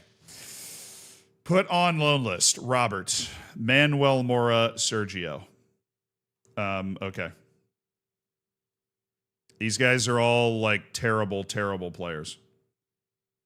So, wait, hold on. You're giving me bad advice. Manuel Mora, yes. Sergio, no. Player contract renewal, affiliate handling. No. I manage all of my contract renewals. They want me to reduce Mbambo and Sarai to regular starter. Isn't good enough to get the playing time that he wants. I beg to differ. Unless you can find another center back that's going to be able to give me what Danny Avande is able to give me, you are wrong, my friend. Rubio, Duran, and Lopez do not deserve player contract renewals. Well, these guys' contracts expire in 2036. So, quite frankly, I have no idea what you're talking about. Be very interested in speaking to other clubs. We're going to see what we can get for Pedro Lopez and start that process. Pong Feng, we're also going to do the offer out and see what we can do.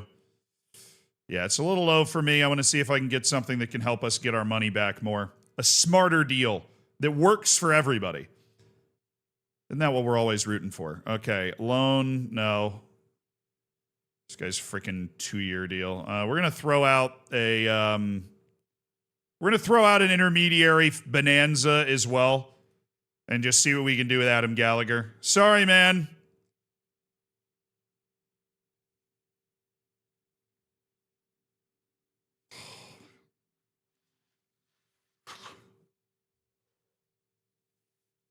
$50 million. We had a deal for $50 million if Nottingham Forest avoided relegation. $50 million. They were in 16th. $50 million. I can't even look at it, bro. I can't.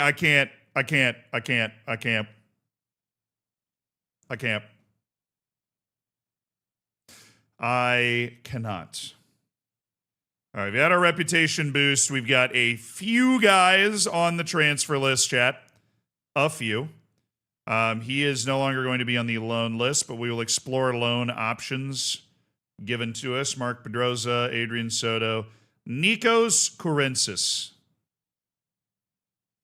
No. He is already unavailable for loan. He will stay there. Nikos Kourensis, intermediaries. Agent. Offer out. How's that going for you? Adrian, 12 club. I doubt that. I doubt that massively. I doubt that as much as a human being can doubt a single event. I doubt it completely, wholeheartedly. We got a $1.3 million bid from Toulouse for Santiago Carrasco. It's a great little lower level deal. We've got our $5.5 million offer from Saudi for Joel Rojas. We've transfer listed Bessie Runolfsson. Goalkeeper Pau Plaza. Loan him out.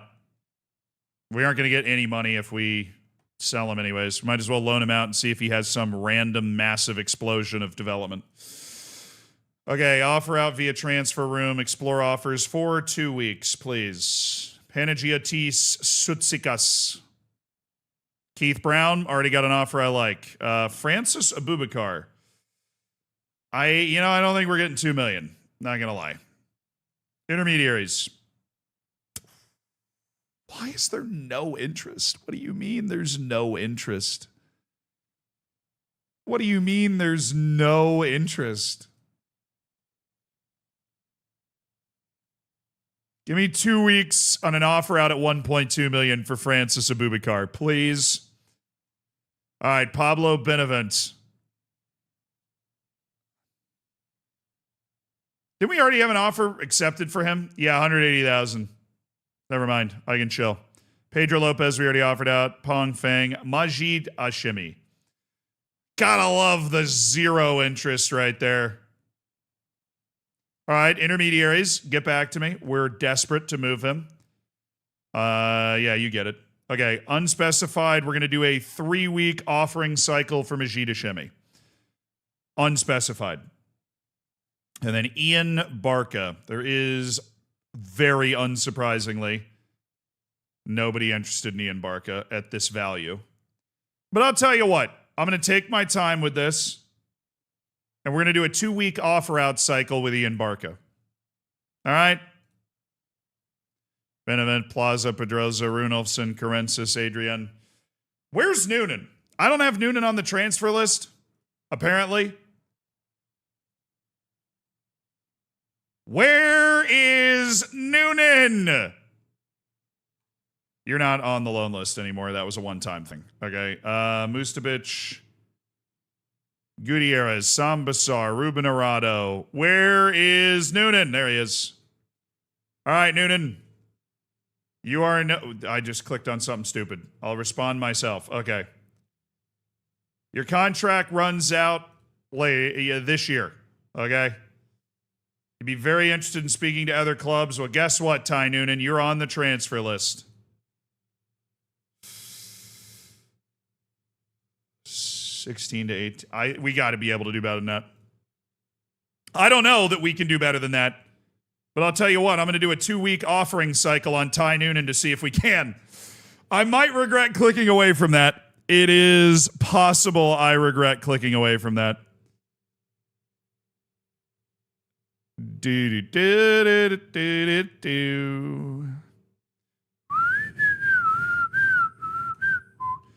You are not available for loan. It looks like they're loading up to give him a ridiculous amount of offers. You are not available for loan. Not. You're not available for loan. Do you hear me? Okay, offers are out. The B team head coach contract negotiation might have been canceled. All right, we'll give it a week. And then we'll go back and make another one if we need to. But I will hire my own B team coach. Thank you for that thought, though. Thank you, chat. Sorry I wasn't looking. Obviously, the further we get into these 15-hour stretches. Yeah, I am 100% immersed right now. Alain Gomez. Who is this? Lazio? Oh, you have the money.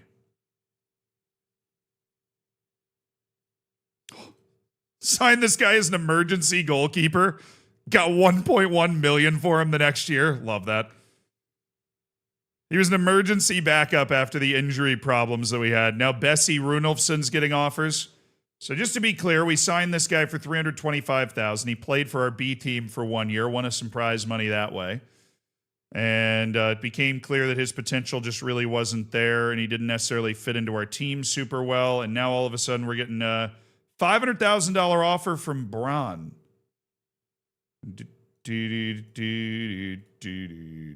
Nailed it! All right. We've got 4 left. Toulouse. Okay, first off, Frederick Stud.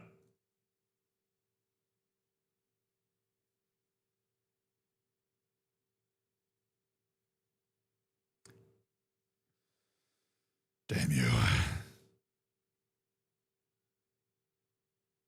Damak.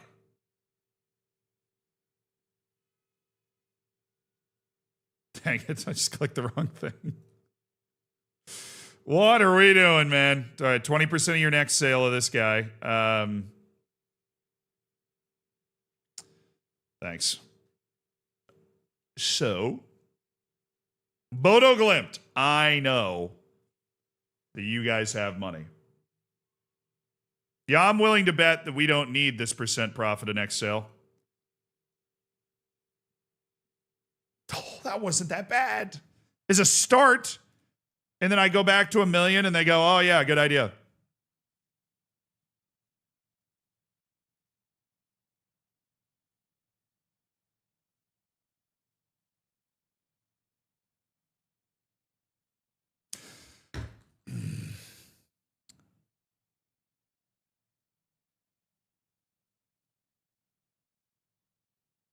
Damn you! I want over $1 million for that man.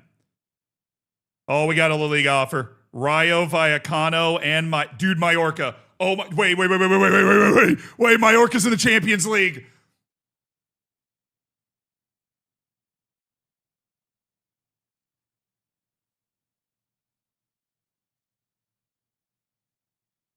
Oh, it's squad. It's squad. Why did it have to be squad? Are they in the Prem? No, Championship. Why did it have to be squad?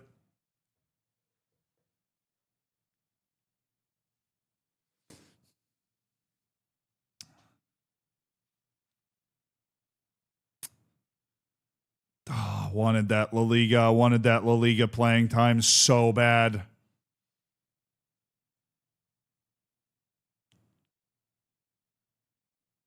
Yeah, Ren's squad too. Alger is first team, like regular starter. Cremonense is regular starter, and then the two La Liga dos teams, Coruña and Getafe, were two of the three La Liga dos teams. Vallecano's like literally will pay his entire wage. Razvan Bira, dude, how are they starting this guy at center back with 3 to 8 jumping reach? Desperate times at Rayo Vallecano. They might start him. Their center backs suck. Their trial, dude, they will absolutely start him. I think Diego Sanchez is probably better, but they got him playing left back right now. They got Ignacio Vera, who just has no size whatsoever. Looks like a guy maybe that came out of their academy.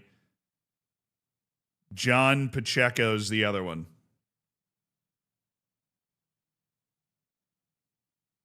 No, the issue is if I negotiate to regular starter, I think like he's just not going to play. You know what I mean? What about Mustapic? Racing de Santander. If you give me regular starter, I'll kiss you on the mouth right now. Yes!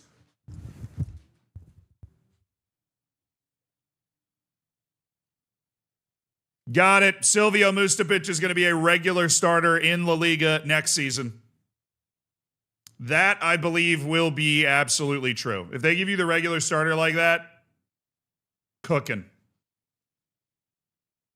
He steps right into the league we're already playing in, gets the experience there. That is massive. Pablo Rivert. Ibar is, oh my, wait.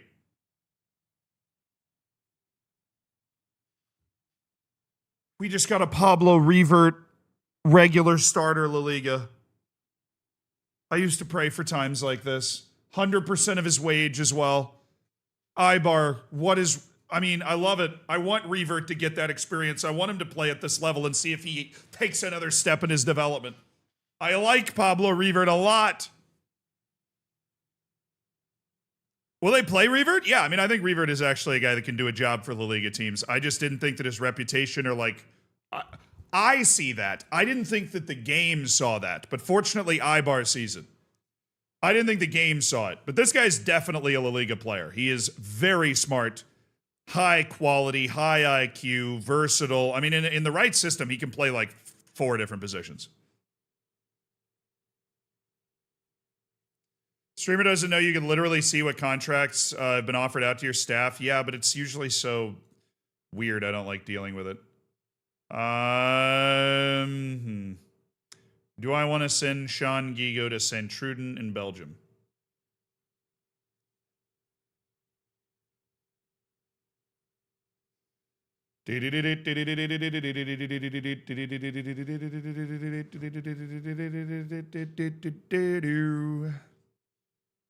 All right, I'm going to do all unresponded.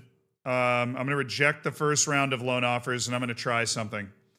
I'm going to try something I usually really enjoy, and I'm going to be like, if you really want him, if you're just trying to lowball me with the playing time, then don't lowball me. But if you really want Salvador, he's there. He's there for you. He's there to be claimed. That Pablo Revert loan is so sick. Ibar really wants him, and I think he will play. I think that's a good deal for us. Absolutely. No, board, don't you dare. No offers for Rodrigo Lira or Giancarlo Farfan. Really? No loan offers for Giancarlo Farfan? How? What do you mean nobody wants this guy on loan?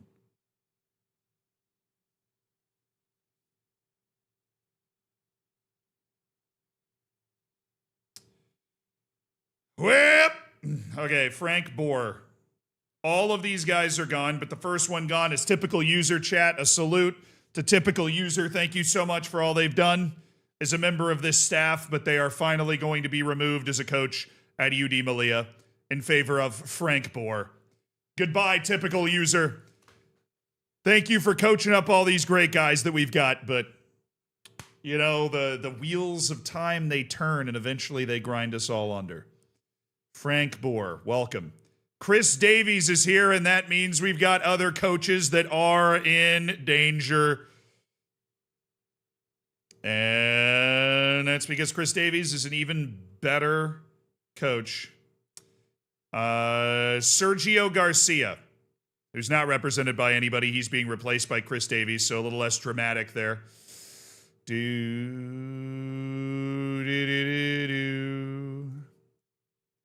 All right, welcome, Chris. Signs as it technically is an assistant coach, you know, but it's not really assistant coach. Now, yeah, okay, staff transfer activity. You want to try and work on this screen, man? I have no idea. I'm just going to wait for I'm going to wait a week for all of my offers to be dealt with.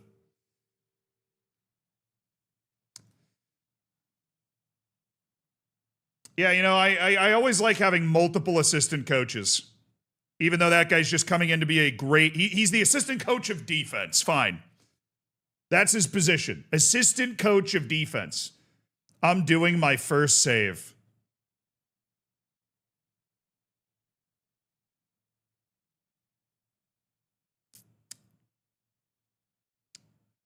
That almost brought a tear to my eye. Chat, can you imagine what it must feel like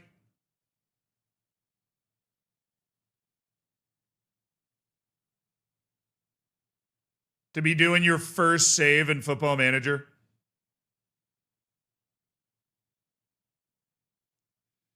What it must feel like to be doing your first save in Football Manager. Wow. Very confusing. Wow, those trial dudes here, we're taking a look at them. They were all on our short list. Their contract ran out. You know, we're just taking a little look-see, a little gander. How many of us live is strange? Where were you while we were getting high? I can't wait. Andrew Ortega doesn't know how to play deeper in the midfield. What? The guy's like a purpose-built defensive midfielder.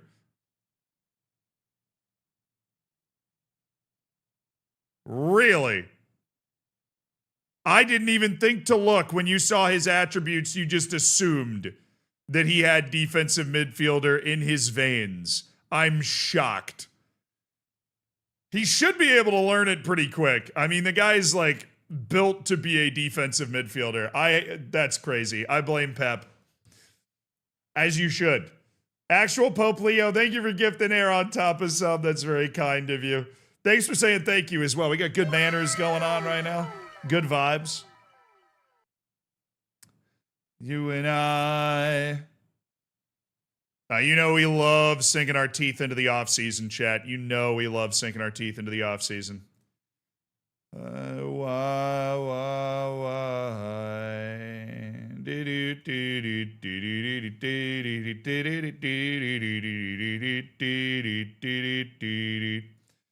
right, where are we going to train Havikote? Because we know we're going to have Zivairo Havikote learning to play somewhere. Where is that somewhere going to be?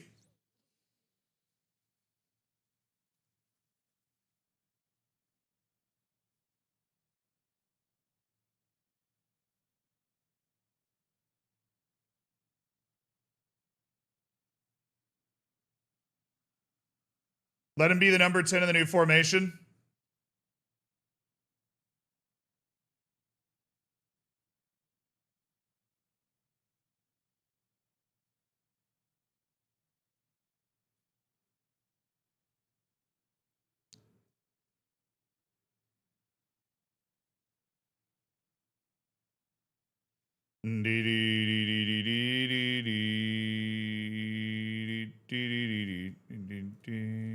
The thing is, even if he's playing in that role, like, the way we want to set up our defense is going to be different.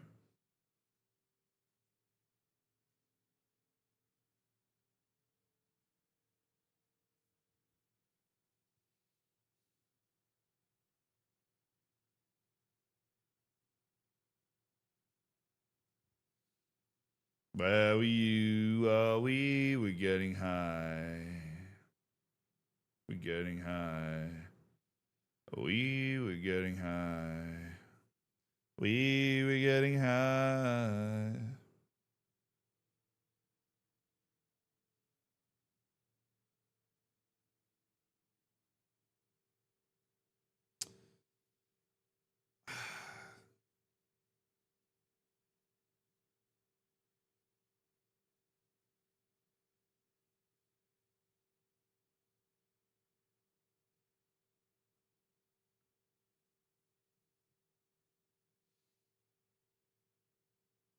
He's got to improve his weaker foot. Yeah, he's got to improve his weaker foot. He literally has the weakest foot in the business, and especially, yeah, I don't know. Just gotta improve it to some degree. Got to be able to pass off that other foot, and he's gonna have to learn another position. Now, what in the hell is that gonna be? Right? We can put him at left side, playmaking wing. That's a little crowded. Right side. And in center midfield, obviously, is something that he can do, but his marking is just bad. It's off the balls. Okay, positioning's not that good.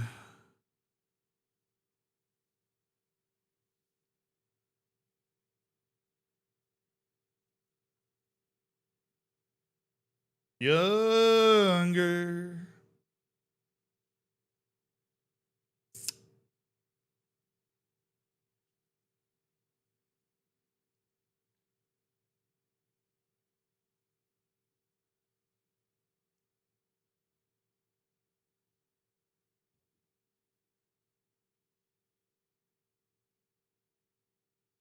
For training's not worth it. I mean, I'm training his weak foot, retraining his position. The reason I feel comfortable doing all of these things, and really one of the big limiting factors to him actually being a good player, is the fact that he is so pigeonholed into what he's doing.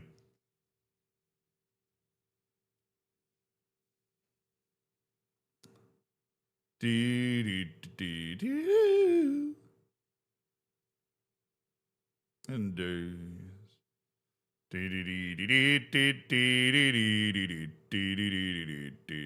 I'm going to work him at right wing. I'm going to start working him at right wing first.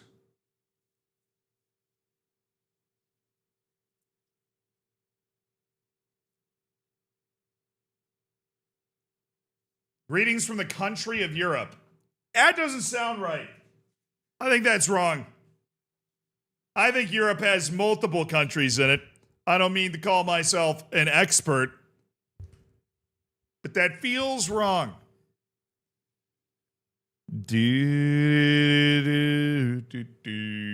Kai Havertz in Dutch. That's kind of true. I want him to learn right wing, and then I would love for him to learn central midfield as well. Those are the two positions we would love to teach him. Up to accomplished. We don't need him to be natural at it. We just need him to be accomplished at it so that when he goes into that position, he can play a role. Ophelia. Ophelia.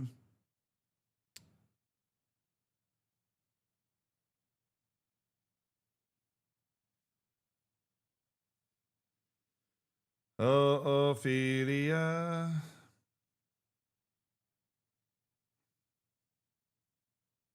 Look, we spent $30 million on this guy. We're going to get it right. He's already training at a 7.8.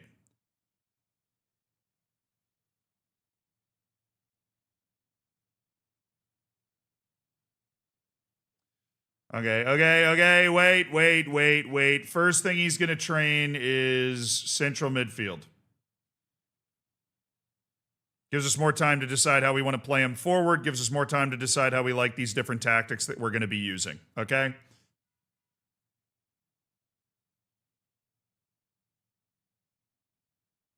He's got to learn central midfield and then one other thing in this front three to give him some versatility. He has to learn it.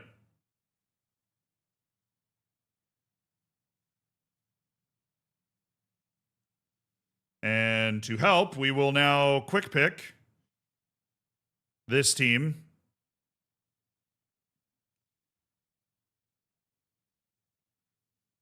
Do, do, do, do.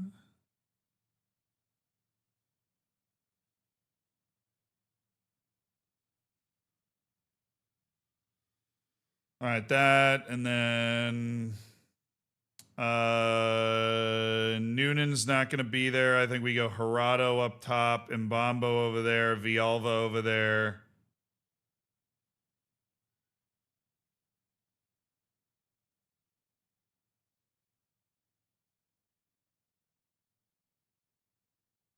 Havakote, where the hell are you?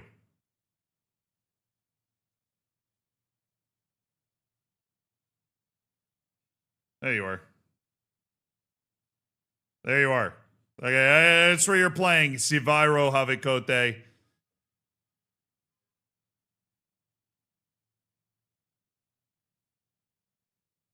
Do, do, do, do, do. Okay. That's the team I want to run this time. And against Armenia Bielefeld. Or Bielefeld. We just got a Notaro offer, dude. We just got a Notaro offer.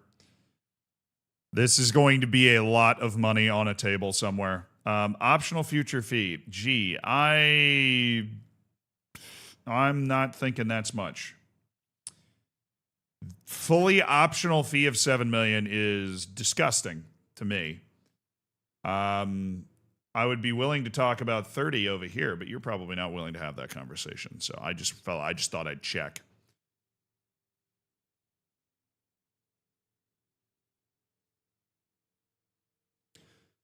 Our standard percent of next sale, 15%, that everybody always seems to be pretty okay with. We already had a $1.3 million offer. Are you saying that you might be willing to dance around too? Oh, they are. Well, Santiago Carrasco's kind of the belle of the ball here. We're going to come down to that Otero offer in a second. We got a lot of other offers to look at. This is a 4th division team, so no. Tarome. This is one of those guys that we're like very excited to get rid of. Any team that wants him can totally talk to him. I don't remember why I rejected that, but this is a guy that we believe has no first team potential whatsoever. So he can go wherever the hell he wants. Krasnodar made a $23 million offer. He has no interest in Krasnodar. We're just going to go ahead and reject because we want to keep him. Sosa's making developments. That's nice. Adrian. See, I told you nobody wants him.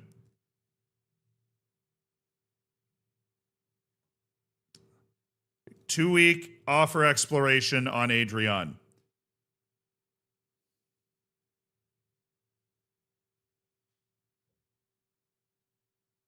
That's the coach. It didn't cancel the coach offer. Juan Pons is now the coach. He's got some professionalism. He's great at working with youngsters. He can get those guys lined up and get them ready to go, manages people well. Juan Pons is now the coach of the B team. Hell yeah.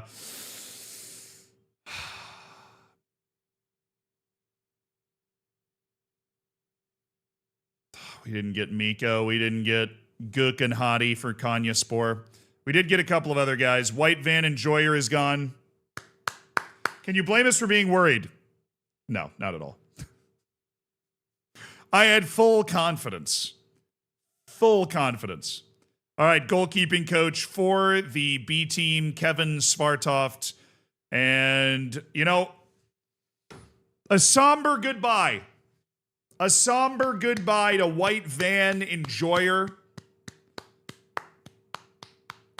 Thank you for your service to this club. Unfortunately, you know, we might never see your like again, but we need a new coach with, you know, coaching that U19 team to glory here. And Maximilian Zinft takes over the role. Gökhan Hadi, definitely a guy we were signing to be a coach for one of our youth teams. I just don't know which one. And then Sergio Otero. 52 million initial fee. He isn't interested in speaking to Inter. I mean, what a beautiful. I mean, I think it's low. And, you know, when his value is considered 128 to 171 million, I don't expect anybody to pay that, but I think it's obviously low.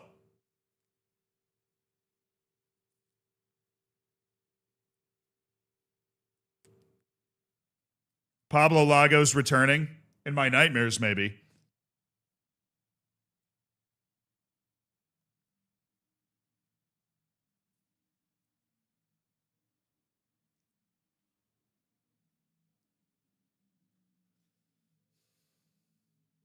All right. I mean, he's not unsettled by it at all. I honestly expected it to be more money. I expected it to make me think more. Wow, dude. We struck out on so many staff offers, it looks like. That sucks. Leondi Van Ziel, really? Really? Really? All right, this guy's able to come in and do a job. He's going to replace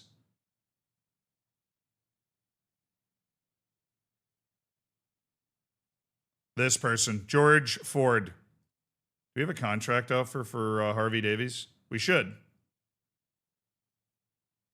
We should be able to renew Harvey Davies and then just knock out George Ford for Miguel Munoz.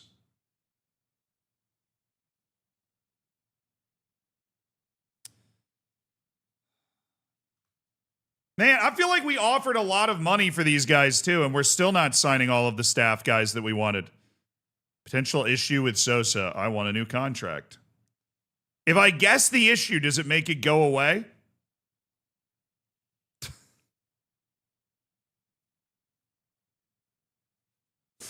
If I can guess the issue, does it make it go away?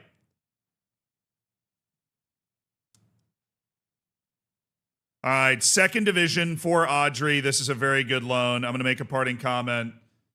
You get the opportunity to progress and maybe... Dude, I can't sign Ethan Pinnock. That's the second time I've been rebuffed by Pinnock. Kevin Jeffries as recruitment analyst. Antoine Capanielli as the assistant coach on Melilla B. Daniil Savichev will be joining as a U19's coach. We've offered a lot of guys U19 coaches roles. Antonio Baragon did not accept. Pinnock, I can't stand Pinnock. That's the second time he reels me in and then tosses me out the window. Beckier or Pachi? Ashley Danaher.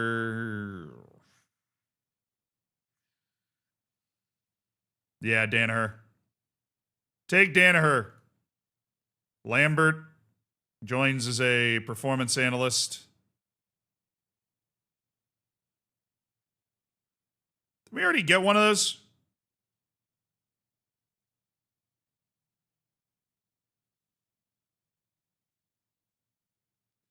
And this guy's coming in for not Danaher, but Jared Harvey.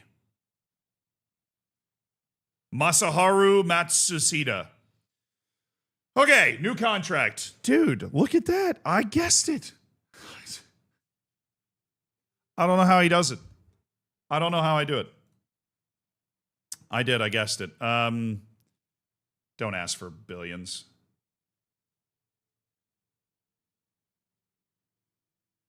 Yeah, that could be classified as billions. That could be classified as billions. If I get $80 million, I mean, I'm obliged to take it. And I will figure it out. If you are Spanish League Player of the Year as a goalkeeper, I will give you all the money you want. I feel like that is completely fair. Relegation release clause. We're gonna, hedge our bets there. You get $30 million release clause if we get relegated. I know you're not thinking that that's gonna happen, but I just, just wanted to shoot that in there. This guy's already making $1.5 million a year. Goodness gracious. We need just a couple of these sales to go through so that we have a little money to work with, So that we got a little money to work with. Come here. Still can't go above that. That means this is going to be a problem. Good news is I can bribe your agent. I'm very excited about that possibility. Oh, goodness. Okay, let's see what else we got in here, buddy. That's about all the juice I can muster, all right? That doesn't make me wildly uncomfortable. Does that give me another tick? No. How does it not give me another tick? That doesn't make any sense!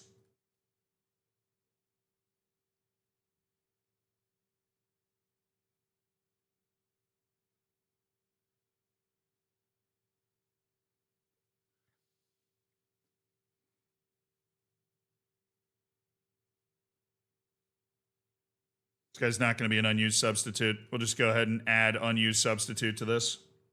He gets 10,000 every time he's an unused substitute in a match.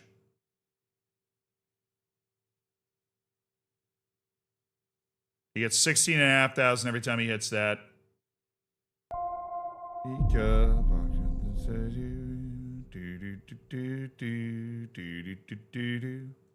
Listen to me. Quarterfinals of the Champions League, you get 200,000. Okay? Quarterfinals of the Champions League, La Liga, we win the league. Oh, goodness. All right, fine. We win the Copa del...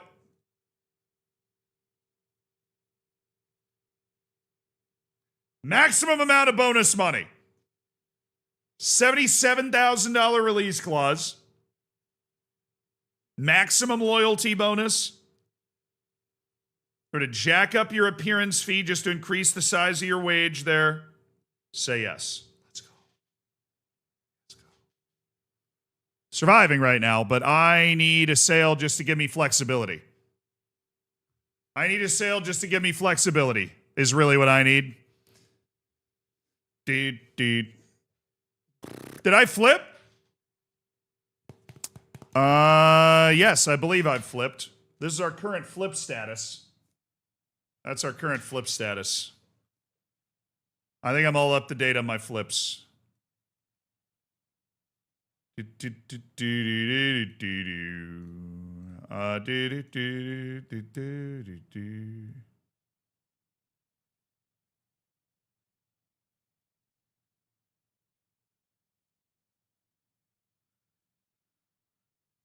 That was not the guy that I chose to terminate.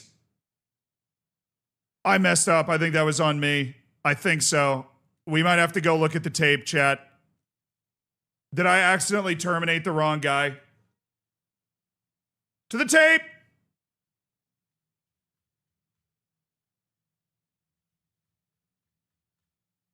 We're going to the VAR. Pre-Sosa. This was like pre the last continue. Pre the grueling Sosa negotiation. It was right here. What do I do here? I accidentally terminated one of my favorite youth team coaches. I feel terrible. Oh, I wanted it to be Ashley Donaher. That's who it's supposed to be. It's Donaher.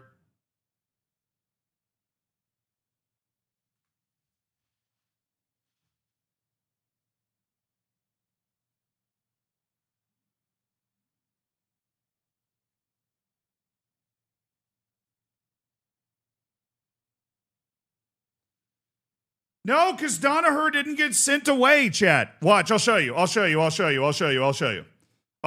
I'm actually in the right here and it feels amazing.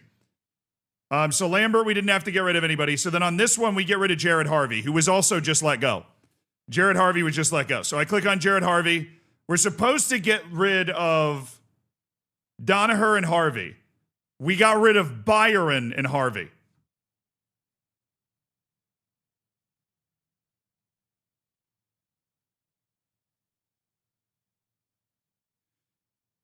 Those are the only two terminated people.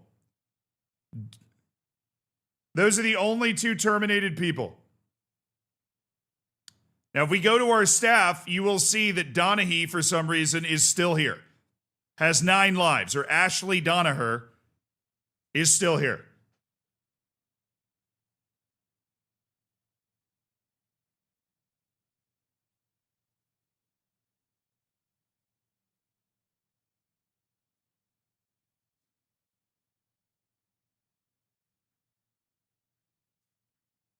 Bro!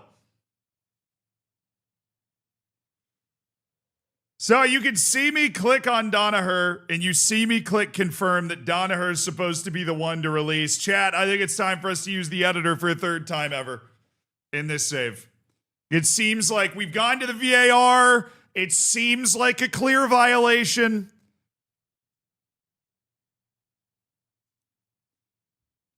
We've gone to the VAR to see if we made a mistake. It wasn't me. Of course, it wasn't me. Get out of here. Ashley Danaher, get out of here. All right, Danaher's supposed to be gone. Danaher is now a free agent, and we come over here and we go get one of my favorite youth team coaches that I was taking great pains to make sure I didn't accidentally release, Ilker Bayen, who now doesn't want to talk to me because he's under the assumption that I just told him to kick rocks. And I am going to move him to my club, and he is going to be a U19s coach in Danaher's place. I'm then going to edit his contract in order to have it be the same duration that it was before, which was ending in 2034. So I'm not going to give myself any advantage there. So he's got the contract that he had before, and he's back on the staff. We okay with that? VAR, upon VAR review, editor allowed.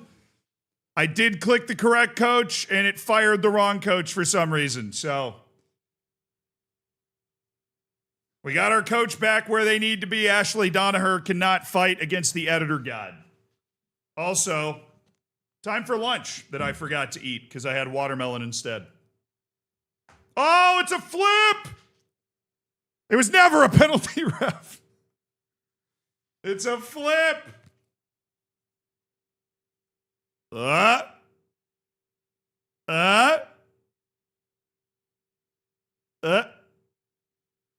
Hey!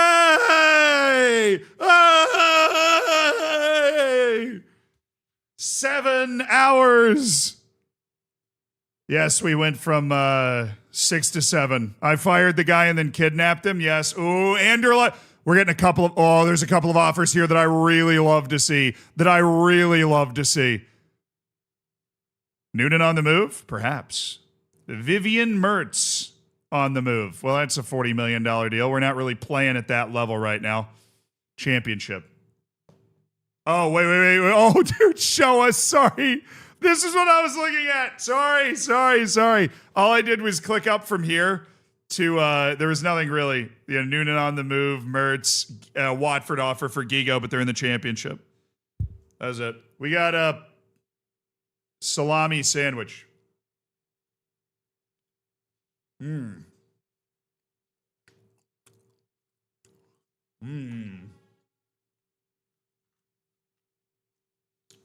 Bro, did the mods literally just start deleting 6-7?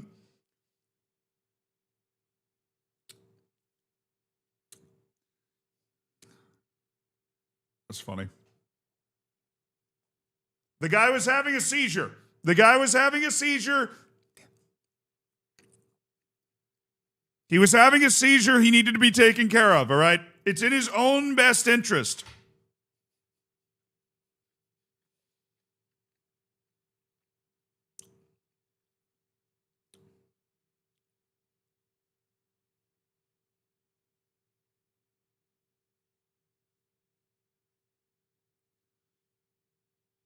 All right, it's 1.2 million. What do we pay for him? Like 2.9, 2.6. Kind of a bust here. What kind of sandwich is the best at baseball? The Grand Salami.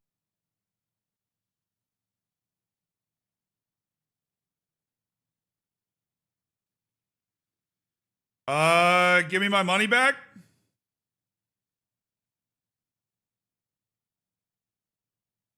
Yeah, we're making 200,000 on Pong Fang. Yes. All right, Rafael Araujo. I don't remember what we wanted to do with Rafael Araujo. He is supposed to be a B squad player. It's central midfield and so on and so forth. We want him to be a part of our B team squad. Albacete is a Third division team, that's not a good offer for us. Pedro Rodriguez from Naval Carnero. That's fourth division professional. And an opportunity. Sure.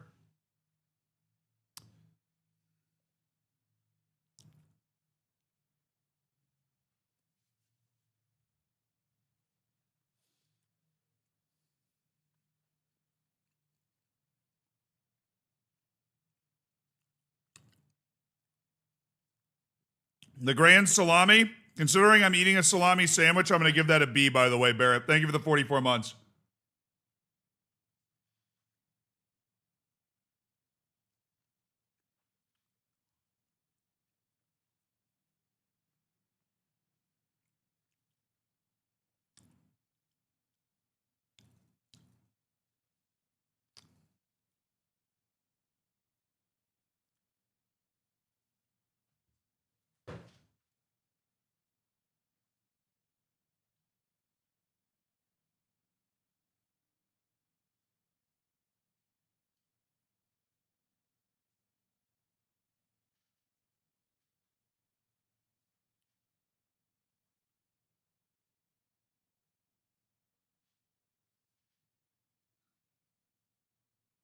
$30 million for Ty Neverplay Noonan, the greatest free signing in the history of the sport. Signed for free, loaned for 3 years, and it's finally coming good. Ty Neverplay Noonan, U.S. national team number 9.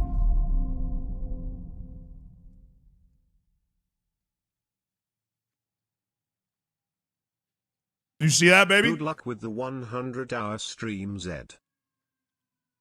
100-hour stream week, Fiddly.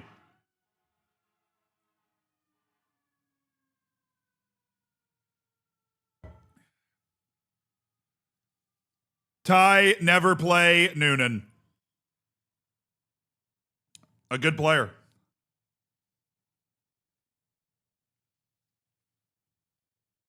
A good player. You know? He's a good player. 30 million. Beautiful. I mean, just absolutely gorgeous.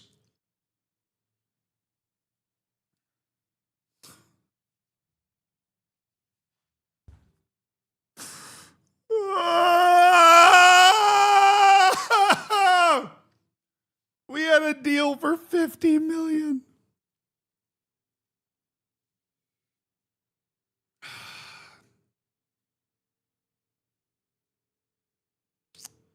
We had a deal for 50 million, dog. We had a deal for 50 million.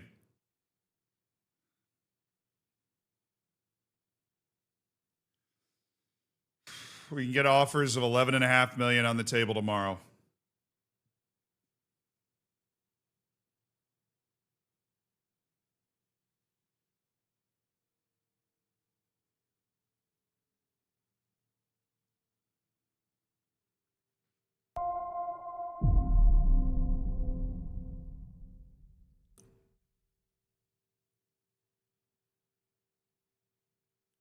Fire this manager for leaving money in the table. I'll tell you, I need something. I need a power up. I'll be right back. I need a power up. I'm on my way back.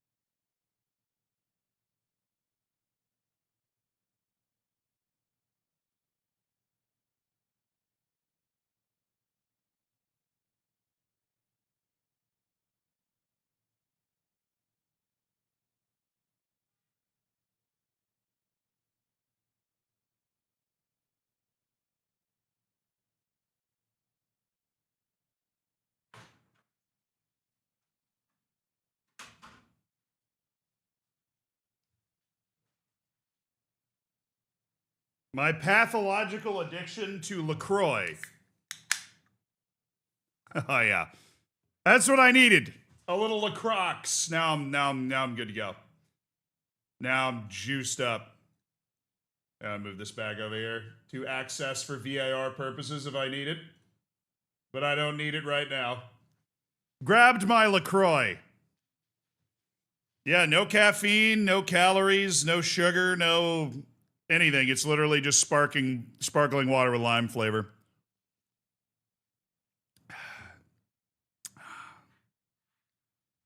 Where's everybody from? Good question. I'm from Tampa, Florida, born and raised. What about you guys?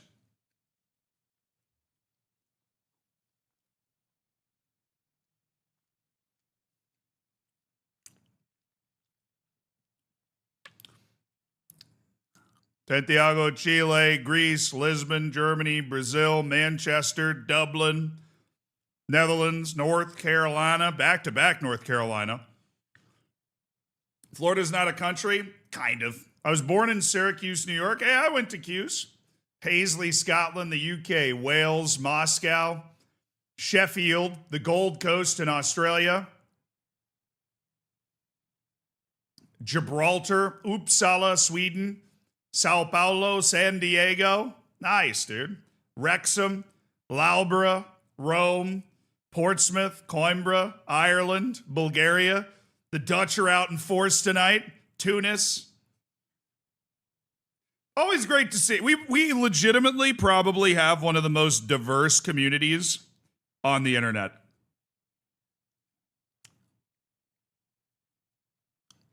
It's very, very cool. Thank you guys for sharing. Always very cool to see. Shout out to MomBot.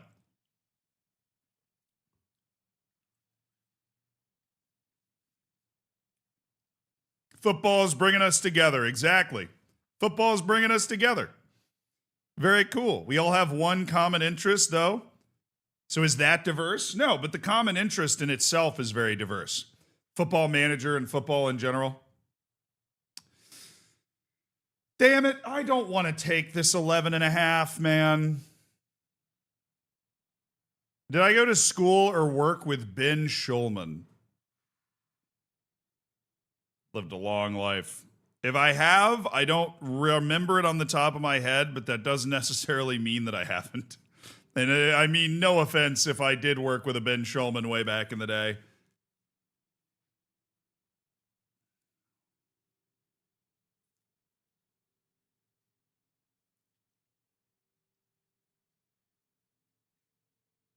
Nope. Too early in the transfer window for that, man. It's too early in the transfer window for that. Let's see if he gets mad with a $25 million asking price. He might. Lopez and Gallagher got no offers. Really? Well, I offered Lopez out for 4. Let's offer him out unspecified. Gallagher. I imagine it's going to be very difficult for me to move this man. Did I go to school with Carmelo Anthony? No. How old do you think I am? Bro, Carmelo Anthony was in Syracuse in like 2001.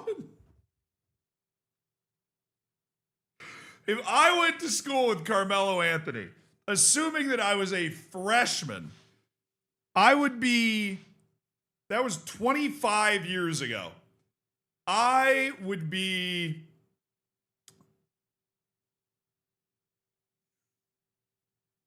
38? No, geez, dude, 43. I'd be 43 years old, assuming the youngest possible person that went to school with Carmelo Anthony.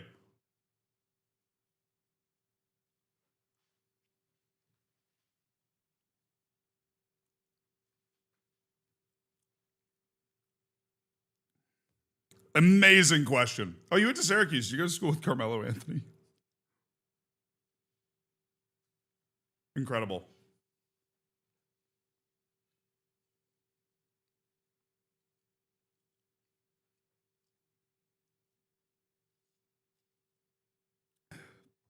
Hey, I'm just getting ready for retirement early, you know?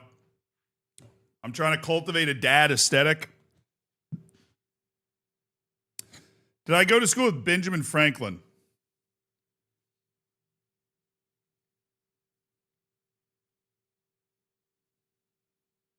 No, I did that math right. How was Carmelo Anthony? So that was 25 years ago. Carmelo Anthony, or maybe he was in school in a different year. Maybe he was in school in 2003. When was Melo at Cuse? Yeah, okay, he was in school in 2003, so 41.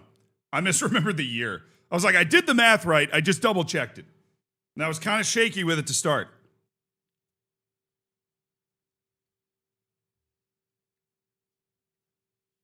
Did you co-author the Bible? Just editorial oversight for spelling errors and that sort of thing.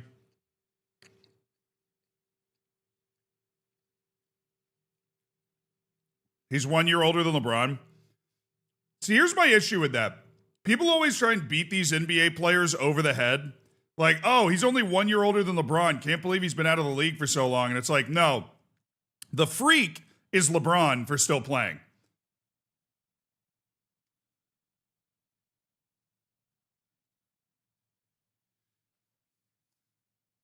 There it is.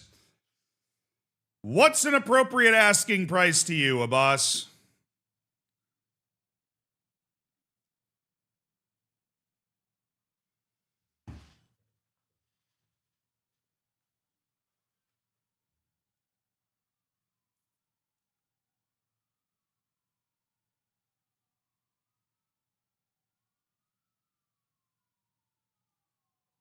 I'm not prepared to negotiate any further. It's the first time in my life I've ever clicked on that. But I am not prepared to negotiate any further on that, Abbas. I'm not. That's your asking price. I'm offering you out for $20 million. You don't understand your own value, and you already hate me anyways, so we're just going to go to war. We're just going to go to war.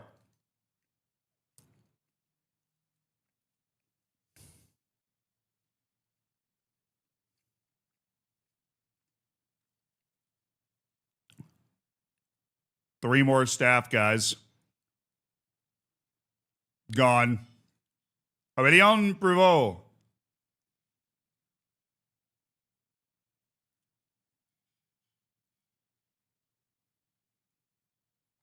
All right.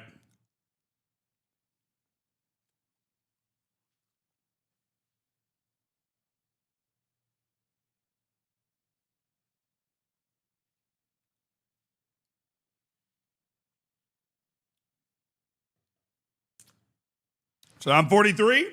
Hell yeah, man. Did you know you're 2 years older than Carmelo Anthony? As we've so artfully discovered. Joe Willock. No. Hey, man, you should play for Montserrat, Joe.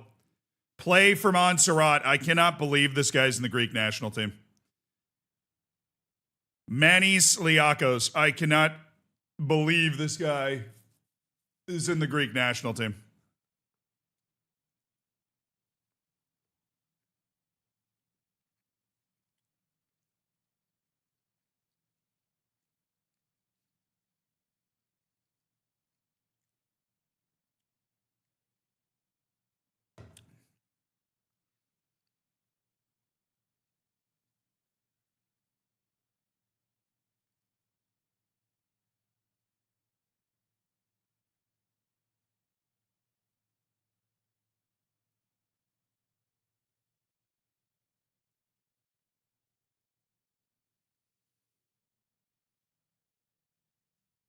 Yeah, maybe you should run for parliament in Greece, dude. I don't know. He's got 17 leadership.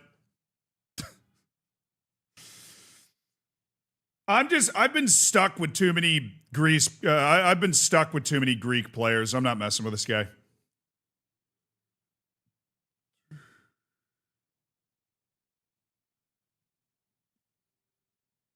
I'm gonna move this guy to the free list.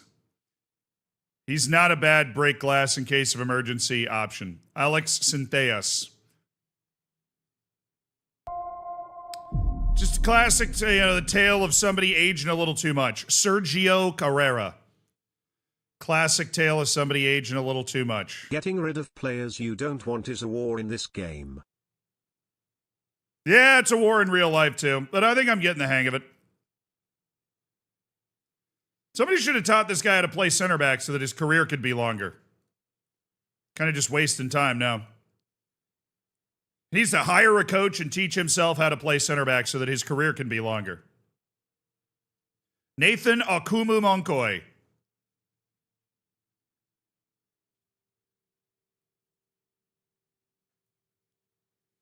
John Karakaburu. I'm surprised nobody's just swooped in and signed this guy right away.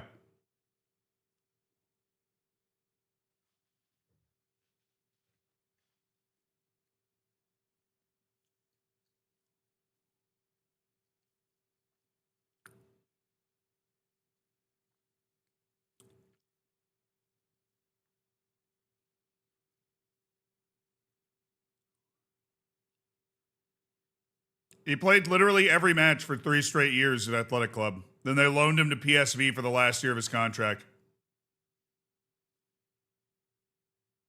Just to cover his wage, I guess. He couldn't fit his wage in anymore.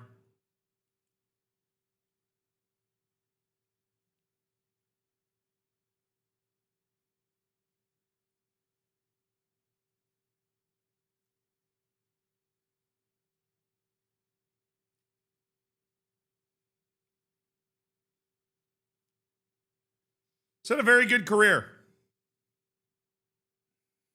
But he's not somebody that oozes professionalism in a way that we want to like sign them to help guide our team.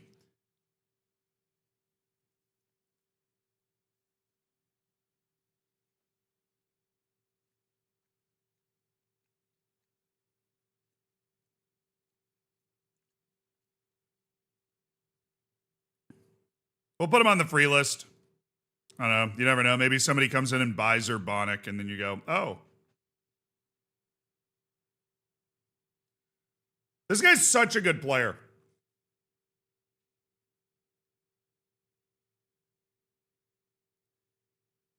He's literally this close to walking into my first team.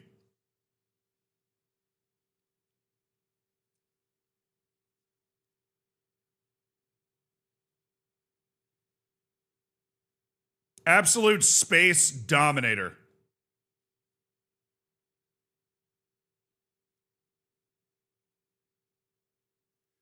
I know. Like, I'm not going to sign him. I'm saying that sort of stuff. I'm not going to sign him.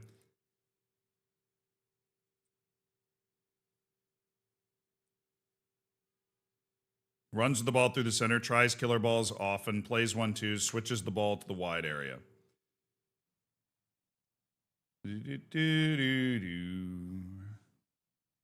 12 under 21 appearances for Spain. Just needs that one moment. Barcelona Athletic.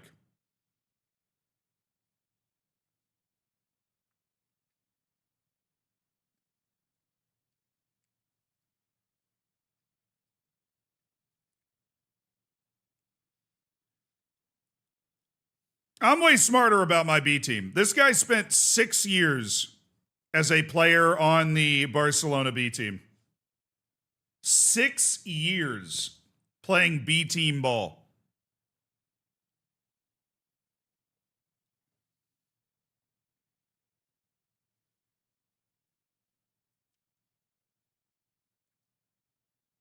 How many hours does 1 year take in the save?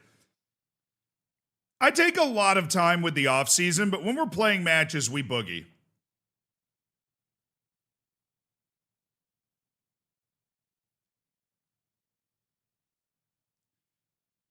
If we get a couple of good offers for midfielders, I'm not like super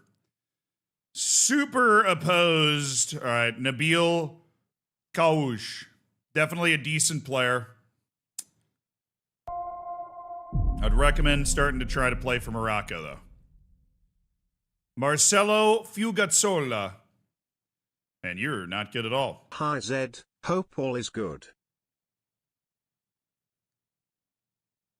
It is, Sammy. Thank you for the 2 years. Congrats on your diamond bacon, dude.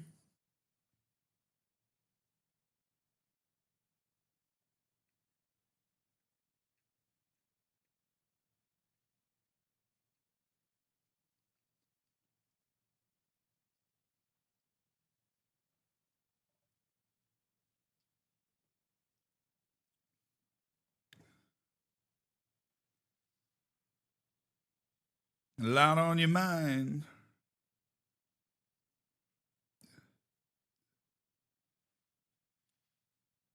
B team guy? I was thinking.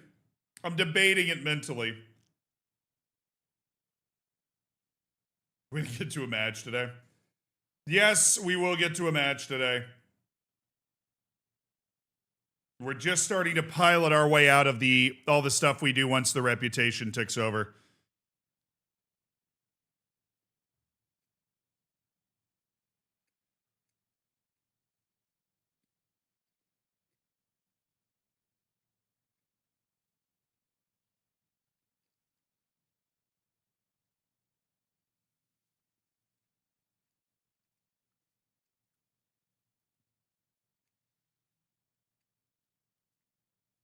Jakob Schlogel, B Team Salzburg star.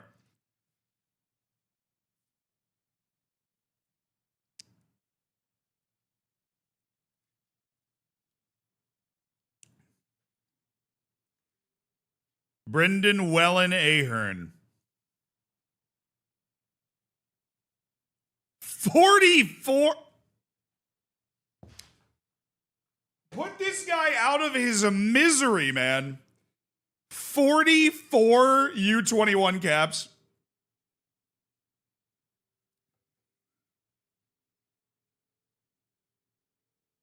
Either footed, dictates tempo. This guy will be a stud a lot of places, but he won't be a stud here.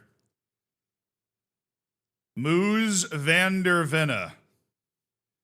Ooh, it's striker. Not likely. Simon Stenbach.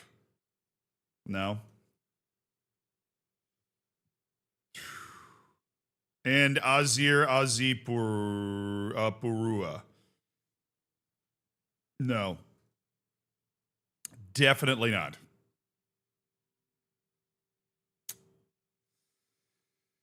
Got the exact same set of offers that we got last time. Runolfsson. Okay, I feel like I can work with this. This is Alaves.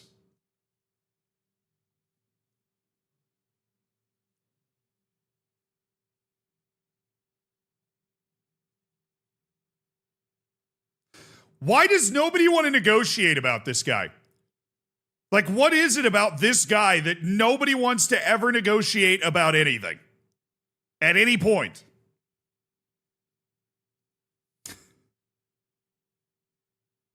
And why does nobody want this guy? He's perfectly fine. Probably because of the level he wants to play at. He wants to play at a different level. Giancarlo Farfan. I mean, I might as well ask. Nobody. No, apparently nobody knows this guy exists. Like, nobody knows that Giancarlo Farfan exists. We're just going to have him on an offer out for a week, but he's just this mystery man. All right, chat, I'm going to take a bit of a risk here. We're not able to get La Liga, but we are able to send him to Cremonese in Italy. And he can play Serie A, and, you know, I can't imagine that they're projected to be great, but are they the worst team? No, they're 15th. They'll be even higher after the blockbuster signing of Salvador. Serie A playing time seems like a really good move.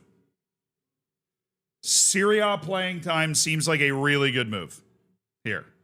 So we're going to reject Coruña. We're going to reject Getafe because he was playing second division in Spain with the B team last year. And he's already homegrown. I mean, we'll double check, but he's already club trained. This guy came through the academy. So he is homegrown. We can send him wherever. And I think we send him to Cremonese. They're actually... Okay, it just didn't load, so that's sick. The offer looks juicy. If we can... Okay, there's just no way for me to get this offer to load. Whatever. Look like... I mean, it's paying 100% of his wage with a fee for him to go play in Serie A. Not that I care about the offer, but it's also nice that it's juicy. Do-do-do.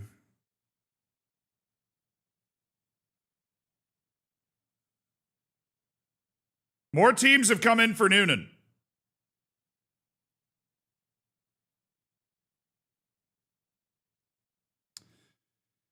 More teams have come in for Noonan. Bessie Runolfsson, Tarome, Pedroza, Benevent, Rojas, Carrasco. Oh, I knew I'd forgot to cancel one. Carrasco needs to go to Cordoba instead of Toulouse. I knew it. I can't believe I sniffed that out. 1.3 million versus 2 million. I sniffed it. I knew the answer. Oh, there's an offer for Mangani. Dude, every time I hit continue is just like a wall of transfer interest. And that's great. That is great news. They show interest in Otero. Well, you need more money than that. Valencia step-up race for Noonan. He's not interested in speaking to Anderlecht, but Anderlecht sure as hell is interested in speaking to him. All right, let's get a little buck wild here for a second.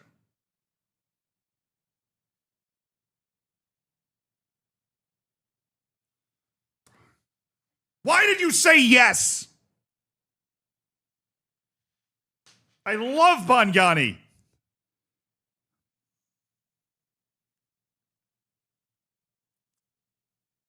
Reminder about you resetting the YouTube stream at 12 hours. Good thought. Please remind me at 11 hours and change. But it's good. Thanks for putting that on my mind.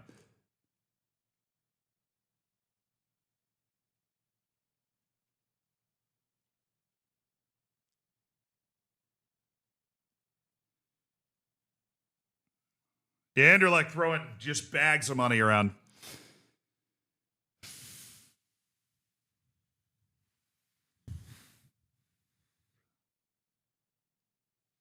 Can do a lot with that cash. Yeah, but I can't.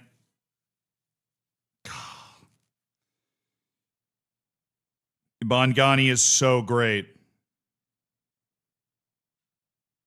He's so great.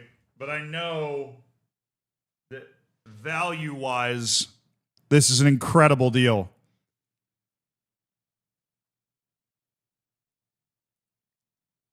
But he's homegrown. He's club-grown. He plays both wingback positions. Oh, he papers over so much.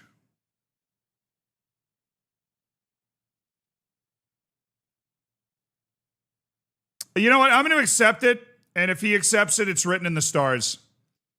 Because he's not interested in the transfer anyways. I'm not going to go above and beyond to try and make him interested in the transfer. But if he takes it, I'll probably take it.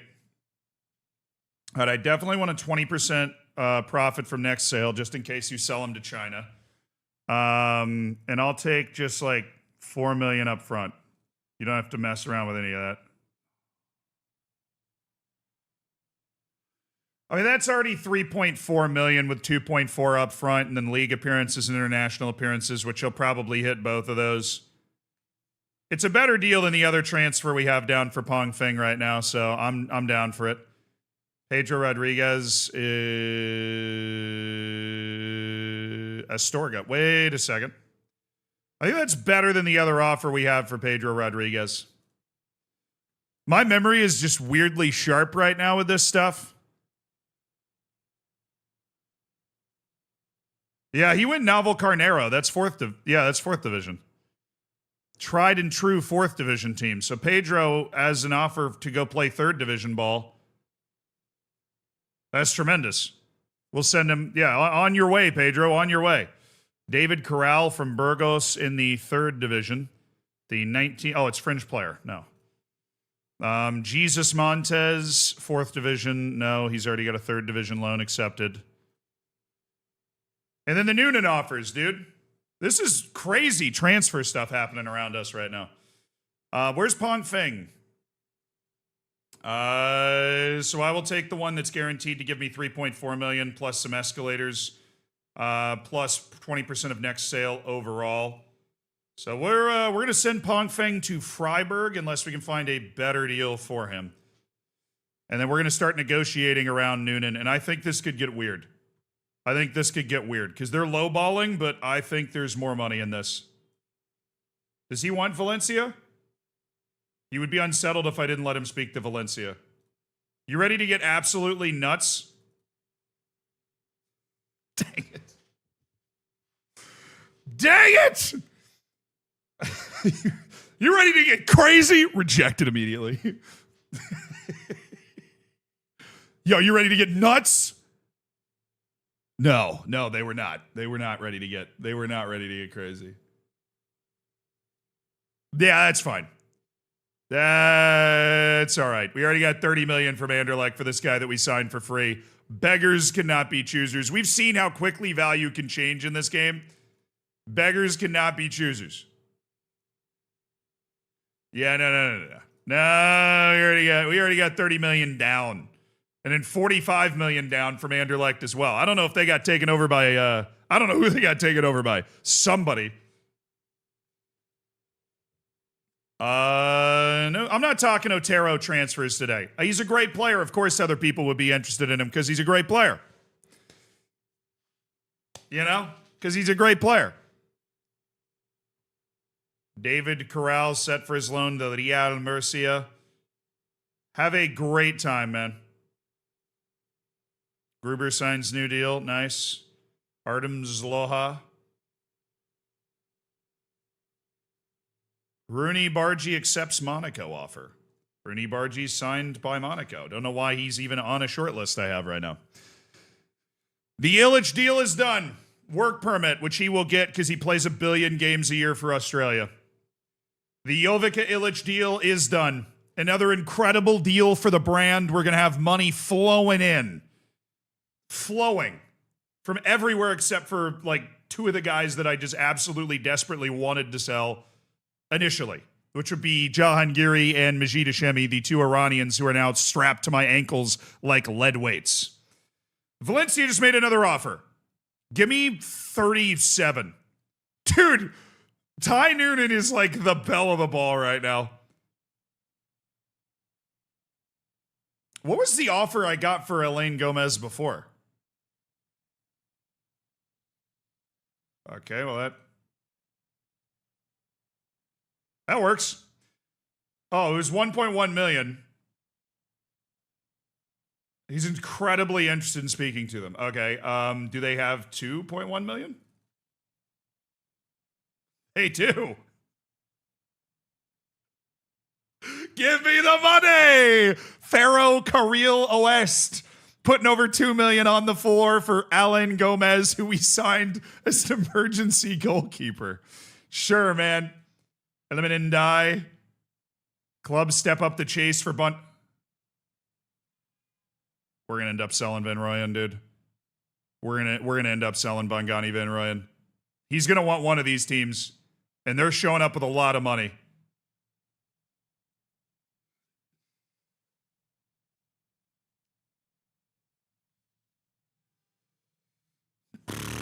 Viacanos can escalate to 50 million base value. We had 45 million base from Anderlecht, but he's not interested in them. He would need some convincing to move to Rayo Vallecano. We would have to play against him. So it would be 6 million and then 8 million after league appearances. I'm going to try and remove that value.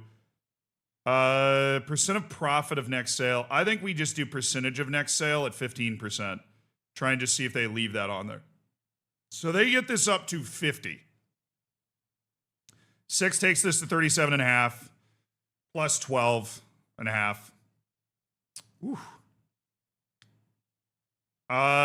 So you've already put this value like on the deck. Can we try 51 million? With a 15% of next sale clause in there for a guy that's 21 years old and will likely be sold on for more. We're getting value. We're getting value out of that. I mean, when you think about it, it really pains me to let this kid go, but when you think about what he is and, you know, what he's done, that's 51 million with a chance for, if they sell him, let's say they sell him for 50 million again. We get $7-8 more million out of that. You're so welcome I didn't go below that. He has no interest in joining Krasnodar, but he'd be willing to enter into preliminary talks. It's 44 million guaranteed. I think given the other offers we have on the table, we're going to go ahead and reject this one. And Bangani can choose Rayo Vallecano or enter. Actually, no. We're going to reject the Anderlecht deal. He's not interested in it anyways. Rayo Vallecano is now up to the task to have to convince Bangani Van Rooyen to come play for them. But a $51 million transfer for the kid from South Africa is one hell of an offer right now. Valencia, it's the same offer. Alejandro Martel. Right now, I'm pretty sure this guy's the backup right back in the B team. Alejandro Martel he's not. No, we can loan him. Okay. Mirandes, 3rd division. Nice. Yeah, you go. You go there, Sailor. No offers for Jahangiri. Racing Club make an offer for Pedro Lopez that is really painful for me, but used to have a value near 10 million.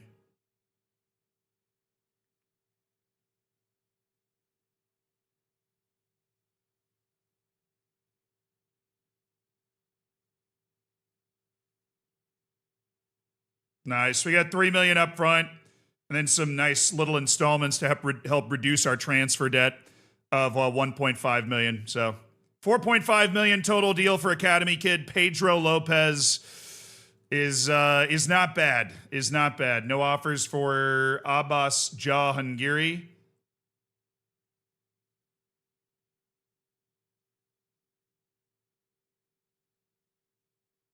I'm going to do 1 week of offering him out at 15 million. Please. John Geary, you want to leave, right? Yeah, okay. I'm sorry we're fighting, boss. I have nothing against you. Where's Van Rooyen?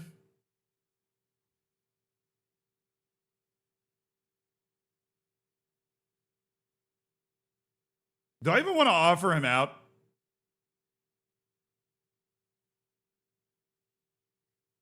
It's like the club's interested in him. I don't think anyone's going to be able to get near the money that's just been thrown down, you know?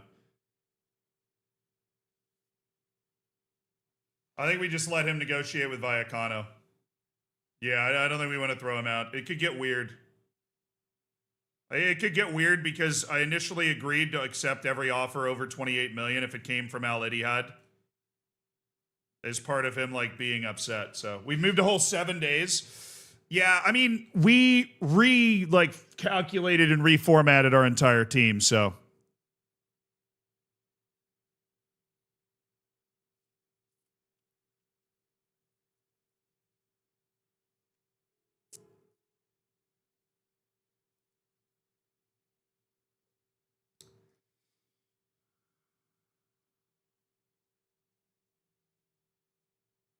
Dude, this guy sucks, man. I have run into this problem with this guy before. Pau Plaza sucks. We were fully ready to just loan him out and see if he took a final step in his development. He just sucks.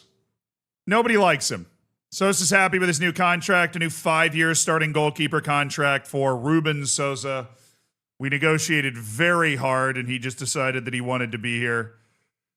I'll tell you, though, I would love for one of these sales to go through at some point. Kofi Amawako. That guy's deaf. I'm putting that guy on the S list. Not a lot of center backs that can do what he can do for us. We're getting more offers. Did I even negotiate the Valencia offer? I don't think I did.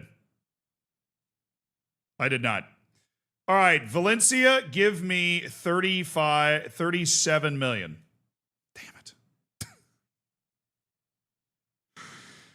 Dang it.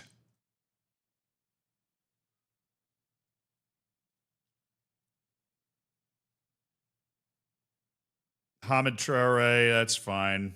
Alaves have made a Bessie Runolfsson offer of 400. No. He's under contract with me. I don't need to move him. I just am thinking about it. Dude, Mustapic.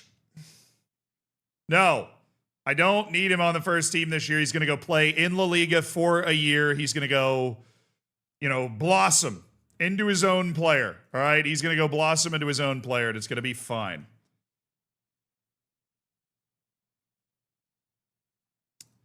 I think those are the teams that are willing to make an offer for Noonan, and I think Anderlecht is by far the biggest money team willing to make an offer for Noonan.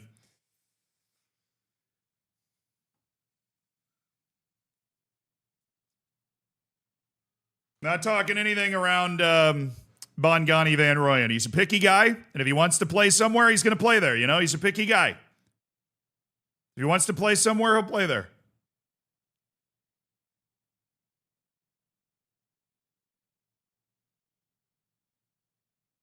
$15 million is an acceptable asking price. Well, the teams on that list can certainly afford it. So, please. Antoine Salvador, no. Marvin Negri, also no. Well, it's tough when you're named after a type of sushi.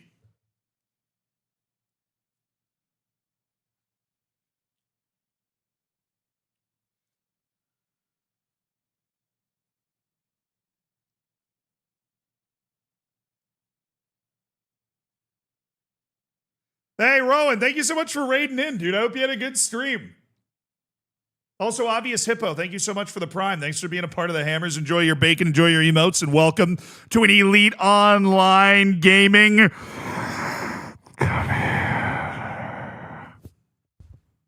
Yeah, we knew when that 50 million was going down that his value was gonna plummet. Value changes way more dramatically in this game than really in any other football manager I've ever played. When's Bielsko turning 18? I have no idea. It would be weird to have that sort of thing marked on my phone, wouldn't it? I'm not doing 100 hours straight. As you can see in the title, it says Stream Week. We will be doing 100 hours over the course of the week, which is a lot of fun. Max Wayan.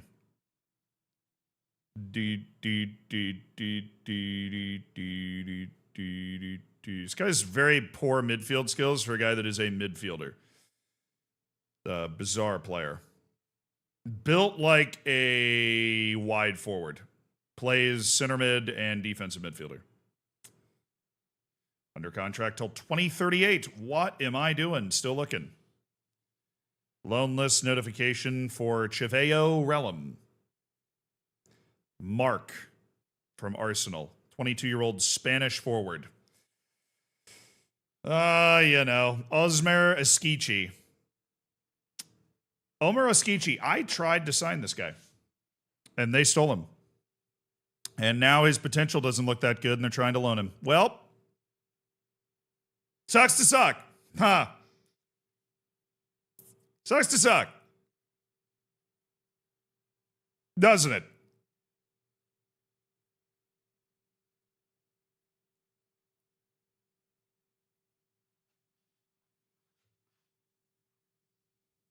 Yeah, we're playing all sorts of games the 100 hours. We're playing... Today is basically just FM, because we have the off season. I figured that'd just be a fun thing to just rip in a day. We have Long Dark, Trees Hate You, Shadows of Doubt, Project Zomboid, Crusader Kings. There's a lot of different fun games that we've got queued up as part of the 100-hour stream week.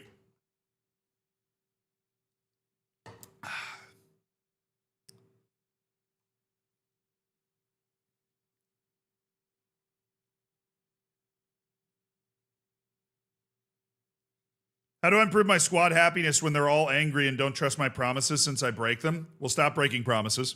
Don't make any promise that you plan on breaking. Promises are a dangerous mechanic, particularly when the game is buggy. All right? It's a dangerous mechanic. Every time you're making a promise, you are playing with fire. You need to understand what you're doing. Tafka, thank you for the 64 months. Playing with fire. Yeah, it's 100 hours in a week, which is an average of like 14 hours a day. I'm going to do a little standing. That just reminded me I should probably stand up at some point. We're going to do a little stretch. If you've been watching the whole 8 hours, then you should probably do this too, because we're only halfway done. All right. Down towards the toes, lads. Down towards the toes.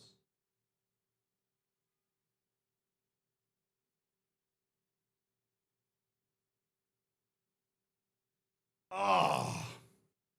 And do it again.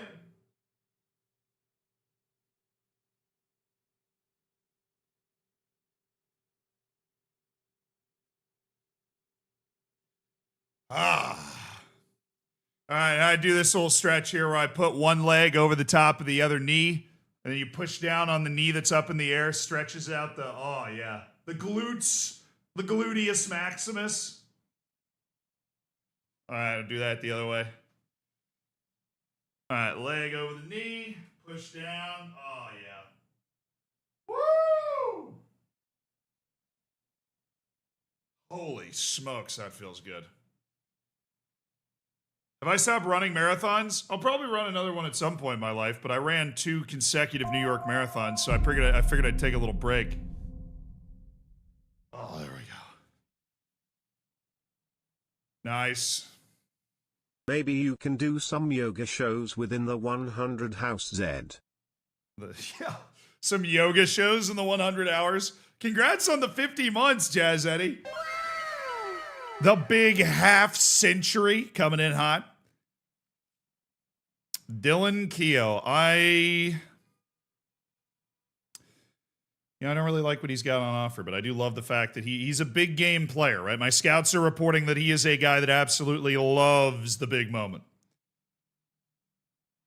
Loan list notification on Eddie Salgado. I'm just not interested in loans anymore because we have so many players. Right? We have so many players. Marathons take a lot of prep. You can't just be like, oh, I'm going to run one. I mean, I've run 2. I'm familiar with the game. You know, I've been in the arena before.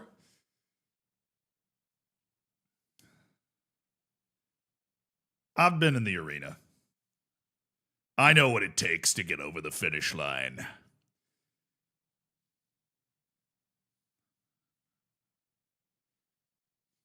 Finally caught up to today's stream. Going to start from the beginning. Hope you're having a great one. Thank you, Proch. I am having a great one. I hope you've been well. I've just had 3 red injuries in 2 games. You should fire your medical staff and then hire a new one. It's the only logical solution. Dude, 1.5 stars at 22 years old. Give me a freaking break.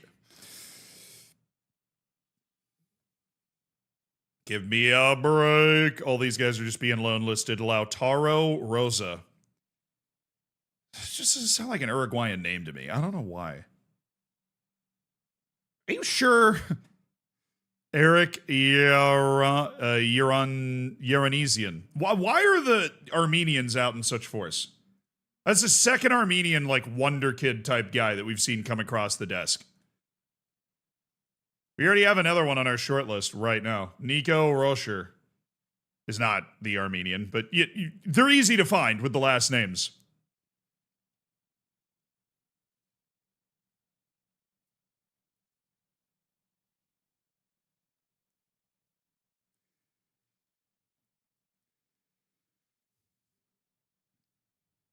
David Herr. Fancy name you got there, man. Fancy name. Denis Volinets. Dude, I watched Chernobyl not that long ago. It's wrong. It's totally wrong, but every time I see a Ukrainian name, I think of Chernobyl again. And how great that show is. Oh, Abonizio doesn't like big matches. Well, that clears somebody off our list. Richard Vick. Certainly not the high potential guy that we thought he was.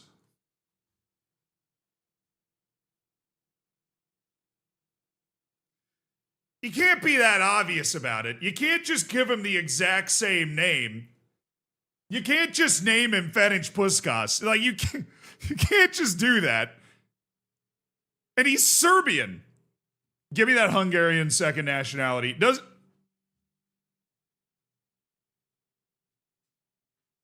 He doesn't even have the Serbian, he doesn't even have the Hungarian second nationality. For those that might not know, Ferenc Puskás is one of the greatest footballers of all time. He's who the Puskás Award is named after. He scored 242 goals for Real Madrid, 428 goals for Budapest Honved, was a star player on the Hungarian national team that did everything but win a World Cup. Dad's just a fanboy.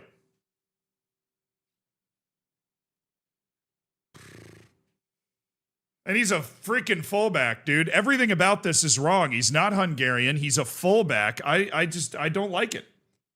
I don't like this. It makes me uncomfortable.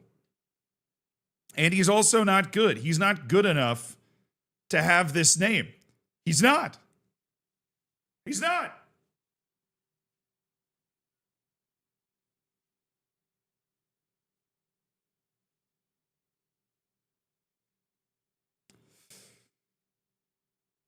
Maybe the family moved to Serbia. You know, maybe he is a great-grandson, a grandson.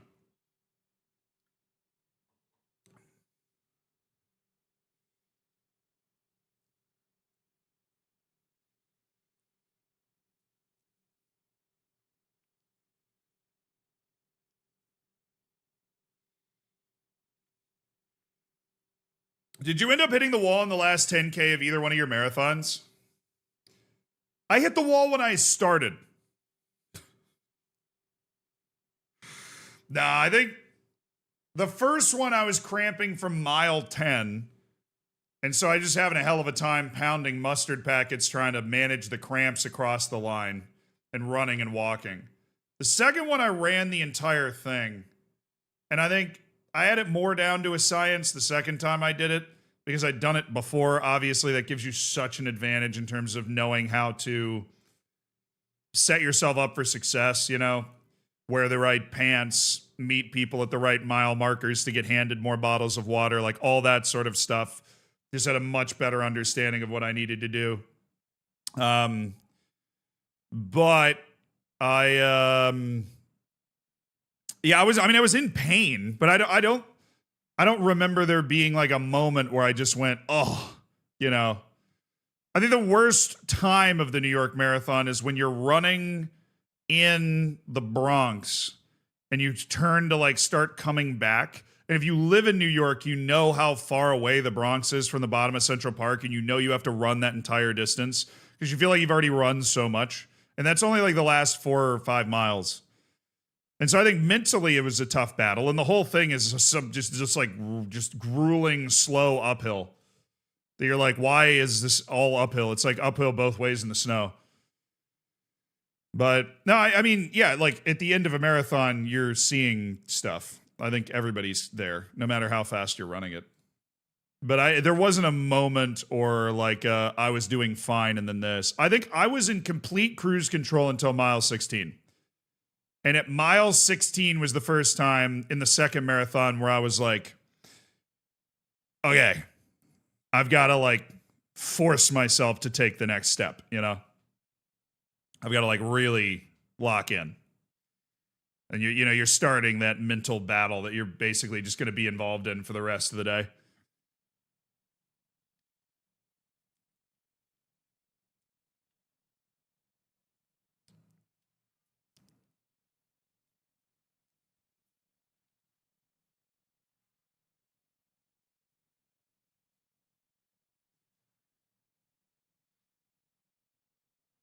Mbappe signed for PSG for free. I mean, there's no way he would have wanted to play for us. We're 11th in the Liga, but I should have checked the player database for free players of high reputation. That's my bad. But yeah, Kylian Mbappe, I don't think we're going to be able to beat a PSG to that signature. So I don't feel like we missed out on something. Why am I scouting him? Stop. I misclicked completely. Okay, just leave that. Focus in process. Katsue Saki. Barak Bilan. He's not that good yet. He's one of those dangerous guys where it's like, oh, he's rated super highly, right? He's got this incredibly bright future, but he's not that good yet. He's not that good yet. Well, then what are we going to do? He's not that good yet. Aaron Yakubishvili for Hungary. Okay. Oh, he's that good. The star rating thinks he's nuts, and he's got a bunch of green stuff on his scouting report, but and my opinion matters, I don't think he's that good. Gerson Correa, Ajax. Should have him on the Wonder Kid list.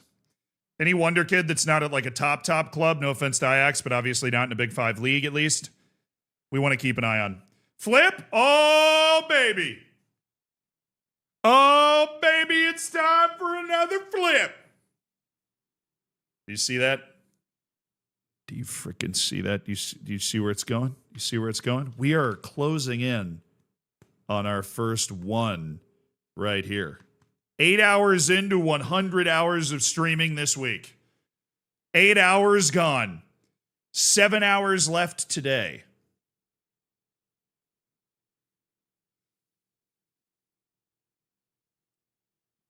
All right. What about this Wasim character? On Girona's B team.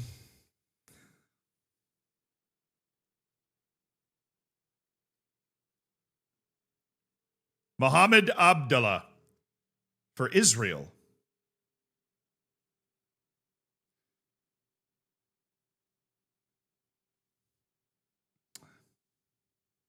Just when I think it couldn't get any weirder.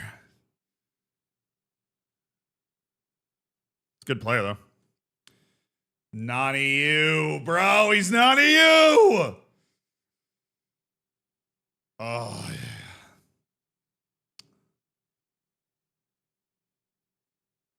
Willie Woods. Damn, that's a good name. Damn, that's a good name. Willie Woods. Mustafa Oral. At least I hope it's Oral. Rodrigo Almeida. Come on, you got no skill set outside of being a center back, and then you suck at being tall, which is a very crucial skill to have in your position. Elias Rigas. Don't tell me you got that in the intake. How did I not?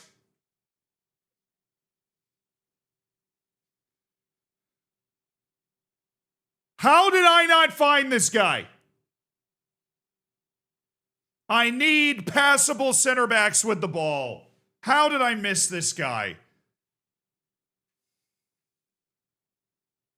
Dang it, man. He's got some qualities that we would absolutely love to have on this team. That's for dang sure. All right, we can keep it rolling. We can keep it rolling. Just had to get through our little scouting report. It was just a lot of guys that have been listed for loan. Once we finish our scouting staff, and I think once we finish this transfer window, we're going to want to take the step of really setting up more detailed scouting stuff. All right, Gigo. Whoa, Gigo's value just went up a lot. I don't know what happened, but I feel compelled to sell him now.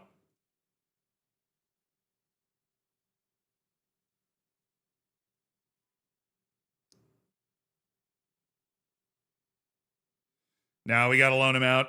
All right, regular starter, locked. Somebody give me a decent offer for Sean Gigo. He doesn't have a place in our B team this year.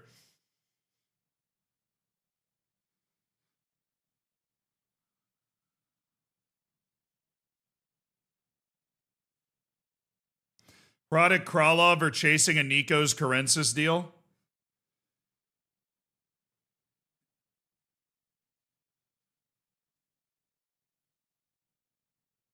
I'll stop running. You don't have to chase. I'm going to stay right here. No chasing involved. You just come meet me here.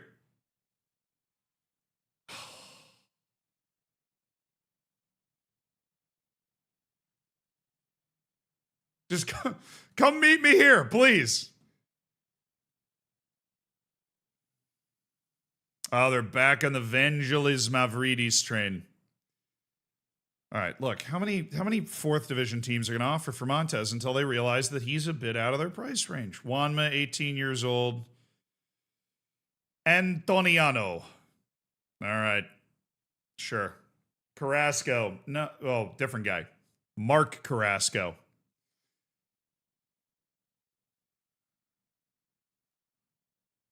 Adzineta. Yes. Valencia, brother, I don't know what to tell you, but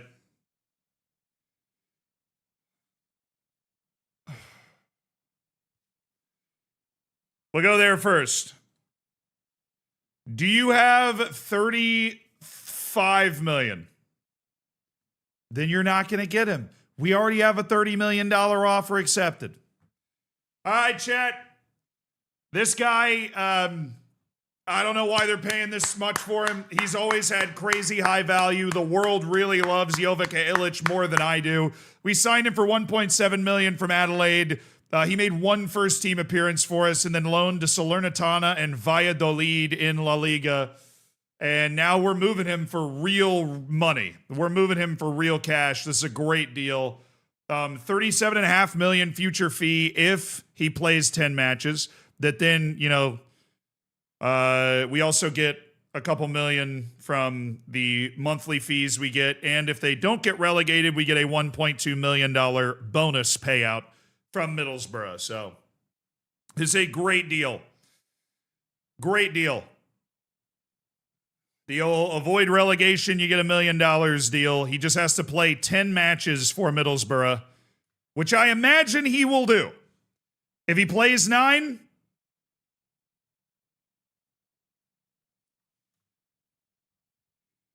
oh, please be 15 million. Please be 15 million. All right, Jovica Illich, deal completed. All right, assuming they don't get relegated, it's 38.7 million plus the monthly fees, which, will amount to like 2 more million. So we're looking at basically a $40 million deal for Jovica Illich as long as he plays 10 matches and they don't get relegated. Playing 10 matches is the key. The moment he plays 10 matches, we're good. That's not 15 million. All right, Pablo Revert is going to go play in La Liga for Eibar. This is a fantastic, fantastic loan for the 18-year-old who had a good year last year playing with the B team. I knew it was going to be locked. I freaking knew it was going to be locked. I knew it was going to be locked.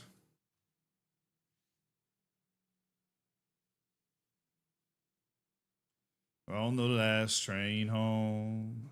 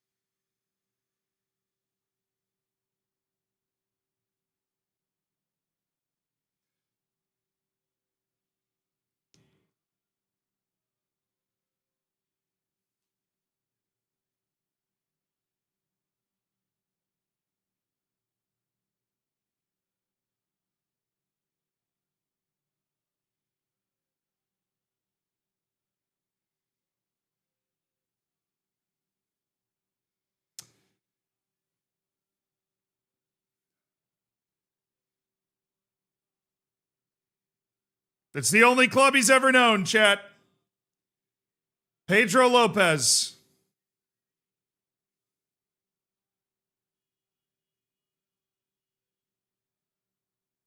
Spent 5 seasons as a regular part of the first team. Came in through the youth academy. And unlike a lot of our youth academy kids, he was unheralded. We did not expect Pedro Lopez to be a first-team player, let alone a regular first-team player in La Liga. And he spent 4 years being just that. He brought creativity, explosiveness, and a couple of incredibly memorable performances. He's part of the original group of youngsters that came into this team. Him and Miguel Rubio were the two guys that had made it.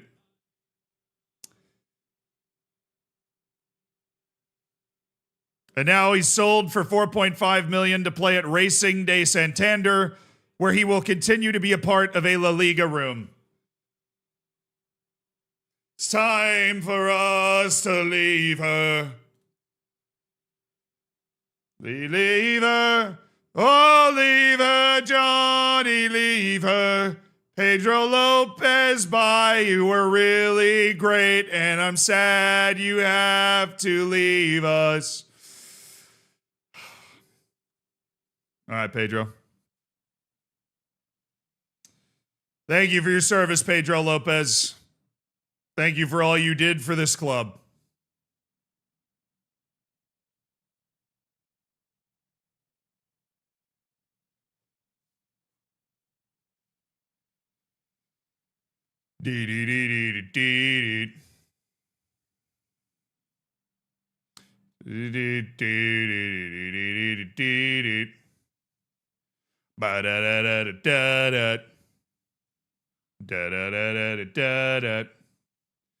Let me register my my team here.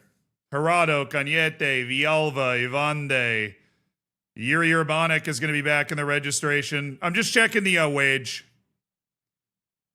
Hashemi, Theodore Pizarro, Ramon, Javier. Getting paid freaking peanuts, apparently. 600,000.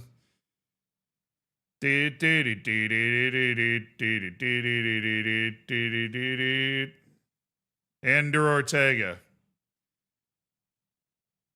Zavairo Avacote. Kenny Gonzalez, not going to be registered. Barca, Pong Feng, Subiaga doesn't need to be registered. Alain Gomez is certainly not going to be registered. So we've got 2 open squad spots the way our team stands right now. And that's assuming our filter is correct. And it is.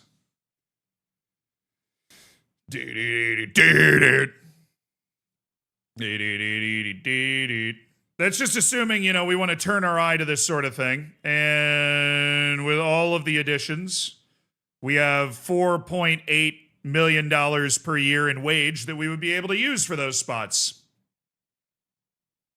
Including one of those spots which would be foreign. So this would be an amazing time for a Brazilian wonder kid to appear out of nowhere. It would be a really awesome time for a Brazilian wonder kid to appear out of nowhere. All right, Alvaro Torome has agreed to a deal to join Trapezon. I'm just really glad that he's agreed to the deal so that we don't have to see any more messages about his loan offers. Everybody wanted Alvaro Torome for some reason. I have no idea why. He's not good. And yet here they are. Why don't you look for one? Whoa. You gotta let him come to me.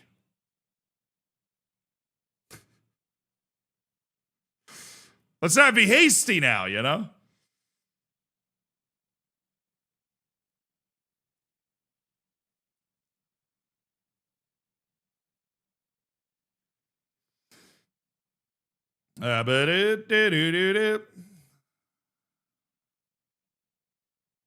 I'll let Fokker in for Brahim Diaz. That seems about right. Trapezon. They've discovered another one of my players. The fringe player, I'm good. Juanma. I think Juanma's one of the guys that we are super down to move. So as long as it's all playing time, then we're cool with it. But guess what? The offers are back.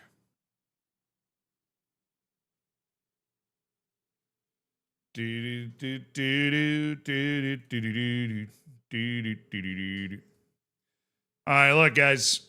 I don't know what the hell the point is of you guys continuing to make these offers, but if you have literally 31 million, you don't. So, like, what you don't understand is we already, like, this isn't a negotiating tactic. We already have offers on the table that are better than the offers you're putting in. I am not going to cave or fold on this. Ty Noonan's going to go to Anderlecht and have an amazing career. Okay? Ty Noonan is going to go to Anderlecht and have an absolutely amazing career. Is there a fitness update, or are we literally not going to get a fitness update today? Either way, I just want to come in here and do a little quick pick and run the team the way they've selected it, except I don't. Because I want Sar to play, and I want Havakote to play. And I want Urbanic to play over Noonan.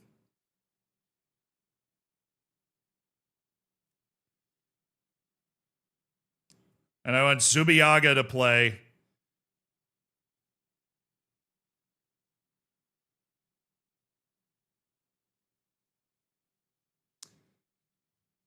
Working on his defensive midfield game. That's what he's working on.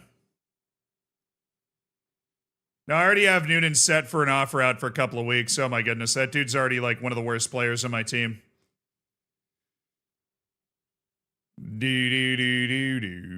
Wasted on you. All right. So, I forgot to do this immediately after it was mentioned, but I should do it now. We're going to clear all contract status expired. And then do a little general info, world reputation sort. So this is not interested at all. I had to wait for it to populate. Okay, what the hell just happened?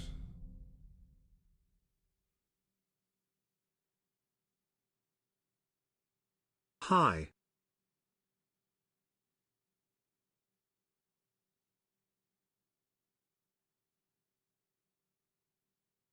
Contract is expired. Condition, general, world reputation is good.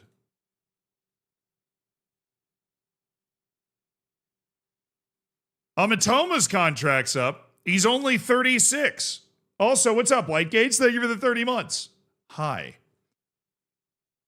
The way it read hi to me was very threatening. Teo Mwene.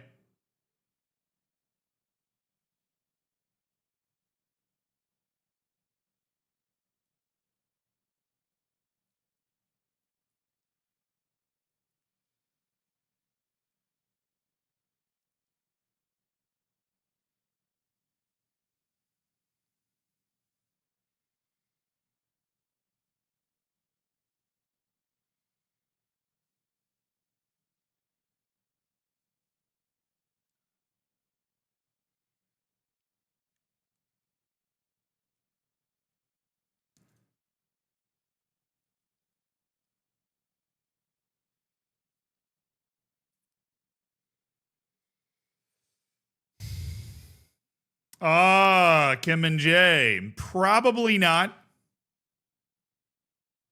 Probably not.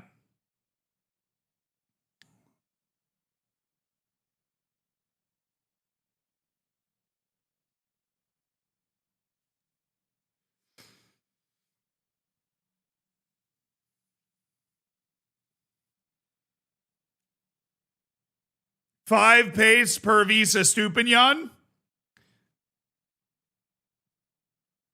You know? Hey? Hey? What if we had Pervis Estupinian, but we gave him 5 pace?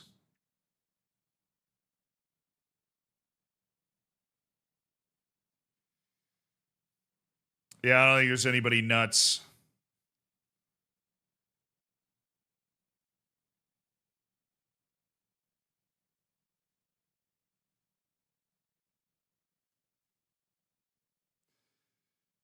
Show? Your name is Manuel Luis Cafumana. Luis Cafumana or Manuel Cafumana is a pretty sick name. You can't just go with show. Show. What's your name? Show. Welcome to the me.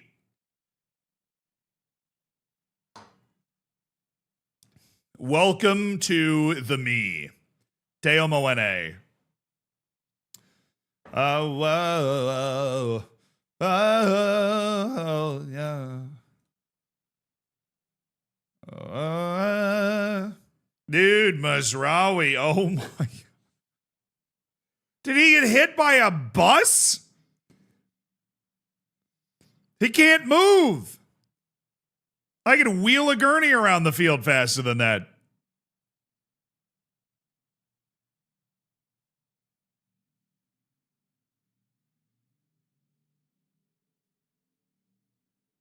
Saul Youngwoo, Federico Pereira, Mohamed Boulaksut, Ali Majrashi, Hamza Chowdhury of Bangladesh, Reeve Fossler, Marvin Park, Gaston Martirena,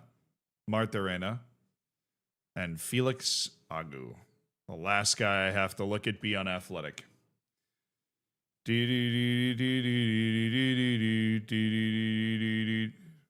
Facundo Medina. Oh, I hate that I'm going to give that guy a trial. Ko Itakura. Nope. Kim Min Jae, we already know that. Watanabe, we already know that. Federico Pereira. Omar Alderete. Ooh, he can't move. He cannot move. You know what? I'm going to simplify this. Whose pace sucks? We can filter out all the absolute snails later. Virgil Gitsa. Sure. Monazar Talbi. All right, and then Gaston Alvarez looks like he might actually have some ability to move around left in his legs. Deal. No other position am I interested in any of the guys that I saw there. That'll give us some trials. None of them can move. Okay, those guys can kind of move. Agachicek looks okay. However you say it. He might be the bee's knees after all. Big match with Babelsberg today. Massive preseason. Thank goodness. We've won rather comfortably. All right, Gaston's apparently really bad. These other guys are less bad. We're going to give them a chance. Duran, Sar, and 2 for Gianmarco Villalba. Whoa! Slow down there, Speed Racer. Whoa!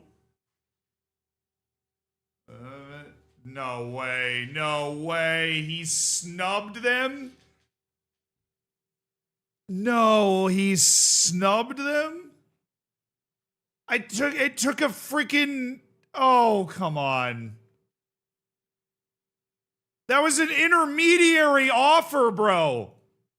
I had to fight for that, and you snubbed it? Do you not understand how undesirable you are now, Pablo Benavent? Do you not? All right, Mark Pedroza has agreed to his loan and will be joining Ibiza. Chat, we might not play Lever Johnny for this one, but he deserves a real ovation. Because in my opinion, this guy is a testament to what the B team can do for your career. And we signed this guy for free 3 years ago. He was part of the promotion from the 4th division all the way to the 2nd division of the B team as a regular starter. An unheralded player that we signed for free from St. Vincent and the Grenadines after scouting their national team. And I don't think we could have ever imagined that he would rise to the heights that he did, and being a 40 appearance guy in the 2nd division with the B team last year, finishing 2nd in the league. He's got multiple winners medals from his time with Melilla B. And now he's, it's kind of a lateral move in terms of where he was playing. He's headed to Getafe to play in the 2nd division of Spain and has really made a career for himself. $600,000 and a 15% percentage of next sale transfer. It's a good deal. And he has been a fantastic servant of this club. I would hope that his time at UD Melilla rewarded him. Right? He grew. became more professional, physically solid. I mean, I think he's just a good second division player who's going to get over 100 caps for St. Vincent and the Grenadines over the course of his career.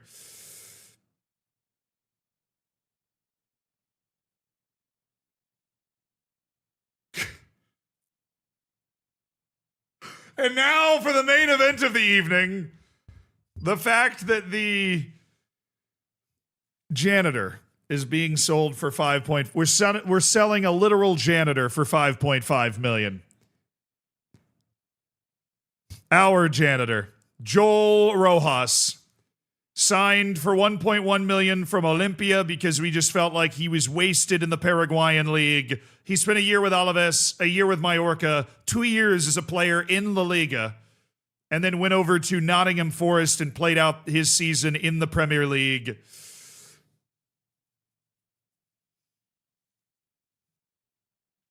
You know, we thought we were going to get more money for Joel Rojas at some point.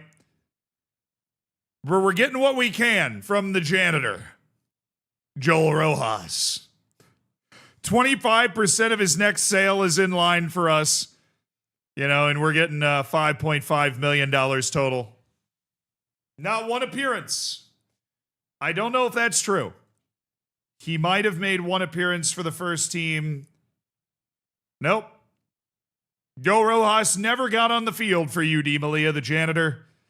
But he continues to be a regular player for Paraguay while he, you know, battled away playing in La Liga the last couple. This dude's played in La Liga for the last 2 years in the Premier League. I elevated him. I made him.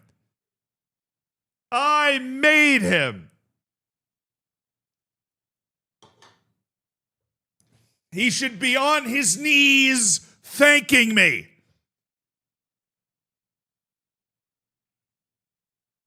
Begging for more assistance from UD Melilla. But no, what am I going to get? An unhappy answer. Have fun in Saudi Arabia, man. Have fun in Saudi Arabia. Joel Rojas, good riddance. Ruined his career. Dude, he was playing. What role do they have Keith Brown on? Squad player. We pulled this guy from the depths of obscurity in the St. Vincent and Grenadines League because we saw something. We saw a dog, and he is a dog. Joel Rojas. See, look at that value.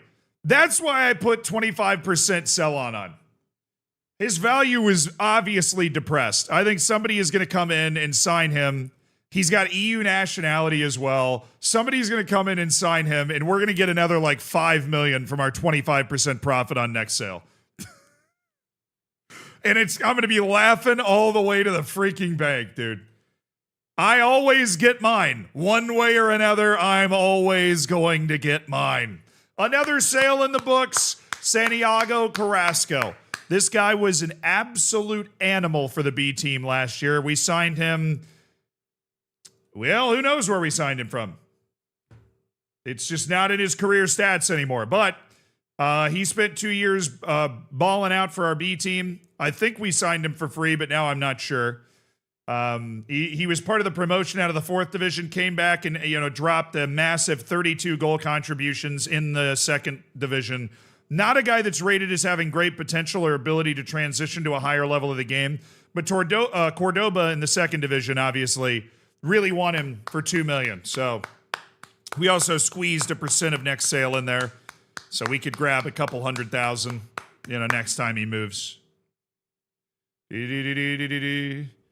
we signed that guy for free. He elevated our B team, played at a high level in our B team. It became apparent that he wasn't really going to be able to crack the first team, so we let him fly free, chat. We let him fly free. And we're making money now. We got a little jingle in our pocket, as it were. As it were. We got a little jingle in our pocket. Got a little jingle. This Runolfsson offer is going to anger me, isn't it?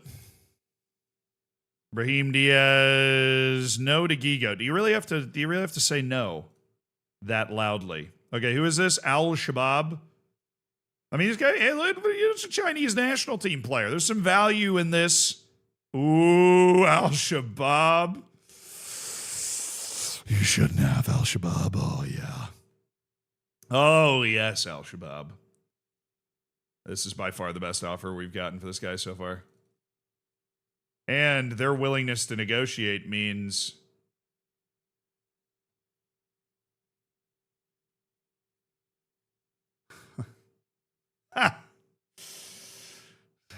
Oh, it's rudimentary. It's just elementary, really. It's elementary. Purely elementary.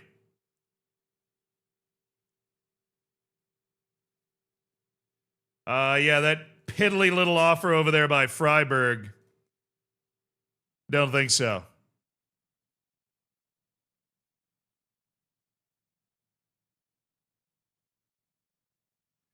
$6 million. Pedro Rodriguez with an offer from Real Union. That's fringe player. I'm not down. Adrian, oh my goodness. Yes.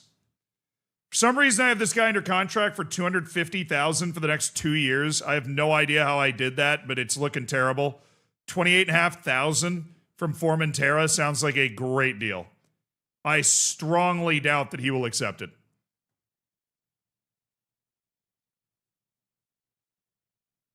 What is wrong with Bessie Runolfsson, man? Nobody wants to negotiate at all. They're making decent opening offers, but nobody wants to negotiate at all.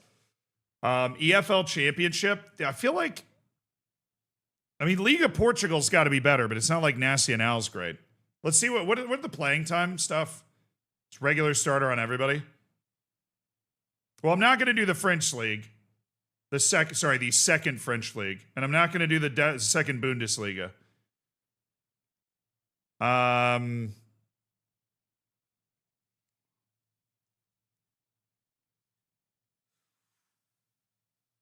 right.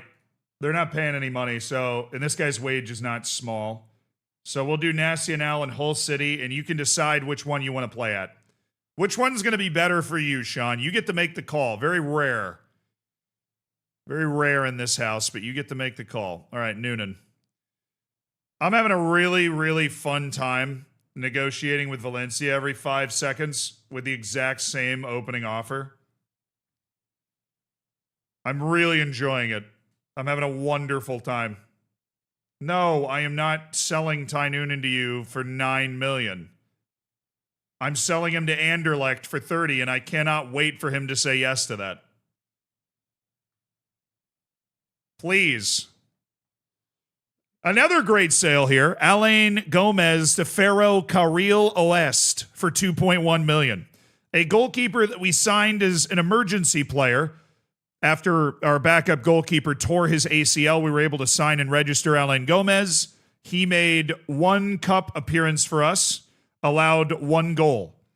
And that was it. That was all we needed him for over the course of the season. Former Valencia Academy kid now goes away for $2.1 million to a team in Argentina.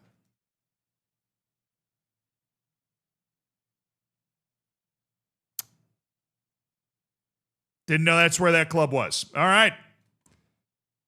Hey, man, I hope you have a good time over there. Sorry you didn't get more playing time, but I'm glad we were able to resurrect your career and get you, get you in front of the right eyes. Get you in front of the right eyes. We're making money too. Look at this. We're making money. They're top flight Argentina right now. All right, Silvio Mustapic. This is a great loan. He's going to Racing de Santander. He's going to play La Liga matches all season. He'll get a lot of experience. And then I imagine we'll have, hopefully, a really big sale of one of our, wingers. You know, somebody comes in with an absolute bag of money and buys one of our wing players, and then we bring in Silvio Mustapic and don't miss a beat. You know what I'm saying? You know what I'm saying? But let's get this right.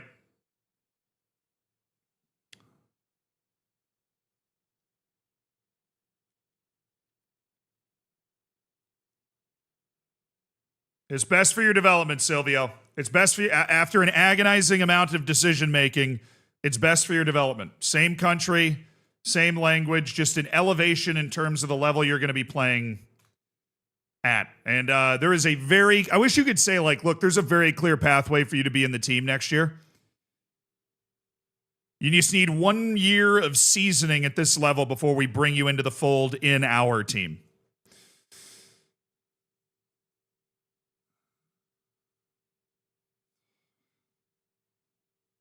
This is exhausting. This is absolutely exhausting.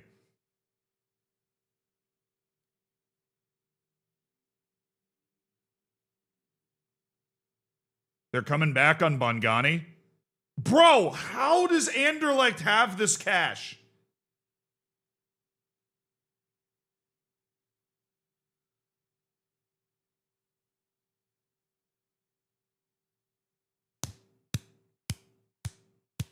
I got 15 million for a boss.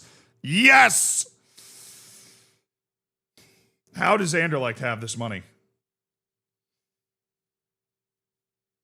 That's 43 million up front plus it's 11 million if he plays 20 games. And then 5 million for 20 international games, which he's going to hit really easily.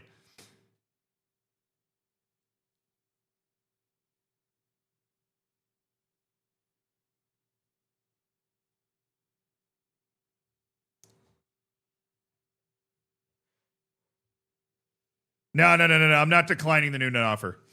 30 million is a great deal for that guy. He's literally played 2 first-team matches.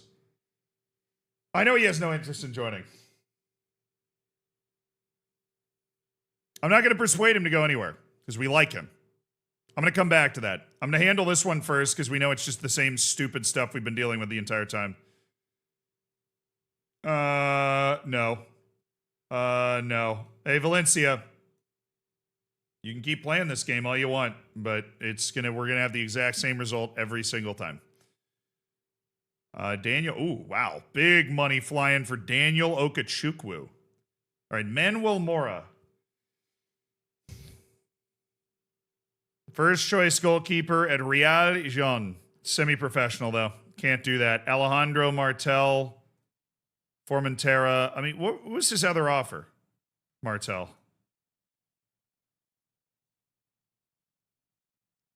It was Mirandes. Yeah, that's what I thought. Okay.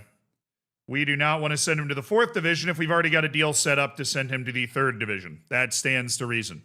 All right, the Abbas offers are going to be fun. Adrian, we've already got a deal accepted, so that's fine. Just keep offering him out. We can find literally any other team that wants to take his wage so that I don't have to pay it. All right, Cadiz, Oviedo, Zaragoza. Pretty sick-looking deals right here. In a bottle of wine.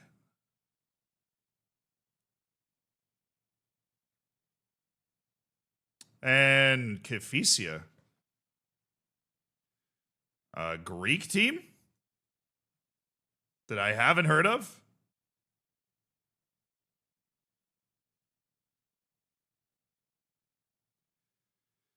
Cadiz is in La Liga Dos, so I can understand that he would not want to go there. Oviedo, these are all Spanish second division teams. These are all Spanish second division teams that have ponied up 15 million. And then there's a Greek team. I don't know. This is a ton of money for this type of club. I mean, they're offering just straight 7.75 million. It's non-negotiable. I know I'm rejecting that. Hoffenheim. Are you? Yeah, they're Bundesliga, so there's money here. You know? I'll negotiate with me. Damn you. Dance. I invite you to dance. You know, it's good for the hips.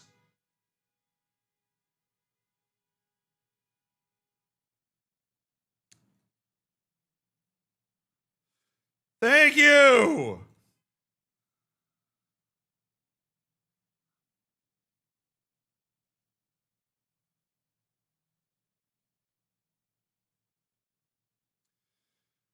All right, now everybody hold on to your hats because we're going to try and negotiate with Spanish second division teams about a $15 million transfer. Well, we have options. We have opportunities.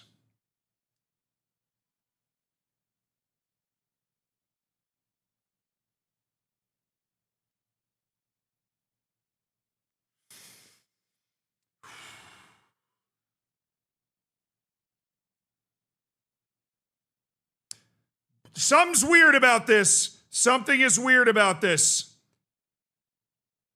I'm taking the 15 here. I'm taking the 15 at Cavizia.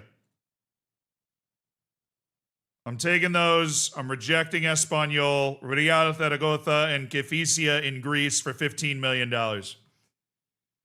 That's it. They've matched the amount of money that we wanted. I'm taking those. Now back to this nonsense. Do we want to take this?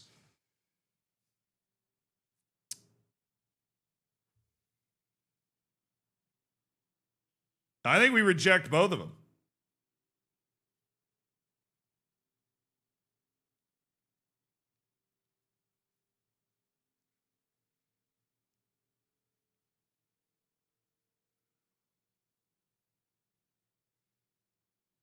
The sticker price is 15, but the checkout price is higher. Yeah, I guess I haven't negotiated off that in a while. So normally I'm negotiating a little more vaguely with my initial offer out.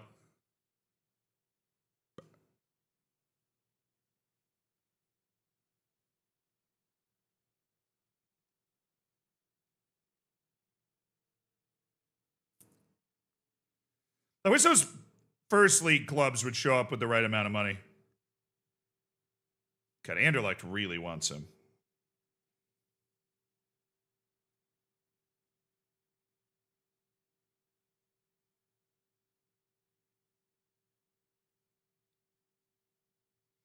I think we reject them both. I know he's not interested, but it's always possible, especially with the amount of money they're throwing around, that they give him a big enough contract that he's like... I've seen it happen plenty of times.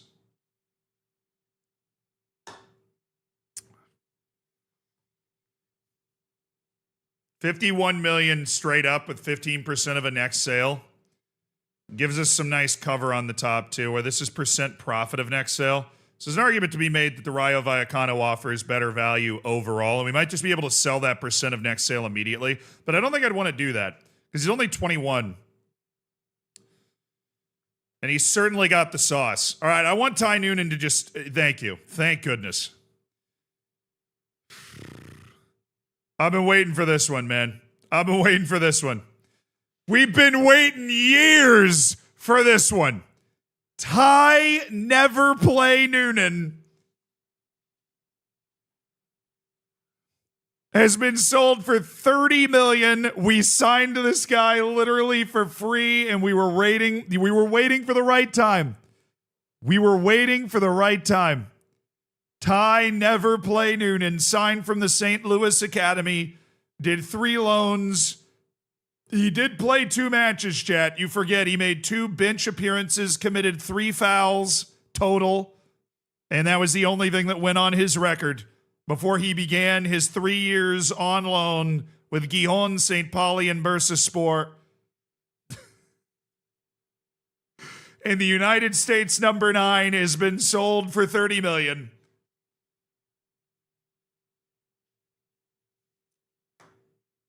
Ty Never Play. I mean, it's a sad moment. Anytime you watch a club legend leave, you know, anytime you watch a club legend leave, it's a sad moment. Leave her, Johnny, leave her.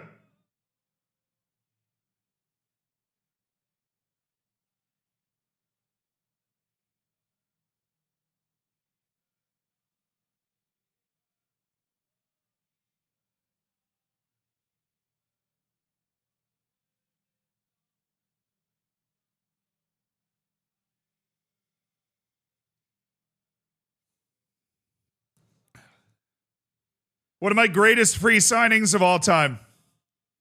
One of my greatest free signings of all time.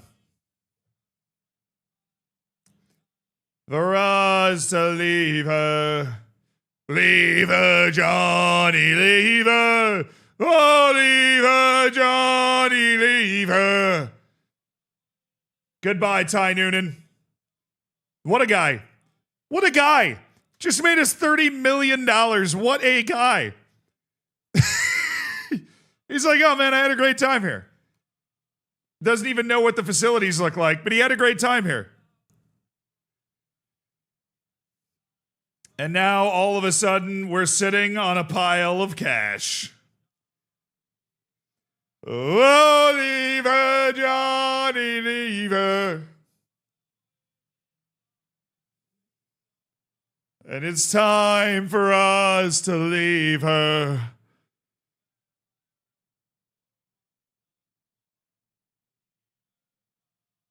All right. He doesn't get the whole song. He doesn't get the whole song. What are we, a joke club? The guy played 2 matches. But what an amenable guy. What a nice guy. Undroppable due to the form for his country. Yeah, I mean, he's the U.S. number 9, unquestionably, and he's finally found a home at Anderlecht where he's going to go slot in and be a big-time player. I want him to go be a big-time player. 30 million smackaroons is a sensational deal. Alhameng retired? Wait, really?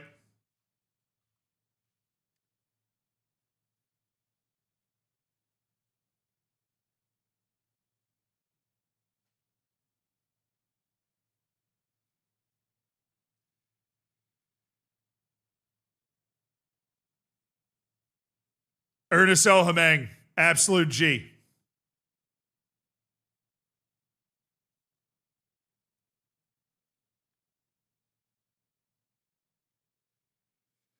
These are definitely loanless guys. He's at Liverpool. He's a goalkeeper at Benfica or Monaco, actually, and Milos Saveljevic.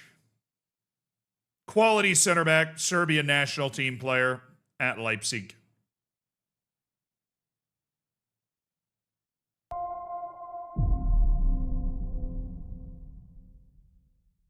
Hey, my boy Blue with the 5 gifted subs. Hey, yeah. Hell yeah. Ugo Spehar. Man, they're getting $0. Nice. Trial offer. Valid. Okay, I think this is just the other teams returning.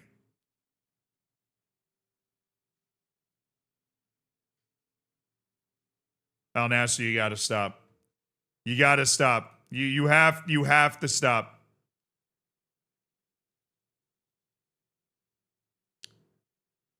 You gotta stop. Okay, good. We got multiple offers for Adrian. Somebody's going to be able to give him a contract that he likes. I freaking hope. All unresponded offers rejected. We've accepted Real Zaragoza and Kefisia. We've raised the asking price. Taps the sign. It's up there. You have to pay attention to the asking price, or you will not sign the player. I'm French, and you're giving me something to stay awake with until the Spurs game. Pedro Rodriguez gets a move to Atletico Astorga. Have fun, man. You're not a guy we have a lot of faith in to become a good player, but maybe the loan, getting playing time. He's only 17. There's a lot we don't know. You know what I'm saying? There's a lot we don't know. That was the record sale?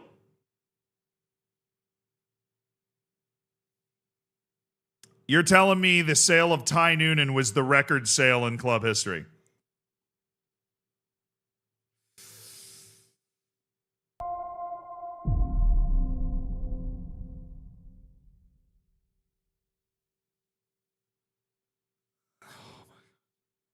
Hope the stream is going well, Zealand. My wife, myself, and my parents all either have food poisoning or the stomach bug, so I can't tune in for long. The 5-month-old feels great though. Smiley face emoji, smiley face emoji, smiley face emoji.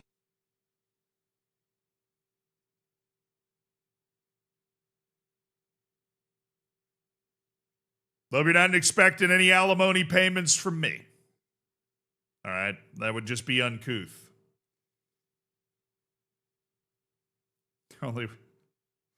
This thing just said Celtic are only willing to pay $88,000 for Adam Gallagher. Remarkable scenes.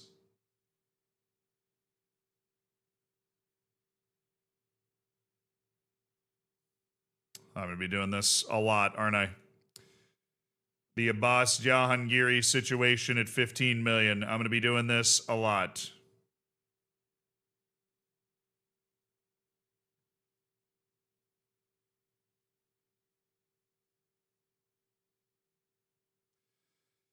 Carrasco, are you under a bid from somebody else?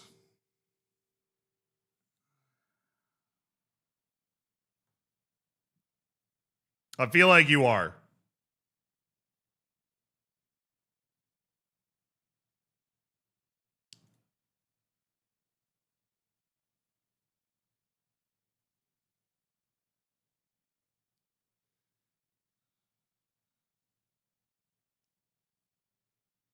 Yep. All yours, buddy.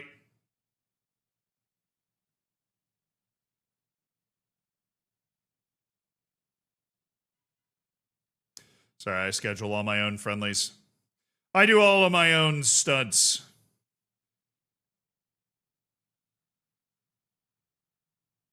Kevin Castro, I know this is hard to believe, but you're actually going to be a part of the B team this year, so you're not going on loan. Sorry to say. Clubs join race for Jahangiri. Everybody's joining the race for Jahangiri because all of a sudden they're getting great value. Now, what about this?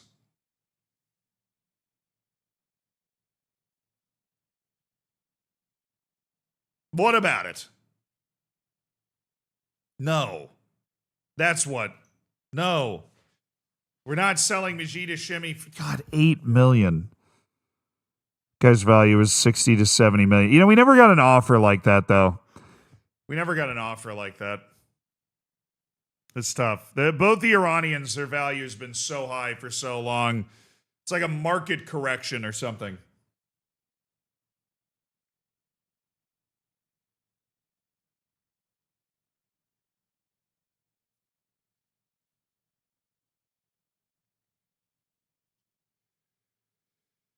Do.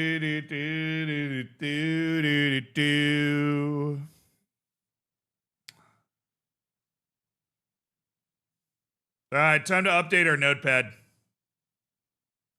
It is time to update our notepad. Alan Gomez has been sold. Have we sold any center backs? We haven't really had any interactions with Debogo and Como at all. There haven't been any interactions around Danny Avande either. Keith Brown's been sold. That was a guy that we targeted to sell. Salvador's been loaned. I don't think he's accepted the loan yet. Van Rooyen said no, he'll stay. Okay.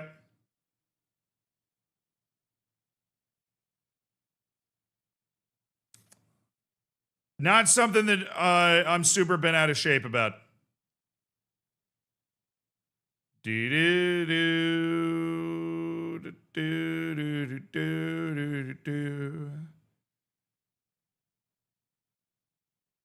John Geary still hasn't freaking moved. Jovica Illich, we did get out of the way. Carinces, Kenny Gonzalez, and Adam Gallagher. The war we have 4 midfielders that are still slated to be sold. All right, Rojas, thank goodness Rojas is off. Pedro Lopez, that's a more somber one, but he is off.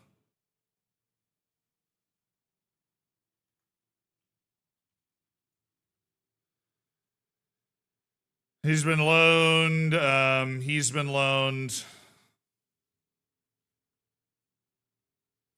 was a great loan. Santiago Carrasco's been sold. Benevent we're still working on. Adrian, somehow we're working on a nice deal. Ty Noonan's been sold. We haven't really had any interactions with Yanez or Delman via Meal. And Abubakar, nothing. So he's rejected the contract offer from Rayo Vallecano.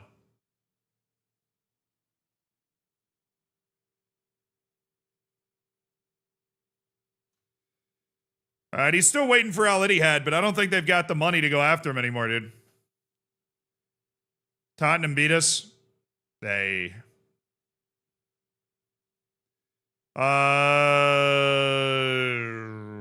Bigger, wider pitch. We win in those moments.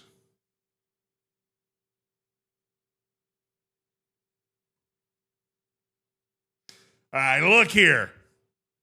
I've already got an offer of $6 million. Okay. Pong Feng also wants to play for Al Shabaab. So what you need to do is make an offer where I go, holy freaking smokes, what an offer. All right, you understand me? That's not it. Okay?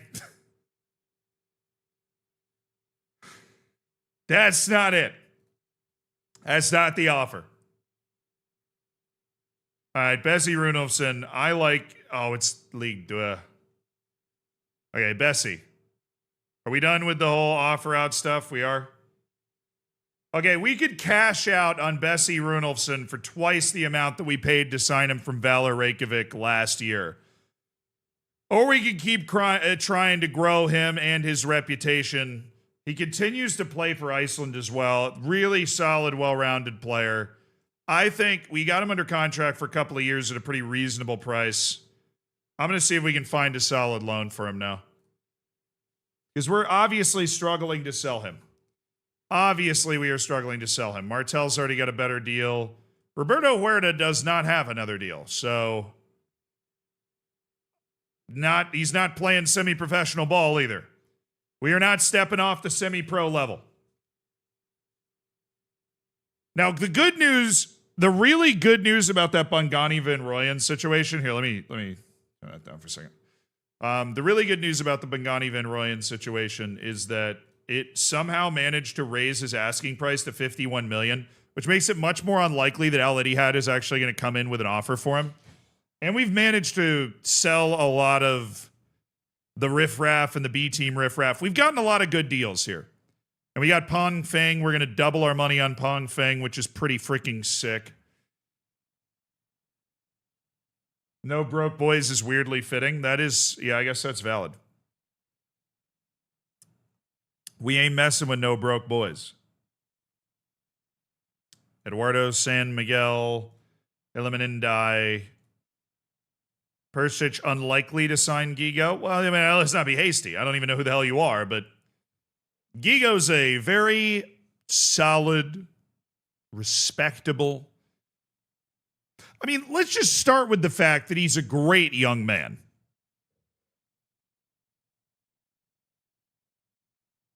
Great young man. Juan Manuel Gabin, I've got this guy on my freaking yes list, and I hate that he's on my yes list.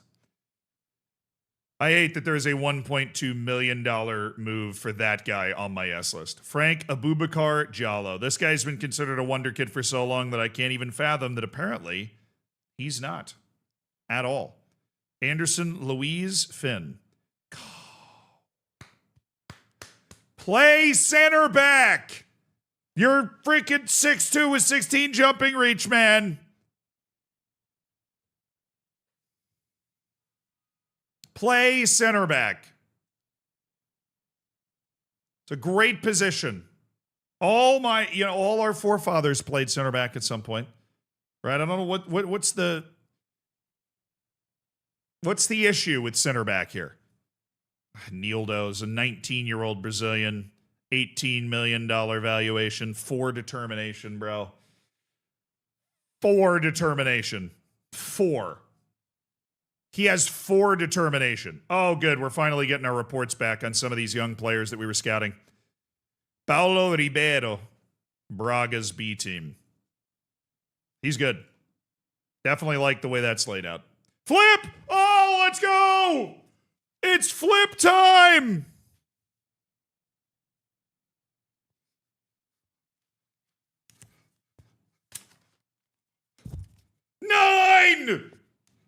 9 hours! Yes! That's what I'm freaking talking about! 9 hours of streaming in the back pocket. No problem. I haven't even broken a sweat yet. Haven't even broken a sweat. Flying. Fine. Unfazed, unbothered. Flourishing. Flourishing. Great agility, chat. Time for a flip. Bunch of flip maniacs in the chat. Bunch of flip maniacs. What the hell is this? All right, the value on Mark is ridiculous. The potential is no longer a thing.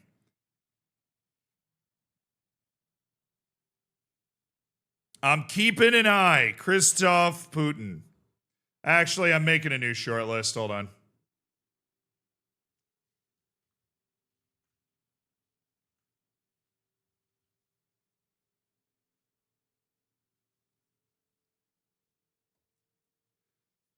This is where I can put guys where I think just because of where they are that they might be cheaper. And I'm going to change the settings on that short list. I'm going to get rid of a short list as well.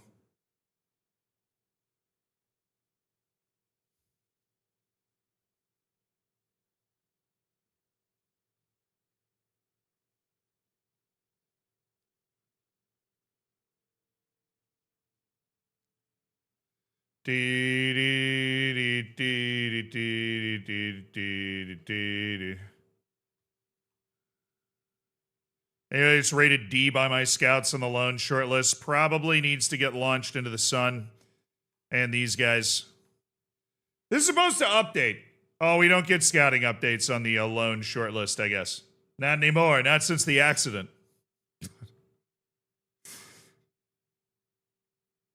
All right, cheaper. We get updates every 6 months on the cheaper guys just to see if they are, in fact, cheaper. And then we look up Mark. Okay, then we... Whatever. What damn short list is that guy on? I moved him to... Not wrong. I moved him there. And then his value is 64 million.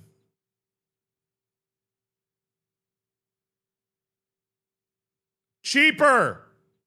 Cheaper! Cheaper! I had to turn the music back down. I accidentally left it way too high. Kind of a banger, though, you know? Apologies.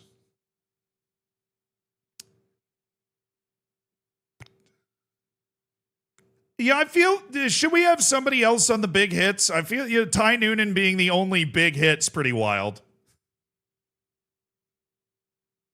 I already know, like, at least 2 more players that are going to end up on the big misses, so. It's great. That's just really great. Pietro de Pellegrin. Scouting finished on Pietro de Pellegrin. No, Leonidas Ziogas. All right, now we're in the youth players that we scouted. Nikola Jankovic.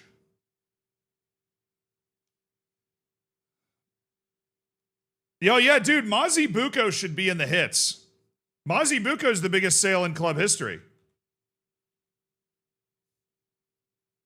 We sold Zolani Mazi Buko. No, he's not, by $500,000. We signed Mazi Buko for $800,000 and sold him for $29.5 million. That's a big hit.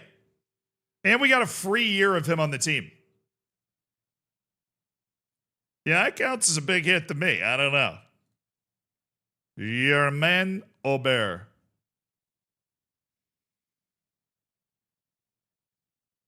Orville Warren. No. I mean, Ty Noonan was still better, obviously, but Mazi Buko we signed for under $1 million and sold for $29,500, and he was never a regular first-team player for us. That feels like a big, fat win. Alfate's Thomas Guerre, Chile's #1 goalkeeper. Well, he's making $13 million a year, so I'm thinking maybe not. Mohamed Abdallah. Do we really need to update me every time this guy gets onto the loan list? I don't think we do. I don't think that's a good sustainable way for me to live my life, personally. Are you sure that's what you want to do? Ewan Gillespie is not he is EU. So that's good. Dean Gordon. Oh, Dino! Dean! Nope. Just hyping him up to disregard the report and never look at him again.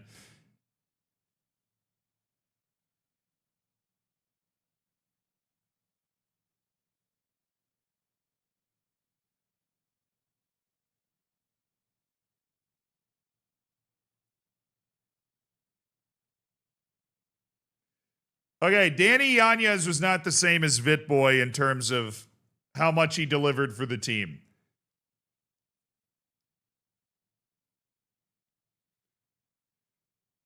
Thank you. Our big hits have been updated. We've had 2 big splash sales, Zalani Mazibuko and Ty Noonan.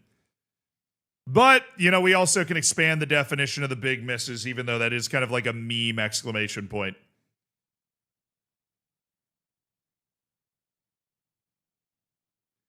Did Miguel ever develop as a cultured center back? I've never really had the heart to check. I've never really had the heart to check.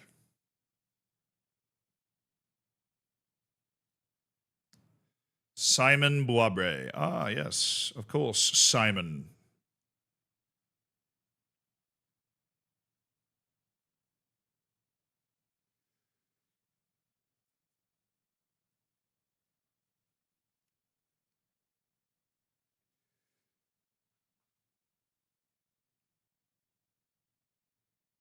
Hey man, sorry to bother, but is it normal that I am in the 2nd season in the first league and my B team still isn't playing on any league? No, that's completely normal. It's because that whole part of the game is broken. If you have the in-game editor on, you can fix it. If you don't, you can't. What you basically need to do is go in and increase the value of... Dude... So I literally have to shortlist these guys or discard the report and never see them again. Because I'm just going to get a loan list notification for literally every single one of these players every single time. Is that what I'm hearing? I'm just going to get loan list notifications for all the same players every single time. And they're players that I think are pretty good. But they're players, you know, they're not good enough that I want to put them on a short list and I'm actually going to think about anything. A little frustrating. Noble Mindy. Finally, some, you know, play the classics in the scouting report, guys, please. You know what I like to see? I like to see a little Noble Mindy on my timeline. All right? Give me a little Noble Mindy on my timeline. Diogo Aquino.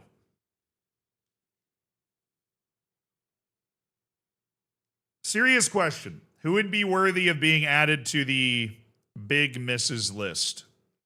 I don't know. Who are the big misses of this save for us? Who are guys that we feel like we spent a lot of money on or had a lot of potential to be sold for a lot of money, but then we didn't sell them for that amount of money?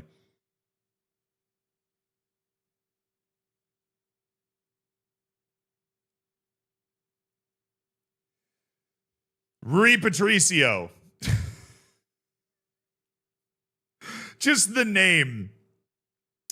No transfer value, no anything. Just Rui Patricio.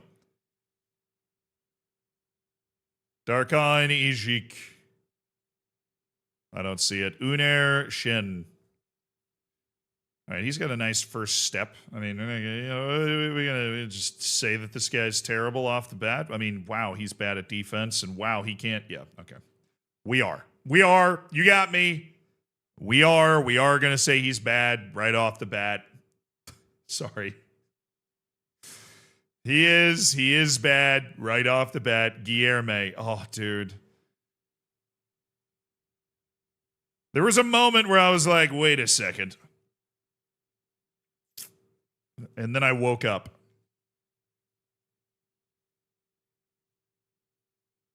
Let me re-bump that scouting report. I want to get that guy back into my reports a little sooner than the normal process would bring him back into my reports.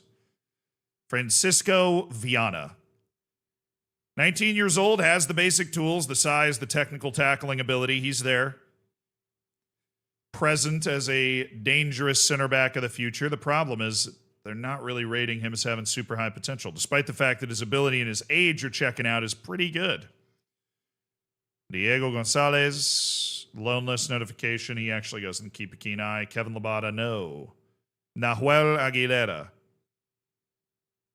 Still foreign as well. No. Stefano Masakesi. I'm sorry. You can't be an attacking midfielder in this day and age. Viserion? What is this, Game of Thrones, man? Isn't he named after one of the dragons? Or is that Viserys?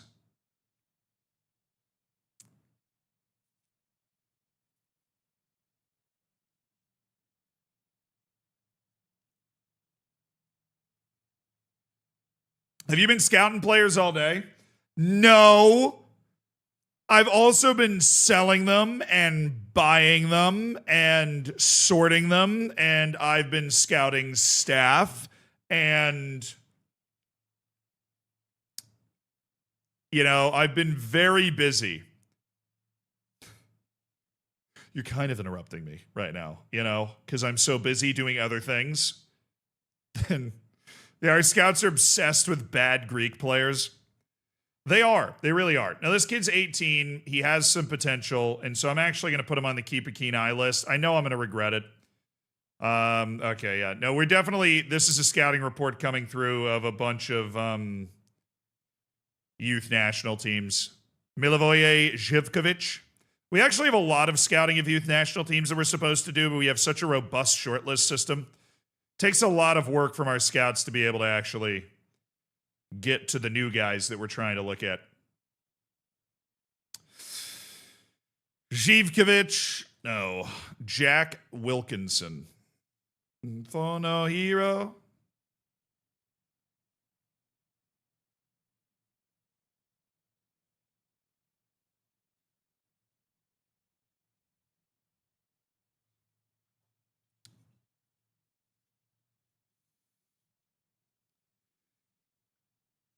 No, I'm live for 100 hours over the course of the week. It's a 100-hour stream week is what we're working with. A 100-hour stream week. There's going to be a lot of fun. Rio Padden. Albin Aslani. I think I've had this guy come across my desk before. I have, because I scouted him. Vladislav Shubin. Utku Hasisalioglu. Freaking nailed that. All right, this guy goes in the yes list because he looks like a potential wonder kid. Şahin Kaya. All right, the Turkish youth national team is apparently just serving up absolute beasts. Wilco Costing. Okay. Good Wilco Costing. We're looking. We're hunting for it. Elia Capriel. Contract's coming up at the end of the year. An Arsenal guy. Alexander Davydenko, he's gotten a little better at crossing, but he remains too expensive. Tomasz Kajak. God, this guy needs to be playing somewhere else, but his potential's dropped off a cliff. I mean, the level of our team has gone up a lot. The level of our team has gone up a ton, really. And so I can't blame his potential for dropping off a cliff, but Nicolas Sandoval. I should sign this guy. I should.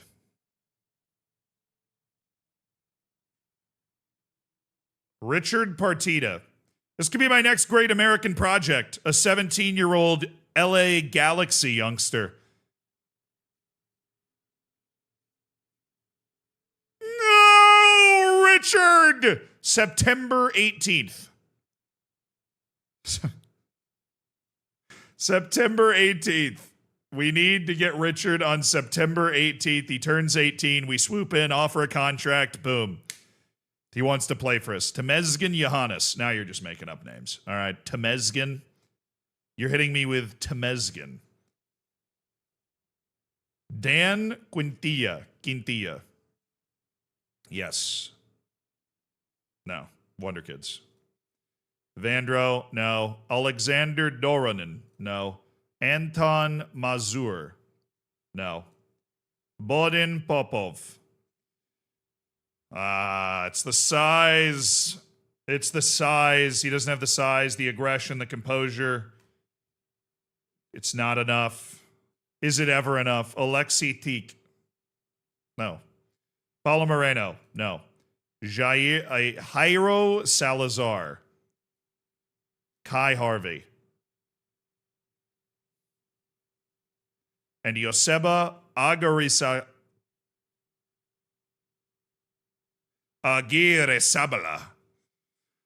Joseba Aguirre Sabala. I'm really glad I learned how to pronounce it so I could remove him from my scouting report as quickly as possible.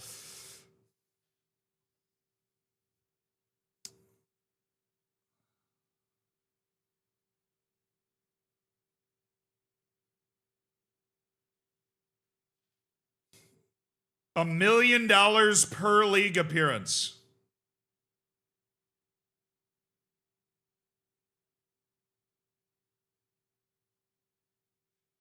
Which means after 10 appearances for Krasnodar, they would have paid me 52 million instead of 41 million. And then after international appearances, we'd get another 2.9 million after 20 international appearances. But Gani Van Royov, I'm going to accept it. I mean, I don't think he wants to go play there, but I think the monetary value of the deal is one that makes sense for us, value-wise. Wow, 40 million for them? Holy. Al-Shabaab step-up chase for Pong Feng. The offer's already... What? Stepping up... What chase are you stepping up? I already have a $6 million offer accepted for... Whatever. Abbas Jahangiri has two $15 million deals accepted.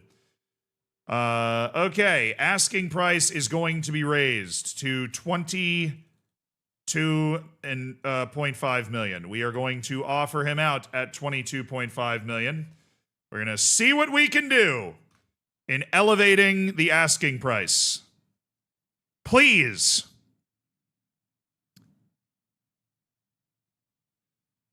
Does the Russian league pay good salaries? Very dependent on the weather, the team, very dependent on a lot of things. It still can, though, because there is a lot of money within Russia. Do you think Espanyol's willing to make an offer for Abbas Jahangiri? I hope so. We're going to try and recover as much money that we are losing as possible.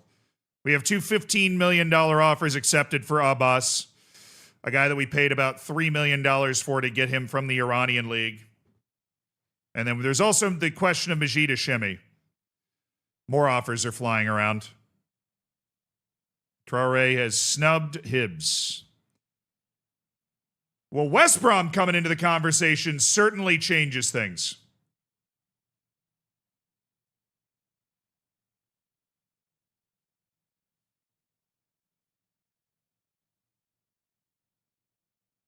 They're in the championship, aren't they? Every championship team wants this guy. I mean, West Brom's not even on the interested teams list. Bundesliga teams are Schalke, Stuttgart, Fortuna Düsseldorf, Espanyol. Al Nassr has made it very clear how much money they're willing to spend, which is not a lot. Mauricio Gonzalez.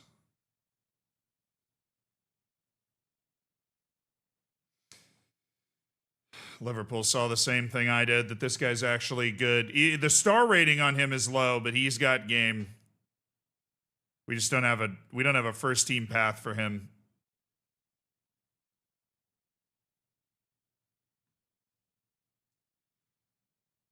Oh no, guy's on trial with us and he's getting offers from other teams. Well, that's mean. I had dibs.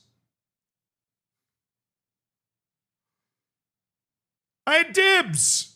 What do you mean? It's ridiculous. Santiago Sandoval for $17 million.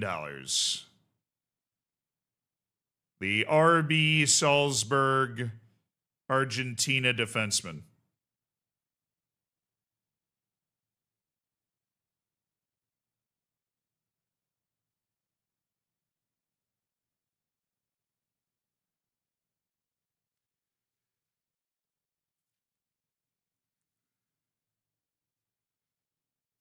I can't see. Okay, so they didn't leak the details, the full details to the public.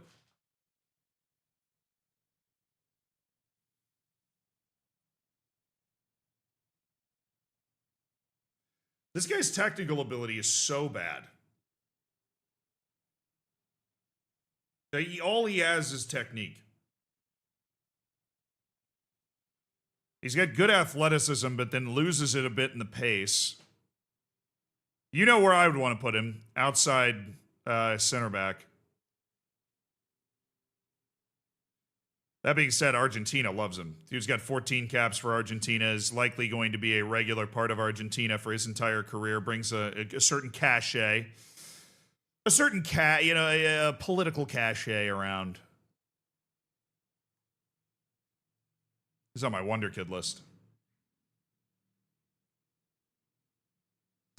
So apparently he could improve very significantly from his already established level. How much has he played? He's played regularly in the Bundesliga for 2 years.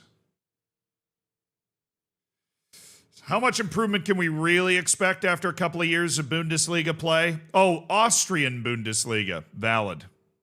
There is a step up in level that is available to Santiago Sandoval that Benfica's maybe looking to offer.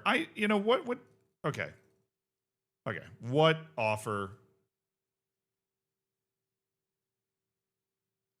You let them offer for 17 and a half. I just want equality. I want equality. Bessie Runolfsson, Modena, Serie A, boom. Easy. Give me first team. Oh, yeah. First team player in Serie A, a great career opportunity for Bessie Runolfsson. Yeah, I won't hold Abbas Jahangiri against his will if he decides he wants to go to West Brom for $22.5 million. I am, in fact, ready to let Abbas Jahangiri go. That reporting is accurate. What?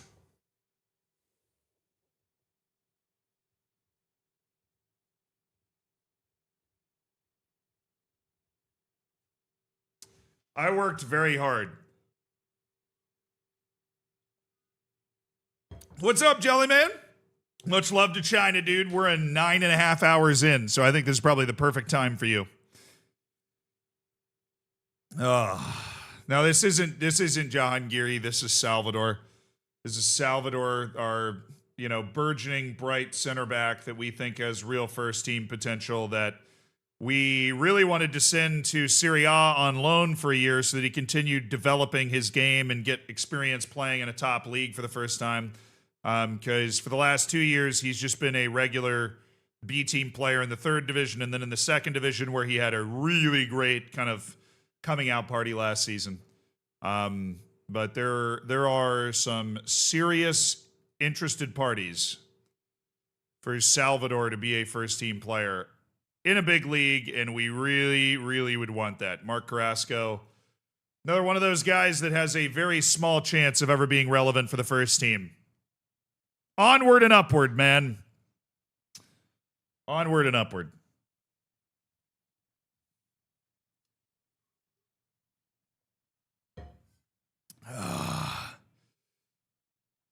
Well, now I just found a great loan for this guy. I'm not going to take this transfer offer. In fact, I'm going to take him off the transfer list entirely. He's no longer transfer listed. Well, what do you think about that? Now, you thought that you had me backed into a corner. Oh, Dortmund just forked over $29 million for Santiago Sandoval. Yeah, I don't like him. I agree, I don't like him. And I don't want to enter those sweepstakes at that amount of money. Adel Falahi. Okay, why you can make $13 million offers for him, but you can't make those offers for me? Come on.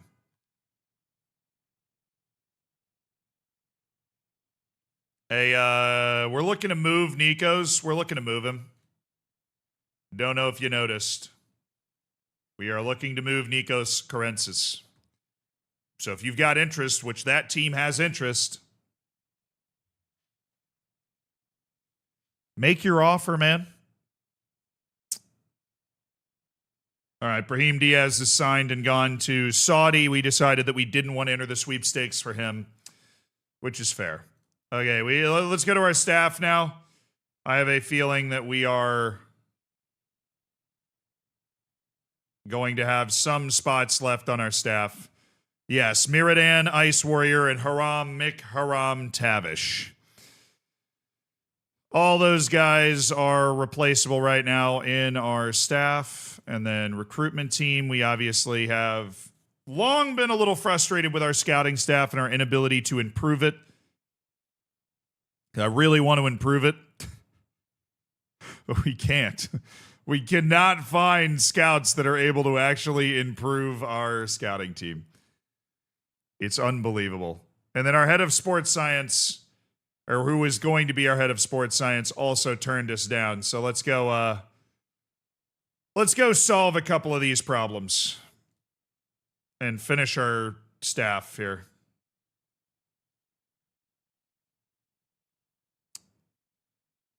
All right, these guys are capable of hanging out. Chris Smalling.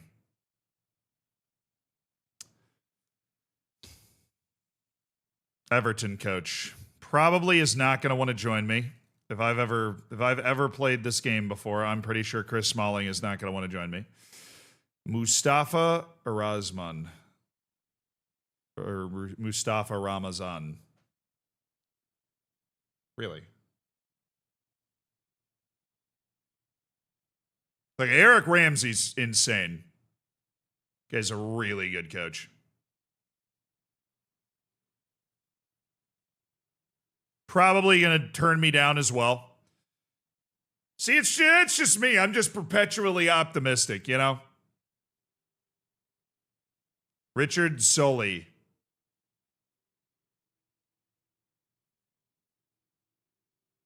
And Mustafa Ramazan. Chicago. I just don't like him enough.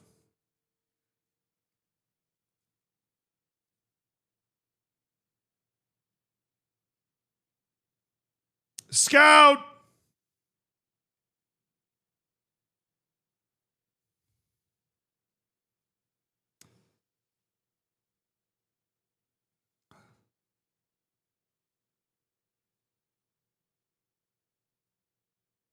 Okay, Luca Loria, crazy good. He's asking for the absolute kit and caboodle, already getting paid a ton of money at Bologna, but I want better scouts. I am willing to pay.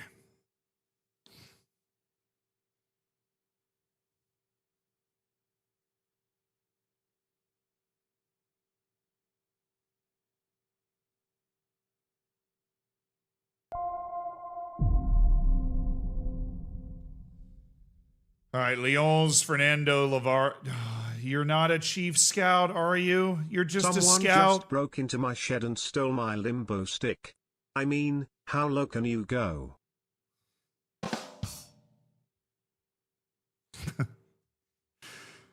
Thank you for the B. I'm going to go with a actually B plus. I'm going B plus. Empire lifts back. Thank you for the 500 bits. I'm going B plus. It's a good one. Thanks for the 500 bits. Definitely a good one.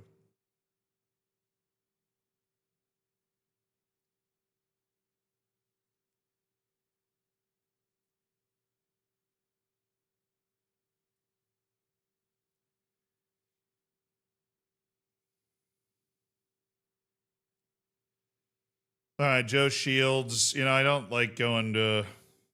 Oh, wait. Guy's already on my team. Calm.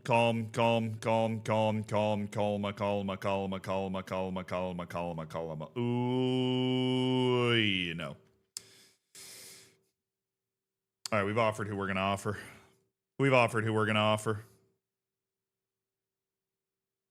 It's got to be somebody. Got to be somebody. Anthony Nicholas and Dailson Paulucio. Now, all we need is somebody else that has the elite, that's able to be the head of sports science. Jack What kind Naylor. of birds stick together? Velcros.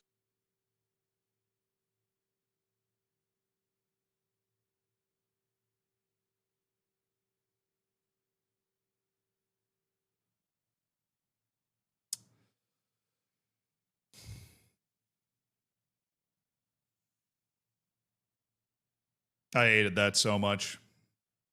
I'm going to give it a B plus as well. If I hated it just a little more, it would have been an A. I'm giving it a B plus. Thank you, Nightsap, for the 21 months. Appreciate you being a part of the Hammers. 3 months away from that 2-year milestone as well. The diamond bacon is beckoning.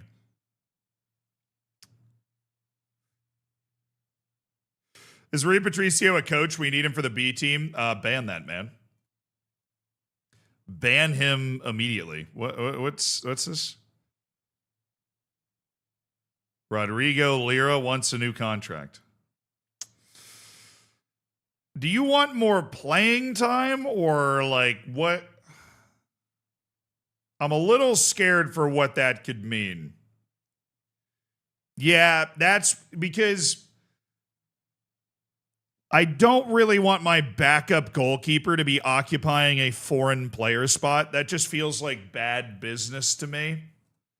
So here's what I'm going to do. I'm going to go back up and then first team goalkeeper next year. Obviously, he believes that he should be there. Cup goalkeeper and then first team goalkeeper. He's like, no, you absolute dud.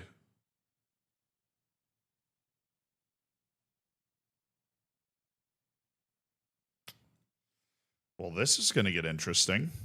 Rodrigo Lira, who's getting paid $190,000 a year, who I plucked from obscurity in Mexico to be a first-team player in the second division of Spain, where his prospects have expanded massively, has the audacity to come to me and tell me that he needs a new contract.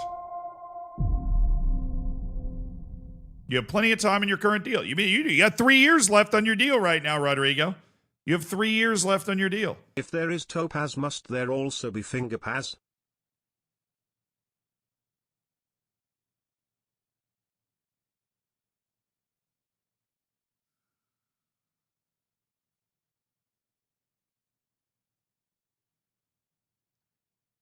I don't like that thought. That's an F for finger paws. My entire reality has been made significantly worse by that fact. Oh, hey, Bose. What's up, dude?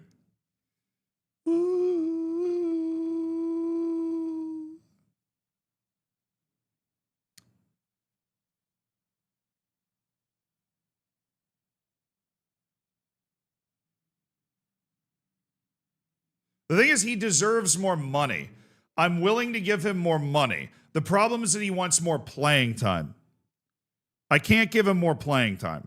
I can give him more money. I would gladly give him up to $1 million a year. But that's not a part of this conversation that I'm able to have.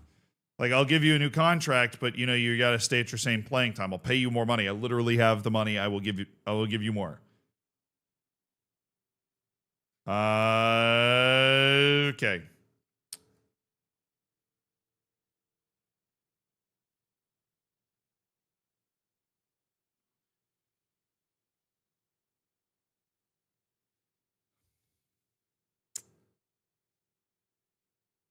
Because, if I put him at first choice goalkeeper, I'm probably going to struggle to be able to loan him out as well. Right now, he's just the first team goalkeeper on the Melilla B team, and that's where he's going to be. So I'm not going to be intimidated on this. And yeah, I didn't expect us to have an issue, but we're having an issue. We're having an issue. All right, Sean Gigo's going on loan to Nacional. They were giving me way more money than they needed to get that loan settled. But the loan is on the way nonetheless. All right, Gigo loaned.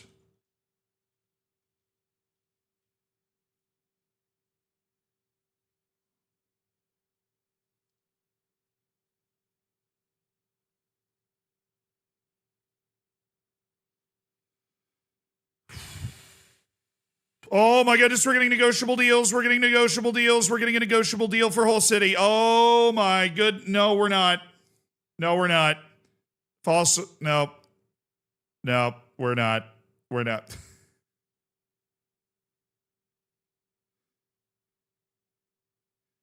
The out of possession training he's been assigned to is not producing any results. I will take that under advisement, Samba, but you have not shown any inclination to get better, unfortunately.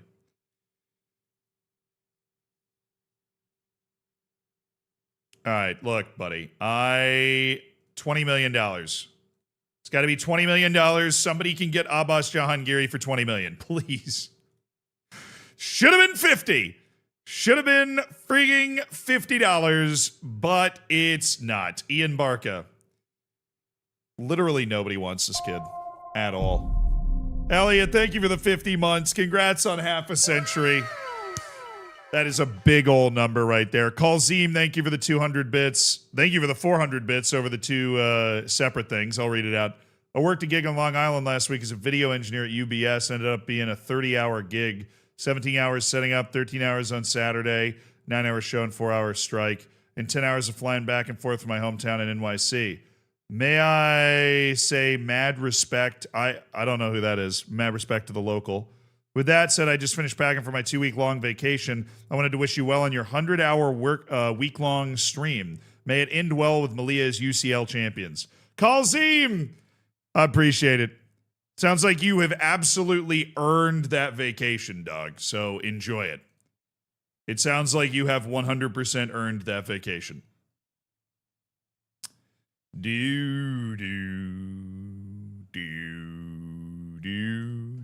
All right, the initial appeal of selling him has now worn off. I think we now just pop Ian Barca onto Melilla B and set his training up later. But we want him to be a part of the Melilla B team. Francis Abubakar, he's one of those players, like, he just doesn't exist for anybody. Poor guy showed up here, tore his ACL playing for the B team in the 4th division, struggled to break into the B team this past year. He's now into the final year of his $300,000 a year contract since we signed him for free. The ACL injury has really stopped him from ever being able to be anything. I mean, Abubakar, I need you to find a new club. But he's like, is that news to you that I need you to find a new club? I mean, I don't think so. We have no interest out there at the moment. Unspecified. Offer out, unspecified. Okay, and Panagiotis Soutsikas. Yes, me and yet another bad Greek player who all of a sudden is showing the ability to improve, despite the fact that we've literally never seen that before in the history of humanity. This guy having the ability to actually get better. Remarkable. Didn't think it was possible. All right, Ian Barca is going to try and make the B team now. We're pivoting.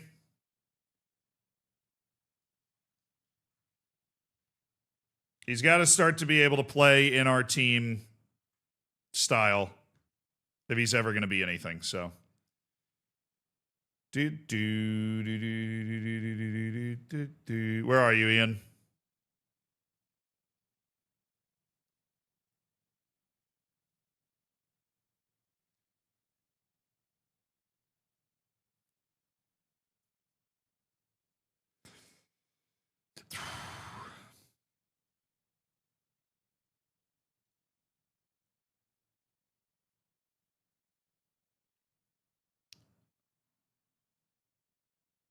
We're gonna have him play an actual role in our actual system and see if he can do it. Because nobody's interested in him, even though the value is apparently there. All right, I've been bailed out, chat. I don't know why I gave Adrian a contract at $250,000 a year until 2035. One of the dumbest moves I've ever made. Obviously, he didn't get any better and his potential dropped off a cliff. Maybe because he was fairly professional and I thought he had a chance. For some reason, Formentera in the 4th division managed to convince him that he should come play for them at no cost to me. And that is tremendous news because it just opens up $250,000 in my wage budget. Ay, man.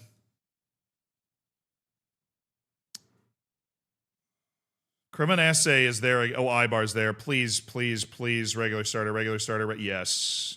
Yes. You know, it turns out Salvador was onto something. We got a chance to send him to a La Liga program. After he rejected the Serie A move, we were able to get a move to La Liga. And that's really nice stuff. You're right. I looked at his physicals and I thought they were too shiny. Can we sign some ballers? Is Havakete not enough for you? Is Havakete not? He's not enough for you, is he?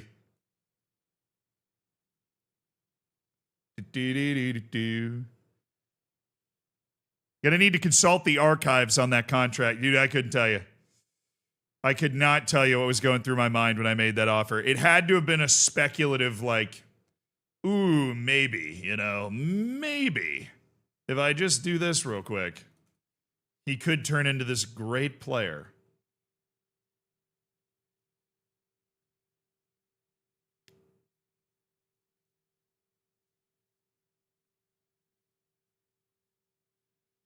All right, he should already be on the move. Currencies. I've just gotten stuck holding the bag on so many of these guys. Alessandro Sarcenti.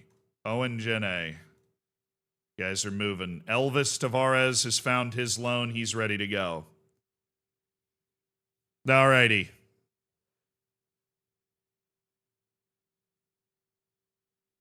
I believe he was an F on that contract decision. Can't say I'd be surprised if he was. Review transfer offer. One of those offers that I just missed this one. Via Venense. That's a professional team. This Luis character's got a small chance at becoming an first team player. Very small. But it does exist. Okay, let's cancel that scouting assignment and just send Jakob Krejci into the dustbin of history, please. Send Krejci to the dustbin of history. Is that Ifeanyi Samuel? I don't think so. Yeah, not championship. No, I'm good. Samuel stays. Bo Talon. Oh, goodness.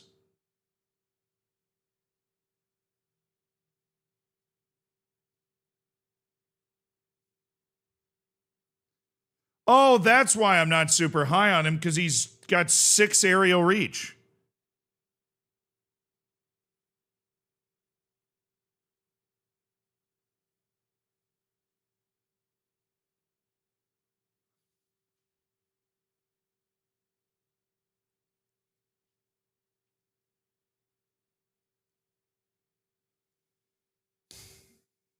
I got to go onto my yes list.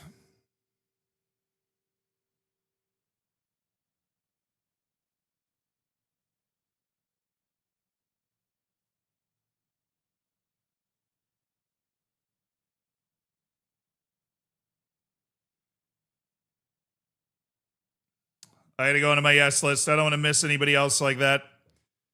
Jens Klar, Bo Talon, and Tomayuki Shigehiro.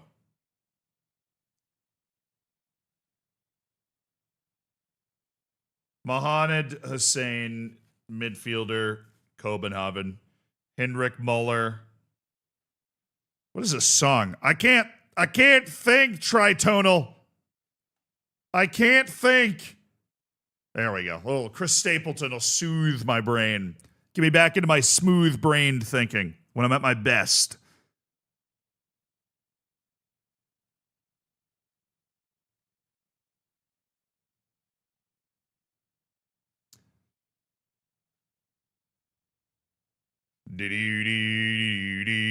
I so want to sign this guy just so that I can sell him later. But he doesn't like big matches.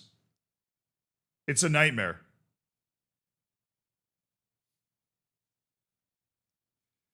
He's an incredible deal, but he just doesn't like big matches.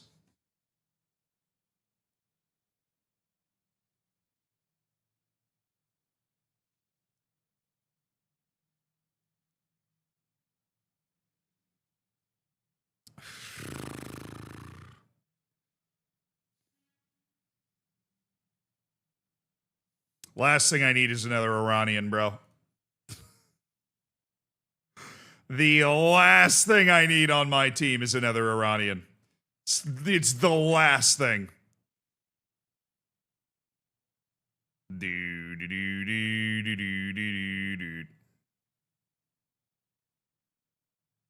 Then there's the other goalkeeper, Jimmy Blom from Hong Kong.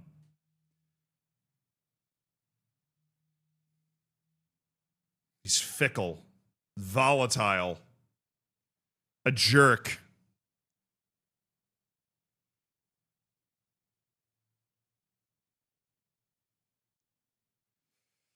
Well, my goalkeeper from frickin' Mexico is all of a sudden kicking up a fuss. You could sign this guy and slot him in to be the starter on the B team immediately.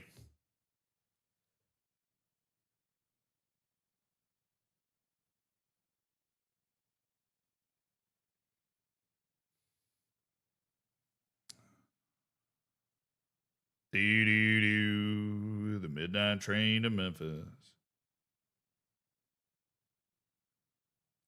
Morton Scalby. Look, this kid, Bo Talon, is crazy. But do I want to spend $10 million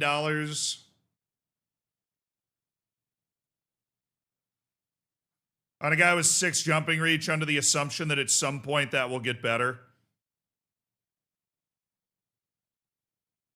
Do I really?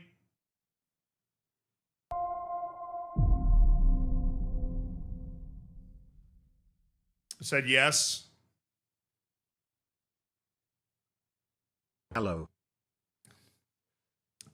Hello, Quanto. Thank you for the 42 months. Jim DeBeer said, I always watch the VOD. I'm confused that you're live. Nah, it's a recording. It's a recording. It is absolutely a recording.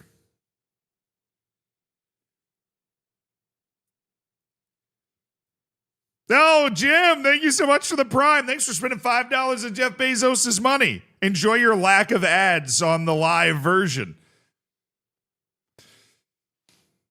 What are the odds, chat, that Bo Talon adds some aerial reach? He's already 6 feet tall. Dude's got them T-Rex arms, you know? I mean, 6 aerial reach is a disqualifier at a world-class level for a goalkeeper. He has to get that up to like 10 or 11 for it to be anything, right? But he's obviously already an incredible shot stopper at 16 years old.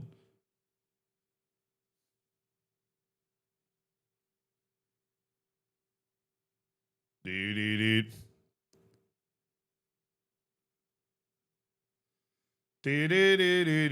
mean, also PSG just offered $10 million for him.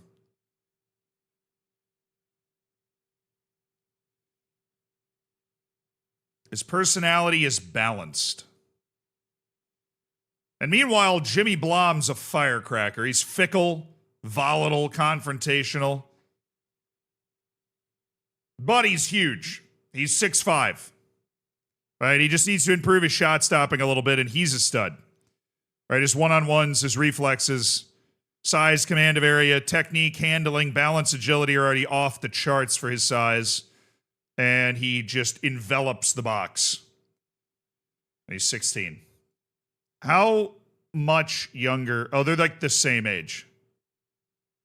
Those are the 2 goalkeepers that are the chosen ones. I'm also intrigued by this guy. Tomoyuki Shigehiro looks like he's going to be a really good player. He turns 18 in this transfer window. We could bring him over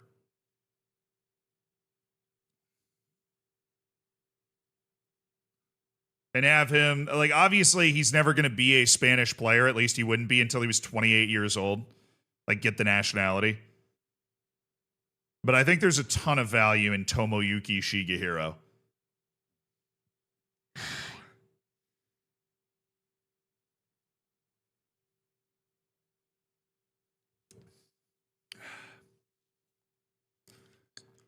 Yeah, Tomoyuki Shigehiro is also a pretty sick name. He's small, stupid, looks like no end product. Hey, okay. He's got great technique and control of the ball in terms of being a winger, right? I like him as a winger. Okay, his athletic, he can add that athleticism over the next couple of years. He's only 17, but he has a nice base, right? There isn't like a hole in his athleticism. Considering his size, his strength is fine. I don't think he's an idiot. He's got 15 vision, 11s and 12s. The mental part of the game comes in last anyways.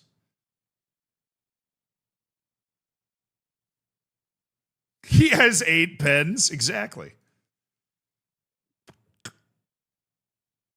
Also, we definitely need another Iranian striker, obviously. Hassan Shafei. He's friggin', it's all over again. It's the same guy all over again.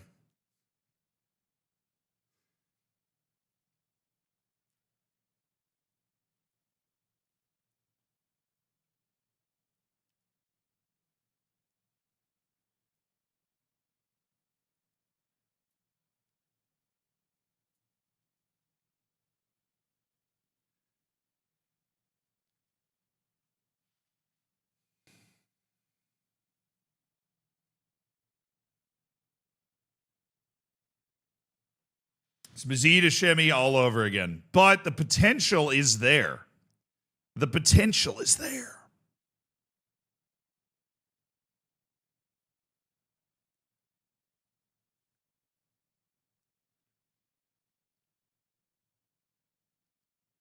Bro, how are you going to be 5'10 with 4 jumping reach? That's just really deflating.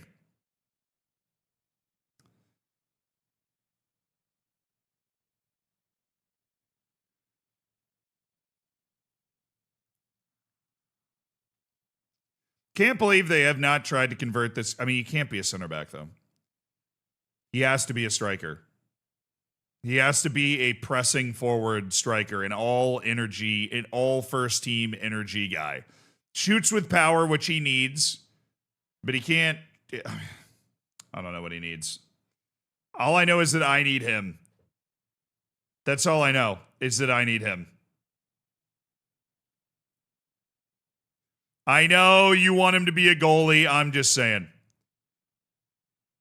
I think we get one of these generational all-world goalkeepers. Honestly, dude, if we sign this guy and his jumping reach stays 6, what do you even do? $10 million for a guy with spaghetti noodles for arms. He's so good, though. That's the thing. He's just so good.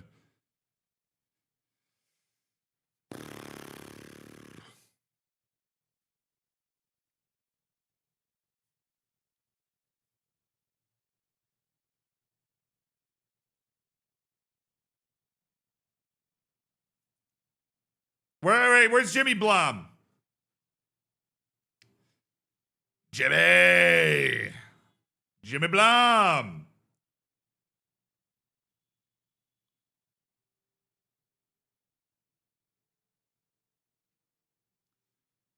Jimmy Blum, baby. I'm going to make an offer for Jimmy Blum. We're going to invest in our future. We're flush with cash right now. We have the opportunity to get a goalkeeper we think could be one of the goalkeepers of this decade. Jimmy Blum from Ham Cam. Everything about him is awesome. Except for the fact that there's some other guy that might be better if he gets a little bit taller. This guy's got great consistency, though. He already has great consistency to his game, Jimmy Blum.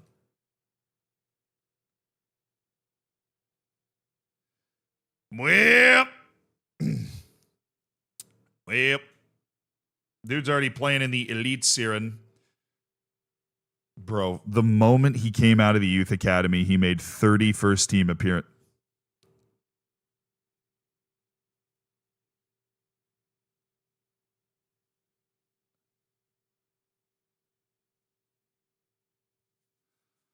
I'll tell you what, he's getting plenty of playing time, man.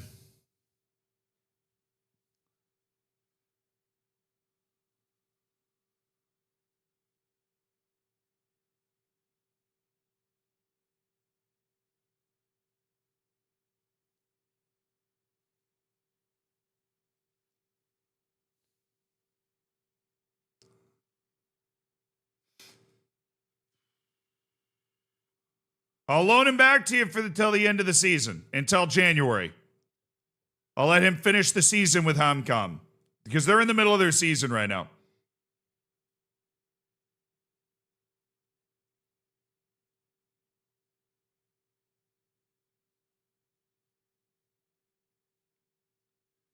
After 50 league appearances, you get $4 million. I will do 3 12-monthly installments that pay out $4 million. That is not a bad deal. And that's why they took it. It's $10 million, but deferred over a very long amount of time, and a huge payout if he makes 50 first-team appearances, plus the loan back. That's a good deal. A reasonable deal for Jimmy Blom. Okay, we've made an offer, chat. I don't mean to alarm anybody, but we have done something. Sergio Alvarez, opportunity to go play at Mirandes, third division. This dude's like so bad. He's literally so bad. I mean, they're giving him fringe player playing time. No, okay. Third division team trying to pick up like a free backup, I guess. Yeah, I knew it. I knew. Oh, yes! I'm doing it. I'm doing it. I'm doing it. I'm doing it. I'm doing it.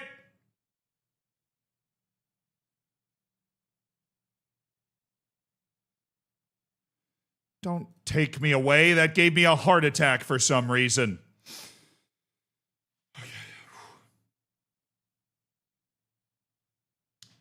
Who do we think has more money? Real Zaragoza or Granada? Who has more money? We're driving the price up with an old-fashioned FM bidding war. I haven't been able to do this in a while. Check? I mean, I don't know if there's a way to check. I'm literally just vibes-based. Who has more money? We've got $20 million from Granada and Real Zaragoza. Two of the better, shall we say, second division teams.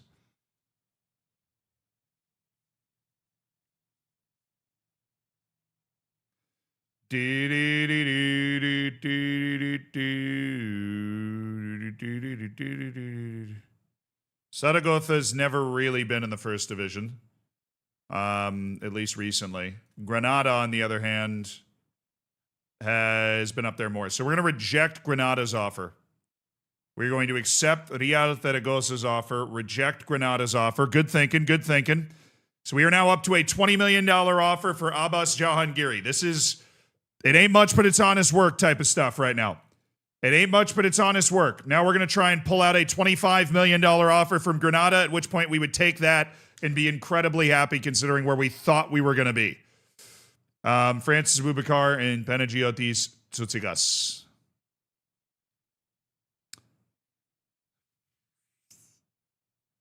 Dog, I'm kind of inclined to take this. I mean, it's a great deal for whoever's getting him because there is a chance that Abubakar could turn his life around. It just doesn't seem like he's really inclined to turn his life around right now. And I'm done paying him $300,000 a year to not turn his life around. I'm ready to give up.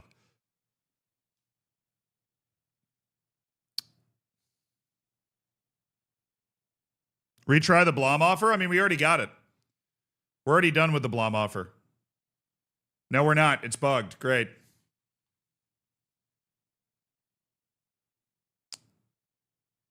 All right, well, anyways. Oh, this is a big one. This is a big one. We'll deal with the Blom offer situation in a second. This is an absolutely massive flip, chat. This is a massive flip. Hold on. Massive flip. Massive flip. Are you ready?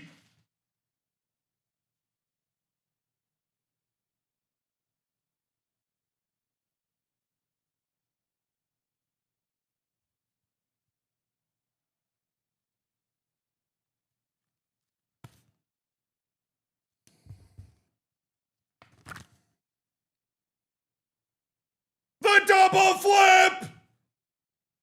It's been 10 hours! The double D flip!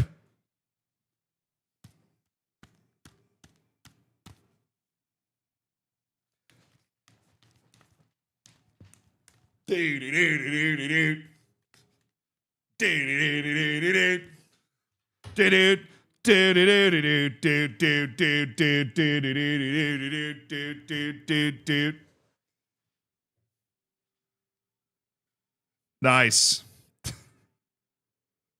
The double flip. We are now in double digits. 10 on the board. 10 on the board. Yeah, we have to get the apparently the transfer offer has bugged out. And so we have to reoffer for Jimmy Blum. Can somebody make a clip of me making the offer to Jimmy Blum and then clicking transfer offer again and then send it to me? Like, email it to me on the email that's attached to the YouTube channel. Literally be a hero that because I have an open report about these transfer offers that disappear, but I'm never able to capture them in the act. And like, even when I do this and like create a save point to work off of,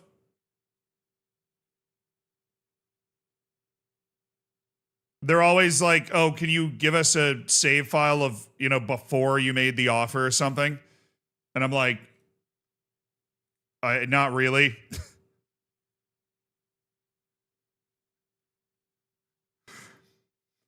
Yeah, not going home.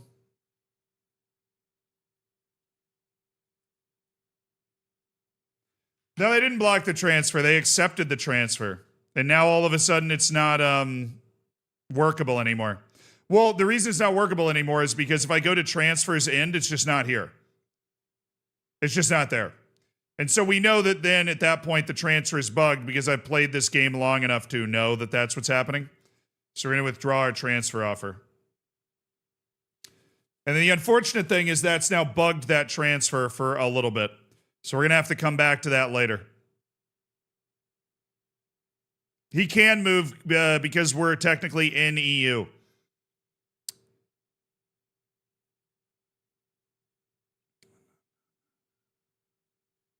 Now, I don't have any filters on my end. It's all open. Except for trial, but I don't think we were offering him a trial. Not a bad thought, though. Always good to check. All right, so 2 more coaches refused to join us. I'm kind of surprised that one accepted, to be honest. I'm so used to getting led on by all of these people.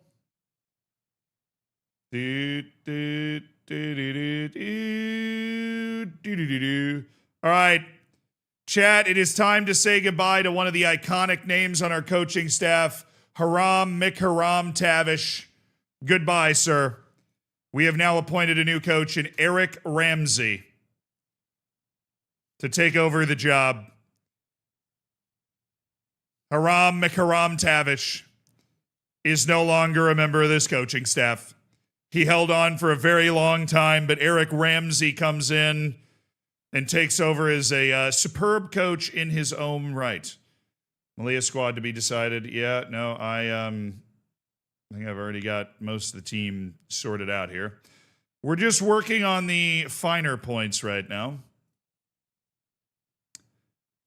And there goes the scout. Are we going to get... been asked to submit their squad list for the season. Assuming this isn't a glitch in the final deadline, then no, I'm okay. Also, Kenneth Gonzalez. Intermediaries are saying he's valued at 2 to 3 million. I'm thinking I can get 6 million hard for him.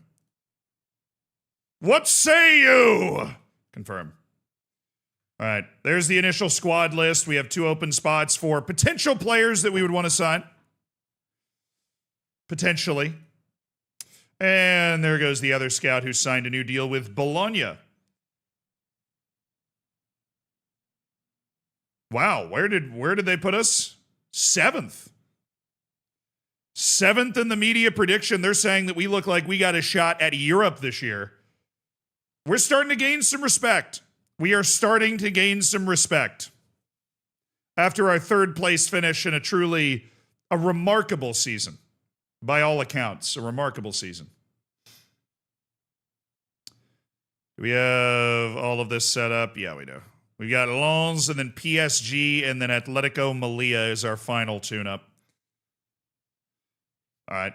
Going back to the regular lineup. Boom. Villalba and Bombo Gerardo is what they think we should run. I think we're going to run that.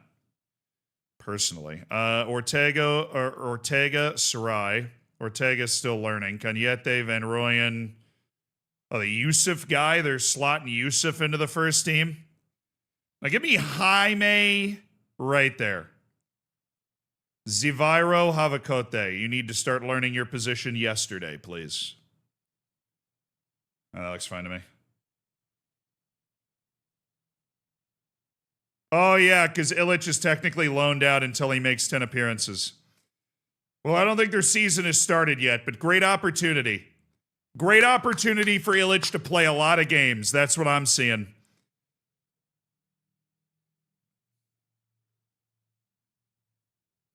Can I offer out Pong Feng for more?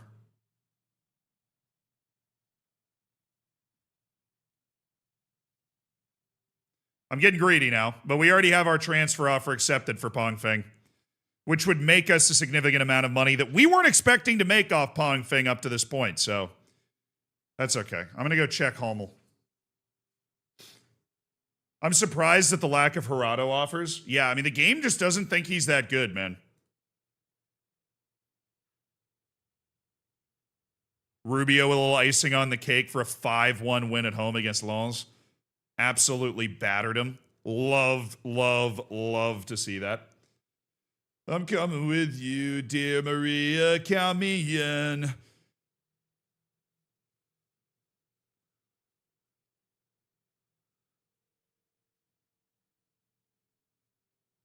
How do you go so slowly? I mean, to be fair, I knew I was streaming for 15 hours today, so, like, what's the rush? I'm going to really take my time with the staff. I'm going to really take my time, like, assessing the whole squad, you know? Like, I'm not sprinting to try to get anything. I got all the time on the stream in the world. You know what I mean?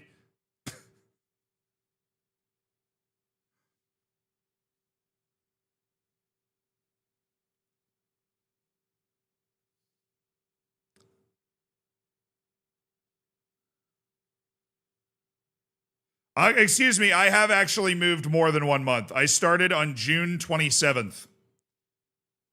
10 hours ago. I started on June 27th, 10 hours ago.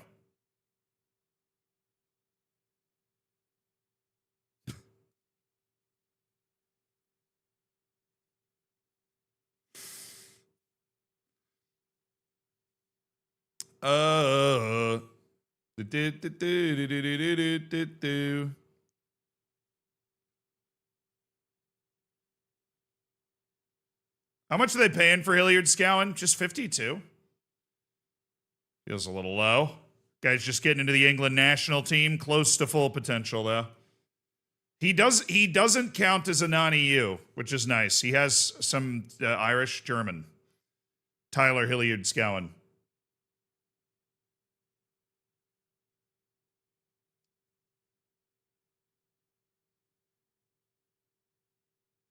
Uspay, thank you, dude. Shout out to Uspay. Clipped the Blom transfer saga and sent it to my email. Dude, I really appreciate that. That sets me up so nicely to be able to try and get that bug fixed. Because I have an open, like, report claim with SI right now. For that. Roberto Huerta has received a loan offer that is fitting of his status.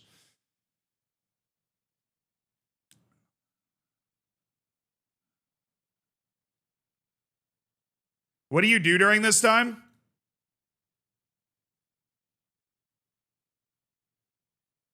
Assess where every player stands. We had to overhaul our entire staff. Dude, we signed basically nobody from that staff effort that we just made. All of these guys have re-signed with the clubs they were already at. It's ridiculous. Hey, we're willing to sell. We're willing to sell Jahangiri. They know it. We know it. Offers made for Karensis. Multiple. I've died and gone to heaven. Well, okay, we are not going to get greedy. All right, now first thing we're going to do is make sure that he's interested in both of these. His preferred destination would be something else.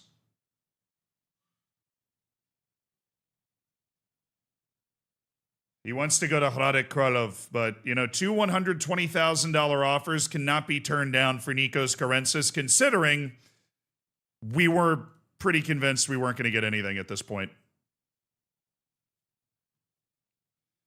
Squad numbers to be decided. So first of all, let's sort by preferred numbers so that it can just distribute the preferred numbers evenly over the entire screen, which is exactly what the sort is supposed to do, if I remember correctly. Tsitsikas, no. Andrew Ortega wants 8. He gets 8. Okay. Now, we can at least sort by the numbers. That works. So, Zaviro Havikote. Zaviro Havikote. He's a funky player. I think he should get a funky number. I'm going to give him 50. I'm going to give him 51. It's got a good vibe to it. Any of these other guys going to be around the first team this year? Yes, Javier is going to be around the first team. I think he gets number 15. I think that works. Yazurmati is not going to be around the first team, unfortunately. Caniete's 2. Otero's 3. We don't have a number 4. Wish I could sort this by ability, but didn't really give you that chance. We're going to take away Abbas Jahangiri's number. Paul Duran is 7. He goes to 6. Andrew Ortega's 8. Barguenas is 9. Yuri Urbanic is 10. Raul Surai is 11. Now I'm going to have Raul Surai take 7. Rubio takes 17. Cucurella 18. Gianmarco Villalba. I want Villalba on 11. Mbambo keeps the traditional number 20. Sambasar 24. Diego. No number for you. Cessus 27. Van Royen's 28. Adrian Soto, no number. Salvador, you're doing alone, no number. Tobogo, oh yeah, Tobogo and Como. I gotta go sort out Tobogo and Como later. Saul Beltran got a number from last season. Alvaro Torome got a number. We're just handing out numbers to everybody, man. Pablo Benevent, Silvio Mustapic is out on loan this year. Pau Plaza, please never again. Jaime Gutierrez, Danny Avande, Grieven Rodriguez, Gerardo, Bessie Runolfson, and Teodor Pizarro. Is Benevent the older one that we're selling? Yeah. And Benevent doesn't deserve having a number on the official number list at all. All right, that works for me.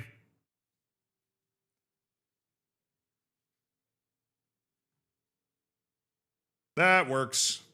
Oh, I wanted to go check home. And sell Tobogo and Como. 2 things we need to do. 1, Tobogo and Como, where are you?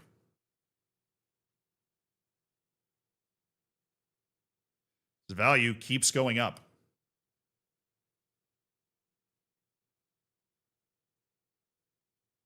He'd be open to speaking to clubs. We're just going to offer him out right now, just to see what happens, just to get the ball rolling. And let's go back to our short list and go to our yes list. And look for Jimmy Blom.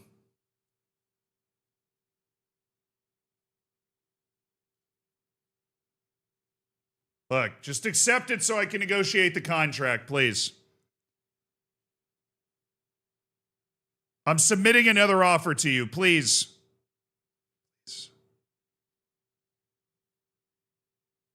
Hey, someone. Give Avande 4? Nah. Avande's, it's almost like he's played too much at that number. Like he's just number 45. That's just who he is. I am, again, there's a couple of guys I'm surprised we haven't gotten offers for. My goodness. Wolfsburg and Al Nasser have shown up with offers for Tobago and Como. Dude, the Jimmy Blom. Okay, they haven't responded yet. I was freaking out over nothing. They haven't responded yet. Al Nasser. All right, you guys are getting a little annoying with this whole shtick of offering horrible offers, but me getting excited because it's you guys.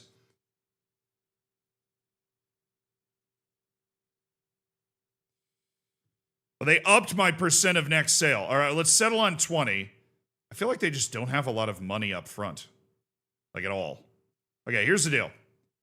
I get the feeling you don't have a lot of money right now. We're going to take 8 million, or I'm going to take 7 million there.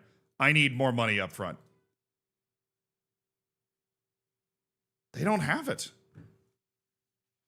They're broke. Or they just don't want to spend it on him. I'll come back to that later. I just wanted to see what this one was. There was a guaranteed 7.6 million, but 4.3 million up front. Then 1 million after 20 league appearances. After 20 league appearances, I would have been paid 2 million because he'd get 100,000 per league appearance and $1 million after 10 international appearances, plus 20% profit of the next sale. So we're going to come back to this and restart this negotiation. They just don't have a lot of money. They don't have a lot of money. I don't know what it is. I want like the 7.5 up front. Okay, they said that's cool. 7.5 up front and then 4 million next year. With 20% of next sale, that feels like a really good deal. For a guy that we signed for nothing. I mean, peanuts. We signed Tobago and Como for $375,000. He played as a star in the B team for 2 years, and even though he still has holes in his game that we feel like are never going to be ironed out, so he'll never be a first-team player, the value of Tobago and Como is being met there. Like the in-game perceived value is being met. I like it. Branislav Brielka. Don't think we're going to be able to do anything with that guy. Hey, Ginger Elite. Thanks for raiding in. I hope you had a good stream. Hi. How are you? You rated me last year. My turn now. I appreciate that, dude. Paying it forward. You changed Duran's number? I did on purpose. I moved him to number 6 from number 7. I just wanted to open up number 7.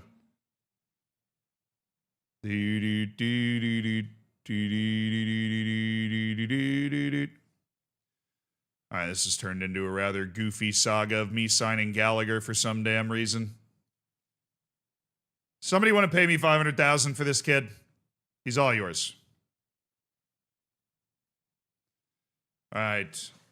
Muatasser Talbi. 132 caps for Tunisia. This guy's just an absolute dog.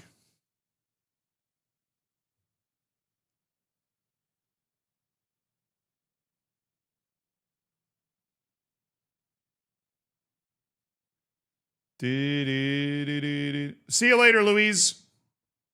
Bye.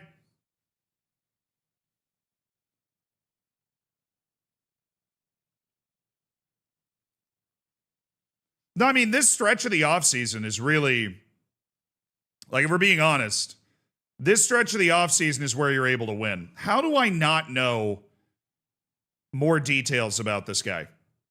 Really? I trialed him for 2 weeks, and I still don't know if he's good or not. Virgil Ghițea, the Romanian center back, who is just playing in the championship with Hull City after a long time in the Bundesliga. Just a little too slow. Teo Mawene. Oh, he's not good at all. Oh, he's not good in the slightest, in any way. Man, the two guys I'm interested in, I don't know how good they are. We still haven't been able to actually finish scouting them. Yusuf Akcicek and the other guy, Melilla.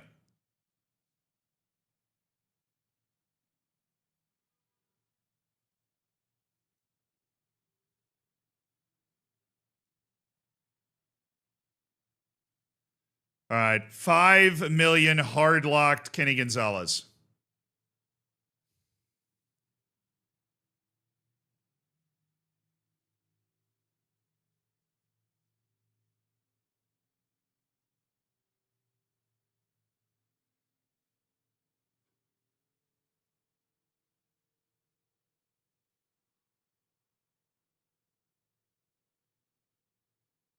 He has no interest, bro. Wait, check the tape. Check the tape. Where's the tape? We're going into the VAR. Going into the VAR. Did he have interest in the other transfer? Not Kenny. Not the trials. It was before this. We were negotiating. And that was before Gallagher.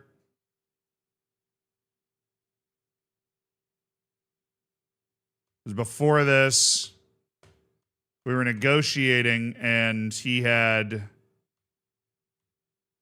Yeah, we were just looking at that right here before this offer. He's incredibly interested in speaking to Al Nassr. Dude. Al Nassr is a problem when it comes to this stuff, man. They just... Hetafe's offering a better deal. $10 million right now.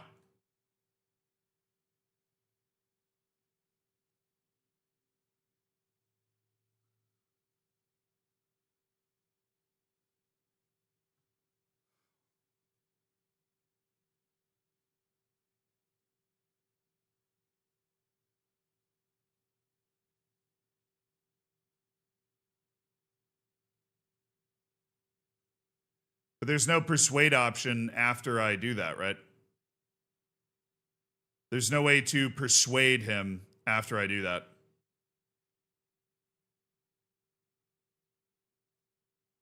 All right, see you later, Ginger Elite. I appreciate that raid, man.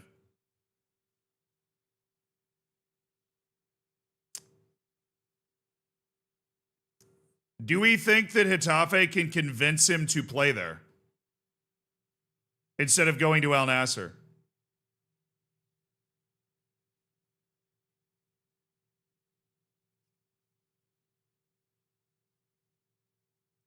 All right, see you later, DIY. Much love to South Africa. It is definitely late there. I mean, it's 9:13 here. All right. What do you think I should do? Do you think I should reject the... The funny thing is, I think if we bait another offer, like if another offer comes in for Tobogo and Como, and I think another offer will, then it gives us, for some reason, like the opportunity for us to convince him to take the deal.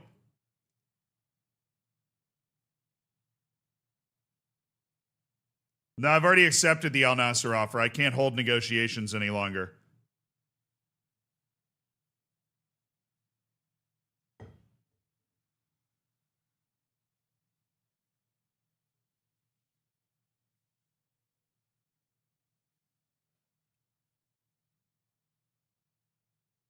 All right.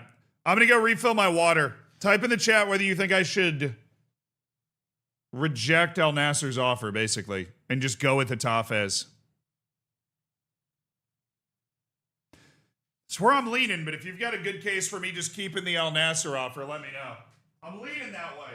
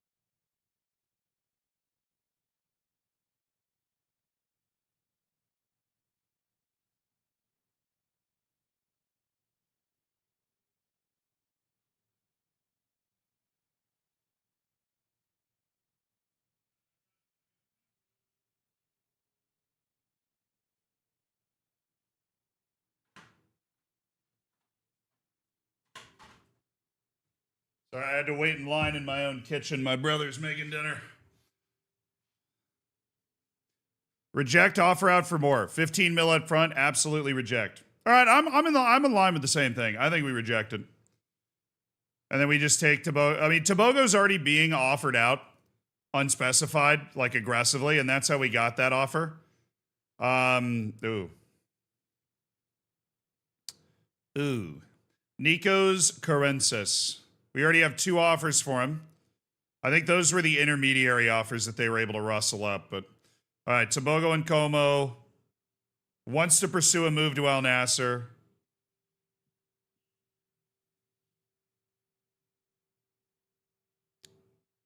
It wasn't close to our valuation of you. Oh, yes, Tobago. I always knew you were cocky. His valuation of himself was $18.5 million. Bro, yes. All right, Bongani Van Rooyen for the second time has snubbed a potential move, this time to Krasnodar, in order to stay with the club. But chat, it should have been so much more.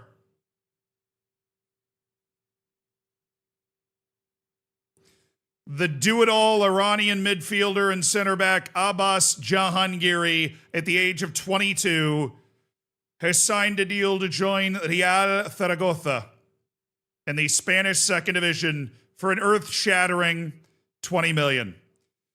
He was never really a bad guy. The only issue we had was that he went to the Premier League with Nottingham Forest. We had a $50 million transfer lined up, and he was not able to help Nottingham Forest stay in the Premier League.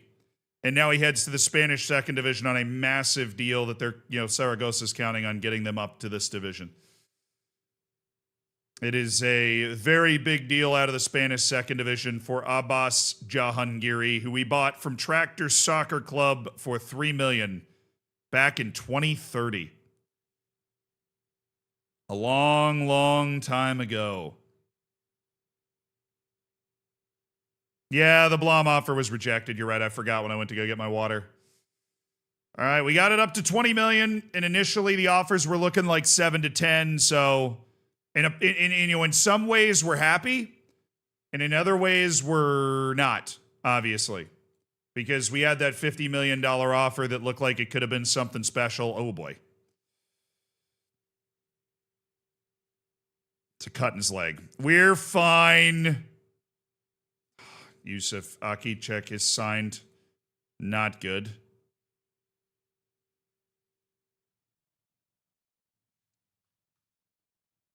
I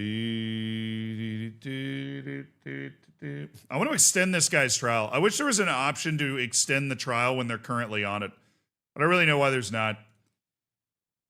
But it does not exist. All right, when does the deal go through? Oh, it already went through. He is now on the Real Zaragoza.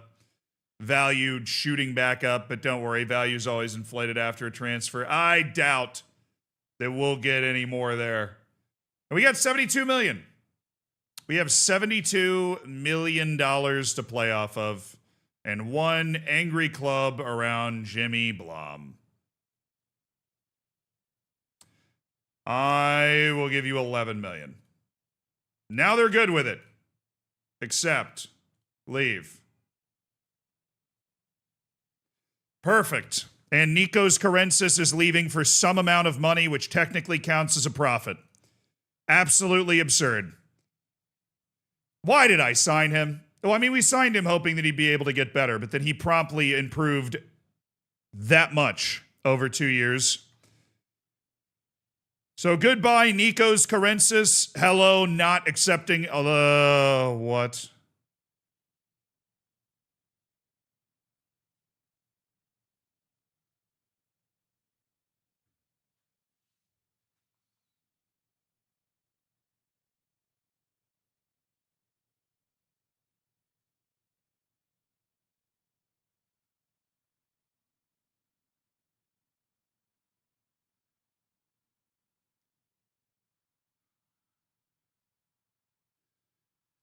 No, he can transfer. We're on the same continent. I promise he can transfer. We're on the same continent.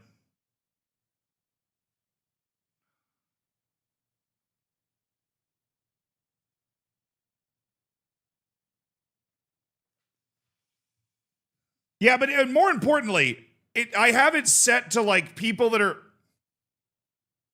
It was a visual glitch. It was a visual. It said that I had it set for doubtful for transfer, but it was a visual glitch. I clicked on it and clicked on it again, and it was a visual glitch. The entire time we were negotiating against a visual glitch.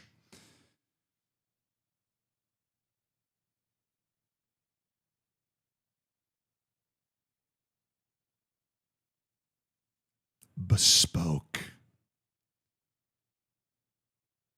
Henrik Muller. I might sign this guy just for the B team. We need a backup left back on the B team. Stick him there with Ifeanyi Samuel and have him just play second division ball. Mohamed Hussein and Tomoyuki Shigehiro. And he's interested in playing for me.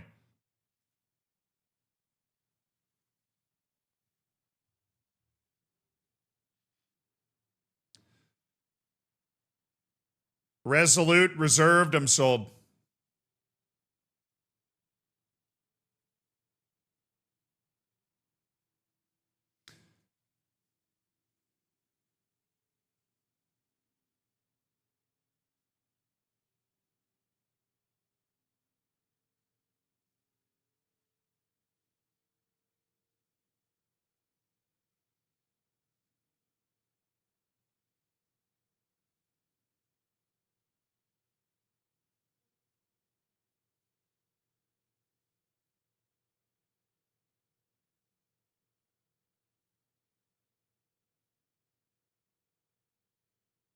Bro, if he plays 50 games for me, that means he's turned into an absolute demon. I accept your demands. All right, the transfer worked. Only 1.5 million up front, 3 million over the next 3 years.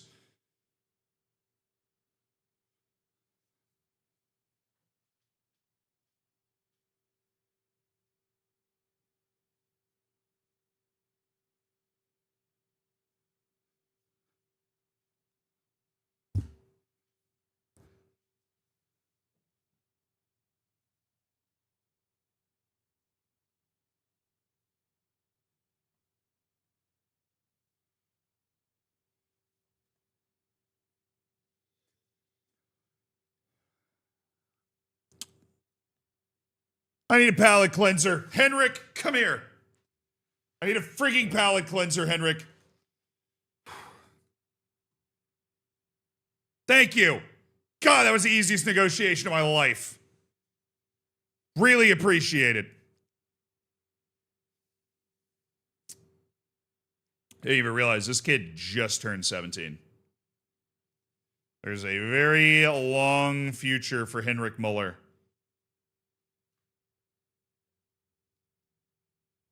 A long future that I plan on exploring.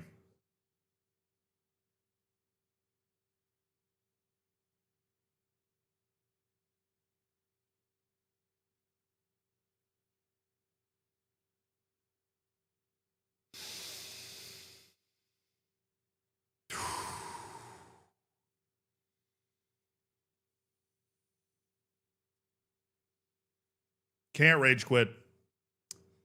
I can't. We're streaming for 15 hours today. I cannot rage quit. I'm literally not allowed.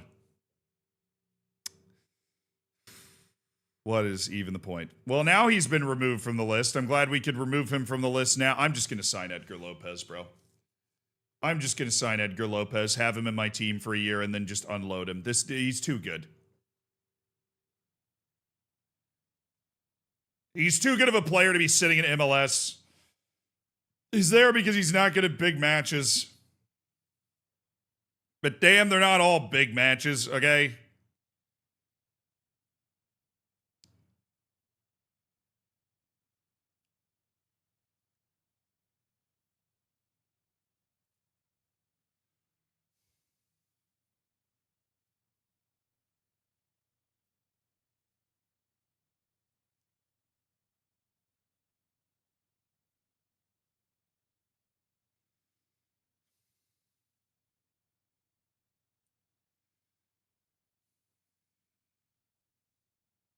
Maybe we can make him like big matches. No, never fall for that.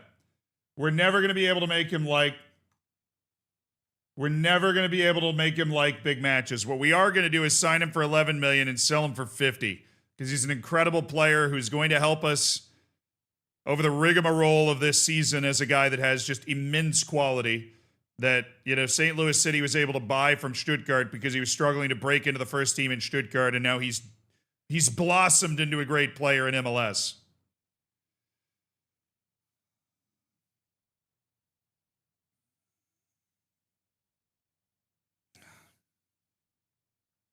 Another striker to be worse than Pargueñas? Look, man.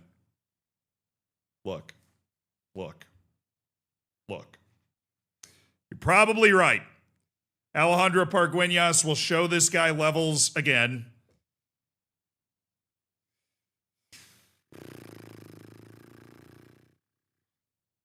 We have 2 open spots in our squad.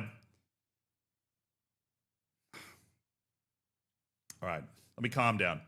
Let me clear. Transfer, doubtful. Okay. Yes list, who's there? Douglas Nunez, too expensive.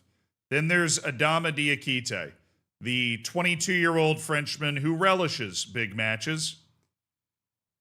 Yeah, he's got a little bit more about him as well. Not quite the off-the-ball player, but maybe a little bit more creative, a little bit better first touch, a little bit better passing. Knifes inside from the left and plays as a striker. This guy's been available for this kind of value for a while, like literally 3 years. And I haven't really understood exactly why Lyon just has him priced so low. But he is frequently struck me as a guy that would be a pretty damn good pickup. And he's at 13 penalty taking. Offer Hashemi first. I don't want to.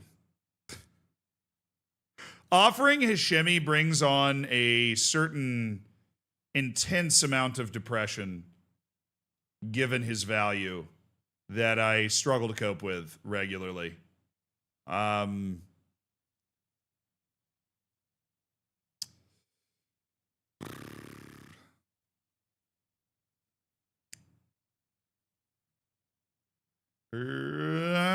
it back. He's being offered out. That's the thing, actually. He's literally currently being offered out and nobody wants him.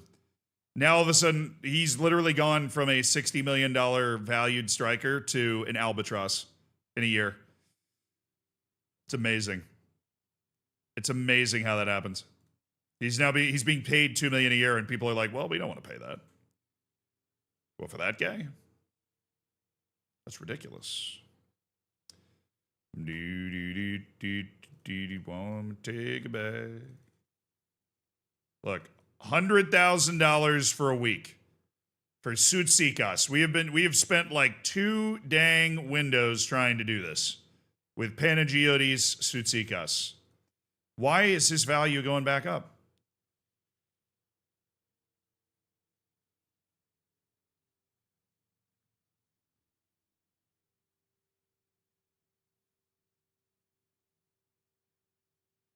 I'd be willing to take that for Francis Abubakar. And then friggin' Adam Gallagher, I think we don't already have an offer out for him. And we have $220,000 for Adam Gallagher. Please. We developed him so much. All right, where's Tobogo? Oh, he's not even on the transfer list. That's right. Where's Tobogo and Como?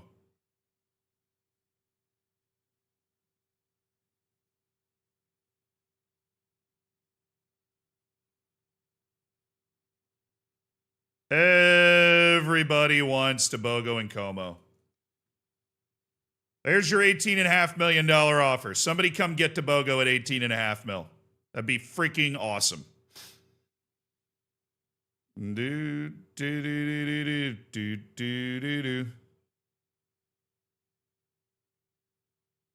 we don't have an offer accepted for Benevent yet. Oh my God.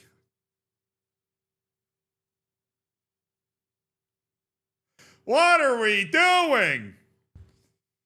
All right, back to the short list, back to the short list, back to the short list, back. Back. Give me the yes list. Give me the guys. There's Adama Diakite. Gil Fernandez, who's now valued at $100 million at Barcelona. Have they extended his contract? Yes, they extended him by a year. Ridiculous. Okay, $100 million's insane. Franizek Batka. Juve's in for $11 million. He's a good player. Doesn't really fit our system. He's not fluid enough to fit our system in any of the ways that he could. Mauricio Gonzalez. Did they not come to an agreement on his transfer? I thought he'd just transferred. Okay. Joao Aguiar, the weirdest striker in the business. I really want to sign him just to see what the hell he can do.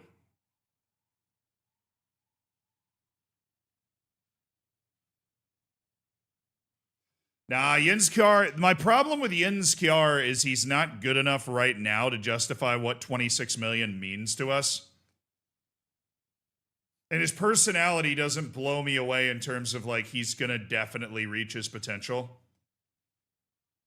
He's a little too relaxed. He's not chasing it enough, right? He's not chasing it enough. Okay, you're telling me that this 16-year-old guy has doubtful transfer-only interest. That's what you're telling me. Don't let me get excited now.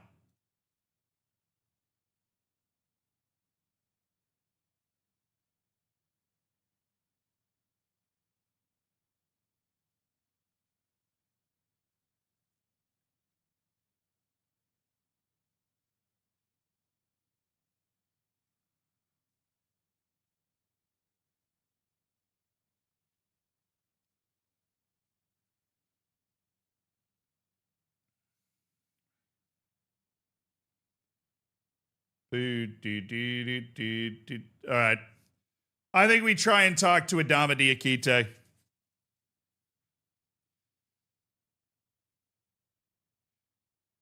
I think we bring in somebody that I think has the juice. He's driven, unflappable. He makes a great impression in the dressing room. I think we talk to a guy with the juice. I don't know why they don't like him, but I think we go for him. He looks like a proper baller.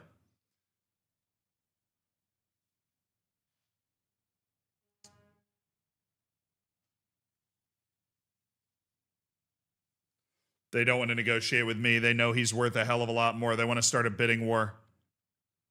They want me to make an offer, and then they go public with the offer, and then all of a sudden it's like, ooh, what's happened here? Fabian Veloso. Okay, well, he's an absolute project that we aren't really interested in right now. Diagolonia Bielstock making an offer for Miguel Figueiredo. That is a great pickup for them. That's for damn sure. All right, we've already accepted one deal. This is same level, maybe.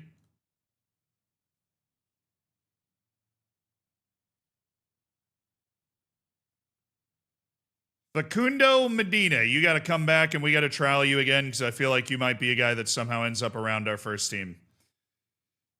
I would hate it, but it's possible. All right, Huerta.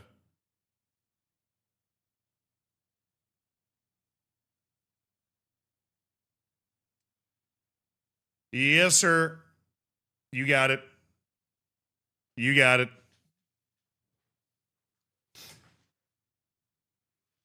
Low consistency, so you kind of have to pick your poison. I don't really think it's picking poison. I think that I would so much rather have less consistency than afraid of big matches. I mean, there's certain things that are just really way easier to work with.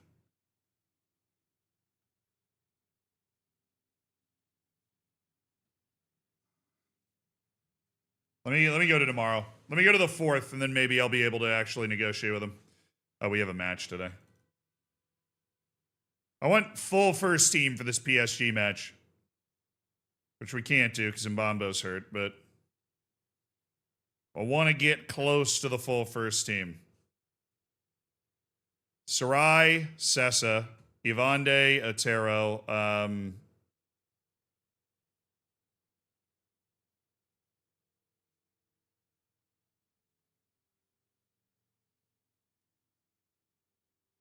Urbanic, go.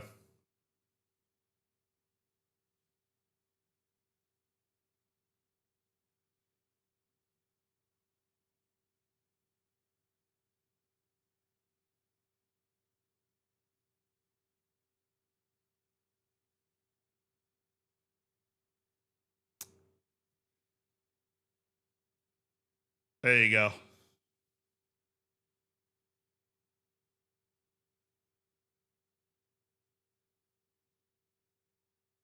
Haven't been given any time to Mark Cucurella, which we should be.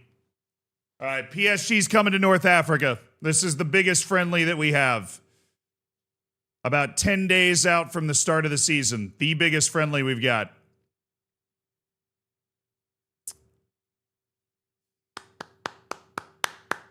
Van Rooyen scored the goal. Vitinha started it, and Fede Valverde finished it. All right, this is a very good transfer for us. A guy that we didn't think had a lot of value coming into this cycle that actually attracted a lot of interest. Pong Feng. $6 million deal with 15% next sale clause in there. Obviously, we're sad that we weren't able to incorporate him more into the first team because we liked his profile initially, but he's going to be Chinese. He's not going to be able to pick up any new nationalities, so off he goes to Al-Shabaab. He heads back to Asia, where he'll be gaining continental reputation there, and hopefully that 15% next sale thing will hit when he moves for $20 million to China or something. Bessie Runolfsson headed to Serie A after half a year playing with our B team. Yeah, Pong Feng sold in the last year of his contract. Were you at all concerned that you might lose him for nothing? No. So I'm going to go shower. I swear you better be at the 15th by the time you get back. You know, I don't think that's going to happen. No offers for two players, Hashemi and Benavent. All right, well, we got nothing for Hashemi. And while there is, like, really fringe interest, dude, Hashemi's just gotten depressing. I don't know what's happened. Like, even Abbas Jahangiri, who I thought was going to be more depressing, has been fine. Come on, Kenneth. There's money. There's gold in them hills, Kenneth. There's gold in them hills. The money's going up. The money that they're willing to offer is going up. 4? 4.2 because I'm petty. 4.2 because I'm petty. Who's the other guy? Benavent? Yeah, well, Benavent's already turned down a $100,000 offer, and he just seems intent on screwing us for some reason. Because there are teams that would like to have him. I just don't think he wants to play there. He's got a really big opinion of himself. Oh, and Revert got hurt. Oh, 2 to 4 months. Oh, I feel so bad for this kid.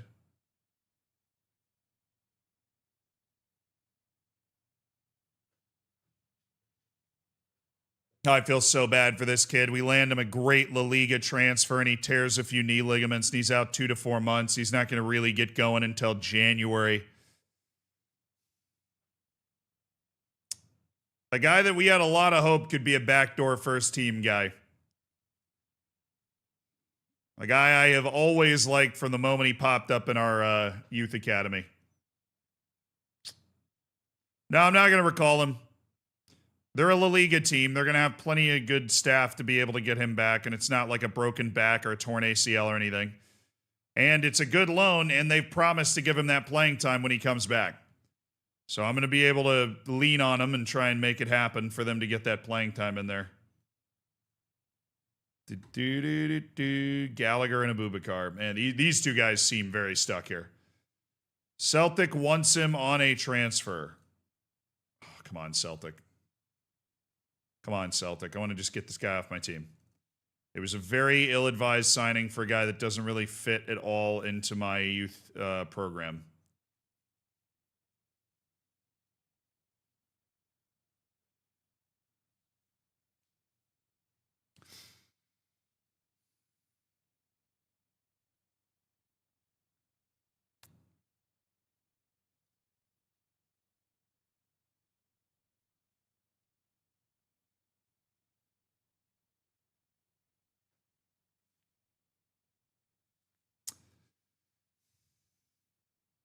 When we signed this guy, he had 5-star potential. He was one of our 5 stars. And now I'm looking at intermediary offers for $300,000. Good night, 74. Intermediary offers for $300,000 that I might accept.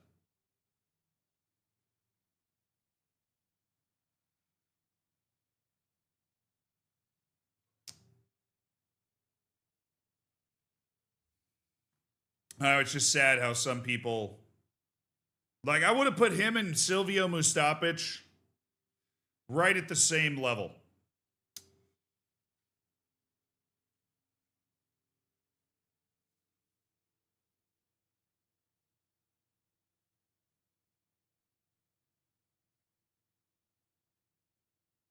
I was responding to Ginger, but guess I go to bed. Oh no, sorry. I didn't see Ginger's message. I had ads, so not sure if you were able to see my message. Good night. Oh, good night, Ginger. I'm very sorry. You can stay awake, 74. I'll allow it. We're gonna sell him. Doesn't make any sense for us to offer him a new contract, try to hang on to him. Otero's value is now dropped. I mean, it's funny, like, the value fluctuates so wildly in this game. He hasn't changed as a player at all. But his value has now gone from 120 to 170 million to 71 to 94 million. Yeah, the value can be fool's gold in this game. Otero has failed to learn. Well, that was weird that I was talking about him and that just popped up. Otero has failed to really. I also hate that I can't, like, get to a training screen except by doing this. That I can't, like, get to this training screen for players. All right, Otero, look, man. My bad, I clicked the wrong button. Otero, look, man. You gotta learn to pass simply. You suck at passing. It's very important you learn how to limit yourself when you pass. Or else you're just gonna be shipping the ball to the other team the whole time. And that doesn't do anything for us.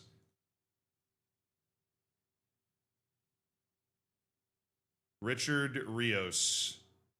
Johannes Klein. Bo Talon has moved to PSG. I'm going to keep him on the Wonder Kid list. Rashad Fatal moves. All right, we got a loan going out to Ibar. He's going to play. This is Salvador. This is one of the guys that we think has a real shot at our first team. Was great with the B team last year. He's headed out to play La Liga football. He's going to play in La Liga with Ibar.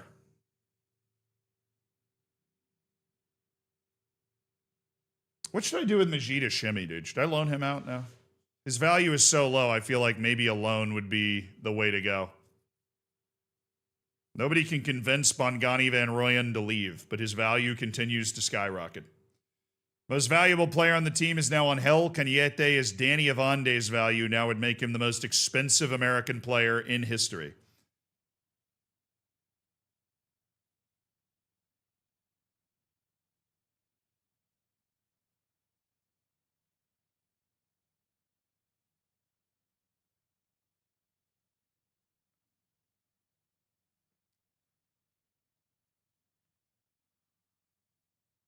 Hey, Strange Clouds.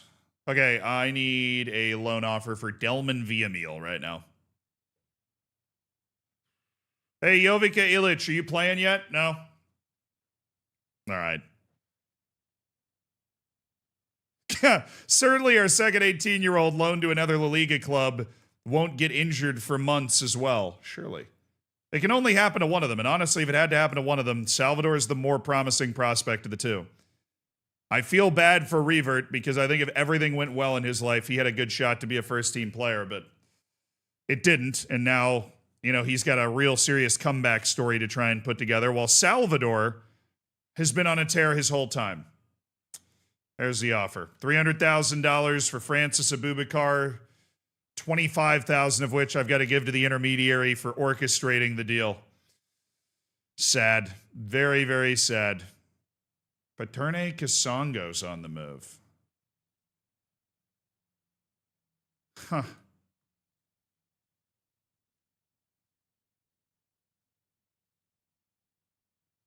I don't remember getting an inbox message about that offer.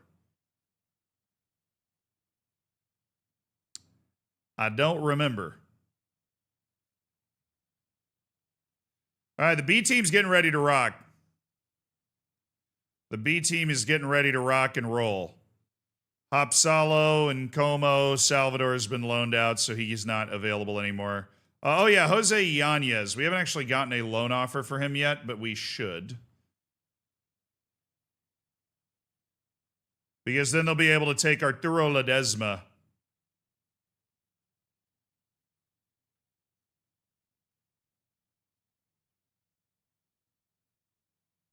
Oh, and freaking Giancarlo Farfan. Nobody wants Giancarlo Farfan.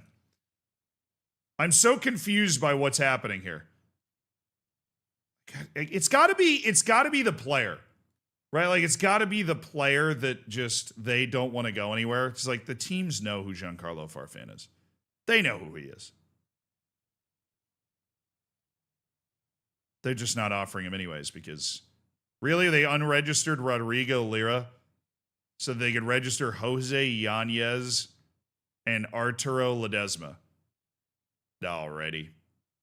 Oh, he's starting Boubacar Diatre over Azir Silva. Wow, get punked. Get punked, Azir Silva. Can't earn it against a friggin' 18-year-old.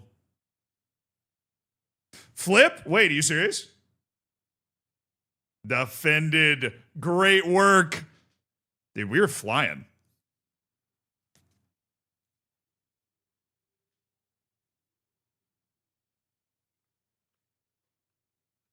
Oh, that was cinematic. Oh, that was so cinematic. Oh, look at that. 11 flips. Flipaholics rise up. 11 flips. 11 flips. Huerta's agreed to a deal. All right, Roberto Huerta. 88 more. Restart YouTube VOD? True. All right, YouTube, I'm going to do that now. I don't remember exactly how this works. I think it just starts a new VOD. But YouTube, I am going to have to depart because YouTube can only log 12-hour VODs, and we've already gone 11 hours, so now is as good a time as any to restart. It should be back up almost immediately. I'm just literally going to flick it off and then flick it back on. Yeah. Thank you so much, John Olson, for the reminder. Because the YouTube VOD would literally run over and start deleting, and obviously we don't we don't have that one to or we don't want that to happen. So I'm gonna go ahead and flick the YouTube VOD off. I will see you guys on the other side. Just be conscious of the fact that the YouTube stream is ending. That's on purpose. It will restart almost immediately. Should be obvious to find.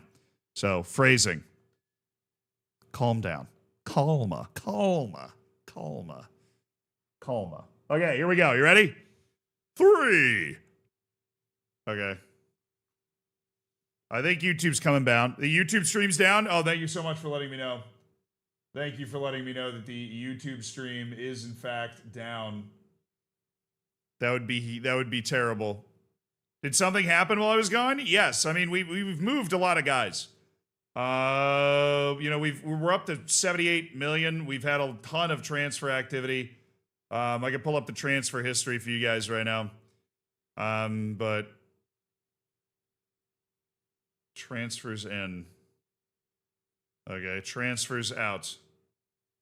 We sold Noonan for 30, John Geary for 20, Pong Feng for 6, Joel Rojas for 5.5, Pedro Lopez for 4.5, Alain Gomez for 2.1, Santi Carrasco for 2.1, Keith Brown for 6.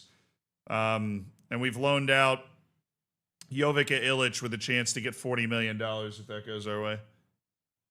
We back? YouTube's back on? Is it a new VOD? Or is it the same VOD? I don't know.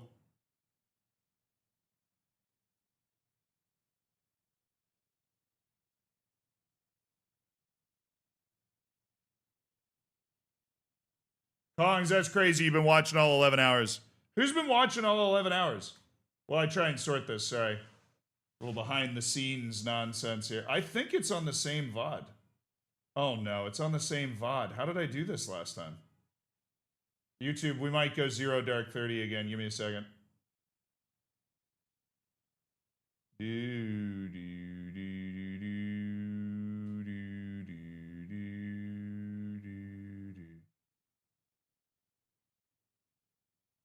do. Me. Almost 10 for me. You guys are grinding. Same chat, same VOD. Dang, dude.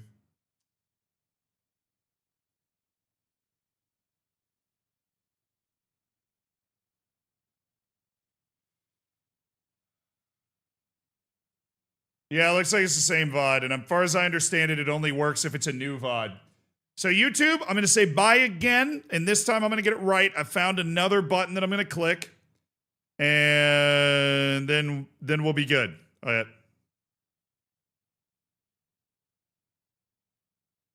Bye, YouTube.